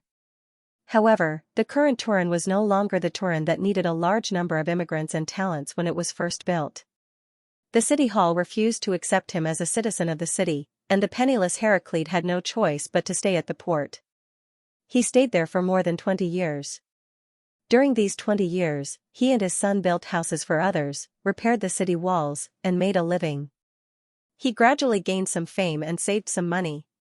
However, he was still a free man living under someone else's roof, living in a crowded and damp shack. He had no land and no status. At this time, he was already old, and his wife had passed away a few years ago. He did not have many requirements for life. His only regret was that his son, Heraclid Jr., was still young and had completely inherited his skills. He should have had a brighter future. Just as he was worrying about his son's future day and night, a stranger walked into the simple wooden house he shared with someone else. Because it was only a few days ago, he could still clearly remember the conversation. "Who is Heraclid?" "That's me." "Who are you?" "I heard that you were once an apprentice of Hippodamos, and you even built the city of Turin?" "Yes, that's the truth. I never lie." "Then are you willing to accept Amendolar's employment and be responsible for supervising the construction of some projects? The salary will be 50 silver drachmas a month." "What kind of projects?" "I'm not too sure. When you go, Amendolar's construction manager, Alexis, will tell you. At the same time, he also told me to tell you that if you do a good job and have a talent for construction, he will recommend you to the consul Devers and let you become a citizen of Amendolar." Immediately, he could hear the people behind him talking in envy. Amendolara. Heraclid had once been there to help a family build a courtyard. Recently, the name of Amendolara frequently appeared in the mouths of the free people of the port of Turia. The mercenaries who had wiped out the Lucanian tribal army and won their fame had all become citizens of Amendolara. Their leader, the Devers, had even become consul. They had also turned the slaves who followed them into free people, and it was said that they would give them citizenship in the future. These days, with the resumption of trade with Amendolara, many things that happened in Amendolara recently spread among the free people of Turia. Some magical things that the lower class of Turia did not even dare to think about had happened there. The originally numb and peaceful lives of the free people and even the slaves in Tolosai were like a big, lively fish thrown into the water, stirring up the silt and sand that had been deposited under the calm surface of the water for many years. Even the experienced Heraclid could not help but be tempted. Since it was an invitation from Amendolara, there should be no problem with their promise, right? Thus, Heraclid asked eagerly, "Can I bring my son? His talent in construction is no less than mine." Of course. Under the envious gazes of others, he and his son hurriedly packed their luggage and followed the man to Amendolara. When he saw Alexis, the first thing she said made Heraclid excited. "I am Alexis, the supervisor of construction in Amendolara. I am responsible for the construction, maintenance, and supervision of all buildings in the city. There is no supervisor in any other city in Greece." This shows how much importance Amandalara places on construction. As long as you have the talent in this area, we will put you in an important position. Feeling the importance Amandalara placed on construction, Heracles' old heart began to rekindle his youthful passion for construction. Heracles' first task was to design and build warehouses and hotels. This was not difficult for him. His plan was quickly approved by the Senate. Then, he and his son led a dozen craftsmen and nearly 1,000 Lucanian slaves to start construction under the city of Amandalara. Although Heracles was a skinny old man, he was full of energy and meticulous in his work. Every day, he would wander around the various construction sites, supervising the speed of construction and checking the quality of the project. If he found any slack in the work, he would severely criticize it. If the operation was improper, he would immediately correct it. He would even personally demonstrate it. If there was any deviation in the measurement, he would immediately retest it until it was accurate. The craftsmen and slaves were both respectful and afraid of this old man. Today, Alexis found Heracles, handed him a roll of sandpaper, and said, "This is the next construction task, to build a road from the Sini River crossing to the city of Amandalara, and then to the Saraceno River crossing. You go ahead and make the preparations." His Excellency the Consul requested that the road be built like the one he drew. "Your consul knows everything." Heracles couldn't help but reply. As a craftsman who had been engaged in construction for many years, he had his own persistence and pride. What he hated most was being told by ignorant people. "Take a look at the magistrate's blueprints first," Alexis reminded him. The ignorant bystander was the only life consul of Amendola. He was the key person directly related to whether he and his son could become citizens of the city. Heracles suddenly thought of it and broke out in a cold sweat. Decades of suffering had bent his back. He thought, as long as the magistrate's design is not too out of line, I'll just make some slight changes and do as he wants. At this moment, survival won over nobility. He unrolled the roll of sandpaper and casually glanced at it. Unexpectedly, his eyes seemed to be glued and couldn't be pulled out. Alexis saw that he was looking at it seriously and smiled. She got up and looked around. The construction site was dusty, and the craftsmen and slaves were working in full swing. He hadn't been here for 2 days, and the entire construction site had changed greatly again. This made him excited. At this speed, can it be completed in half a year? Half a year? Only 4 months will be enough. If those Lucanians are a little smarter, 3 months will be enough. Heracles said without raising his head. "Looks like you're not very satisfied with these slaves." Alexis laughed. "They don't know anything about construction. I don't know how much I've talked to them, but my voice is hoarse. If I'm not satisfied, can you give me another batch?" Heracles complained. "You know that's impossible. However, the Lucanians aren't as scary as I thought. Perhaps you can say that they're more afraid of you, which is why they're so obedient." Heracles sighed. Only those who had experienced the chaos of war knew what was the most important safeguard in troubled times. "These Lucanians aren't afraid of us. It's mainly because Sir Devers's method is working," Alexis exclaimed. At the mention of the Devers, Heracles' gaze turned back to the blueprint. He pointed at the design on the paper and said seriously, "The construction of the road that Sir Consul drew is more complicated than usual. But if you think about it carefully, it makes sense. First, the dirt road is compacted, then a layer of silt, then a layer of gravel, and finally a tightly knit slate. Ditches are dug on both sides of the road, and a wall is built around the ditches. I can imagine that if this road is built, not only will it be waterproof and sandproof, but it will also be sturdy and tough. Even a cart carrying goods won't be able to damage it easily. I've never seen a road like this before. It's an amazing design.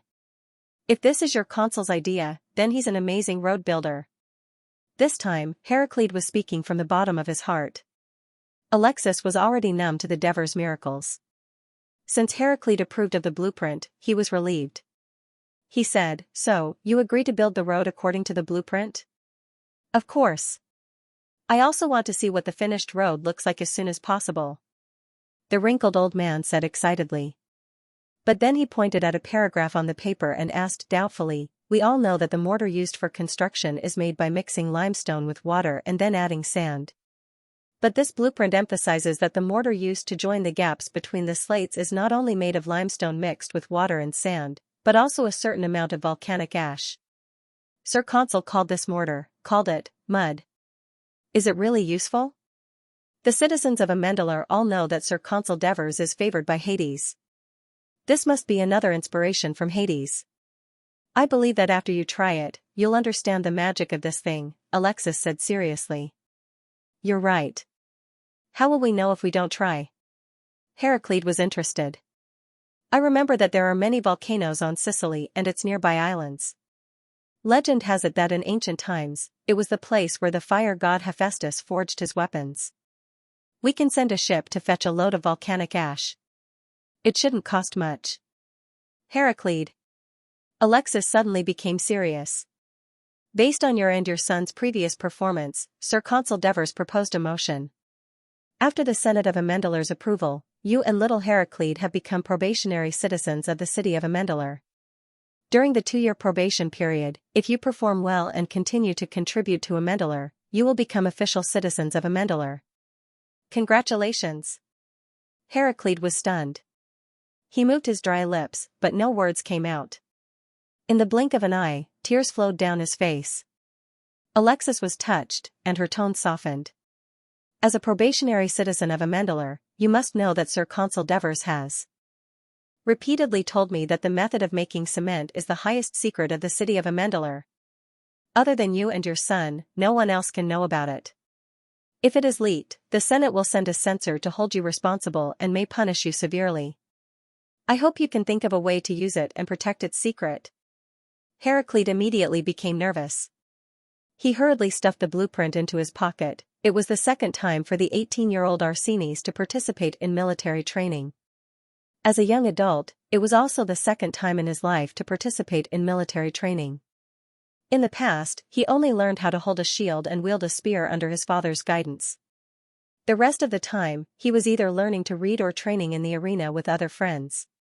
His life had changed dramatically since the war between Tauri and the Lucanians. His father had been killed in battle, his mother had died of illness in captivity, and Arsenes, at the age of 18, had inherited the family fortune. According to the City-State Military Service Act, which was promulgated after the Devers became life consul, adult citizens of the city must participate in military training every 6 days during the busy farming season, and every 3 days during the slack farming period after the autumn harvest and before the spring sowing. Arsenis could not wait to learn the skills so that he could defeat the Lucanians and avenge his parents on the battlefield as soon as possible. But the first training was beyond his imagination.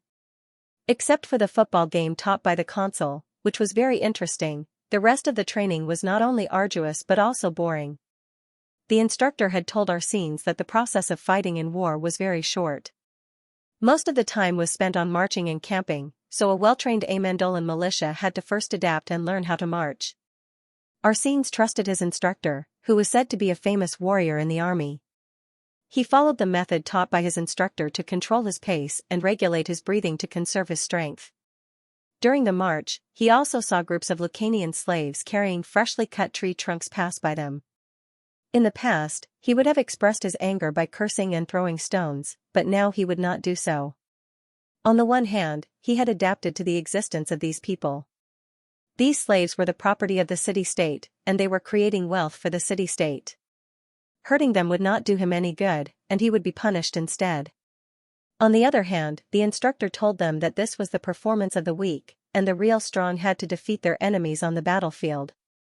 Arsenes wanted to be a truly strong man. The 5-kilometer armed march was over, but it was not over yet. After a short rest, the recruits began the charge training. This was a training program that Arsenes found slightly exciting. The fully armed recruits first lined up in a dense square formation, and when the drums sounded, they began to march. The drums went from slow to fast, and the recruits' speed gradually changed from a brisk walk to a jog. Finally, while running, they had to cross narrow trenches and cross ridges, so some recruits fell from time to time. The hardest part of the charge training was to maintain the formation while running. No one could stand out too much or fall too far behind, so that the square formation could rush to the target as a whole. The recruits often failed to attend to one thing and lose sight of another, and the instructor on the sidelines kept scolding them. After the charge training, the recruits' hands and feet were all sore. Guns, shields, and helmets were thrown aside, and they fell to the ground, panting. But the training was not over yet. The instructor kicked and pulled, driving the recruits to the Cisno River. The next training was swimming, which was a favorite of Arseni's and the recruits of the old citizens of Amendalar. Although Amendalar was a mountain city, there were many rivers in the territory, so the citizens all knew how to swim. Arseni's and the others cheered, quickly took off their equipment, and plunged into the water. The cool water immediately took away the heat brought by the training, washed away the sweat and dust, and eliminated physical fatigue. Arseni's and the others swam in the water for a while before coming ashore. At this time, the recruits had something to watch. Many of the arrogant veterans who looked down on them clumsily learned to swim in the river. It was a fact that the Greeks were a seafaring people, and most of them could swim. But some cities were located in the mountains and inland, and there were few rivers. Naturally, the people did not have the opportunity to learn to swim since they were young, such as Thessaly. Although the veterans were clumsy and kept choking, they still persisted in practicing. Arseni's laughed, and then stopped. He remembered what the instructor had said when explaining the importance of swimming. When they were in Persia, they had to march with difficulty while fighting with the Persia. On the way, they had to pass through many mountains and rivers. Some of his comrades did not know how to swim, so they had to cross the river under the enemy's arrows. They slipped and fell into the river and drowned in vain. So in war, soldiers would encounter all kinds of unexpected situations, so it was best to learn all kinds of combat skills so that they could protect themselves and kill the enemy. At this time, a loud cheer came from the front, awakening Arseni's from his thoughts. "What's wrong?" he asked his teammate who was looking down the river. "I heard that the Archon is swimming with the Persians." The one who answered was Melisande. His father had also died in the war, and his mother, who was in her 30s, had just married the new senator of the Senate, military affairs officer Felicius. Melisande was only 16 years old and had not reached the age to serve, but he stubbornly insisted on participating in the training. His purpose was the same as Arseni's. His adoptive father Felicius had no choice but to go to the Devers. The Devers specially allowed him to participate in the training, but he could not go to the battlefield until he was an adult. Because Arseni's was close to him and was the youngest in the camp, they became good friends. The Archon also came to swim. Arseni's was surprised. The Devers always asks others to do it, but he has to do it himself first. He is training with the veterans, so you don't usually see him. The instructor's voice sounded in his ear. Arseni's nodded and ran downstream excitedly. "Wait for me!" Melisande shouted. The two of them squeezed through the crowd with all their might. Then, they saw 5 people paddling with all their might amidst the rapid beating of the drums in the river. One of them was paddling with his bare hands, his body tilting left and right. He was swimming like a big fish in a way that the two of them had never seen before, leaving the others far behind. When the drums stopped, the man stood up, the Cisno River up to his waist. He was the Archon of the Devers. Arseni's had seen him at the referendum before. At this time, the Devers smiled and said, "Who else wants to come down and compete?" The soldiers who had been cheering loudly immediately quieted down. Seeing no response, the Devers turned around and hugged the other contestants, ready to go ashore. Melisande suddenly pushed Arseni's, and Arseni's rushed out of the crowd. Facing the eyes of the crowd, he shouted in a hurry, "I'll do it." The soldiers were in an uproar. "It's a child." There was regret in their words. "What's wrong with a child? Lord Devers is only a few years older than us," Melisande retorted. The crowd was speechless. "Well said, Melisande. Ambition does not depend on age." The Devers smiled at Melisande. Because of Felicius, he recognized this young man. Then he focused his eyes on Arseni's. It is often the young who dare to challenge. Arseni's walked up to the Devers nervously. The Greeks of this era were beautiful in the nude, so they naturally swam naked. The Devers were medium-sized and well-proportioned. His eyes were particularly sharp, but at the moment, they were covered by a smile on his face. The Devers was also looking at Arseni's. He smiled and said, "I don't think I've seen you before. Are you a recruit?" Yes, Lord Consul. My name is Arsenes, son of Aligeras. Arsene said nervously, I may not swim as fast as you, but I am willing to compete with you. The Devers praised him loudly. As a soldier, you must have this kind of courage to fight. We, the soldiers of Amandalur, should and must have this kind of fighting spirit. When the Devers finished, the soldiers on the shore shouted in unison, Victory! Victory! Victory! In such an atmosphere, Arsenes was suddenly not nervous, and his heart was full of strength. Of course, the result of the competition was that he lost. The Devers patted him on the shoulder and encouraged him.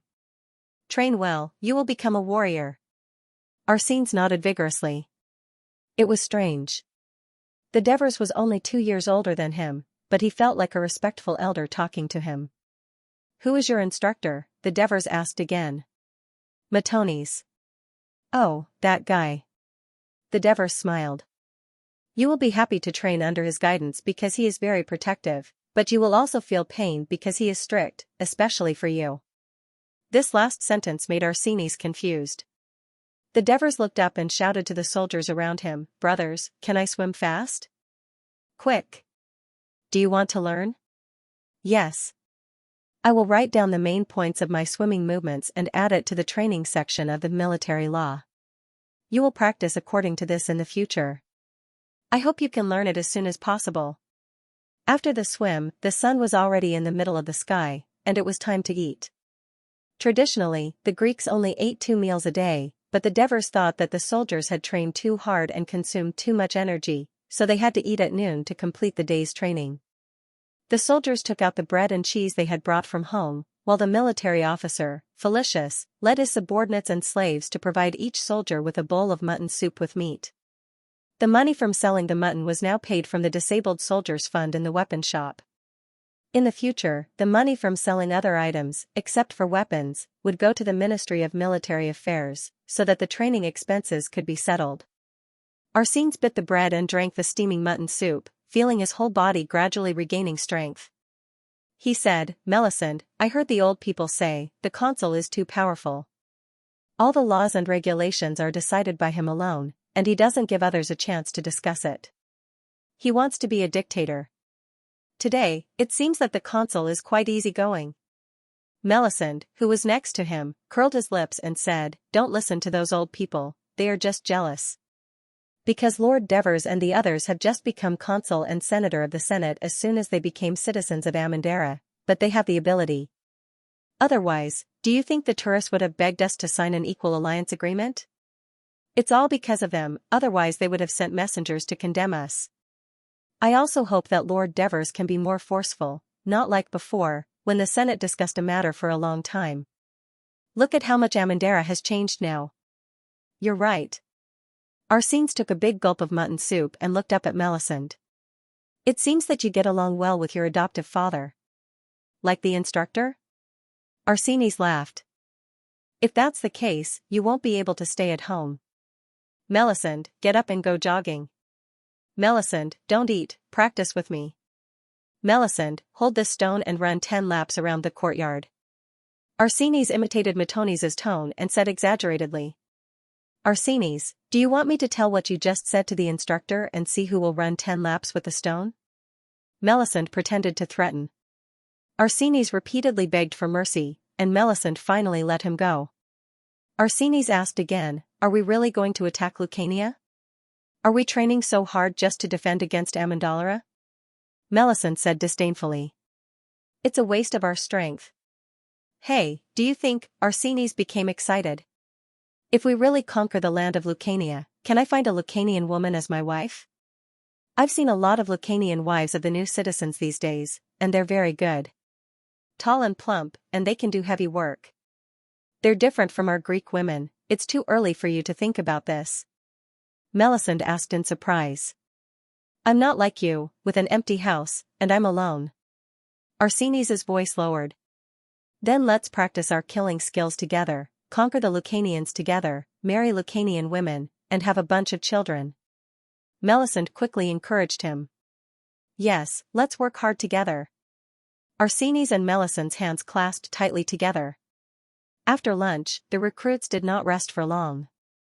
Soon, Arseni's and the others were gathered again. The training in the afternoon began with practicing individual fighting techniques. However, it was not a random one-on-one fight. Instead, it was a group of 3. They held a round shield in their left hand. It was supposed to be a simple and crude wooden shield made of thicker wood, but there was no time and manpower to make it, and in their right hand they held a long wooden stick that was heavier than a spear. Arsenis found that the wooden stick in his hand was thicker, and his teammates had changed from Melisande and another young teammate to 2 stronger teammates. He cast a puzzled look at the instructor who was supervising on the sidelines. Matonis looked at him and said sternly, "If you want to be a warrior, then you have to train harder." Arsenis now understood what the consul meant. He didn't argue and just accepted it silently. At the start of the training, Arsenis was the first to attack. With a roar, he held the round shield in his hand and used all his strength to hit the enemy in front of him. Bang! The enemy staggered. He immediately used the wooden stick dipped in lime powder in his right hand to stab the round shield in the hands of another enemy who was hiding behind the enemy. He had to stab fast, otherwise the enemy in front of him would quickly stand firm and block his attack route. Everyone took turns to attack and block. After 10 rounds of attacks, they rested for a while and then began to stride and stab practice. That was, with a round shield and a long wooden stick in hand, they had to accurately hit the head of the human-shaped target in front of them with each step. The person whose wooden shield was hit the most would have to train twice as much. After 10 rounds of practice, they rested for a while and continued the training. It was still a group of 3, but this time the long wooden stick was replaced with a short wooden stick, the length of which was the same as the length of the saber. Arseni's wooden stick was thicker. This time, he didn't have any doubts. The training was still to hit the round shield of the enemy in the back, but because the length of the wooden stick was much shorter, it required the attacker to use more strength to hit the enemy in front of him and occupy his position in order to stab the enemy in the back. There were also 10 rounds of practice. Then came the next round of practice, hitting the human-shaped wooden target. First of all, each recruit was required to use the wooden stick in his hand to hit the human-shaped wooden target that was assigned to him into the mud and stand straight and steady. Then, the recruits held the wooden stick and the round shield and tried their best to stab the head and face of the wooden target as if they were facing a real enemy. Sometimes they would attack its ribs, sometimes they would stab its calves, and sometimes they would slash at its popliteal fossa. Under the strict requirements of the instructor, they would step back, jump forward, and do all kinds of stabbing and slashing movements. When they were done with the training, their limbs were already sore and numb, and they could not muster up any energy. At this moment, Matoni spoke, "Your performance is better than the last time. It seems like you've been practicing at home every day since you went back, so you can persevere?" "Yes." The recruits answered weakly. "Very good. If you continue training like this, you will soon become a qualified Armendaler heavy infantry," Matoni said with an encouraging smile. An encouraging smile appeared on Matonis's face. "We'll be adding a new training program next. You'll be returning to your companies and undergoing formation training with the veterans." Not long after Matonis finished speaking, a bugle sounded in the barracks. Under Matonis's urging, the recruits dressed neatly and picked up their round shields and spears. Since they had been training with thick wooden sticks that were heavier than spears, they felt as light as a feather when they switched to the spears. Arseni's remembered what Drillmaster Matonis said when answering the complaints of the soldiers during the first training: "I let you hold a heavier stick during training, but when you are on the battlefield, you will hold a much lighter weapon in your hands. Then, you will feel more relaxed, and you will be more powerful and energetic during the battle." Arseni's also remembered that when he was young, he had watched his father participate in the city militia training. There was only one training session every few months, which was to practice marching in formation under the flag, followed by one-on-one training. The training program was simple and easy, far different from the training he was undergoing now. Not only was it difficult and complicated, but it was also gradual, just like learning to read when he was young. It seemed reasonable, demanding, and heavy. No wonder the veterans could defeat the Lucanian alliance. It was said that these training methods were from the training regulations in Armendaler's new military law, mainly written by the Consul Devers. He was really an amazing man. Arsenis and Melisande were not in the same company. Before he could say goodbye to Melisande, he hurriedly looked for the 3rd Company of the 3rd Battalion that he belonged to. According to Instructor Matones, the captain of this company was called Xianxia, and he used to be a comrade in the same tent with him. He was mild-tempered. He shouldn't be stricter than Instructor Matones. Why did Arsenies think so at this moment?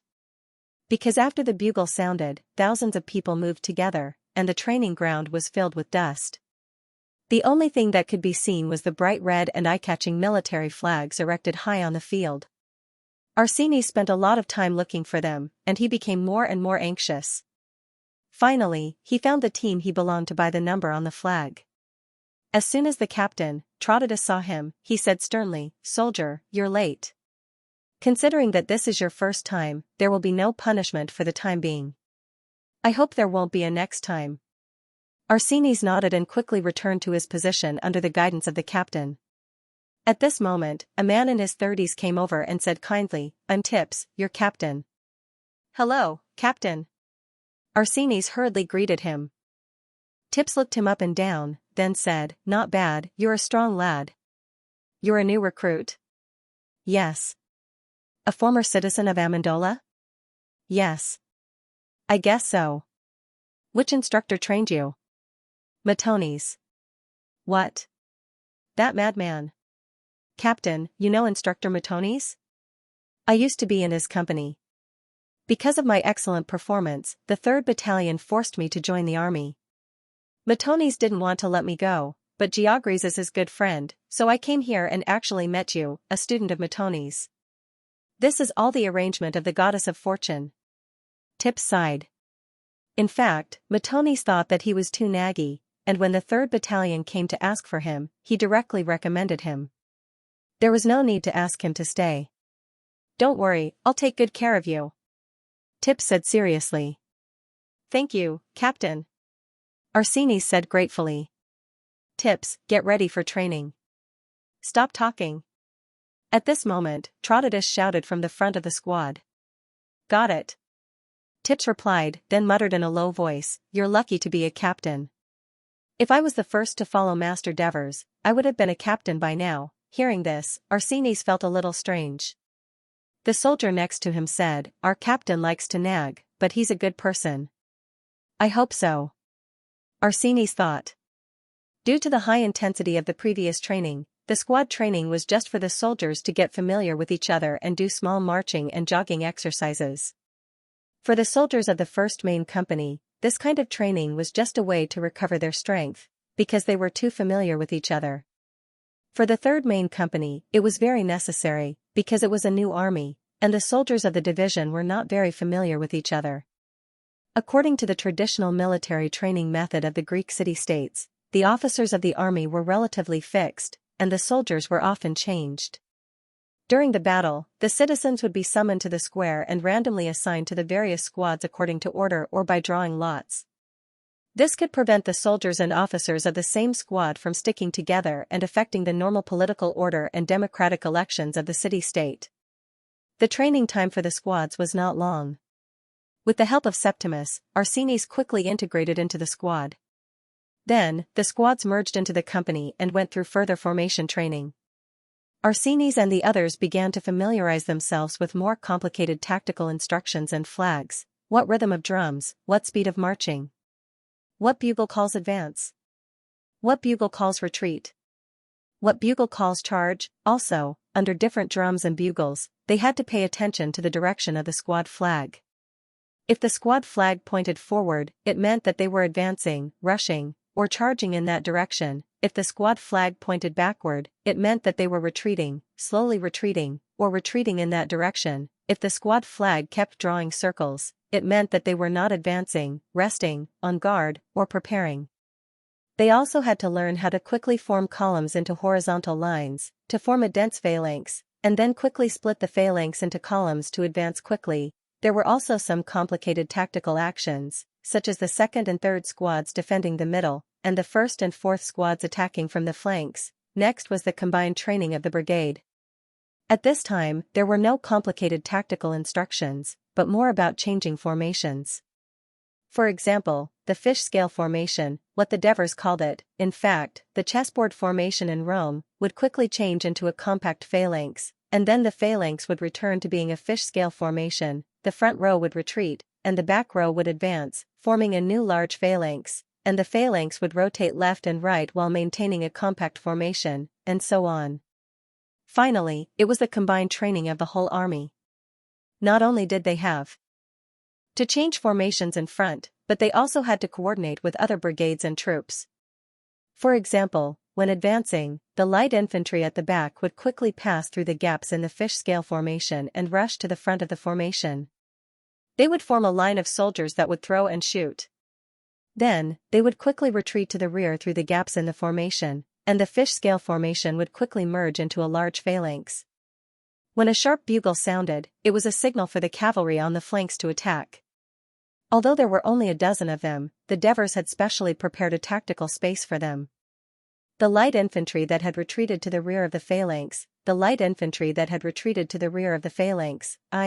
the 7th Brigade, would now quickly move to the rear of the cavalry. When the cavalry charged with their spears, the light infantry would hold their wooden shields and long swords and follow closely behind in a loose formation, while the heavy infantry phalanx would slowly press forward. There were many novel offensive and defensive methods that Arsenides had never seen before, which was an eye-opener for him. At the same time, he had a headache because of the constantly changing flag commands. But with the constant reminders from the squad leader Septimus and his comrades, Arsenides did not make any big mistakes. The same was true for the other recruits. Gradually, they were able to keep up with the pace of training. When the training ended, it was still early because it was already May and the sky darkened later. At this time, the Archon Devers walked up to the makeshift podium. The tired soldiers began to get excited. Devers went straight to the point. "Brothers, what are we going to do next?" "Football. After the last practice, are you familiar with all the rules?" "We're familiar with each other." "Hurry up and start. Then, just like last time, we'll set up 4 arenas first. It'll still be the first team from the 1st Company of the 1st Brigade versus the first team from the 1st Company of the 7th Brigade, and then the first team from the 1st Company of the 2nd Brigade versus the first team from the 1st Company of the 3rd Brigade. There will only be 4 hourglasses of time for each round. The team with the most points will be the winner, and the loser will be eliminated. The winning team will advance to the next round." When the soldiers were waiting for the consul to say the words, "Begin preparing," the Devers continued, "Now I will announce a new rule. The participating team must have 5 Lucanian slaves." The soldiers were in an uproar. Capus, Dracos, Hieronymus, and the other senior officers had already been informed by the Devers in advance. They knew that this was the consul's effort to integrate the Lucanians. No one dared to refuse the Devers' order, so Bagul and the other 40 Lucanian slaves were brought to the training ground. Originally, Bagul and the others were grinding stones, but Alexis suddenly gathered them together and pointed out the 40 people led by Bagul. She said that they were the 40 slaves with the best performance today. As a reward, they would be allowed to play football with the Duke's militia of Amendola. Because most of the Lucanians did not understand Greek, it was Bagul who acted as the translator. The slaves were restless, worried that this was a plot by the Greeks to harm the 40 people. Alexis swore to God that they would be back before nightfall. Only then did Bagul and the others were brought into the training camp uneasily and stood in front of the Greek soldiers. When most of the soldiers were at a loss for a while, Olivers, the captain of the first team of the 1st Company of the 1st Brigade, quickly made his move. He quickly picked out Bagul and the other 4 strong Lucanian slaves. Only then did the others react. In a flash, the 40 slaves were divided up by the teams participating in the first round. The Devers used a very short time to explain the rules of the game to them. Of course, it was still Bagul who acted as the translator. Then, Bagul and the other 4, who did not really understand, were added to Olivers's team. The football field was a flat grassland about 100 meters long and 50 meters wide. Every 10 meters, there was a white line. In order to prevent the limestone powder from being wiped off during intense movements, there were wooden poles inserted at the intersection of the white lines on both sides. According to the Devers' requirements, the company captain could only be the coach of his team, and the team captain had to be the team's quarterback. This was because the coach had to arrange tactics according to the strengths and weaknesses of his team and the opponent, and the quarterback was the core of the team on the field. He had to change tactics according to the changes on the field and lead his team to victory. The Devers wanted to train the leadership and command ability of the team officers. He believed that in the modern competition of his previous life, football was a competition very similar to ancient cold weapons. The confrontation in the middle, the assault on the flanks. Not only could it train the strength, speed, and agility of the soldiers, it could also cultivate the unity and cooperation of the whole team. At the same time, it could also train the company captain and team captain to think calmly in the fierce competition and quickly make the correct response. This was of great benefit to the army as a whole, for the systematic, complex, multi-service, short of cavalry for the time being, composite army that Devers had created depended heavily on the abilities of the middle and lower-ranking officers in order to exert its true power. First, both sides drew lots to decide the order of attack. Oliver's was lucky to draw the first attack. Coach Antonio's began to arrange tactics for the team. Bagul, you've just arrived and are not familiar with the game yet. Watch and learn from the field first. Bagul nodded. It seemed like they were really playing a game. The soldiers around them all looked serious, and the Lucanian slaves were infected. You guys go first. After the opponent kicks off, pay attention to receive the ball. After receiving the ball, don't hesitate and immediately pass the ball to Oliver's. Oliver's, you pass the ball to the big guy and let him run with the ball. Test the opponent's strength. The others pay attention to block the opponent for him. Antonio's was arranging tactics for the players on the field. At this moment, the whistle sounded, and the referee, Drax, urged the players on both sides to go on the field. According to the rules, the captain was the referee, and there were 4 referees. Since Epitines, the captain of the 7th Brigade, was also the captain of the 1st Company, Leds, the captain of the cavalry, took over. The soldiers took off their helmets, greaves, swords, and all other metal clothing, only wearing linen breastplates to prevent injuries. At the same time, both sides prepared strips of linen dyed red and blue to bind their bodies tightly, so as to separate the two teams. There were 55 players on one side plus 5 slaves, and only 11 players were needed at one time. However, rugby was a very physically exhausting sport, and the soldiers were already a little tired from training, so they had to keep changing players to maintain combat effectiveness. At Draco's order, the game began. The hourglass also began to count down. The Epitines team kicked the ball to the opponent's half of the field and immediately rushed toward the opponent. Antonio's found that the opponent had actually sent 5 slaves at the beginning of the game. Could it be that the slaves were using their greater physical strength than the soldiers to hinder their attack? Antonio's decided to watch the game first before making any adjustments. A soldier jumped up, and as soon as he received the ball, the opponent was almost in front of him. Although he was also wearing a linen breastplate, he looked like a Lucarian. The soldier holding the ball was stunned, and he was immediately caught by the opponent. Fortunately, he fell to the ground in time and pressed the ball under his body. The players on Antonio's team sighed with regret, while the other side cheered loudly. Several players excitedly went up to the Lucanian to show encouragement. An opportunity to attack was wasted just like that. According to the rules set by the Devers, the attacking side had 3 chances. During this time, they had to advance a distance of 1 wooden pole, about 10 meters, in the opponent's half of the field. After advancing, they would get 3 more opportunities to attack. Otherwise, it would be the opponent's turn to attack. Oliver's was not in a hurry. He joked, "Xenotimus, did you exercise too much with your wife last night?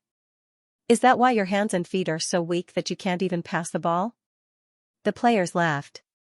"Okay, brothers, this time we must let them see the strength of the strongest team in the army." According to the rules set by the Devers in the military law, the 1 in the military code was not just a number, but also a reflection of ability and honor. The first unit was the strongest unit in the army, and so on. The first unit of the first unit was not only the strongest of the units of the unit it belonged to, but also the strongest of all the units in the army. The soldiers roared and roused their spirits. The 2 sides lined up on the marking line where the ball was stopped. The 2 sides in the middle were facing each other, and on both sides, one side was ready to receive the ball and sprint at any time, while the other side was ready to block at any time. The two sides pushed each other as hard as they could in the middle. The soldier on Antonio's side finally got the ball and passed it back to Oliver's, who threw it with all his might at the big man on the left, Tecthenus. As Tecthenus caught the ball, he spun and dodged the opponent who lunged at him to grab him, then charged forward with the ball in his arms. Another opponent lunged at him from the side. Xenotimus blocked the grab just in time. Tecthenus was a big man, and once he sped up, he was unstoppable. He was caught twice by his opponent, but he managed to shake him off with his powerful momentum. Seeing that he was already 2 yards away from his own half of the field, Epthenus could no longer hold back and shouted anxiously from the sidelines. At that moment, a player from the side quickly caught up and lunged with all his might, spreading his arms in the air and accurately grabbing Tecthenus' feet. Tecthenus fell to the grass like a falling pillar. Fortunately, he had the ball in his arms and did not lose it. The Epthenus players rushed up and excitedly patted the player's body. It was a Lucanian, and though he did not understand what the Greeks were saying, he sensed the gaiety and goodwill in them, and he, too, broke into a broad grin. The Lucanian in Antonio's team suddenly exclaimed. "What are they saying?" Antonio's asked Bagul. "They're calling that man's name. His name is Lidum." Bagul pointed at the Lucanian player on the field. "He's a famous warrior in our tribe and a very good hunter." Antonio's nodded thoughtfully. Drax ran over and asked with concern, "How is it? Is something wrong?" Tecthenus struggled to his feet and took 2 steps to show that he was fine. Due to the strong physical nature of rugby and the high risk of injury, and the fact that Amendola could not make protective gear for every soldier, the Devers strictly stipulated that they could only use grabbing, pulling, and blocking to disrupt attacks. They were not allowed to hit, kick, or injure anyone else. Otherwise, they would be banned from the game. That was why the soldiers were afraid of being banned and were cautious in their attacks. At the same time, the Devers arranged for doctors to be on standby. "Good. Very good. Well done. We've already advanced so much. Let's work harder and get this point." Olivers clapped his hands vigorously to encourage his teammates.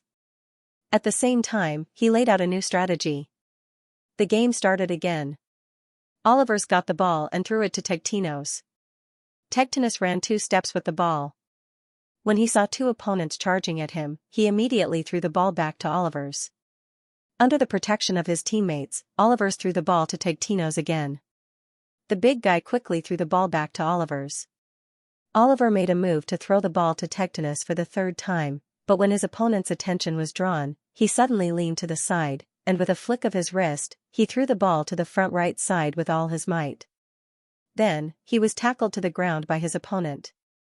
Amid the exclamations of the players on the field, the football flew 20 meters in the air and was about to fly out of the end line. One of the Antonio's players quickly rushed over, jumped up with all his might, and reached out to block the football. However, because the ball was too fast, he did not manage to catch it. Therefore, after landing on the ground, he quickly jumped up again, but he still did not manage to catch it firmly. The other party had already pounced on him and grabbed him. Amidst the cries of regret from the soldiers watching the game, Antonio's team lost their chance to attack. The slaves off the field also shouted loudly. "What are they talking about?" Antonio's asked curiously. "They said, if it were them, they would definitely be able to catch this ball." Bagul explained, "We Lucarians have been walking and hunting in the mountains since we were young. We often climb high and low. When it comes to jumping, other races may not be able to compare to us." Antonio's nodded and said, "It's our turn to defend next. The 5 of you will attack together." Bagul was taken aback for a moment before he became excited. After watching off the field for a while, he felt that this game was very interesting and exciting. He had long been eager to try it. "Also, I suggest that when you go back, it's best to urge your people to learn Greek. Otherwise, you won't be able to communicate during the game." Antonio's reminded with a slightly deeper meaning. The sky was getting dark. More than 800 Lucanian slaves were anxiously waiting at the construction site. Some of them were getting restless and started arguing with the soldiers who were supervising them. At this moment, the 40 slaves came back, talking and laughing. "Hey, are you guys okay?" The clansman went up to them and asked with concern. "Don't worry, we're fine." Bagul comforted them, unable to hide the excitement on his face. "Oh my, this football game invented by the Greeks is so interesting. You guys didn't see it. In the last round of the game, Bagul jumped up and caught the ball in the air. He dodged the obstruction of two people and directly rushed into the formation to score, helping his team win the championship." A returning slave said excitedly. "It's not rushing into the formation, it's passing the formation." Bagul corrected him. "If it wasn't for the bad teamwork of my team, we would have definitely beaten you and entered the finals." Lidum said, unconvinced. "Brother, you have to understand that your teamwork is bad because you don't understand each other. If you want to beat me next time, you must learn Greek well." Bagul warned him. Lidum thought for a moment and nodded. "Seriously?" The slaves who were waiting were confused. What game, competition, champion? Then, the returning slaves began to excitedly tell them about their experiences in the Amendalara training camp. The waiting slaves were curious at first, but later, many of them became interested in the game and secretly made up their minds. From now on, they would work harder at the construction site and strive to be selected next time to participate in this game that sounded very interesting. From that day onwards, the progress of various projects in Amendalara advanced by leaps and bounds. For the old citizens of Lucania, it was destined to be a sleepless night. For example, Arsenius. He could not forget the fact that his parents died at the hands of the Lucanians. However, when he advanced with the ball, the Lucanians on his team blocked the opponents for him many times and scored touchdowns for him. When he excitedly hugged his Lucanian teammates, he forgot about his hatred. When he returned home and thought about it, his heart was extremely conflicted. This was the charm of modern team sports in his previous life. When an individual integrated into the team and won through unity, any hatred and conflict in the past would be eliminated by the joy of victory. This was why the Devers forced each team to have 5 Lucanian slaves. The next morning, the Devers had breakfast and were about to go out to inspect the carpenter's construction of the elevated water wheel when they saw assistants rushing in. "What happened?" the Devers asked immediately. "Cunagurata. Cunagurata has been expelled from Turiai. Now he is leading his family and people to the direction of Amendalara," Assist said, panting. "What?" The Devers were shocked. It turned out that after the signing of the alliance agreement, Cunagurata sent people to investigate the financial situation of the Turiai's national treasury on the grounds of the need to formulate a new trade plan to replenish the empty national treasury.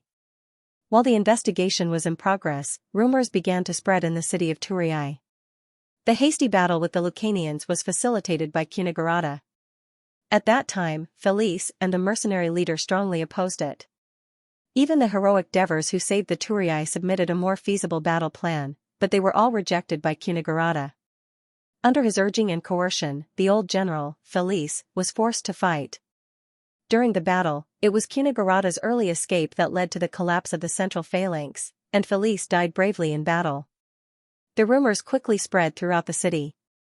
Since some of the rumors were true, when the skeptical citizens went to find people to verify it, they selectively chose to believe the truth. They were the families of the Devers who had died in the battle. Their sorrow had been suppressed by the Devers' victory. Now they needed an outlet, and Cunagurata was the best target. Anger erupted among the citizens. They gathered and shouted, "Cunagurata, step down. Punish Cunagurata severely." Slogans surrounded the city hall. Seeing that things were not going well, Cunagurata sneaked home through the back door of the city hall. However, the citizens who heard the news rushed to his house and surrounded it. Cunagurata urgently ordered his family and slaves to be on guard to prevent the citizens from rushing into his house. He stood within the walls of the house and tried to explain to the angry citizens. While both sides were in a stalemate, someone suddenly shouted, "Citizens, don't forget, after Cunagurata escaped back into the city, he forced us to close the gate." As a result, the citizens who fled could not enter the city, and more than half were killed by the Lucarians. "He's a murderer."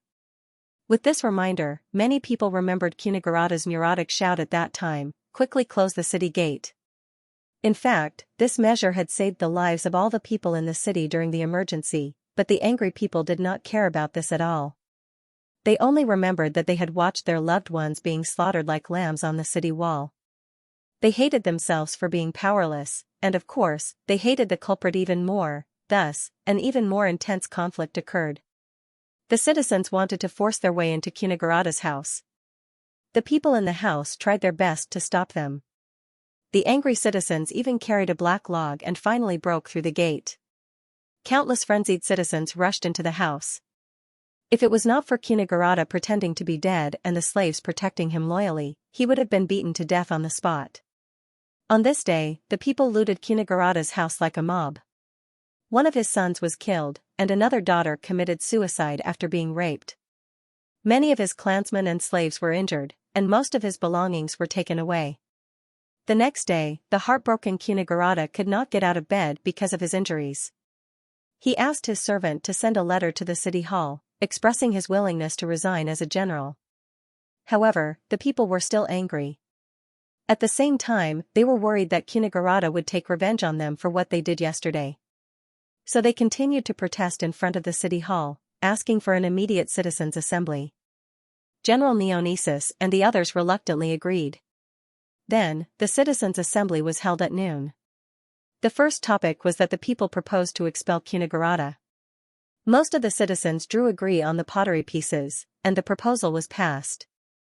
Therefore, Kunigarada, who served as the chief general for several years after the Peloponnesus War and helped Turiai, the new overlord of Greece, Sparta, and its allies, to avoid being hunted down by the new Greek overlord, Kunigarada, was expelled from Turiai by the potsherd expulsion law invented by the people of Athens. The second topic of the citizens' assembly was to re-elect the 9 generals. In the end, Neonesis was elected as the chief general. Bucos was elected as the general because he successfully hired the Devers expeditionary force, and Ansatanos was rejected by the people because he defended Kunigarada when the people surrounded the city hall. When Kunigarada received the news at home, he was silent for a long time, and then let out a long sigh. According to the potsherd expulsion law, he could return to Turiai after leaving for 10 years. However, he was determined to leave the sad city. After obtaining the consent of his wife, children, and clansmen, he began to pack up in the afternoon and sold his house and fields at a very low price. During this period, only Ansatanos came to visit him once. One day later, Kunigarada brought his family, some of his clansmen, and nearly 100 slaves who were loyal to him. They carried their bags and drove their carts out of the city. When the tourists heard the news, they rushed over, not to see Kunigarada off, but to vent their anger. Some even threw debris at Kunigarada and his family. His entourage lowered their heads in fear. Only Kunigarada, who was lying on the carriage due to his injuries, remained calm in the face of the angry stares. A few years ago, he had used this method to expel the tourists of Athens. Today, he was in this predicament. He thought of the Asyculodoax family that had been expelled due to their defeat, and the Sybaris natives that had been expelled and even killed not long after the city was built. Was this Greek democracy?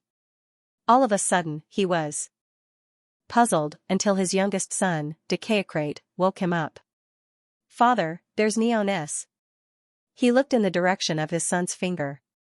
Neones was standing on top of the city gate, looking down. Kunigarada, who had been in politics for many years, knew who the real mastermind was when it happened. When their eyes met, it did not arouse any more hatred in his heart. He watched quietly until he was out of the city gate. He looked back at his motherland, where he was born and raised, with a sad look on his face. He suddenly said in a low voice, "Neones drove the beast of the people's will to deal with me. This time I underestimated him. But with his ability, I'm afraid he can't control this beast. Sooner or later, something bad will happen." Dicaeocrate seemed to understand and said, "Will this bad guy be driven out of Turis? Who knows?" Kunigarada turned around and stroked his son's head. He looked at the unpredictable north and said nervously, "Let's go. As we discussed before, we'll go to Amendola first." When Kunigarada and his people came to the Saraceno River, they saw the consul Devers of Amendola, leading a few senators and a group of guards waiting on the other side of the river. When Kunigarada heard this, he quickly asked his slaves to drive the carriage to the front of the group. Seeing Kunigarata lying on the carriage, the Devers said in a clear voice, "Master Kunigarata, I'm glad you chose to come to Amendola. When we heard that you were coming, the Senate, after an emergency discussion, decided to grant you the citizenship of Amendola. Are you willing to accept it?" After all, Kunigarata was only driven out of the city, but his tourist citizenship was not taken away. He could still return to Turis after 10 years. During this period, he only needed to stay in another city. Amendola might be overthinking things. But when Kuragraka heard this, his slightly uneasy heart finally calmed down. He immediately expressed his gratitude to the Devers and said sincerely, "I'm very happy to become a citizen of the same city as Master Devers." His people were also relieved. Although Turis and Amendola had just signed an alliance agreement, they were afraid that Amendola would refuse to accept them due to the bad relationship between the two cities. In fact, it was precisely because of this problem that the Devers did not welcome Kunigarata with great fanfare, afraid that it would cause dissatisfaction among the old citizens. As for Kunigarata, the Devers only met him twice and did not know much about him. However, the only 2 times they met made him feel that Kunigarata's political ability was not low. From the information they received, they knew that during his tenure as chief general, Turis was able to maintain political stability and prosperity. It was a pity that due to his lack of military ability, he lost his position as chief general and was eventually driven out of Turis. However, this was exactly what the Devers wanted. From the expulsion incident, the Devers vaguely felt something, so they welcomed Kunigarata enthusiastically. On the way to Amendola, both sides avoided talking about Turis. There are still some empty houses in Amendola that you and your family can live in. However, I suggest that you buy them because the price is not high. As for your people, they can only rent them for the time being because they are not citizens of Amendola yet. The financial officer, Mercies, did not care that Kunigarata was a new guest. He introduced the place to Kunigarata as if he was a brother. Kunigarata expressed his understanding and said, "I heard that the city has recently passed an immigration law. I wonder if they meet the requirements. Can they apply to become citizens of Amendola?" Had the news started to spread in Turis? Devers was very happy to hear this news. He immediately explained in detail, "Of course, they can apply. This matter is handled by the registrar, Lafayette.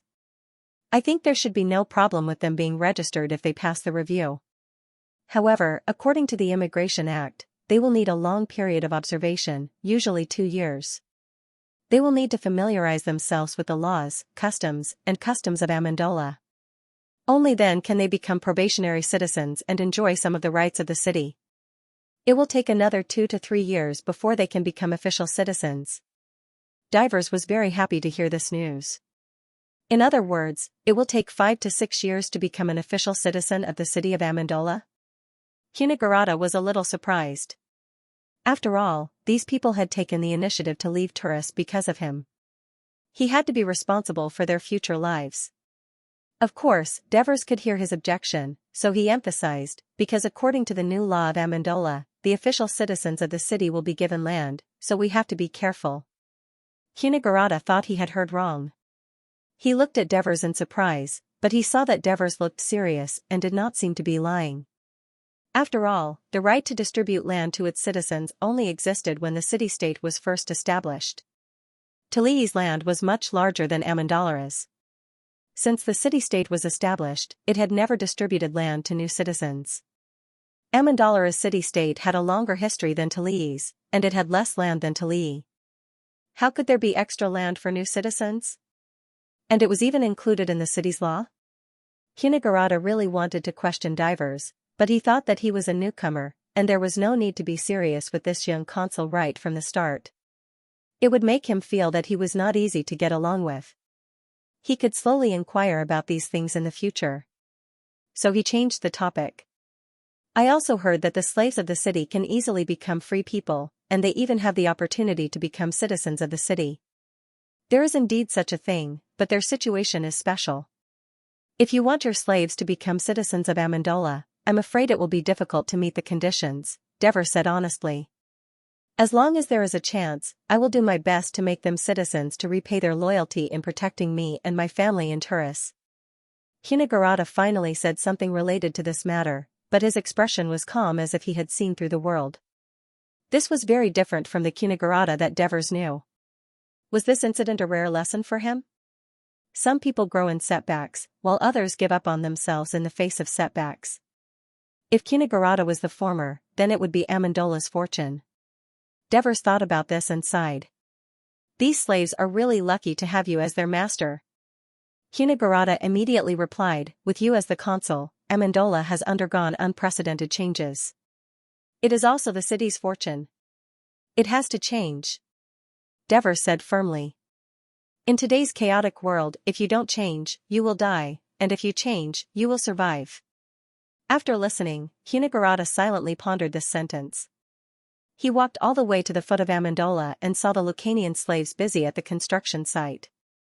Kunigarata stopped and looked at them for a while with a complicated expression. He said in surprise, I can't believe these Lucanians are so obedient. There are probably more than 1,000 people here, and there aren't many soldiers guarding them, but they are working so hard. Because the city didn't cut off their livelihood because of the crimes they committed. Instead, it gave them hope. Devers said meaningfully. Hope? Why do the Greeks and Lucanians have to kill each other? Why can't they live together peacefully in the same city? Seeing some gratifying changes in Kunigarata, Devers decided to reveal something in advance. The other city-states believe that land is the greatest wealth, so they are unwilling to accept foreigners and free citizens. They are unwilling to share the benefits and wealth of the city-state with them. I'm the exact opposite. I believe that people are the greatest wealth of the city-state. Only with people can we grow food, create art, and create wealth. Only with people can we build weapons, build armies, and defend the city-state. Only with enough people will we be able to get enough land. Devers said in a firm tone. His words shocked Kunigarata like never before. He was smart enough to know how to get enough land. Obviously, the Devers were subtly telling him about the source of the land for the new citizens, so he fell silent. On the other hand, Kunigarata's eldest son, Sostatus, looked at the warehouses and hotels that were almost completed and asked, I heard that you're going to attract Turii merchants and foreign merchants to store goods and stay here. Are these the warehouses and hotels under construction? Yes. I see that there are many warehouses and hotels to be built here. Is the city-state going to manage them personally? Sostatus asked again. Mercies understood what he meant and immediately said, of course not. The city-state doesn't have that many civil servants. Everyone has their own things to do. We're going to open an auction and rent them out. Auction was a new word. The Greek's excellent merchant genes allowed Sostatus to quickly understand what was going on. He asked, can we participate? You're very welcome. Mercies answered happily. Even though the entire family was rather tired after moving and decorating the house for most of the day, Kunigarata woke up early the next morning. Waking up early was a habit he had developed over the years. The slaves helped him dress and get up. He decided to go out for a walk with the help of the slaves before returning for breakfast. Kunigarata's house was at the foot of the mountain. After the new citizens were allocated housing, there were still many empty houses. It was obvious how much damage the war had done to Amendora. Only when Kunigarata was in the middle of it did he understand why the original citizens of Amendora were so angry at the Turii. Most of these empty houses were rented to free people at low prices, so when Kunigarata went out, he could see groups of free people hurrying to work. Their faces were brimming with energy and passion that the free people of Turii lacked.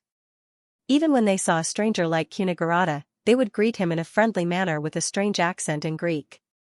Kunigarata knew why they were so passionate about life. After becoming free citizens from slavery, their employers even paid the so-called preparatory citizen tax to the city-state. As long as they obeyed the law and worked hard, they would become preparatory citizens of the city-state in 2 years. It was already June, and the weather was getting hot. The city of Amendora was relatively cool because it was built on a mountain. The sea and mountain breezes took turns blowing against the small city. Kunigarata walked up the road and occasionally met citizens who were going down the mountain. They were all going to work in the fields. Old citizens and new citizens alike greeted and joked with each other, appearing very harmonious. The slaves who followed them were also very spirited. They must have seen hope after the mercenary slaves became citizens. What really surprised Kunigurata was that there were women accompanying them. From the conversation, they seemed to be the wives of citizens and not the women of free citizens. In order to make a living, the wives of free citizens would often work to earn money to support their families, such as setting up stalls and working as restaurant employees. She was even prepared to accompany her husband to work in the fields. He recalled that his son had mentioned some of the strange things he had seen in the city yesterday afternoon. Looking at the woman's appearance, she was indeed a Lucanian woman. If he was a traditional and conservative foreigner, he would have made a fuss. However, Kunigurata, who had been in politics for many years, first thought of the significance of this phenomenon for the city-state. Obviously, the Devers were not just talking about it. They were trying to assimilate the Lucanians in various ways. This young man had an extraordinary ambition. Under his leadership, the small city of Amandora was so strange and different, but it was rejuvenated and full of vitality in such a short time. Kunigurata's interest grew. He found that there were many people going down the mountain, but there were also many going up the mountain. Many of them were children. After asking, he found out that there were disciples of the Pythagorean school of thought teaching mathematics for free in the square. There was actually a Pythagorean school here. While Kunigurata was shocked, he suddenly remembered the scene of their first meeting, and instantly understood. This must have been Archita's matchmaker. The Pythagorean school opposed democracy and supported aristocratic politics. How could the Devers tolerate it? However, Kunigurata changed his mind. The Devers were a lifelong consul, and Amandora was not a democracy. When they arrived at the square, there were already some people surrounding the platform in front of them. On the platform, a young man was teaching basic mathematics. This young man was Mentodicus Els. Back then, he and Marta Corys had been promised by the Devers to go all out and accept apprentices. However, they strictly followed the traditional requirements of the Pythagorean school. The disciples must have a certain mathematical foundation, so they had to undergo a test. However, when they excitedly went door to ask, they were all rejected. First of all, most of the new citizens had a low level of education. Now that they had just been allocated land and houses, they were busy taking care of everything and had no time to take the test and learn. A few wanted to learn, thinking that they would participate in public office in the future, but when they heard that they had to pass the test first, they immediately got a headache. Although the old citizens had a higher level of education than the new citizens, on the one hand, they were busy with the funerals of their loved ones, and on the other hand, the Pythagorean school had a bad reputation in Greece. Rumors of secret associations, worship of evil gods, they worshipped number as their god, opposition to the city, and so on had long spread throughout the city. Of course, the two of them were not welcomed.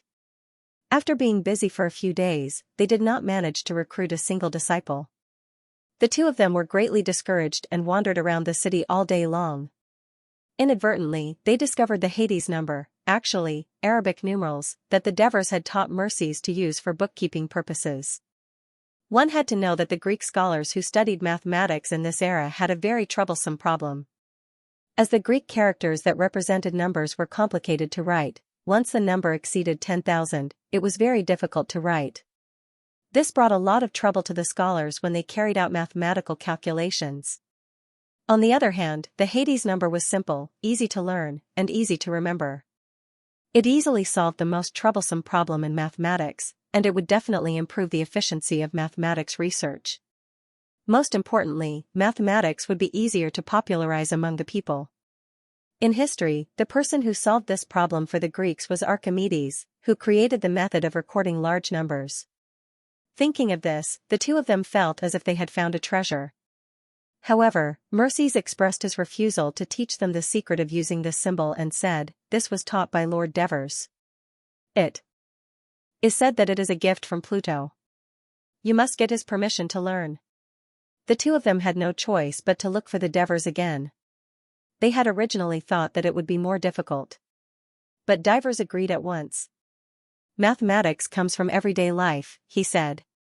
Of course I want everybody to be able to learn it, so that they can apply it to their lives, so that they can solve their problems, so that they can make life easier. That's the real meaning of learning. The Devers' words greatly touched the two young people. Therefore, Devers suggested that they hold free public lectures on mathematics in the square and teach the basics of mathematics to the citizens of the city who were willing to come. The Senate was willing to endorse them and encourage the people to actively participate.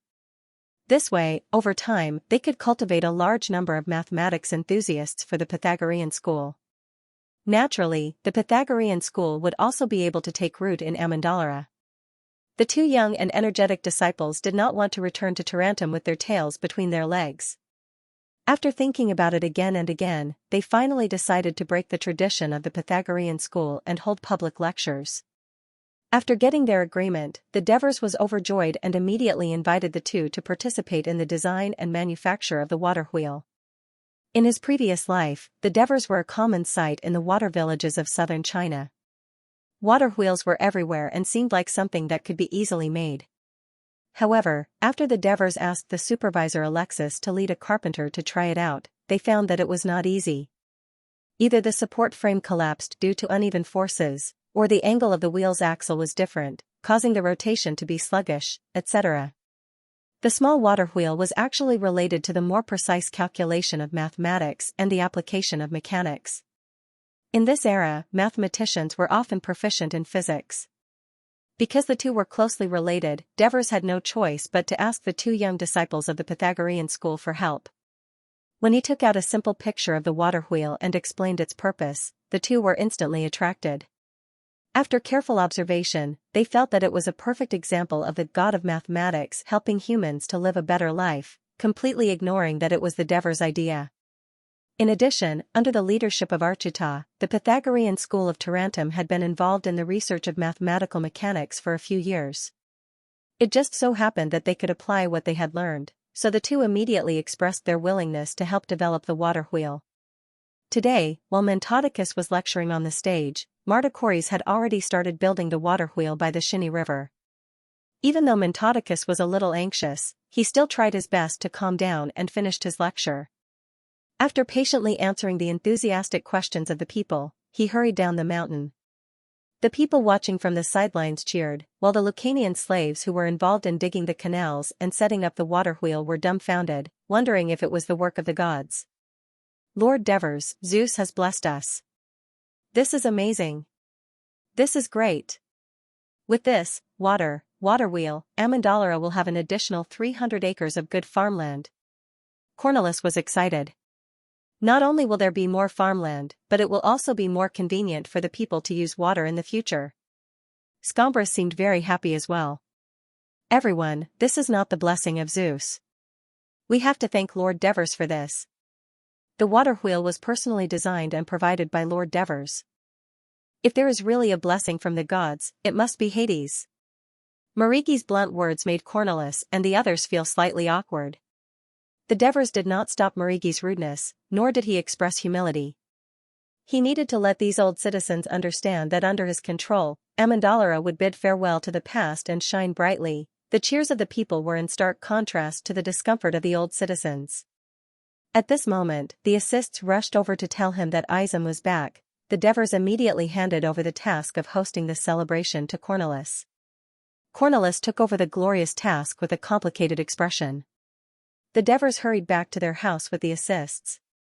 Izum was covered in dust. His face was dirty, and his long hair was unkempt. He wore a tattered Lucanian leather robe and was barefoot. Standing in front of the Devers could hardly recognize him. It turned out that when Izum returned to the city, he did not go home first. Instead, he went straight to the Devers. As a superior, the Devers could not but show some concern for Izum's zeal in his work. So he asked the slave girl to take Izum to be bathed, to have his hair cut, to trim his beard. The Greeks, unlike the Romans, wore beards, and to prepare a sumptuous lunch, over which he invited Izum to talk. Under the relaxed atmosphere created by the Devers, and after drinking a few glasses of wine, Izum gradually relaxed. "Master Devers, Izum burped and said, "I followed your orders and disguised myself. I crossed the mountain path to the west of the Subari Plains and went to Laos first. It's located at the mouth of the river known as the Ari River. The city isn't big, but it's a stone city. It also has a port, so it's not too heavily guarded. I snuck in and worked at the docks, moving goods every day. That's how I got to know a few of the dock slaves. Can you guess who they are? They should be Greeks. The Devers was not surprised. The Lucanians had invaded the Turii region many times, and many Greeks had been abducted. But Ism's answer did surprise him. To be precise, they are the descendants of the Subaris people. Laos was built by the Subaris people. According to them, the Subaris people built Laos to be a transit port for Subaris to trade with Neapolis, Etruria, and Messenia. That's why Laos was very prosperous at that time. But after Subaris was destroyed, Laos had no backup, so it was quickly taken over by Nidim. Oh, I see. The Devers was indeed surprised. He asked, so, the original Subaris people became slaves? How many Greek slaves does Laos have now? I don't know how many Greek slaves there are, but when the Lucanians attacked Laos, some Greeks surrendered and joined the Lucanians. One of the leaders of Laos, Avanogus, is a descendant of these people. The tribe he leads is also the descendants of the Subaris people. The Lucanians think that they are not pure-blooded Lucanians, so they don't trust them very much. They often insult and suppress them. Although the Greek slaves despise these people and think that it was their betrayal that led to the fall of Laos, they don't hate Avanogus too much. Most of them think that he is a good man because he often helps them. Ism drank a few more mouthfuls of wine and said excitedly, now the city of Laos is not stable. Because some of the Lucanians led by the great leader of Laos, Tula, only let his tribe stay and did not participate in the invasion of Turii, in order to prevent Avanogus from sharing the spoils of war. I didn't expect you to lead us to almost destroy all the Lucanians who invaded Turii. Haha. The great leader of Laos, Tula, only fled back to the city with a few dozen warriors, and Avanogus became the strongest leader in Laos. Can you guess what happened, my lord? Ism seemed to be a little drunk and did not pay attention to his words, but the Devers did not care. He thought of something and said, the great leader of the extortion wanted to annex Avanogus' tribe? Ism patted the wooden chair and said, my lord, you are so amazing. You guessed it right. He grabbed a piece of bread, tore a large piece, stuffed it into his mouth, and chewed. Assists raised his eyebrows and was about to reprimand him, but the Devers waved his hand to stop him. I heard from the slaves at the docks that Tula once invited Avanogus to a banquet. I don't know what happened, but when he came back, several of his guards were seen injured. From that day on, Avanogus hid at home and never went to the city to discuss business. When I walked around his house, there were soldiers patrolling the area with weapons in their hands. They said that Avanogus did not resist because he was observing the situation in Nidim. Nutum? The Devers listened carefully. Yes, my lord. Ism scratched his head in embarrassment and said, I was going to go north and go deep into the hinterland of Lucaria to explore, but Nidim controls the passage to the north upstream of the Ra River. It is now heavily guarded, and strangers cannot pass through. Laos was originally under Nidim's command, but this time, Nidim's warriors died in battle. I heard that Nidim's great leader, Utara, died in our hands, and their strength has been greatly reduced. Speaking of this, Ism was a little proud. The few leaders in Nidim are busy fighting for the position of great leader, and I heard that they almost fought. As Ism spoke, he subconsciously raised his wine glass, but found that it was empty. The Devers got up and filled it for him. Ism sat still and only thanked them.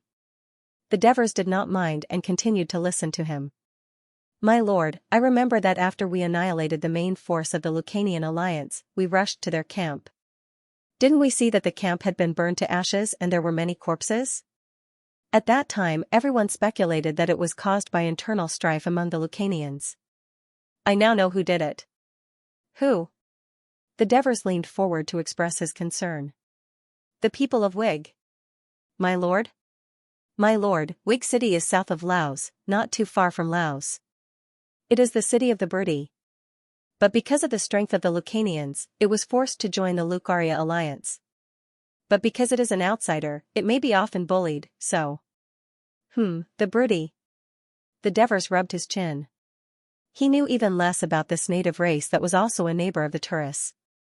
He only knew that because of geographical reasons, they did not pose much of a threat to the tourists, but they were a big problem to the Greek city-states in the south.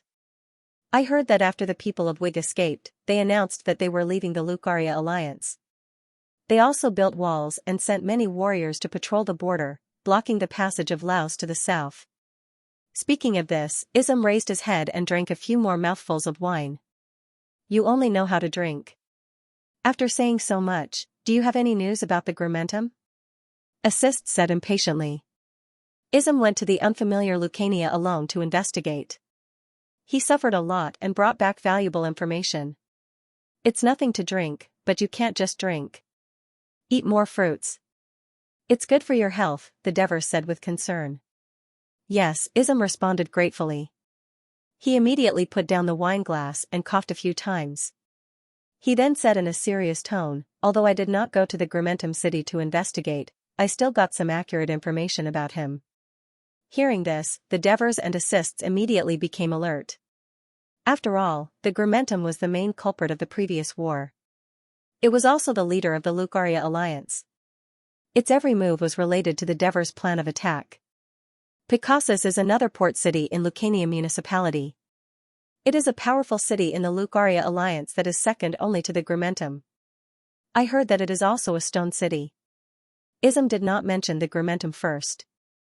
Instead, he changed the topic to Picassus. A stone city. When the Devers heard this, his heart skipped a beat. Based on his understanding over the past half a year, the Greeks liked to build their cities with stone, while the mountain tribes mostly built their cities with wood. With the precedent of Laos and the fact that it was a port city, he could not help but suspect that Picassus was also taken from the Greeks by the Lucaria. Since you said that Ninath is Picassus's man, why would he fight for the position of Grimentum's great leader? Assists asked, puzzled. Wisam purposely kept them in suspense, and now he grinned, because Akapiru married his daughter to Ninath in order to make Picassus his ally. Therefore, Grimentum and Picassus's great leader became relatives, and Ninath became Akapiru's son-in-law. I heard that Sinsing even bribed a few leaders in Grimentum city, so that Ninath could get the support of some of the tribes in Grimentum. Luzo had no choice but to seek help from another powerful tribe in Lucania, the Union Potentia. Sinsing also asked Potentia for arbitration, but Potentia did not respond. Now both sides are gathering their troops, and the merchants and sailors say that a war could break out in Grimentum at any time to decide who is the great leader of Grimentum. Deves did not expect that a war of annihilation would not only split the Lucania Union, but also change the power structure of the Lucania region. Now, there were undercurrents everywhere, and it was a great opportunity for Amendola. Can you draw a map of Lucania? Devers asked urgently. Before Wisam left, he had repeatedly reminded him. Yes, Wisam said with certainty. So, the three of them went to the courtyard of the house. Wisam used a wooden stick to draw on the ground, and Assist stood at the side with a parchment and a pen. When Wisam was done, he would draw the map on the paper. Devers looked at the map carefully while listening to Wisam's explanation. He realized that the mountain road to the west of Turiai did not lead directly to Laos, but between Laos and Nyutam. Laos City was at the mouth of the Ra River, guarding the land passage from Brudi to Lucania, while Brudi City's Vigo City was the barrier for Brudi to prevent Lucania from invading. Compared to Laos, Nyutam was more important to Amendola, as it guarded the passage to Lucania City to the north. Only after Amendola occupied Nyutam would Amendola have many options to further occupy Lucania City. Wisam, the information you brought is very important. You have made a great contribution to the city. I've decided to set up a reconnaissance team, and you'll be the team leader. For now, there will only be 20 people. You can pick from each team, and if anyone refuses to release them, tell them to come find me. While Divers praised him, he immediately fulfilled the promise he had made before. Thank you, Your Excellency. Wisam was so excited that he almost jumped. You should go back quickly. You haven't been home for more than 10 days. Your wife must miss you very much. By the way, there's a water wheel built by the Shini River. It can bring water to your field. You don't have to worry about carrying water anymore. That's great. Wisam was so happy that he was about to leave. Wait. Devers stopped him and asked a slave to bring 2 large jars of wine. Since you like wine so much, take it back and enjoy it slowly. Wisam thanked them again, then carried one in each hand and happily went home. "Your Excellency, this kid is too rude." Assists was dissatisfied with Wizam's behavior in the living room. "He's still a dukya." Devers smiled. "Yasi, don't pay too much attention to these superficial things. The key is here and here." Devers pointed to his chest and head and said, "Wizam has completed the task I gave him. It's not easy. He's a talented young man. As long as he's talented and not a bad person, we should use him, right?" "Yes, Your Excellency." "Now that you know the situation in Lucania City, how should we attack it?" "Go back and think about it. Come back tomorrow and we'll discuss it." After breakfast, Kunigarata suddenly felt uncomfortable in his chest. He had to let a slave help him to go to the hospital in Amendalar. The hospital was also located in the lower part of Amendalar. Because it was a mountain city, there were upper and lower levels, near the city gate. It was said that in order to support the development of the hospital, the Archon Devers specially approved 2 empty houses next to each other for helps and the others to establish the hospital. Kunigarata had heard of the excellent medical skills of the Devers mercenary doctors in Turin, but when he arrived at the hospital, he was shocked by the scene in front of him. There were hundreds of patients lining up from the gate to the foot of the mountain. It even affected the entrance and exit of the city. The people of Amendalar saw a business opportunity. They set up stalls near the hospital, selling food, water, wooden chairs, hats, and so on. It actually formed a small and lively market. Censor Antonios had reported this to the Devers. Other than sending more patrols to maintain order, the Devers could do nothing for the time being. He could only order Supervisor Alexis to build a large hospital next to the warehouse hotel and move the hospital out to restore traffic in the city. The loyal slave had to first rent a wooden chair and let Kunigarata sit down. He went to find the doctor to see if he could be given priority. Unexpectedly, when he reached the door, he was stopped by the patrol who was in charge of maintaining order. After knowing the situation, he expressed his helplessness and said, "There are many patients here who are more serious than your master. They also line up here in order. Unless their lives are in danger, they can only line up outside." The slave had no choice but to take a number plate and return to Kunigarata's side. Unexpectedly, other than the people of Amandora, the patients of Amandora Hospital mainly came from Tilii and Heraclea. The Tilii among the patients recognized Kunigarata, who was sitting next to him, and began to shout insults at him. For a moment, the scene was a little chaotic, and even the sentries at the city gate were attracted. Kunigarata was filled with anger. He simply did not see the doctor and went straight home. However, at night, he began to feel a slight pain in his chest and did not sleep well that night. He had no choice but to rush to the hospital the next morning, only to find that the entrance of the hospital was deserted. He asked the nurse in charge and found out that the Devers would be giving a lecture to the doctors in the morning. In order to let them focus on their study and discussion, they would not be seeing patients that day.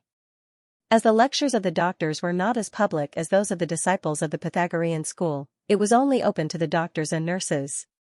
Therefore, Kunigarata could not enter and could only blame it on his bad luck. When he returned home at noon, not only did Kunigarata feel a pain in his chest, but he also had difficulty breathing. He could not get out of bed.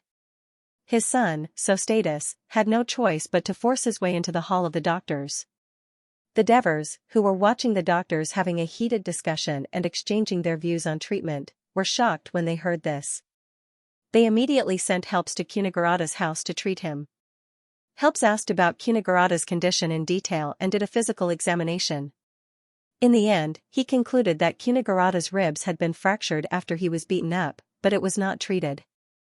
After coming to Amandora, he did not rest well and went hiking, causing his sternum to be fractured. The fractured ribs pierced his lungs and caused Kunigarata's current condition. With the diagnosis, helps treated him. Kunigarata's condition began to improve, and he praised Helps's excellent medical skills. At this time, the Devers in the hospital discovered some problems with the newly established hospital through Kunigarata's difficulty in seeing a doctor. First of all, although the hospital's reputation had spread and brought about some economic benefits, it was harder for Amandora citizens to see a doctor because there were more foreign patients. This should not be the case, as it did not reflect the sense of superiority of Amandora citizens. Fortunately, they discovered this in time. Otherwise, as time passed, the citizens would accumulate resentment, and this resentment would be vented on the Devers.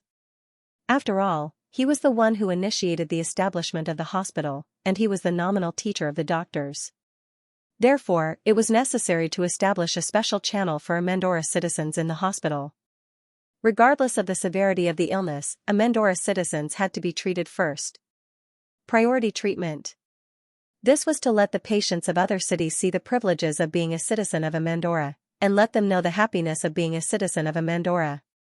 Secondly, during the medical lectures, doctors had to stay in the hospital to deal with emergency patients. Furthermore, the medical lectures could not be too frequent, lest it affect the normal diagnosis and treatment. Thirdly, regarding the problem of having too many patients to see in a day, the Devers felt that it was actually a good thing, as it could increase the income of the hotels and other industries in Amendora. However, the hospital's reputation would indeed be affected if serious patients could not be treated in time. The best and only solution was to increase the number of doctors. There were currently 6 doctors in Amendola Hospital, and it took time to train a good doctor, excluding witch doctors and wandering doctors. It was impossible for Amendola to train a new doctor in such a short period of time, so they could only poach doctors from other city-states. As the reputation of the hospital continued to expand, doctors from other cities would naturally be attracted to learn from them. Therefore, they could pass a proposal in the Senate that the hospital would accept the foreign doctors who were willing to stay in Amendora as official students. They would have access to all medical theories, medical records, and research content, and the city would immediately grant them Amendora citizenship. They could also consider extending this citizenship to the teachers. Doctors and teachers were both high-quality talents in this era, and they were indispensable for the survival and development of a city. However, Amendora lacked both, especially teachers. A few days later, Cunagurata, who was recuperating in bed, heard something. Some of the slaves in the Turiai stone mine had rioted, defeated the guards guarding them, and escaped from Turiai. Some of the slaves even fled to Amendola to ask for protection, and the Turiai emissaries arrived shortly after, asking Amendola to send the slaves back.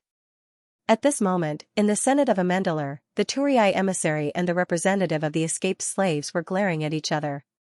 It was the new Turiai general. If Cunagurata was here, he would definitely recognize him as one of the main instigators who incited the Turiai to expel him. At this moment, he faced the senators of Amendola and loudly rebuked, "Amendola is an ally of Turiai. Is this how you treat an emissary of an ally? Letting a lowly slave stand together with a noble Turiai general is an insult to the Turiai. If Amendola does not respond kindly to the Turiai's request, the Turiai will reconsider their alliance with Amendola." As soon as this was said, the senators sitting on the wooden chairs in the hall were in an uproar. At this moment, the censor, Antonios, stood up and said, "Dear Turiai emissary, we have yet to discuss the Turiai's request. I didn't expect you to take the initiative to walk to the center of the hall as soon as you entered. I forgot to remind you that your seat is here." Antonios pointed to a seat at the side of the hall. "I think the noble emissary from Turiai should know the diplomatic etiquette of the city-state better than us. Without permission, foreign emissaries should remain silent." The senators roared with laughter. Plazinas wasn't embarrassed at all. He pointed at the slave and continued to say loudly, "I've never heard of a slave being allowed to sit in when a city-state is discussing a major issue. The Senate of the city of Amendola is such a sacred place, how could it be desecrated by a lowly slave? This is because, as the representative of the slaves who escaped to Amendara, his request concerns Amendara and Turiai. I think it is necessary to ask him to state his request again, so that we, the nobles, can have a fair discussion and judge whether his request is reasonable or not. Well then, esteemed Turiai emissary, are you prepared to stand there and prevent us from starting our meeting?" Devers, who was sitting in the middle of the hall, spoke in a calm and dignified tone, causing Plezanav to sulkily sit in his seat. "Slave, you can now state your request," the rotating chairman of the Senate, the city's governor, Cornelis, said loudly. The slave respectfully saluted and said, "Respected lords, my name is Aristocrati. First of all, I want to say that I was not born lowly. My father was a nobleman from Cyrenaica who mainly dealt in Sylphian grass. He had hundreds of slaves and a large farm. 8 years ago, my father took me to the Olympia to watch the games. During the voyage, we encountered pirates. My father was killed. I was sold to Turii. Aristocrati took a deep breath and suppressed the surging sadness in his heart.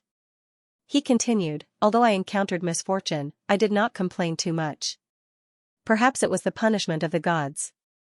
In Turii, I did my best to complete the tasks given by my master and never slacked. Until 2 months ago, when the city-state gathered us and brought us to the mercenary camp. My lord, you stood in front of us and called us to fight for Turii. Aristocrati respectfully saluted the Devers again. You also said, as long as we win, we will be free. For freedom, we, who had never held a weapon before, picked up a weapon. For freedom, we, who had never killed before, fought against the ferocious Lucanians.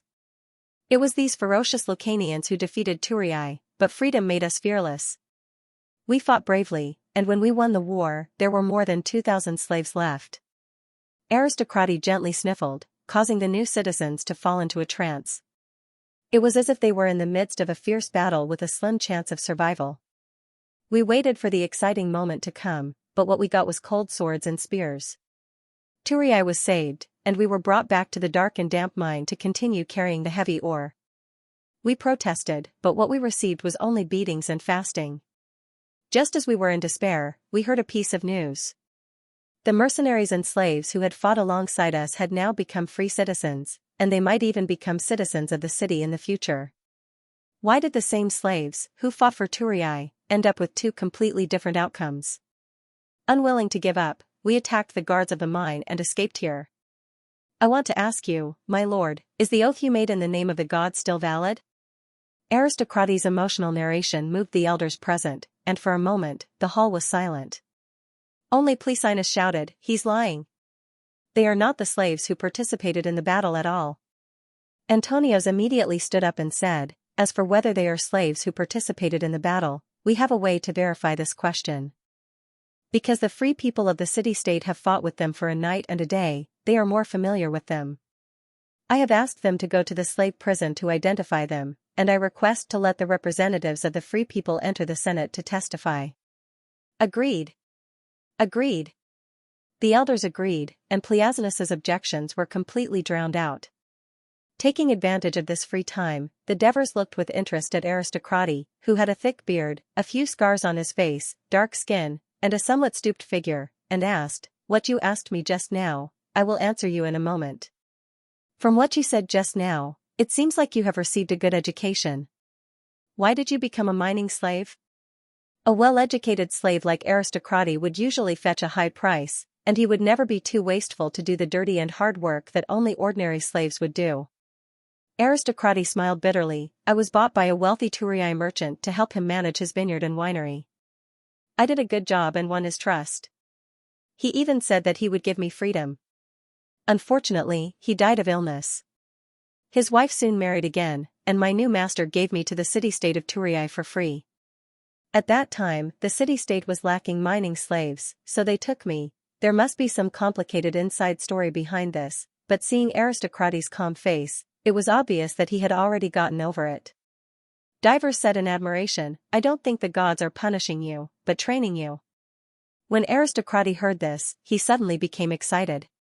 It was obvious that he had heard something from the Devers' words. At this moment, the representatives of the free people entered the hall. After swearing to the gods, they gave the answer. These escaped slaves had indeed participated in the battle. Plesinus did not accept this. He stood up and retorted, it is common for a city-state to let slaves participate in battles. For example, Sparta often let helots fight with them, and they won countless victories.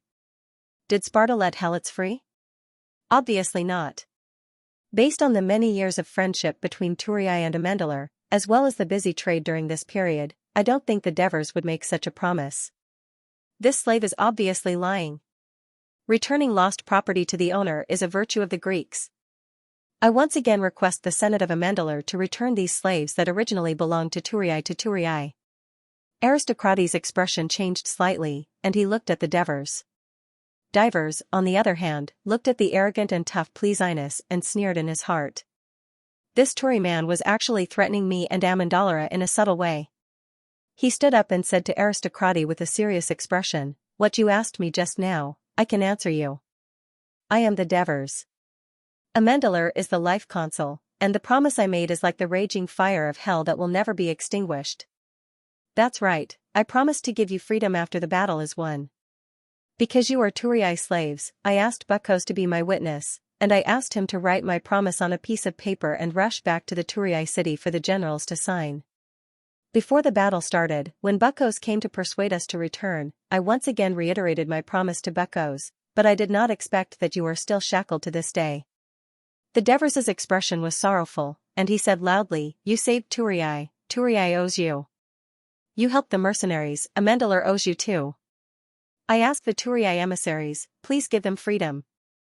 As soon as the Devers' voice fell, the senators shouted in unison, "Give them freedom. Since you have sworn to God, you should give these poor and respectable slaves freedom, Turii."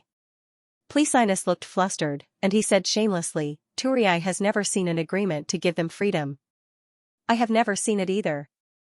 "Lord Devers, you must have remembered wrongly." "Yes, you must have remembered wrongly." The Devers took out a roll of sandpaper from his pocket and sneered, "The tourists are really forgetful. Fortunately, I still have one here." As he spoke, he handed the roll over. The senators passed it around and saw that the Devers had promised to give freedom to the slaves. There was also the signature of Buckos as a witness, as well as the signatures of the two tourist generals, Cunagurata and Niansis.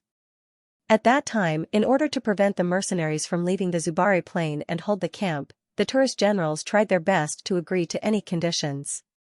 Based on their experience, it would be difficult for the mercenaries to hold the camp for a long time. As long as they could whittle down the Lucanians, they would do so. Losing more than 2,000 slaves was like throwing a meat bun at a dog. They did not expect the mercenaries to take the initiative to attack the enemy and even win. Now that Niansis, who was known for his meticulousness, was in power, of course, he would not be willing to turn more than 1,000 slaves into free people. There was another important point: if these slaves were turned into free people, what about the other miners? They would definitely have some ideas. Don't forget that there were 8,000 to 9,000 slaves mining. If there was a commotion, with the current number of tourists, it would be difficult to deal with it. Not to mention that there were still a group of free people at the port who were still arguing with the tourists about their citizenship. So when the roll was passed to Plicinus, he did not even look at it. He bit the bullet and tore the roll into pieces with his hands. "This is fake. This is fake." This shameless act immediately angered everyone present. The hot-tempered Scombros was the first to rush over. He grabbed Plicinus and gave him a punch, cursing, "I told you to tear it. I told you to tear it. Untrustworthy tourists. Tourists who should go to hell. One punch, two punches." If the others did not pull Scombros away in time, Plicinus would have lost his mind. At this moment, he shouted in fear, "Murder! Murder! Is Amendola going to war with the tourists? Get him out of Amendola. Don't forget to give him the silver coins that were supposed to be used to redeem the slaves who escaped to Amendola. That way, Tulage won't accuse us of stealing their property," Divers said in disgust. "Yes." Mercis replied with a bitter face. "However, we might not have enough money." Devers thought for a moment and said, "Then let's write an IOU in the name of the Senate of Amendola. We'll pay it back when we have the money. But if that's the case, I'm afraid that the other slaves who participated in the war will run to Amandara." Cornelis reminded. "Then let them come. They helped us win the war against the Lucanians and paid with their blood and lives. By the just Hades, I hope that we can fulfill our oath to him," the Devers said solemnly. "The tourists have it easy," Mercies said indignantly. "The gods will always punish those who break their oath," the Devers said calmly. He turned to Aristocratic, who was shocked by the scene just now, and said, "Now you are free. You can go wherever you want." Aristocratic did not expect the result they wanted to get so quickly. He was so excited that his body trembled. "Thank you, sir. We are willing to stay in Amendola, and I'm willing to repay the money that Amendola paid for our freedom." Devers looked at him.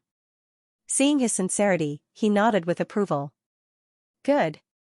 When Plazinas returned to the tourists, he naturally spread the news of Amendalar's evil deeds to incite the anger of the people. Amendalar, of course, had their own countermeasures.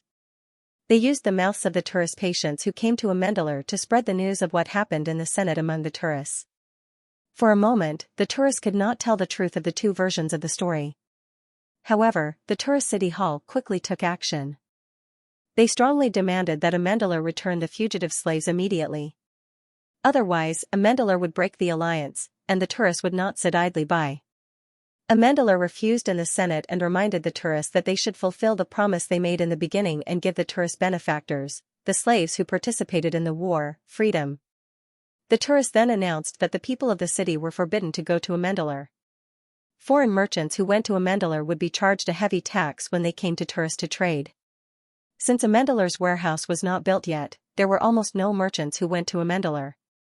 Instead, there were many foreign patients, which had little impact on Amendalar's already negligible trade. However, Amendalar still took action.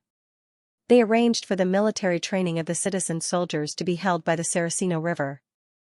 It was a big event, and it made the tourists and slaves who farmed on the Sabari plain nervous.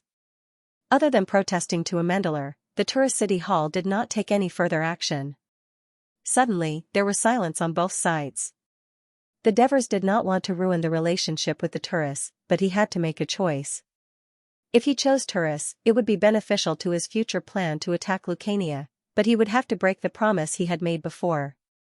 If he chose to free the slaves, he would fulfill his promise, but he might jeopardize the alliance with the tourists. The Devers believed that if he broke the alliance with the tourists, he could make up for it in the future. However, if he broke the promise, it would leave a bad impression on the Greeks, even if it was only for the slaves. Keeping his promise was related to his integrity, but it was also related to the integrity of Amendalar. That was because many of the new laws that Amendalar enacted now relied on the trust of the people and outsiders to be implemented. They had to believe that Amendalar would keep its promises no matter what. That was the foundation of Amendalar's establishment. Just when the relationship between Amendalar and the tourists was in a stalemate, a guest came to the city of tourists, the messenger of Crotone. At the end of June, the Senate of Amendalar held a meeting to discuss holding a selection competition to select athletes to participate in the Isthmian Games, which would be held the following summer after the Olympia. This was one of the four most famous games in the Pan-Hellenic world. Although it was not as old as the Olympia, it was still highly regarded. The Devers and the Senate hoped that the athletes would show the new Amendalar to the Greek city-states. The Devers even considered going to Corinth with the selected athletes, because Corinth was the site of the Isthmian Games. In his previous life, he had neither the money nor the time to watch the Olympic Games live, but in this era, he could be a VIP and enjoy the most authentic classic games.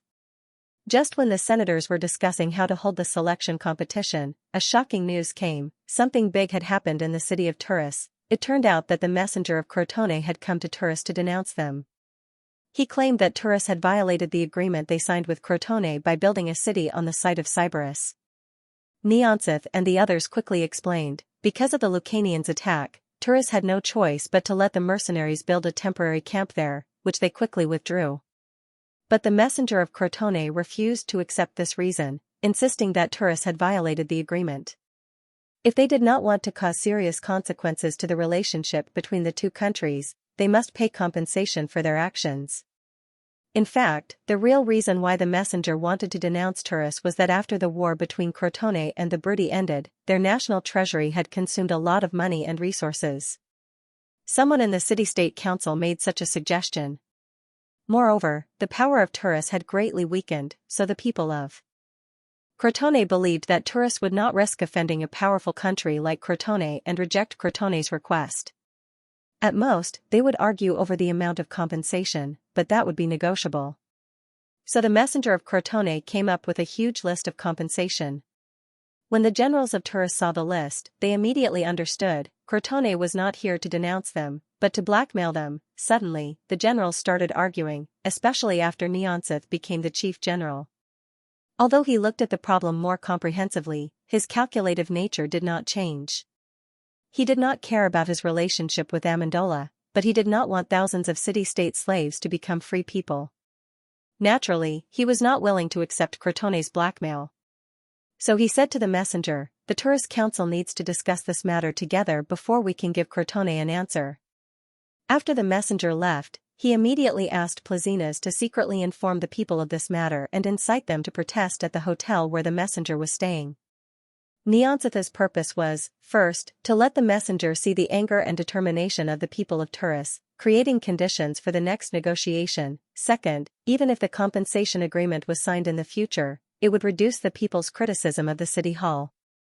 Xianxia's plan was very clever, but he never expected that after the expulsion of Cunigurata, the people of Turis had become even crazier and more irrational. Moreover, under the influence of people with ulterior motives, it was not something that Plazinas could control. These people with ulterior motives were the descendants of the people of Sybaris. 100 years ago, Crotone defeated Sybaris and destroyed the city.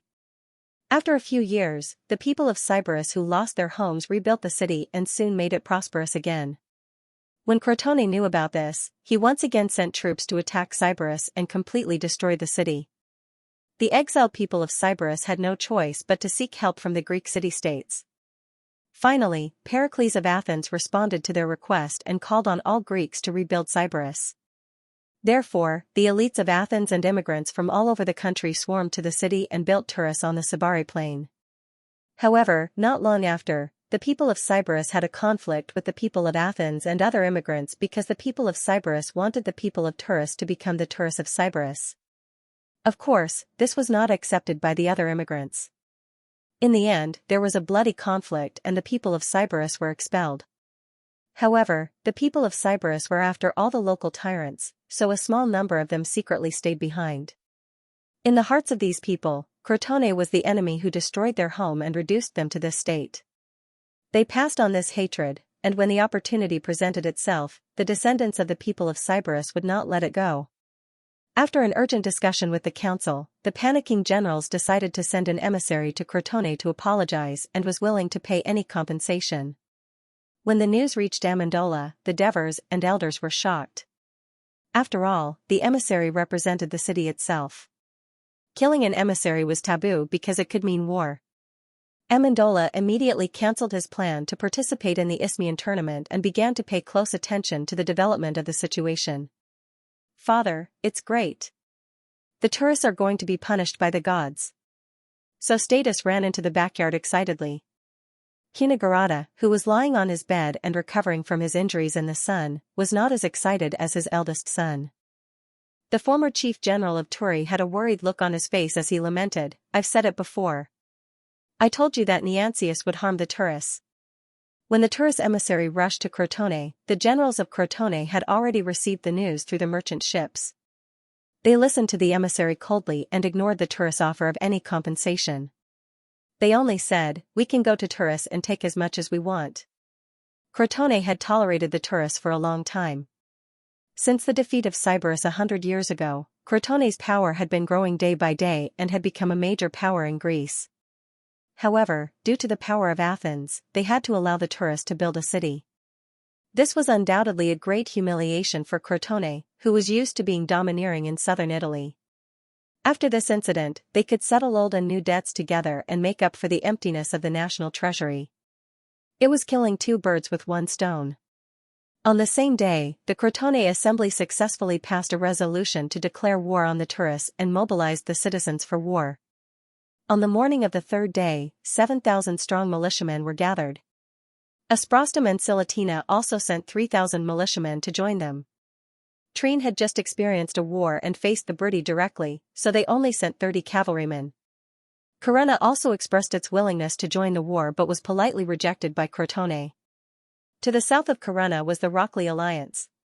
Rockley and Crotone had been enemies for a long time. Carena was an important barrier to the south of Crotone and could not be lost. 4 days later, after offering sacrifices at the temple of Apollo in Crotone and receiving good fortune by divination, Melentius, one of the 10 generals, led 10,000 troops and marched toward the Crotone. The war finally broke out between Crotone and Turis. After receiving the news that Crotone's army was marching towards Tulii, Xianxia was extremely anxious. Under the reminder of his colleagues, he proposed to the council to hold an emergency meeting. But when they heard that the army of 10,000 troops of Crotone, Cnesius, Crotone, Cnesius. At the meeting, he spoke passionately about the failure of the Turris' attempt at peace and told them the echo of the Crotone, which immediately aroused the indignation of many citizens. One must know that although Croton's troops were lesser than the Lucania tribes, they were genuine Greek heavy infantry. Furthermore, Croton's militia had always been known for their fighting prowess. Although the number of Crotone's army was smaller than that of the Lucanian alliance, it was a real Greek heavy infantry, and the militia of Crotone had always been known for their strong fighting ability. At this time, Polyphes, the owner of the vineyard, shouted, "We should send another messenger to ask for peace from Crotone and agree to any of their demands." Polyphes, the general, stood up and said, "We can't come up with more money, unless we impose an extra special war tax on the citizens." Hearing that there was a tax, the meeting fell into silence again. In the end, the citizens, who had been devastated by the war and were already afraid of war, compromised. They reluctantly said that in order to avoid another war in Turris, they would agree to the tax request of the town hall, but they were afraid that even this would not be enough to satisfy the appetite of Crotone. "We have to try it first." Polyphes raised his arms and shouted, "Money can be earned back, but it's too late to regret when you lose your loved ones." The motion was approved, and Xianxia breathed a sigh of relief. "Why don't we go to Tarentum and ask it to help us negotiate with Crotone? Since Tarentum advocated the establishment of the Greek Defense Alliance, it must not want war between the cities." Another person stood up and said, "And with Tarentum's strength, Crotone will definitely be hesitant, and a truce is more likely."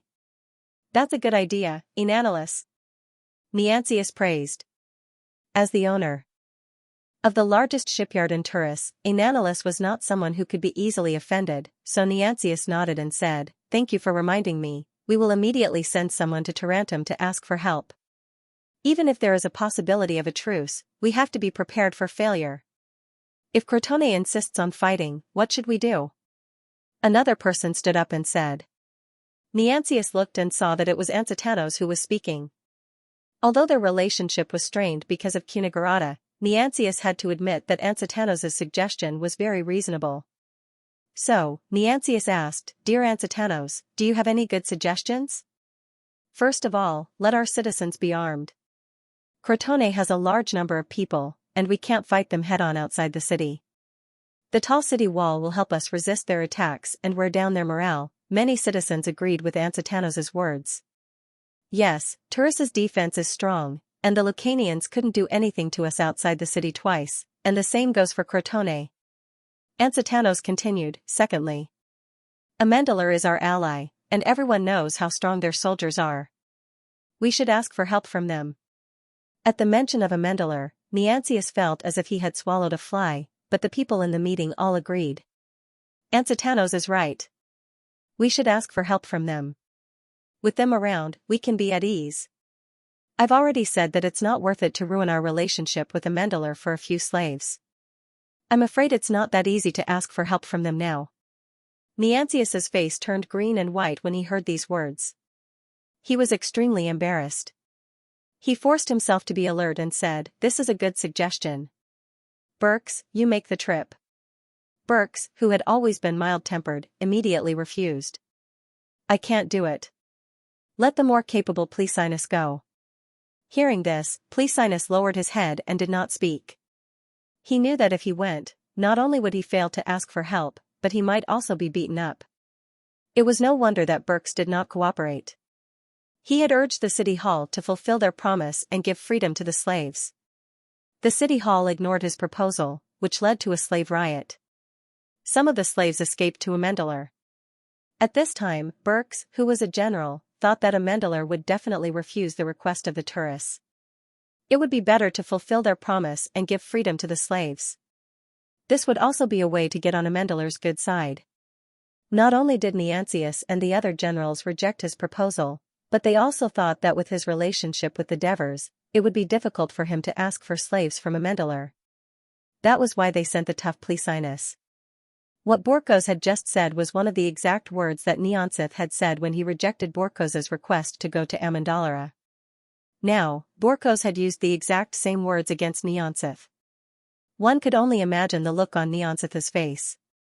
At this moment, even though Xianxia hated Birks, he could not help but beg, "Birks, this is a matter of life and death for the tourists. Other than you, no one else can complete this task. I hope you can go to Amendola and ask the Devers to send reinforcements." Birks let out a sigh of relief. Under the pleas of the citizens, he simply nodded in agreement. Amendola is a small city. There shouldn't be too many reinforcements. We still have to rely on ourselves. Xianxia continued, "I suggest that we mobilize the free people to join the war and promise them citizenship. Of course, we have already made a promise before, but we did not fulfill it. This time, in order to gain their trust, as long as they agree to join the war, we will immediately give them citizenship." Xianxia's suggestions made Xianxia feel uncomfortable. Not only him, but the citizens who attended the meeting did not agree to this suggestion due to their personal interests. In the end, the answer that Xianxia got was, "Let's discuss this again." While the tourists were holding the meeting, the Crotone army had marched for more than half a day and arrived outside the city of Cremissa. Cremissa was originally a colonial city of Sybaris. After Sybaris fell, it turned to the Crotone alliance. After the reconstruction of Turis in Athens, the agreement reached with the Crotone specifically mentioned that Castellan and Cremissa must remain neutral. Now, in front of the Crotone army, Cremissa did not hesitate to open the door to welcome them. It even took the initiative to send 1,000 people to join the Crotone army. "ACI, you've collected a lot of information on Crotone's commander, Melantius. Well done." The Devers praised. "It's mainly because he's so famous in Crotone. As soon as our people arrived at the port, they could hear about him everywhere." The assist said truthfully. The Devers nodded. "I can see that this Melantius is a proud man. In such a battle that concerns the survival of the city-state, why would they send him as the commander of the army?" The assists replied, "Maybe because Melantius has never lost a battle before. Besides, he's brave in battle and likes to attack quickly. Crotone must want to settle the battle with the tourists as soon as possible. They've also sent the older and more stable Timoris as their adjutant. I believe that will make Melantius more stable." Your analysis makes sense." The Devers pondered and asked, "What are the characteristics of Crotone's citizen soldiers in battle?" Crotone's citizens are passionate about sports and have produced many famous athletes. In every 4 major games, there are always Crotone athletes who win the championship, especially in wrestling, boxing, and discus. Therefore, the citizens of several city-states have responded that their citizen soldiers are strong, aggressive, and agile in battle. The Devers rubbed his chin. In other words, their individual combat strength is very strong. What about their team? Do they often conduct military training? The assists laughed. "Sir, not every city-state trains as frequently as Amendola, and the training is so intense. The time that the people of Crotone spend in the training field is much less than the time that they spend in the arena. Looks like you're not satisfied with our training." The Devers laughed too. "How can that be? I love training the most. Especially rugby." The assists immediately defended himself. "Isn't rugby a sport?" The Devers continued to pursue. After a burst of laughter, the assists asked, "Sir, will the war between Crotone and the tourists affect us?" "It's impossible not to be affected." The Devers sighed. "A weak neighbor is much safer than a new, powerful neighbor. At a critical moment, Amendola might have to help the tourists. The stupid tourists are always doing stupid things. It seems that the plan to attack Lucania will have to be postponed again. Sigh, things are really unpredictable." Buccos rushed to Amendola and asked the Devers for reinforcements. In the Senate, the senators had a heated debate. In general, the old senators such as Cornelis and Rafaelas were not in favor of sending reinforcements. They believed that the tourists brought the Crotone army on themselves. Moreover, Amendola and the tourists were in an alliance in name, but in reality, the alliance was broken. There was no need for Amendola to offend a powerful city-state for a neighbor who kept giving it trouble. Moreover, the army sent by the Crotone looked very powerful. Even if the tourists joined forces with Amendola, the possibility of them defeating the Crotone was very small. The new senators such as Capus and Helos believed that the Crotone was currently powerful. Amendola should wait and see and make a decision based on the changes in the situation. The new senators such as Alexis and Antonios had a different view. They felt that tourists must be protected to ensure the safety of the surrounding environment of Amendola. The walls of the tourist city were high and thick. Amendola did not have to fight at all. All it had to do was help the tourists defend the city. As long as the Crotone attack was stopped, the Crotone would have to retreat in less than a month. After all, the food consumption of tens of thousands of soldiers per day was not a small amount. Alexis and Antonio's words were reserved, but Epicthenes said loudly without hesitation, "We would rather have the weak tourists as our neighbor than the powerful Crotone. That would make us uneasy day and night, unless Amendola joins the Crotone alliance." "But are you willing?" If the tourist emissary, Bucos, heard this, he would probably be ashamed. However, Bucos was arranged to wait in the side hall of the Senate for the final decision. Epicthenes' words moved the senators, but after discussing for so long, the final decision was still made by the Devers. The Devers looked around and said solemnly, "You have all analyzed the situation very clearly, so I don't have to go into detail. What I want to say is that we have signed an alliance treaty with the tourists. This is a sacred treaty that was signed under the gaze of the gods. Previously, we mocked the tourists for going back on their word. Now that a greater danger is coming, can we keep our promise?" The Devers paused. Seeing that some were ashamed and some were deep in thought, he raised his voice again and said, "Of course we can. We will prove to all the city-states in Greece that as an ancient city-state with a long history, Amendola will uphold its promise no matter what difficulties it faces. It will protect the glory and traditions passed down by ancient heroes like Hercules, Theseus, and Aegialus." When the Devers found Bucos, they announced the Senate's decision. Amendola has decided to abide by the previous agreement and send reinforcements. Bucos' eyes were filled with tears. As the area north of Cremissa was flooded with rivers, swamps, and tidal flats, the march of the Crotone army was slowed down. It took them a day to reach Castellon. This city, which had once attached itself to the Crotone alliance after Sybaris was destroyed, also did not resist. Instead, it opened its gates wide and welcomed Melanchus into the city. In the city of Castellon, he saw the tourists and Tarentum emissaries waiting there. In the face of the tourist emissaries' pleas, he did not even have the patience to listen to them. He said impatiently, "The Crotone's saber has been unsheathed, and it will not be retracted until blood is spilled." Melanchus showed a little respect for the Tarentum emissaries, but he asked in return, "If a city-state violates the agreement and kills the Tarentum emissaries, what will the Tarentum do? Can some compensation in exchange for Tarentum's lost dignity?" The Tarentum emissary was speechless for a moment. Melanchus looked at him disdainfully and said with a firm expression, "So the tourists will definitely be punished." When night fell, the general of Tarentum was about to go to bed. A guard hurriedly came to report, "General, there are 2 people outside who want to see you. They say they have important information about the tourists to trade with you." "Important information about the tourists?" Melanchus was interested. "Bring them in quickly." 2 men dressed like sailors were escorted by the guards into Melanchus's bedroom, cowering. "Tell me, what important information do you want to trade with me?" Melanchus supported his head with one hand and lay on his side on the bed. He looked at the 2 men disdainfully. "If it's really valuable, I will consider your request." The 2 men looked at each other. One of them made up his mind and whispered, "Dear General, I am a free man of the tourists." Following the words of the sailor, Melanchus's eyes became brighter. He turned over and sat up, his face full of excitement. Although the Devers agreed to send reinforcements, they did not immediately summon the troops. After all, it was the tourists who asked for help. If Amendola rushed to help immediately, the world would only laugh at the naivety of the Devers. He agreed first to stabilize the morale of the tourist army and people, so that the tourists could be motivated to fight against the Crotone. However, he wanted to wait and see. First, he wanted to observe the battle between the 2 sides and understand the Crotone army. Second, reinforcements could only appear when the tourists needed it the most.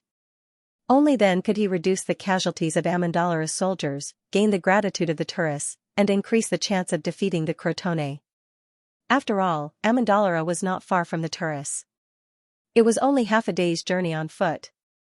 Amendola's response made Neonces breathe a sigh of relief. At this time, his heart was full of gratitude for Amendola. and he also felt a little remorseful for his extreme actions. When the tourists heard the news, their low morale began to rise, and they all praised Amendalara. However, the constant news from the south made them anxious again. Crotone's army only took 2 days to reach Castellan. Cremissa and Castellan did not resist and took the initiative to welcome them. They even strengthened Crotone's army. More importantly, Crotone rejected Turris and Tarantum's request for peace. The bad news frightened Xianxia. He cursed Crotone, Cremissa, and Castellan in his heart. At the same time, he sent Berks to Amendalara to urge them to send reinforcements as soon as possible. At the same time, he ordered the citizens to reorganize their armaments and strengthen their defenses. He even began to consider if he should carry out Ansitanos' suggestion and mobilize the free people to join the war. However, when the next day came, Crotone's army stationed outside Castellan did not move forward. They even sent someone to chase back the Turris' messenger, indicating that the peace request could be discussed. When the news reached Turris, the generals and the people were relieved. They then looked forward to the messenger bringing back the good news of a truce. In the afternoon, Melanchus announced that the Turris' messenger was not sincere in agreeing to Crotone's request. In fact, it was Melanchus who asked too much and refused to budge, and announced that the negotiations had broken down. He expelled the Turris' messenger and immediately ordered the army that had been prepared to march towards Turris. The signal to attack rang through the skies above the city of Turin. The freedmen and slaves gathered at the docks in the north and south of the city received the signal and immediately rose in revolt. They took out their hidden weapons and attacked the defenders. The south of the city was located on the south bank of the Creti River. Initially, the citizens who went to the plains south of the Creti River would work late into the night. It was dangerous to cross the river at night, so they built some thatched huts to spend the night. Later on, it gradually developed into a village. Due to the occasional birdie crossing the mountains to plunder livestock and kill citizens, the city walls were built for safety. As a result, the south of the city was not large and there were not many guards. It was only in the past 2 days that they increased the number of guards. However, due to the false news of the truce, they let down their guard. The attacks of the freedmen left them panicked and unable to defend themselves. The Crotone soldiers crossed the moat and set up siege ladders without being attacked. They quickly occupied the top of the city, lowered the drawbridge, and opened the city gates. The Crotone army surged in and dispersed the defenders. They boarded ferries, cargo ships, and merchant ships in an orderly manner. The freedmen served as sailors and quickly sailed towards the north of the city. When the Turin generals heard that the Crotone army was approaching the city, before they could give the order, they heard the news of the freedmen rioting at the docks of the north and south of the city. All of them panicked. They hurriedly gathered the citizens to go to the docks to suppress the free citizens. The elderly over the age of 50 and the youths over the age of 14 all put on their armor and picked up shields and spears. To them, this was a crucial moment of life and death for Tulii. Every citizen had to stand up and protect their home. Even though it took some time to gather the citizens, everyone was united against a common enemy. The freedmen, who lacked weapons and equipment, were forced to retreat. But at that moment, the Crotone army disembarked. Once they disembarked, they charged straight at the Turin army. The line of the freedmen that was almost scattered quickly stabilized. Both sides fought on the narrow streets of the port. Even though Crotone soldiers continued to disembark and outnumbered the Turin citizens, they were unable to spread out in the narrow alleys. Even though Crotone's soldiers were tall and sturdy, the Tulii soldiers were mixed with the elderly and youths, and even the generals were on the field. Behind them, there were a few hundred Tulii women shouting and cheering for their loved ones. It was a solemn and stirring cry. Crotone was fighting, while Turin was fighting with his life, so the battle was in a stalemate. Melanchus, who had always been at the front, was dragged behind because the ferry he was on was leaking. When he arrived at the dock, it was already full of boats, and he finally found an empty spot to go ashore. Seeing that the battle was at a stalemate, he immediately ordered the demolition of the buildings on both sides of the alley. When the Crotone soldiers began to outflank them from both sides, the Turii were gradually losing ground. They held on for a while longer and finally retreated as their citizens were killed and wounded. Xianxia did not want to escape. Instead, he faced the swarm of enemies head-on. Ever since he took office, this general, who was born as a commoner, had always been well received by the citizens with his down-to-earth style and diligent work attitude. However, less than 2 months after he reached the pinnacle of the highest position in the city, Turi suffered a great disaster. He died in shame under the spears of Crotone's soldiers, while Polixus and the other generals turned around and fled for their lives. Bucos and Plazinas led some citizens, women, and children to retreat to the Acropolis on the hillside behind the city. There was the temple of Apollo, the altar of goddess Hera, and the holy fire had been burning for 41 years since it was built. It was the place where the spirit of the tourist citizens was sustained, the place where their souls rested, the holy place. The tourists decided to make their last stand here. After Melanchus occupied and pacified the other districts, it was already late. He ordered the soldiers to light torches and surround the Acropolis of Turris. Then, he asked Polixus to send a message, surrender immediately, or he will burn the Acropolis of Turris. Bucos and the others did not expect the Crotone to be so ruthless. After all, Apollo was also the protector of the Crotone city. After a painful choice, they opened the gate. At this point, the Crotone had completely occupied the city of Turris. When the news reached the Turris, Devers was watching the citizens' military training in the training camp. When he learned that Turris had fallen, he and his officers were shocked. "I really did not expect that Turris would fall just like that," Hilo said emotionally. "If it wasn't for the fact that the Turris didn't handle the conflict between the free people and the slaves well, they wouldn't have let the Crotone win so easily." Amyntas was obviously not convinced by the Crotone's achievements. But the general of the Crotone is not simple either. Even with the help of the free people, he was able to use tricks to deceive the Turris, and then launch a sudden attack. The Crotone soldiers were also well trained to be able to take down the city of Turris in less than 5 hours. Devers analyzed rationally, the army of the Crotone can be said to be one of the strongest enemies we have encountered so far, apart from the 800 Sparta warriors led by Callisopes. "We must be vigilant," Devers warned the crowd. "But we are not afraid of him," Amyntas shouted, unconvinced. "That's right, we must have this spirit. We take our enemies seriously, but we are not afraid of them. We are willing to fight any enemy." Devers encouraged the crowd. "Commander," in the camp, Devers asked the crowd to call him by his military title, not his administrative title. "What should we do next?" Alexis asked. "What do you think?" Devers asked. Alexis thought for a moment and said, "Send more scouts to monitor the movements of the Crotone army, and strengthen the defense at Amendalara." "Very well, we will wait and see," said Devers. Even though the Crotone had taken over Turris and displayed their strength, the Devers were happy to see that none of his officers offered to show goodwill to the Crotone. Looking at the soldiers who were actively training on the training ground, thinking about the Crotone army that was ravaging the city of Turris, the Devers were not afraid. At the same time, in the city of Turris, Melantius did not restrain his soldiers after taking over the city, allowing the soldiers to run amok in the city, robbing property, injuring people, and even raping women. The people of Turris were miserable. Malcius had his eyes on the most luxurious house. After chasing the owner away, he moved in himself and held a banquet with the officers under him to celebrate their victory. As he was drinking to his heart's content, he heard the prostitute in his arms say that there was a disciple of the historian Herodotus in Turris. He was immediately interested and asked the guards to invite this person over. When Ansitanos arrived, he saw a group of Crotone men lying on the reclining chairs in the hall, drinking wine and chewing on delicacies, with beautiful women in their arms.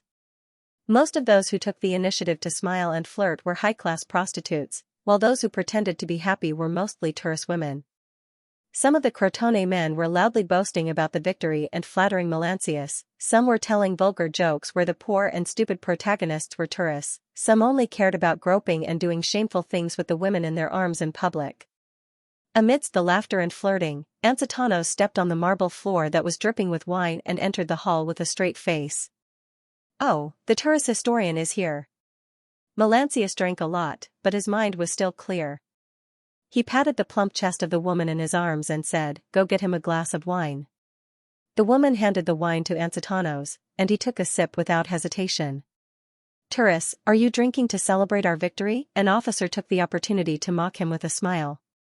No, I'm just reminiscing about Sybaris, the city-state that was once famous for its wine in Greece. Back then, it was powerful, and Crotone was weak, just like today's Crotone and Turris, but the strong bullied the weak and eventually died, Ansitanos said calmly. Ha. Ha. Ha. Melancius laughed. Unfortunately, it was the weak Crotone that destroyed the strong Sybaris. Today, the weak Turris is occupied by the strong Crotone. You're wrong. With the gods above, no matter how powerful a city-state is, it can't escape destruction in the end, Ansitanos replied forcefully. Maybe one day, ugh. Melancius burped and said disapprovingly, but you and I may not have the chance to see it. He then sat up and said loudly, I heard that you're the disciple of Herodotus. If you write history in the future, will you include my name and this glorious victory for future generations to know? No, only the crimes and scandals you committed in Turris. Ansitanos replied coldly. How dare you? Do you want to die, Turris? When the officers heard this, they all cursed angrily. Some even threw food at him. Melancius waved his hand and ignored Ansitanos's provocation. Instead, he raised his glass and said proudly, the victor proves his strength with his actions, and the loser can only prove his weakness with his excuses. This is the maxim of athletes. The ancient heroes would only enjoy the joy of conquering Troy. No one would care about the pain of the conquered, the Trojans. They have to admit defeat, just like Lucania. At this point, he suddenly thought of something and asked, I heard that the consul of Amendola, Devers, used 6,000 men to annihilate 10,000 of the Lucanian alliance army. Is this true? Is it fake? Is it Tarentum's credit? Or is it really his credit?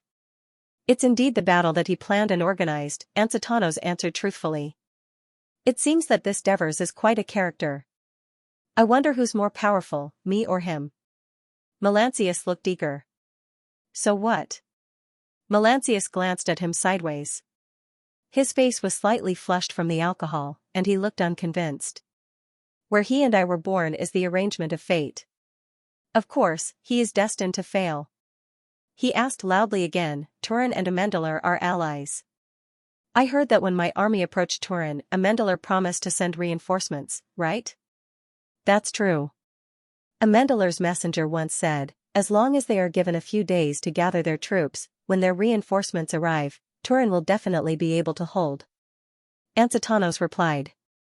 He emphasized Amendolar's original words, and Melancius' face turned even redder. Melancius turned to Timorous beside him. Tomorrow, send someone to question Amendolar. Why is he making an enemy of Crotone? Ask them to immediately dissolve their alliance with Turin and form an alliance with us. Timorous hesitated. Amendolar and Tarentum are allies. That's right. They are allies with Tarentum. If they can form an alliance with Turin, why can't they form an alliance with us? Melancius said forcefully. All right, Timorous reluctantly agreed. Melancius swirled his wine glass, his eyes gleaming. Devers, what will you do? The news of Crotone's capture of Turin quickly spread throughout Greece, and Turin immediately became the focus of attention. Tarentum, Rockley, Lygum, and other city-states paid close attention to the development of the situation. Even Syracuse, who was preparing troops and supplies to attack Carthage and Sicily, focused their attention on the situation. After all, Rockley was an ally of Syracuse. Dionysius even married Doris, the sister of the current chief general of Rockley's famous family. Rockley and Crotone were mortal enemies. Crotone's strength was not what Rockley and Syracuse wanted to see. Besides, this was related to a long-term strategic plan in Dionysius's mind. Crotone's emissary came to Amendolar with Melancius' order for Amendolar to surrender. This caused the political atmosphere in Amendolar to become tense. There was a heated debate in the Senate. Cornelis, Raphael, and Stromboli believed that Crotone was coming with a great victory and was powerful enough that Amendola, which had just experienced a war, could not stop him. In order to prevent their territory from being destroyed again, they could temporarily compromise and agree to Crotone's request. The more stubborn Scombres, Tritodemus, and Protesilaus suggested that they could stall for time and request Tarentum to test the pressure on Crotone, depending on the situation. Almost all of the new citizen senators were hardliners. They had long been angered by the arrogant behavior of Crotone's emissary after entering the city. They firmly stated that Amendalar must not succumb to Crotone's threat. If Crotone sent troops to invade, they would definitely let him know how powerful Amendalar was. Devers had expected such a thing to happen after Crotone's army occupied Turiai. As a leader who relied on military prestige to become a mercenary leader and military strength to become Amendalar's lifetime consul, he could not show any weakness or give in, because that would shake his power. So he said resolutely, since Amendalar has already made a decision, we must stick to it until the end. Don't shake Tarentum's trust in us. We can't let the Greeks think that Amendalar is a city-state that will succumb to power and forget justice for the sake of profit.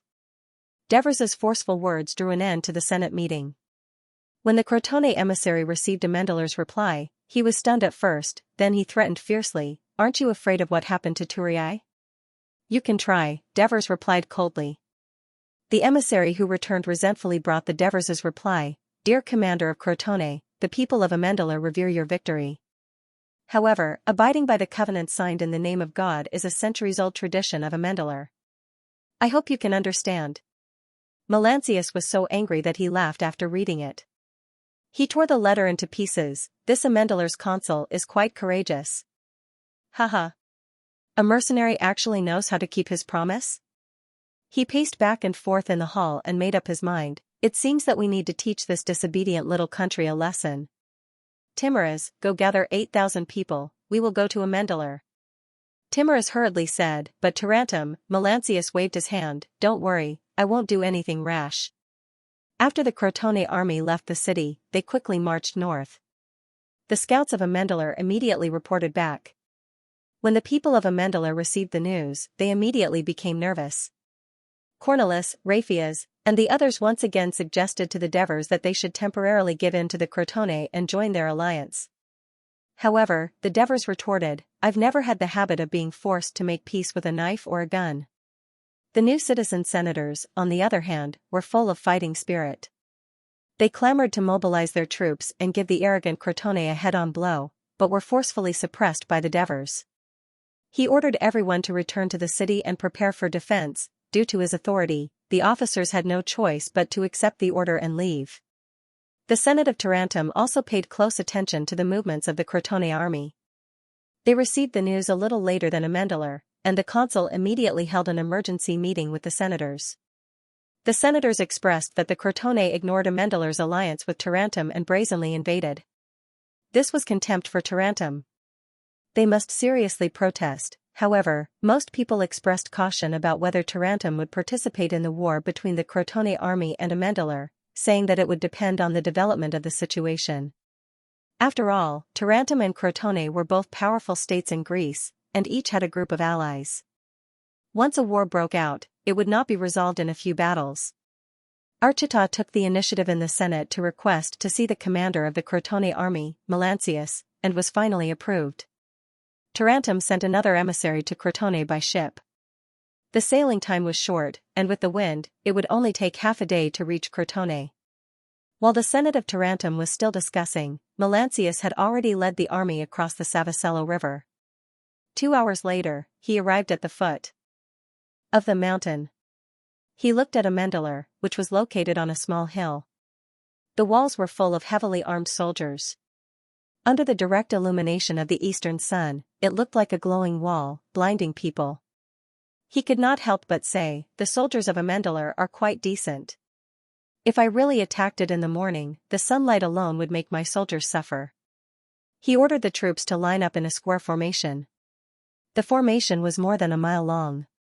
As they slowly approached the city walls, they knocked on their round shields and let out battle cries that shook the heavens. However, the soldiers of Amendalar only stood quietly at the top of the city under the strict orders of the team officers.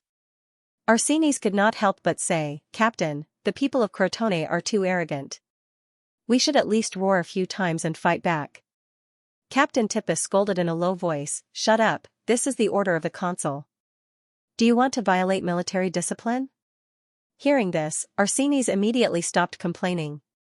"Anyway, remember, as long as the people of Crotone don't attack, we will watch their performance. As long as they dare to attack, Tippus reminded. "Understood." Arsenies clenched the spear in his hand. Even though the enemy's troops looked unusually large, Arsenies actually hoped that they would attack so that he could use the skills he had painstakingly trained during this period of time. Seeing that there was no response from the people of Amendalar, Melancius immediately stopped the advancing troops and sent someone to shout at the bottom of the city, asking to see the consul Devers of Amendalar. Unexpectedly, there was no response from the top of the city walls. Melancius thought that the Devers were afraid and did not dare to talk to him directly, so he simply sent some soldiers to scold them at the bottom of the city. The Devers are cowards. They don't dare to face the army of Crotone. When the people of Amendalar see the army of Crotone, they don't even dare to breathe. When the new soldiers heard this, their faces turned red and they began to complain. Then, they were scolded by the veterans. Whether they are cowards or not, we will only know after we fight. What's the point of just talking? As for the consul, when he led us to defeat the people of Persia time and time again, these people of Clotho's wife were probably still enjoying the cheers of the audience in the stadium. In fact, these veterans were also holding back their anger. However, they were experienced and used to listening to the orders of the Devers. At the same time, they were also unwilling to waste their energy on unnecessary things. The voices of the soldiers of Crotone also became hoarse, but the people of Amendalar still did not respond. Melancius was also bored. He finally ordered, "Burn down all these houses" as a warning to the people of Amendalar. The people of Amendalar who remained silent made Melancius feel humiliated and angry. He ordered all the warehouses and hotels at the foot of Amendalar mountain that were about to be completed were burned in a raging fire. The efforts of the people of Amendalar over the past few months were destroyed. The fire that soared into the sky reflected the angry faces of countless soldiers on the city wall. Their eyes were wide open, and they glared at the people of Crotone as they swaggered away. When the news reached the Senate, everyone was furious. Only the Devers looked calm. He carefully listened to the performance of the Crotone army at the bottom of the city by the assists who had rushed back. From this, he deduced Melancius's character and mentality, and confirmed it with what he knew. Are the people of Crotone declaring war on us by doing this? Raphael asked in surprise. The Crotone are already bullying us. Why don't the soldiers teach them a lesson? Strompoli, who had wanted to compromise with the Crotone before, was now furious. The soldiers have obeyed Sir Devers' orders and guarded the city, but they can't wait to eat the flesh of the Crotone raw. Amintas vented his anger at the Devers. Sir Consul, are we just going to watch the Crotone behave atrociously on our land? Scombers roared unwillingly. Of course not. The Devers answered resolutely, his eyes flashing with a strange light. The reason we pull back our fists is so that we can hit them better. The Crotone's army is stronger than ours, that's a fact. So we have to wait, just like in boxing, a brilliant boxer always defends first, waiting for the opponent to reveal a flaw before delivering a fatal blow. Everyone in the hall was shocked. By the time Archita came ashore in Turiai, Melancius had already returned to the city. Archita represented Tarentum to lodge a serious protest. Melancius said disapprovingly, Crotone has no ill intentions towards Amendalara. I just wanted to go out and greet this young consul who is said to be able to defeat many with fewer. I didn't expect him to be so cowardly that he doesn't even dare to come out and meet me. Archita breathed a sigh of relief for the time being, then threw down a harsh sentence. If Crotone goes to war with Amendalara, Tarentum will join forces with Metapontum and Heraclea to go to war with Crotone at all costs. At the same time, he advised Melancius, since Crotone has occupied Turiai, washed away their shame and won great glory, then the next step is to lead the troops back to Crotone and restore peace to this land. Then, it was time for him to return to Crotone and restore peace to this land. Melancius, of course, could hear the threat in Archita's words, but his face was sullen and he did not respond. Of course, Melancius could hear the threat in Akita's words, but he kept a calm face and did not respond. At the foot of the mountain, he saw the ruins of the warehouse and hotel that had been burned to ashes and smoke was still billowing. He became nervous again. At the foot of the mountain, he saw the ruins of the warehouse and the hotel that had been burned to ashes and was still smoking. He became nervous again. As soon as he entered the city, the anger on the faces of the people reflected in his eyes. So, as soon as he saw the Devers, he expressed his condolences and concern for Armendalara and said frankly, Devers, Tarantum has no intention of going to war with Crotone for now. I hope you can understand. Don't worry about it. Although we're furious at Crotone's actions, we can still restrain ourselves. Divers calmly replied, can a man bite back after being bitten by a dog? Aketa didn't laugh. The calmer Divers appeared, the more uneasy he felt. After the annihilation of the Lucanian alliance, the soldiers of Tarantum were celebrating their victory. However, Divers and his men went back to the camp to sleep, saying that they wanted to recover their exhausted energy. The next day, they told him, we have retaken Amendalar. When Tarantum's envoy arrived at Crotone, the council in Crotone's city hall was in a heated discussion about the follow-up to the occupation of the city of Turiai. Conservatives such as General Lucius suggested, after plundering Turiai's wealth, they would support a puppet government that was close to Crotone and then retreat to avoid the dissatisfaction of the surrounding city-states. Radicals such as Chief General Myron, the same name as the famous Crotone athlete Myron from 100 years ago. Because this athlete was so legendary, he was regarded as the hero of Crotone, so many Crotone children were named Myron by their parents, believed that Turiai and Crotone had already formed a deep hatred and it would be difficult for the government they supported to retain power. Moreover, it was too close to Tarantum. If they kept the garrison, not only would it disperse the strength of Crotone, but it would also cause more hatred between the local people and Tarantum. The best way was to burn the city. Burn the city? The other generals and councillors were shocked. That's right, burn the city. Myron said passionately, our ancestors defeated Sabaris and destroyed the city twice. The last time was when they dug the Krati River and used the flood to destroy the city of Sabaris. They made a name for themselves and shocked Greece, in exchange for the prosperity of Crotone and the hegemony of this area.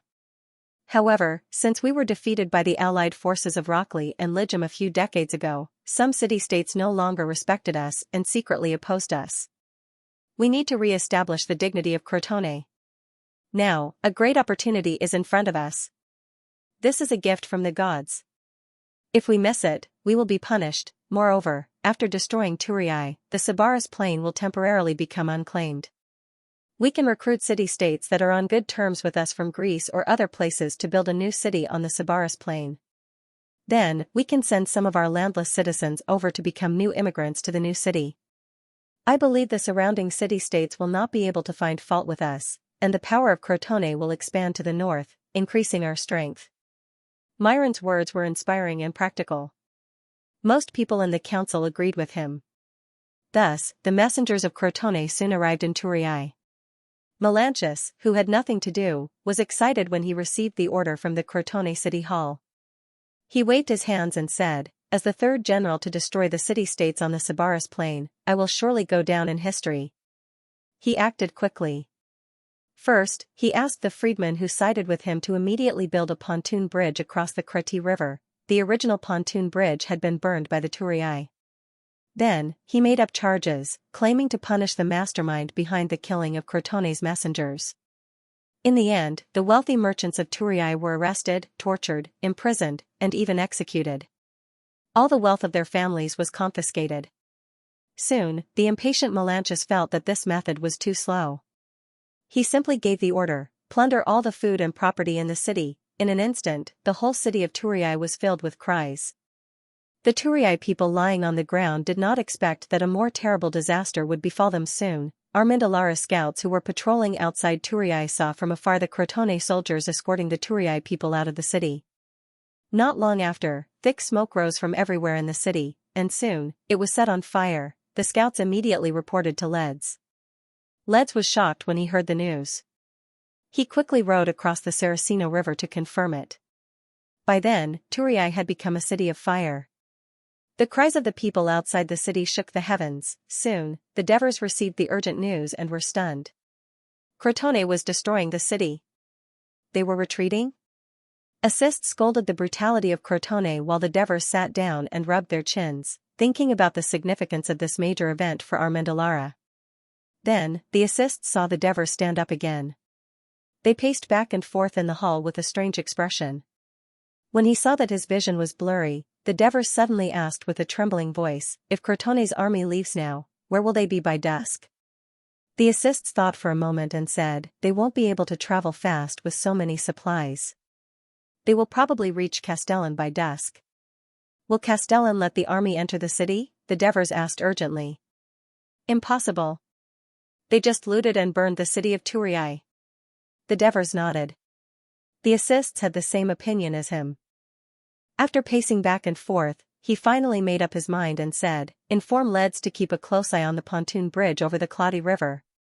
At the same time, send Yzam scouts to follow the progress of Crotone's army. Where is the camp? How are we going to set it up? Give me all the details, but keep it hidden. Don't let Crotone find out. I want him to send someone to report to me at all times. Yes. The assists answered excitedly. After following the Devers for so long, he knew that the Devers must be planning something big. The young assists could not help but ask excitedly, Sir, are you going to attack Crotone's army? Whether we attack or not depends on whether Crotone gives us the chance. The Devers sneered. Crotone owes so much blood, and he wants to go back easily? It won't be that easy. I believe that the impartial Hades will take care of us. It's time for us to show our fangs. The Devers sounded righteous, but there was another reason that made him make up his mind. The destruction of the city of Turii gave him a better chance than attacking Lucania. It was a chance for Amendola to grow stronger quickly. And this required him to take another big gamble. The Senate was called for an emergency meeting. When the Devers announced that the city of Turii had been burned, the elders were not surprised. They had already digested this shocking news before they came. However, the older citizens had mixed feelings. They used to hate the selfishness of the Turii for causing Amendola to suffer a heavy blow. However, when the worst retribution befell the Turii, they realized that they did not feel good. Instead, pity overwhelmed their hatred. But then, the Devers said with righteous indignation, Crotone's crime must be punished. As an ally of Turii, we, Amendola, have the obligation to avenge the Turii people. Of course, we also need to tell Crotone that the Sabari Plain is not a place where they can come and go as they please. I announce that Amendola is mobilizing for war. Prepare to attack Crotone's army. As soon as he finished, the meeting was in an uproar. Lord Consul, the Crotone have more men than us. If we attack recklessly, won't? Amintas rebutted as soon as Cornelis said worriedly, you don't understand war, so don't get involved. The Devers immediately scolded Amintas and asked him to apologize. He then explained to Cornelis and the other old citizens, as the consul of Amendola, and as a leader who has been on the battlefield for a long time, I will cherish the lives of the citizens of Amendola. Without absolute confidence, I will not attack the powerful Crotone army recklessly. The Crotone occupied Turii and obtained great glory and bountiful spoils of war, but we, Amendola, chose to retreat. They must be very proud, and their general, Melancius, is an even prouder man. These Crotone soldiers, who are loaded with spoils of war, will probably be thinking about how to go home and get their share of the loot on their way back. They will not have any desire to fight. They will probably be exhausted when they reach the campsite, and the defenses of the campsite will definitely be lax. We will give them a heavy blow when they are asleep, just like when we took back Amendola. The Devers saw that Cornelis and the others were deep in thought, so he added, of course, if our spies discover that the defenses of the Crotone camp are very tight, the battle will have to be called off. Felicius emphasized, Lord Consul's plan is indeed feasible. Antonio said, we agree. At this time, Scombras, Tritodemos, and Plotzelus expressed their agreement first, and the attack plan was immediately approved. Immediately gather the citizens of the 4 brigades at the square. All brigade captains must pay attention and tell the soldiers not to make any noise, to keep quiet. I don't want the Crotone spies to discover anything unusual about us. The Devers calmly ordered, my attack plan is. Felicius and the elders who were appointed as the army officers received the order and left. Devers then said earnestly to Cornelis, Turris has suffered such a disaster. As its ally, we should help its people. I want to set up a Turris Emergency Relief Committee, which you will be in charge of. It will provide food, accommodation, treatment, and other assistance to Turris. Cornelis only hesitated for a moment before nodding in agreement. The other old citizens who hated the tourists remained silent, but Strompoli reminded them, if we take food to save the tourists, I'm afraid we won't have enough to eat. Don't worry. The Devers said confidently, the Crotone stole so much food. When they defeat Melantius, they will have everything. He added in his mind, of course, they will also get more important things. I hope the Crotone are as unguarded as you said. Strompoli did not argue further because he too had hope in his heart. The Devers remembered that there was someone in the city who was very familiar with the tourists. He quickly asked, by the way, how is Cunagurata's injury? He should be much better. I saw him in the temple yesterday. He walked down the mountain alone without the help of a slave, Scombra said. Let him be your assistant. He is very familiar with the people and matters of tourists, the Devers said to Cornelis. But he was. Cornelis hesitated. I think Turis is the mother state where he was born and raised. It is the place where he grew up and lived for decades. The harm that Turis did to him should not be as much as the worry and longing for Turis, especially after the city was burned down. The Devers said with certainty. Although they had only met a few times, in his impression, the old man, in fact, Cunagurata was only in his early 50s, had spent a lot of energy for the stability and prosperity of Turis in the past few years. He did not even hesitate to offend many people. He would not easily let Turis go. As expected, when Cunagurata heard that Turis was burned, he almost fainted from grief. When he received the notice from the Senate, he immediately rushed to Cornelis' house to discuss the matter of rescue. At that moment, the Devers summoned the leader of Lucania, Vespa, and his son, Bagul, in his house. Tonight, we are going to attack Crotone's army. I hope you can join us. If we win, your 5-year service period will be halved. The Devers did not beat around the bush and went straight to the point. Attack Crotone's army? I heard there are more than 10,000 of them. Although Vespa was now a slave, his ears and eyes were not blocked. He was a little hesitant. We will join. Bagul said before he could. Son, you. Vespa panicked and was about to give his son a look. Bagul did not look at his father. Instead, he raised his head and said loudly, we, the Lucanians, will join. Due to his old age and his identity as the leader, Vespa was only restricted to the city. He was not forced to serve. Bagul, on the other hand, had participated in many rugby matches and learned about the uniqueness of the citizen army. At the same time, he also learned about the magical young consul in front of him from his private conversations with the soldiers. He believed that since Amendola dared to attack, they must be confident of success. This was a good opportunity for their tribe. Good. Very good. Not only was the Devers happy for Bagul's agreement, but they were also excited to see the results of the assimilation policy so quickly. The Devers stepped forward and patted Bagul's shoulder. He said excitedly, I believe this will be the right decision for you and your people. Bagul did not dodge. Vespa sighed softly. What should we do next? Let your brother-in-law, Assists, tell you. He will be your adjutant, and you will be the leader of the Lucania army. The Devers looked behind them. Assist smiled shyly at the side. At noon, the Crotone army abandoned the thousands of Turin citizens outside the ruined city of Turin. They retreated with a large number of looted supplies, but they did not burn the pontoon bridge. When the news reached Amendola, the Devers, accompanied by priests, went to the temple of Zeus at the top of the mountain and sacrificed a bull. Amidst the chanting, he prayed to Zeus for this expedition. The priests blessed him and performed a divine divination. The Devers returned to the square and told the waiting citizens, Zeus' prophecy is a good omen. We will win. Because of the military order, the unarmored militia did not cheer loudly, but they all looked excited and fanatical. The entire city of Amendola was on the move. Looking at the people driving oxen and horses loaded with food and supplies out of the city gate, the Devers inexplicably recalled the words Kaiser said in front of the Rubicon River in his previous life, the dice are cast. What happened that day was actually described in detail in the chapter The Burning of Turin by Ansitanos, who wrote the history of Magna Graecia more than 10 years later. That day, the sky was dark, and thick clouds hung low, as if the gods had shown an ominous sign from the beginning. The Crotone soldiers were not humans, they were bandits, beasts. They robbed everything that could be eaten, even the oatmeal in the bowls of children. They robbed everything of value, even the teeth in the people's mouths. Anyone who stepped forward to stop them was mercilessly trampled to the ground, and some even lost their lives. As for those who knelt on the ground and begged bitterly, they coldly ignored them. The desperate cries of the Turan people came from every house, and every street flowed with the blood and tears of the Turan people. What kind of sin did the Turan commit to provoke such a terrible demon?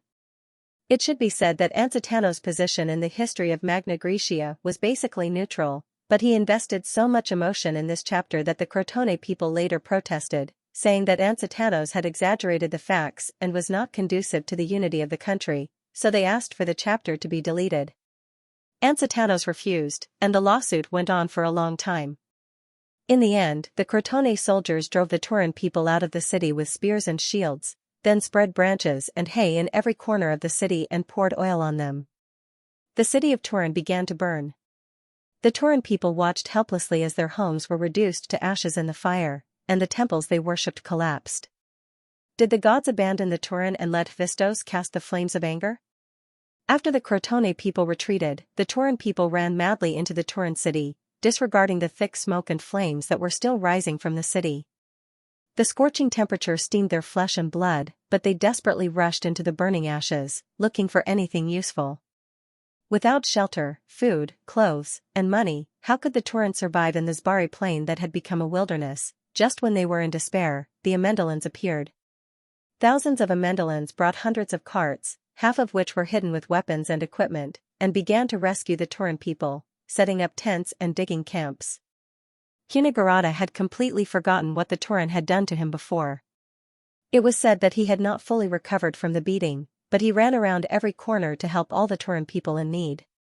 The governor of Amendolara, Cornelis, arranged manpower and distributed resources, organizing the rescue work in an orderly manner. Allow me to mention Devers at the end. He was the governor of Amendolara at that time, and also the hero who saved the city of Turan from the Lucanians. However, it was the first time the Turan people saw him, and they saw him in a difficult situation. In their eyes, this young man who looked like he had just become an adult was as kind as their child. He always wore a gentle smile, listening attentively to the people's pain and comforting the injured people with a gentle voice. He carried the crying children and wiped away their tears and dust. He helped the injured elderly and gave them soft bread. Under the leadership of Devers, the Amendolans treated the Turan people like family, doing their best to help the Turan people. The Devers saved the Turan people once again. The Turan people who had lost their homes did not suffer from hunger and disease.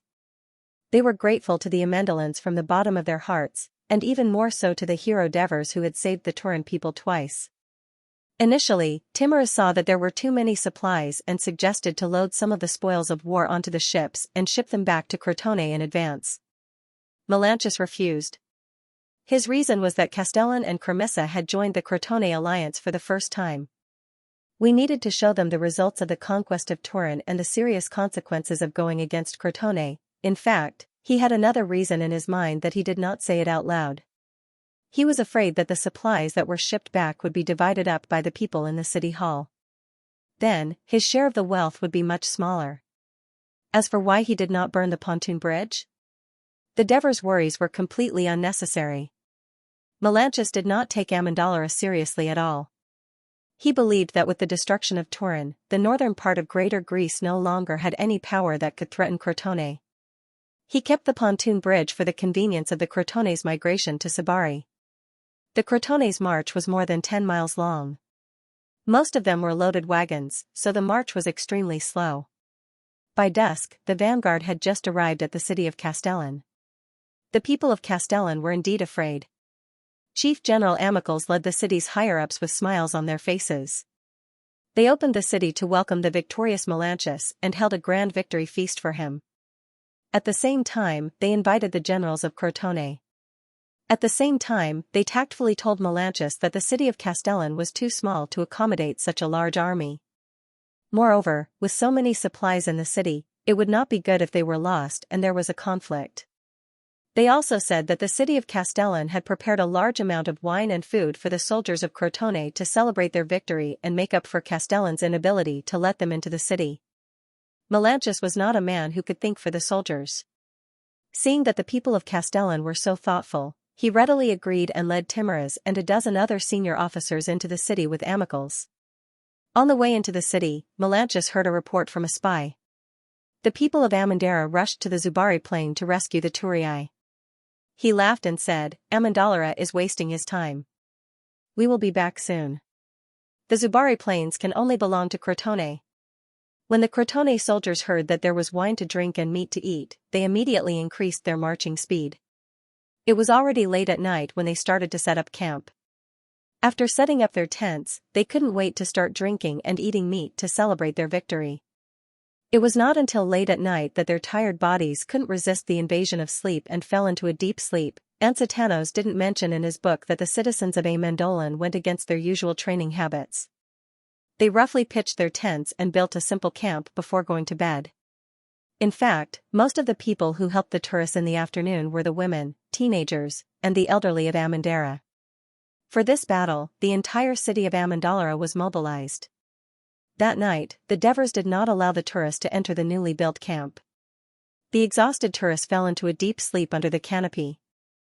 At the same time, the Amendolan militia in the camp were woken up by their officers one by one.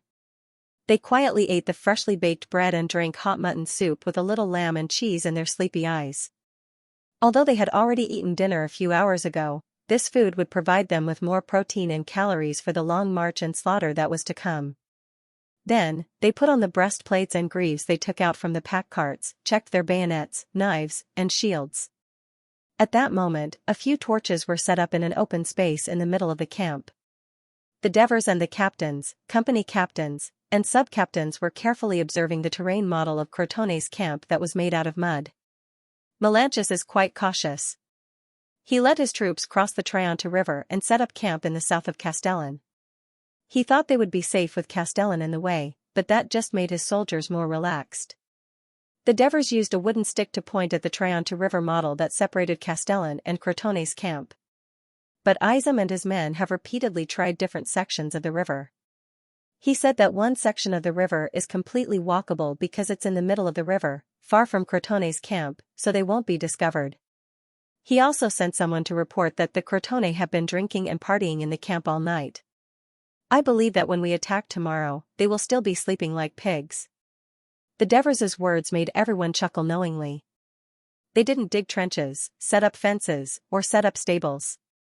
I'm afraid there won't even be any sentries tomorrow morning. Do they think they're taking a stroll in their own backyard? So easy. The officers listened to the Devers' explanation. Not only did they not find it funny, they were enraged. They secretly swore that they would not let these arrogant Crotone people go. The only problem is that their tents are very scattered and spaced far apart. The southern part of the tents protrudes outwards because the supplies they looted are all concentrated here. The Devers drew a large circle on the camp model with a wooden stick and said cautiously, "Our militia and the Lucanian brigade led by Bagul only have about 5,000 men. Ardennes sent people to the eastern Mediterranean to recruit about 500 freemen from Thrace, Rhodes, and Crete, making the 7th Brigade more complete. In order to completely surround Crotone's camp, our attack formation can only have a single row of soldiers." "Don't worry, Commander, one row is enough. It's more troublesome to deal with people, but it's easy to deal with a bunch of sleeping pigs." Aminta's words made everyone cover their mouths and chuckle again. The Devers smiled and said to Capus, who was next to him, "I'll lead the south of the camp to your 1st Brigade. You'll attack first. As the south area is larger, and there are many pack carts and supplies blocking the way, you and your subordinates will discuss how to solve these problems. I only have one request. Whether or not the 1st Brigade can become the first in the army depends on whether you can keep up with the attack speed of the other brigades, or even be faster than them." The usually calm Capus was also excited at this moment. "Rest assured, Commander, the 1st Brigade will not let you down." The Devers nodded and turned to Drax. "The 2nd Brigade will go to the east of the camp. After the 1st Brigade attacks, you can start the attack. The east of the camp is close to the city of Castellan. When the enemy is attacked and panicked, the first thing they will think of is to escape into the city, so you have to use the fiercest attack to make them give up on this idea." Drax looked at Kappas and said, Commander, the 2nd Brigade will use our actions to prove that we are not inferior to the 1st Brigade. Good, you have to have this kind of confidence. The Devers praised, then turned to Hieronymus. The 3rd Brigade will attack from the west. Although most of you are new recruits, I believe that the 3rd Brigade will perform well. Hieronymus clenched his fists and said, Don't worry. Epicthenes. Yes. You and Spit will lead the light shieldmen of the 7th Brigade and attack from the north. Commander, aren't we lacking in numbers? Epicthenes immediately asked. Don't worry. Is Bagul here? The Devers asked. I'm here. Bagul said from the back of the crowd. Come to the front. The Devers beckoned him closer, then said in a deep voice, You will lead the Lucanian Brigade and join the attack from the north. Epicthenes will be the commander. Bagul looked hesitantly at Epicthenes, who gave him a friendly smile. He lowered his head and said, All right. The light shieldmen are good at close combat, and the charge of the Lucanian warriors is also very powerful. The enemy might not even consider escaping to the north at first because of the Trionto River. I'm not worried about your attack. I'm only worried about your lack of teamwork and that there will be gaps in your advance. So, when you come down, you must discuss how to improve your teamwork and control the rhythm of the attack. There's something more important. Divers emphasized his tone and said solemnly, Bagul, I've already told you before, and I'll emphasize it again. Before the battle, no matter if you're marching or hiding, you must maintain silence. You must not alarm the enemy. You must warn your tribesmen to watch their mouths. If anyone disobeys orders and affects this operation, they will be executed according to the Amendola military law. Got it.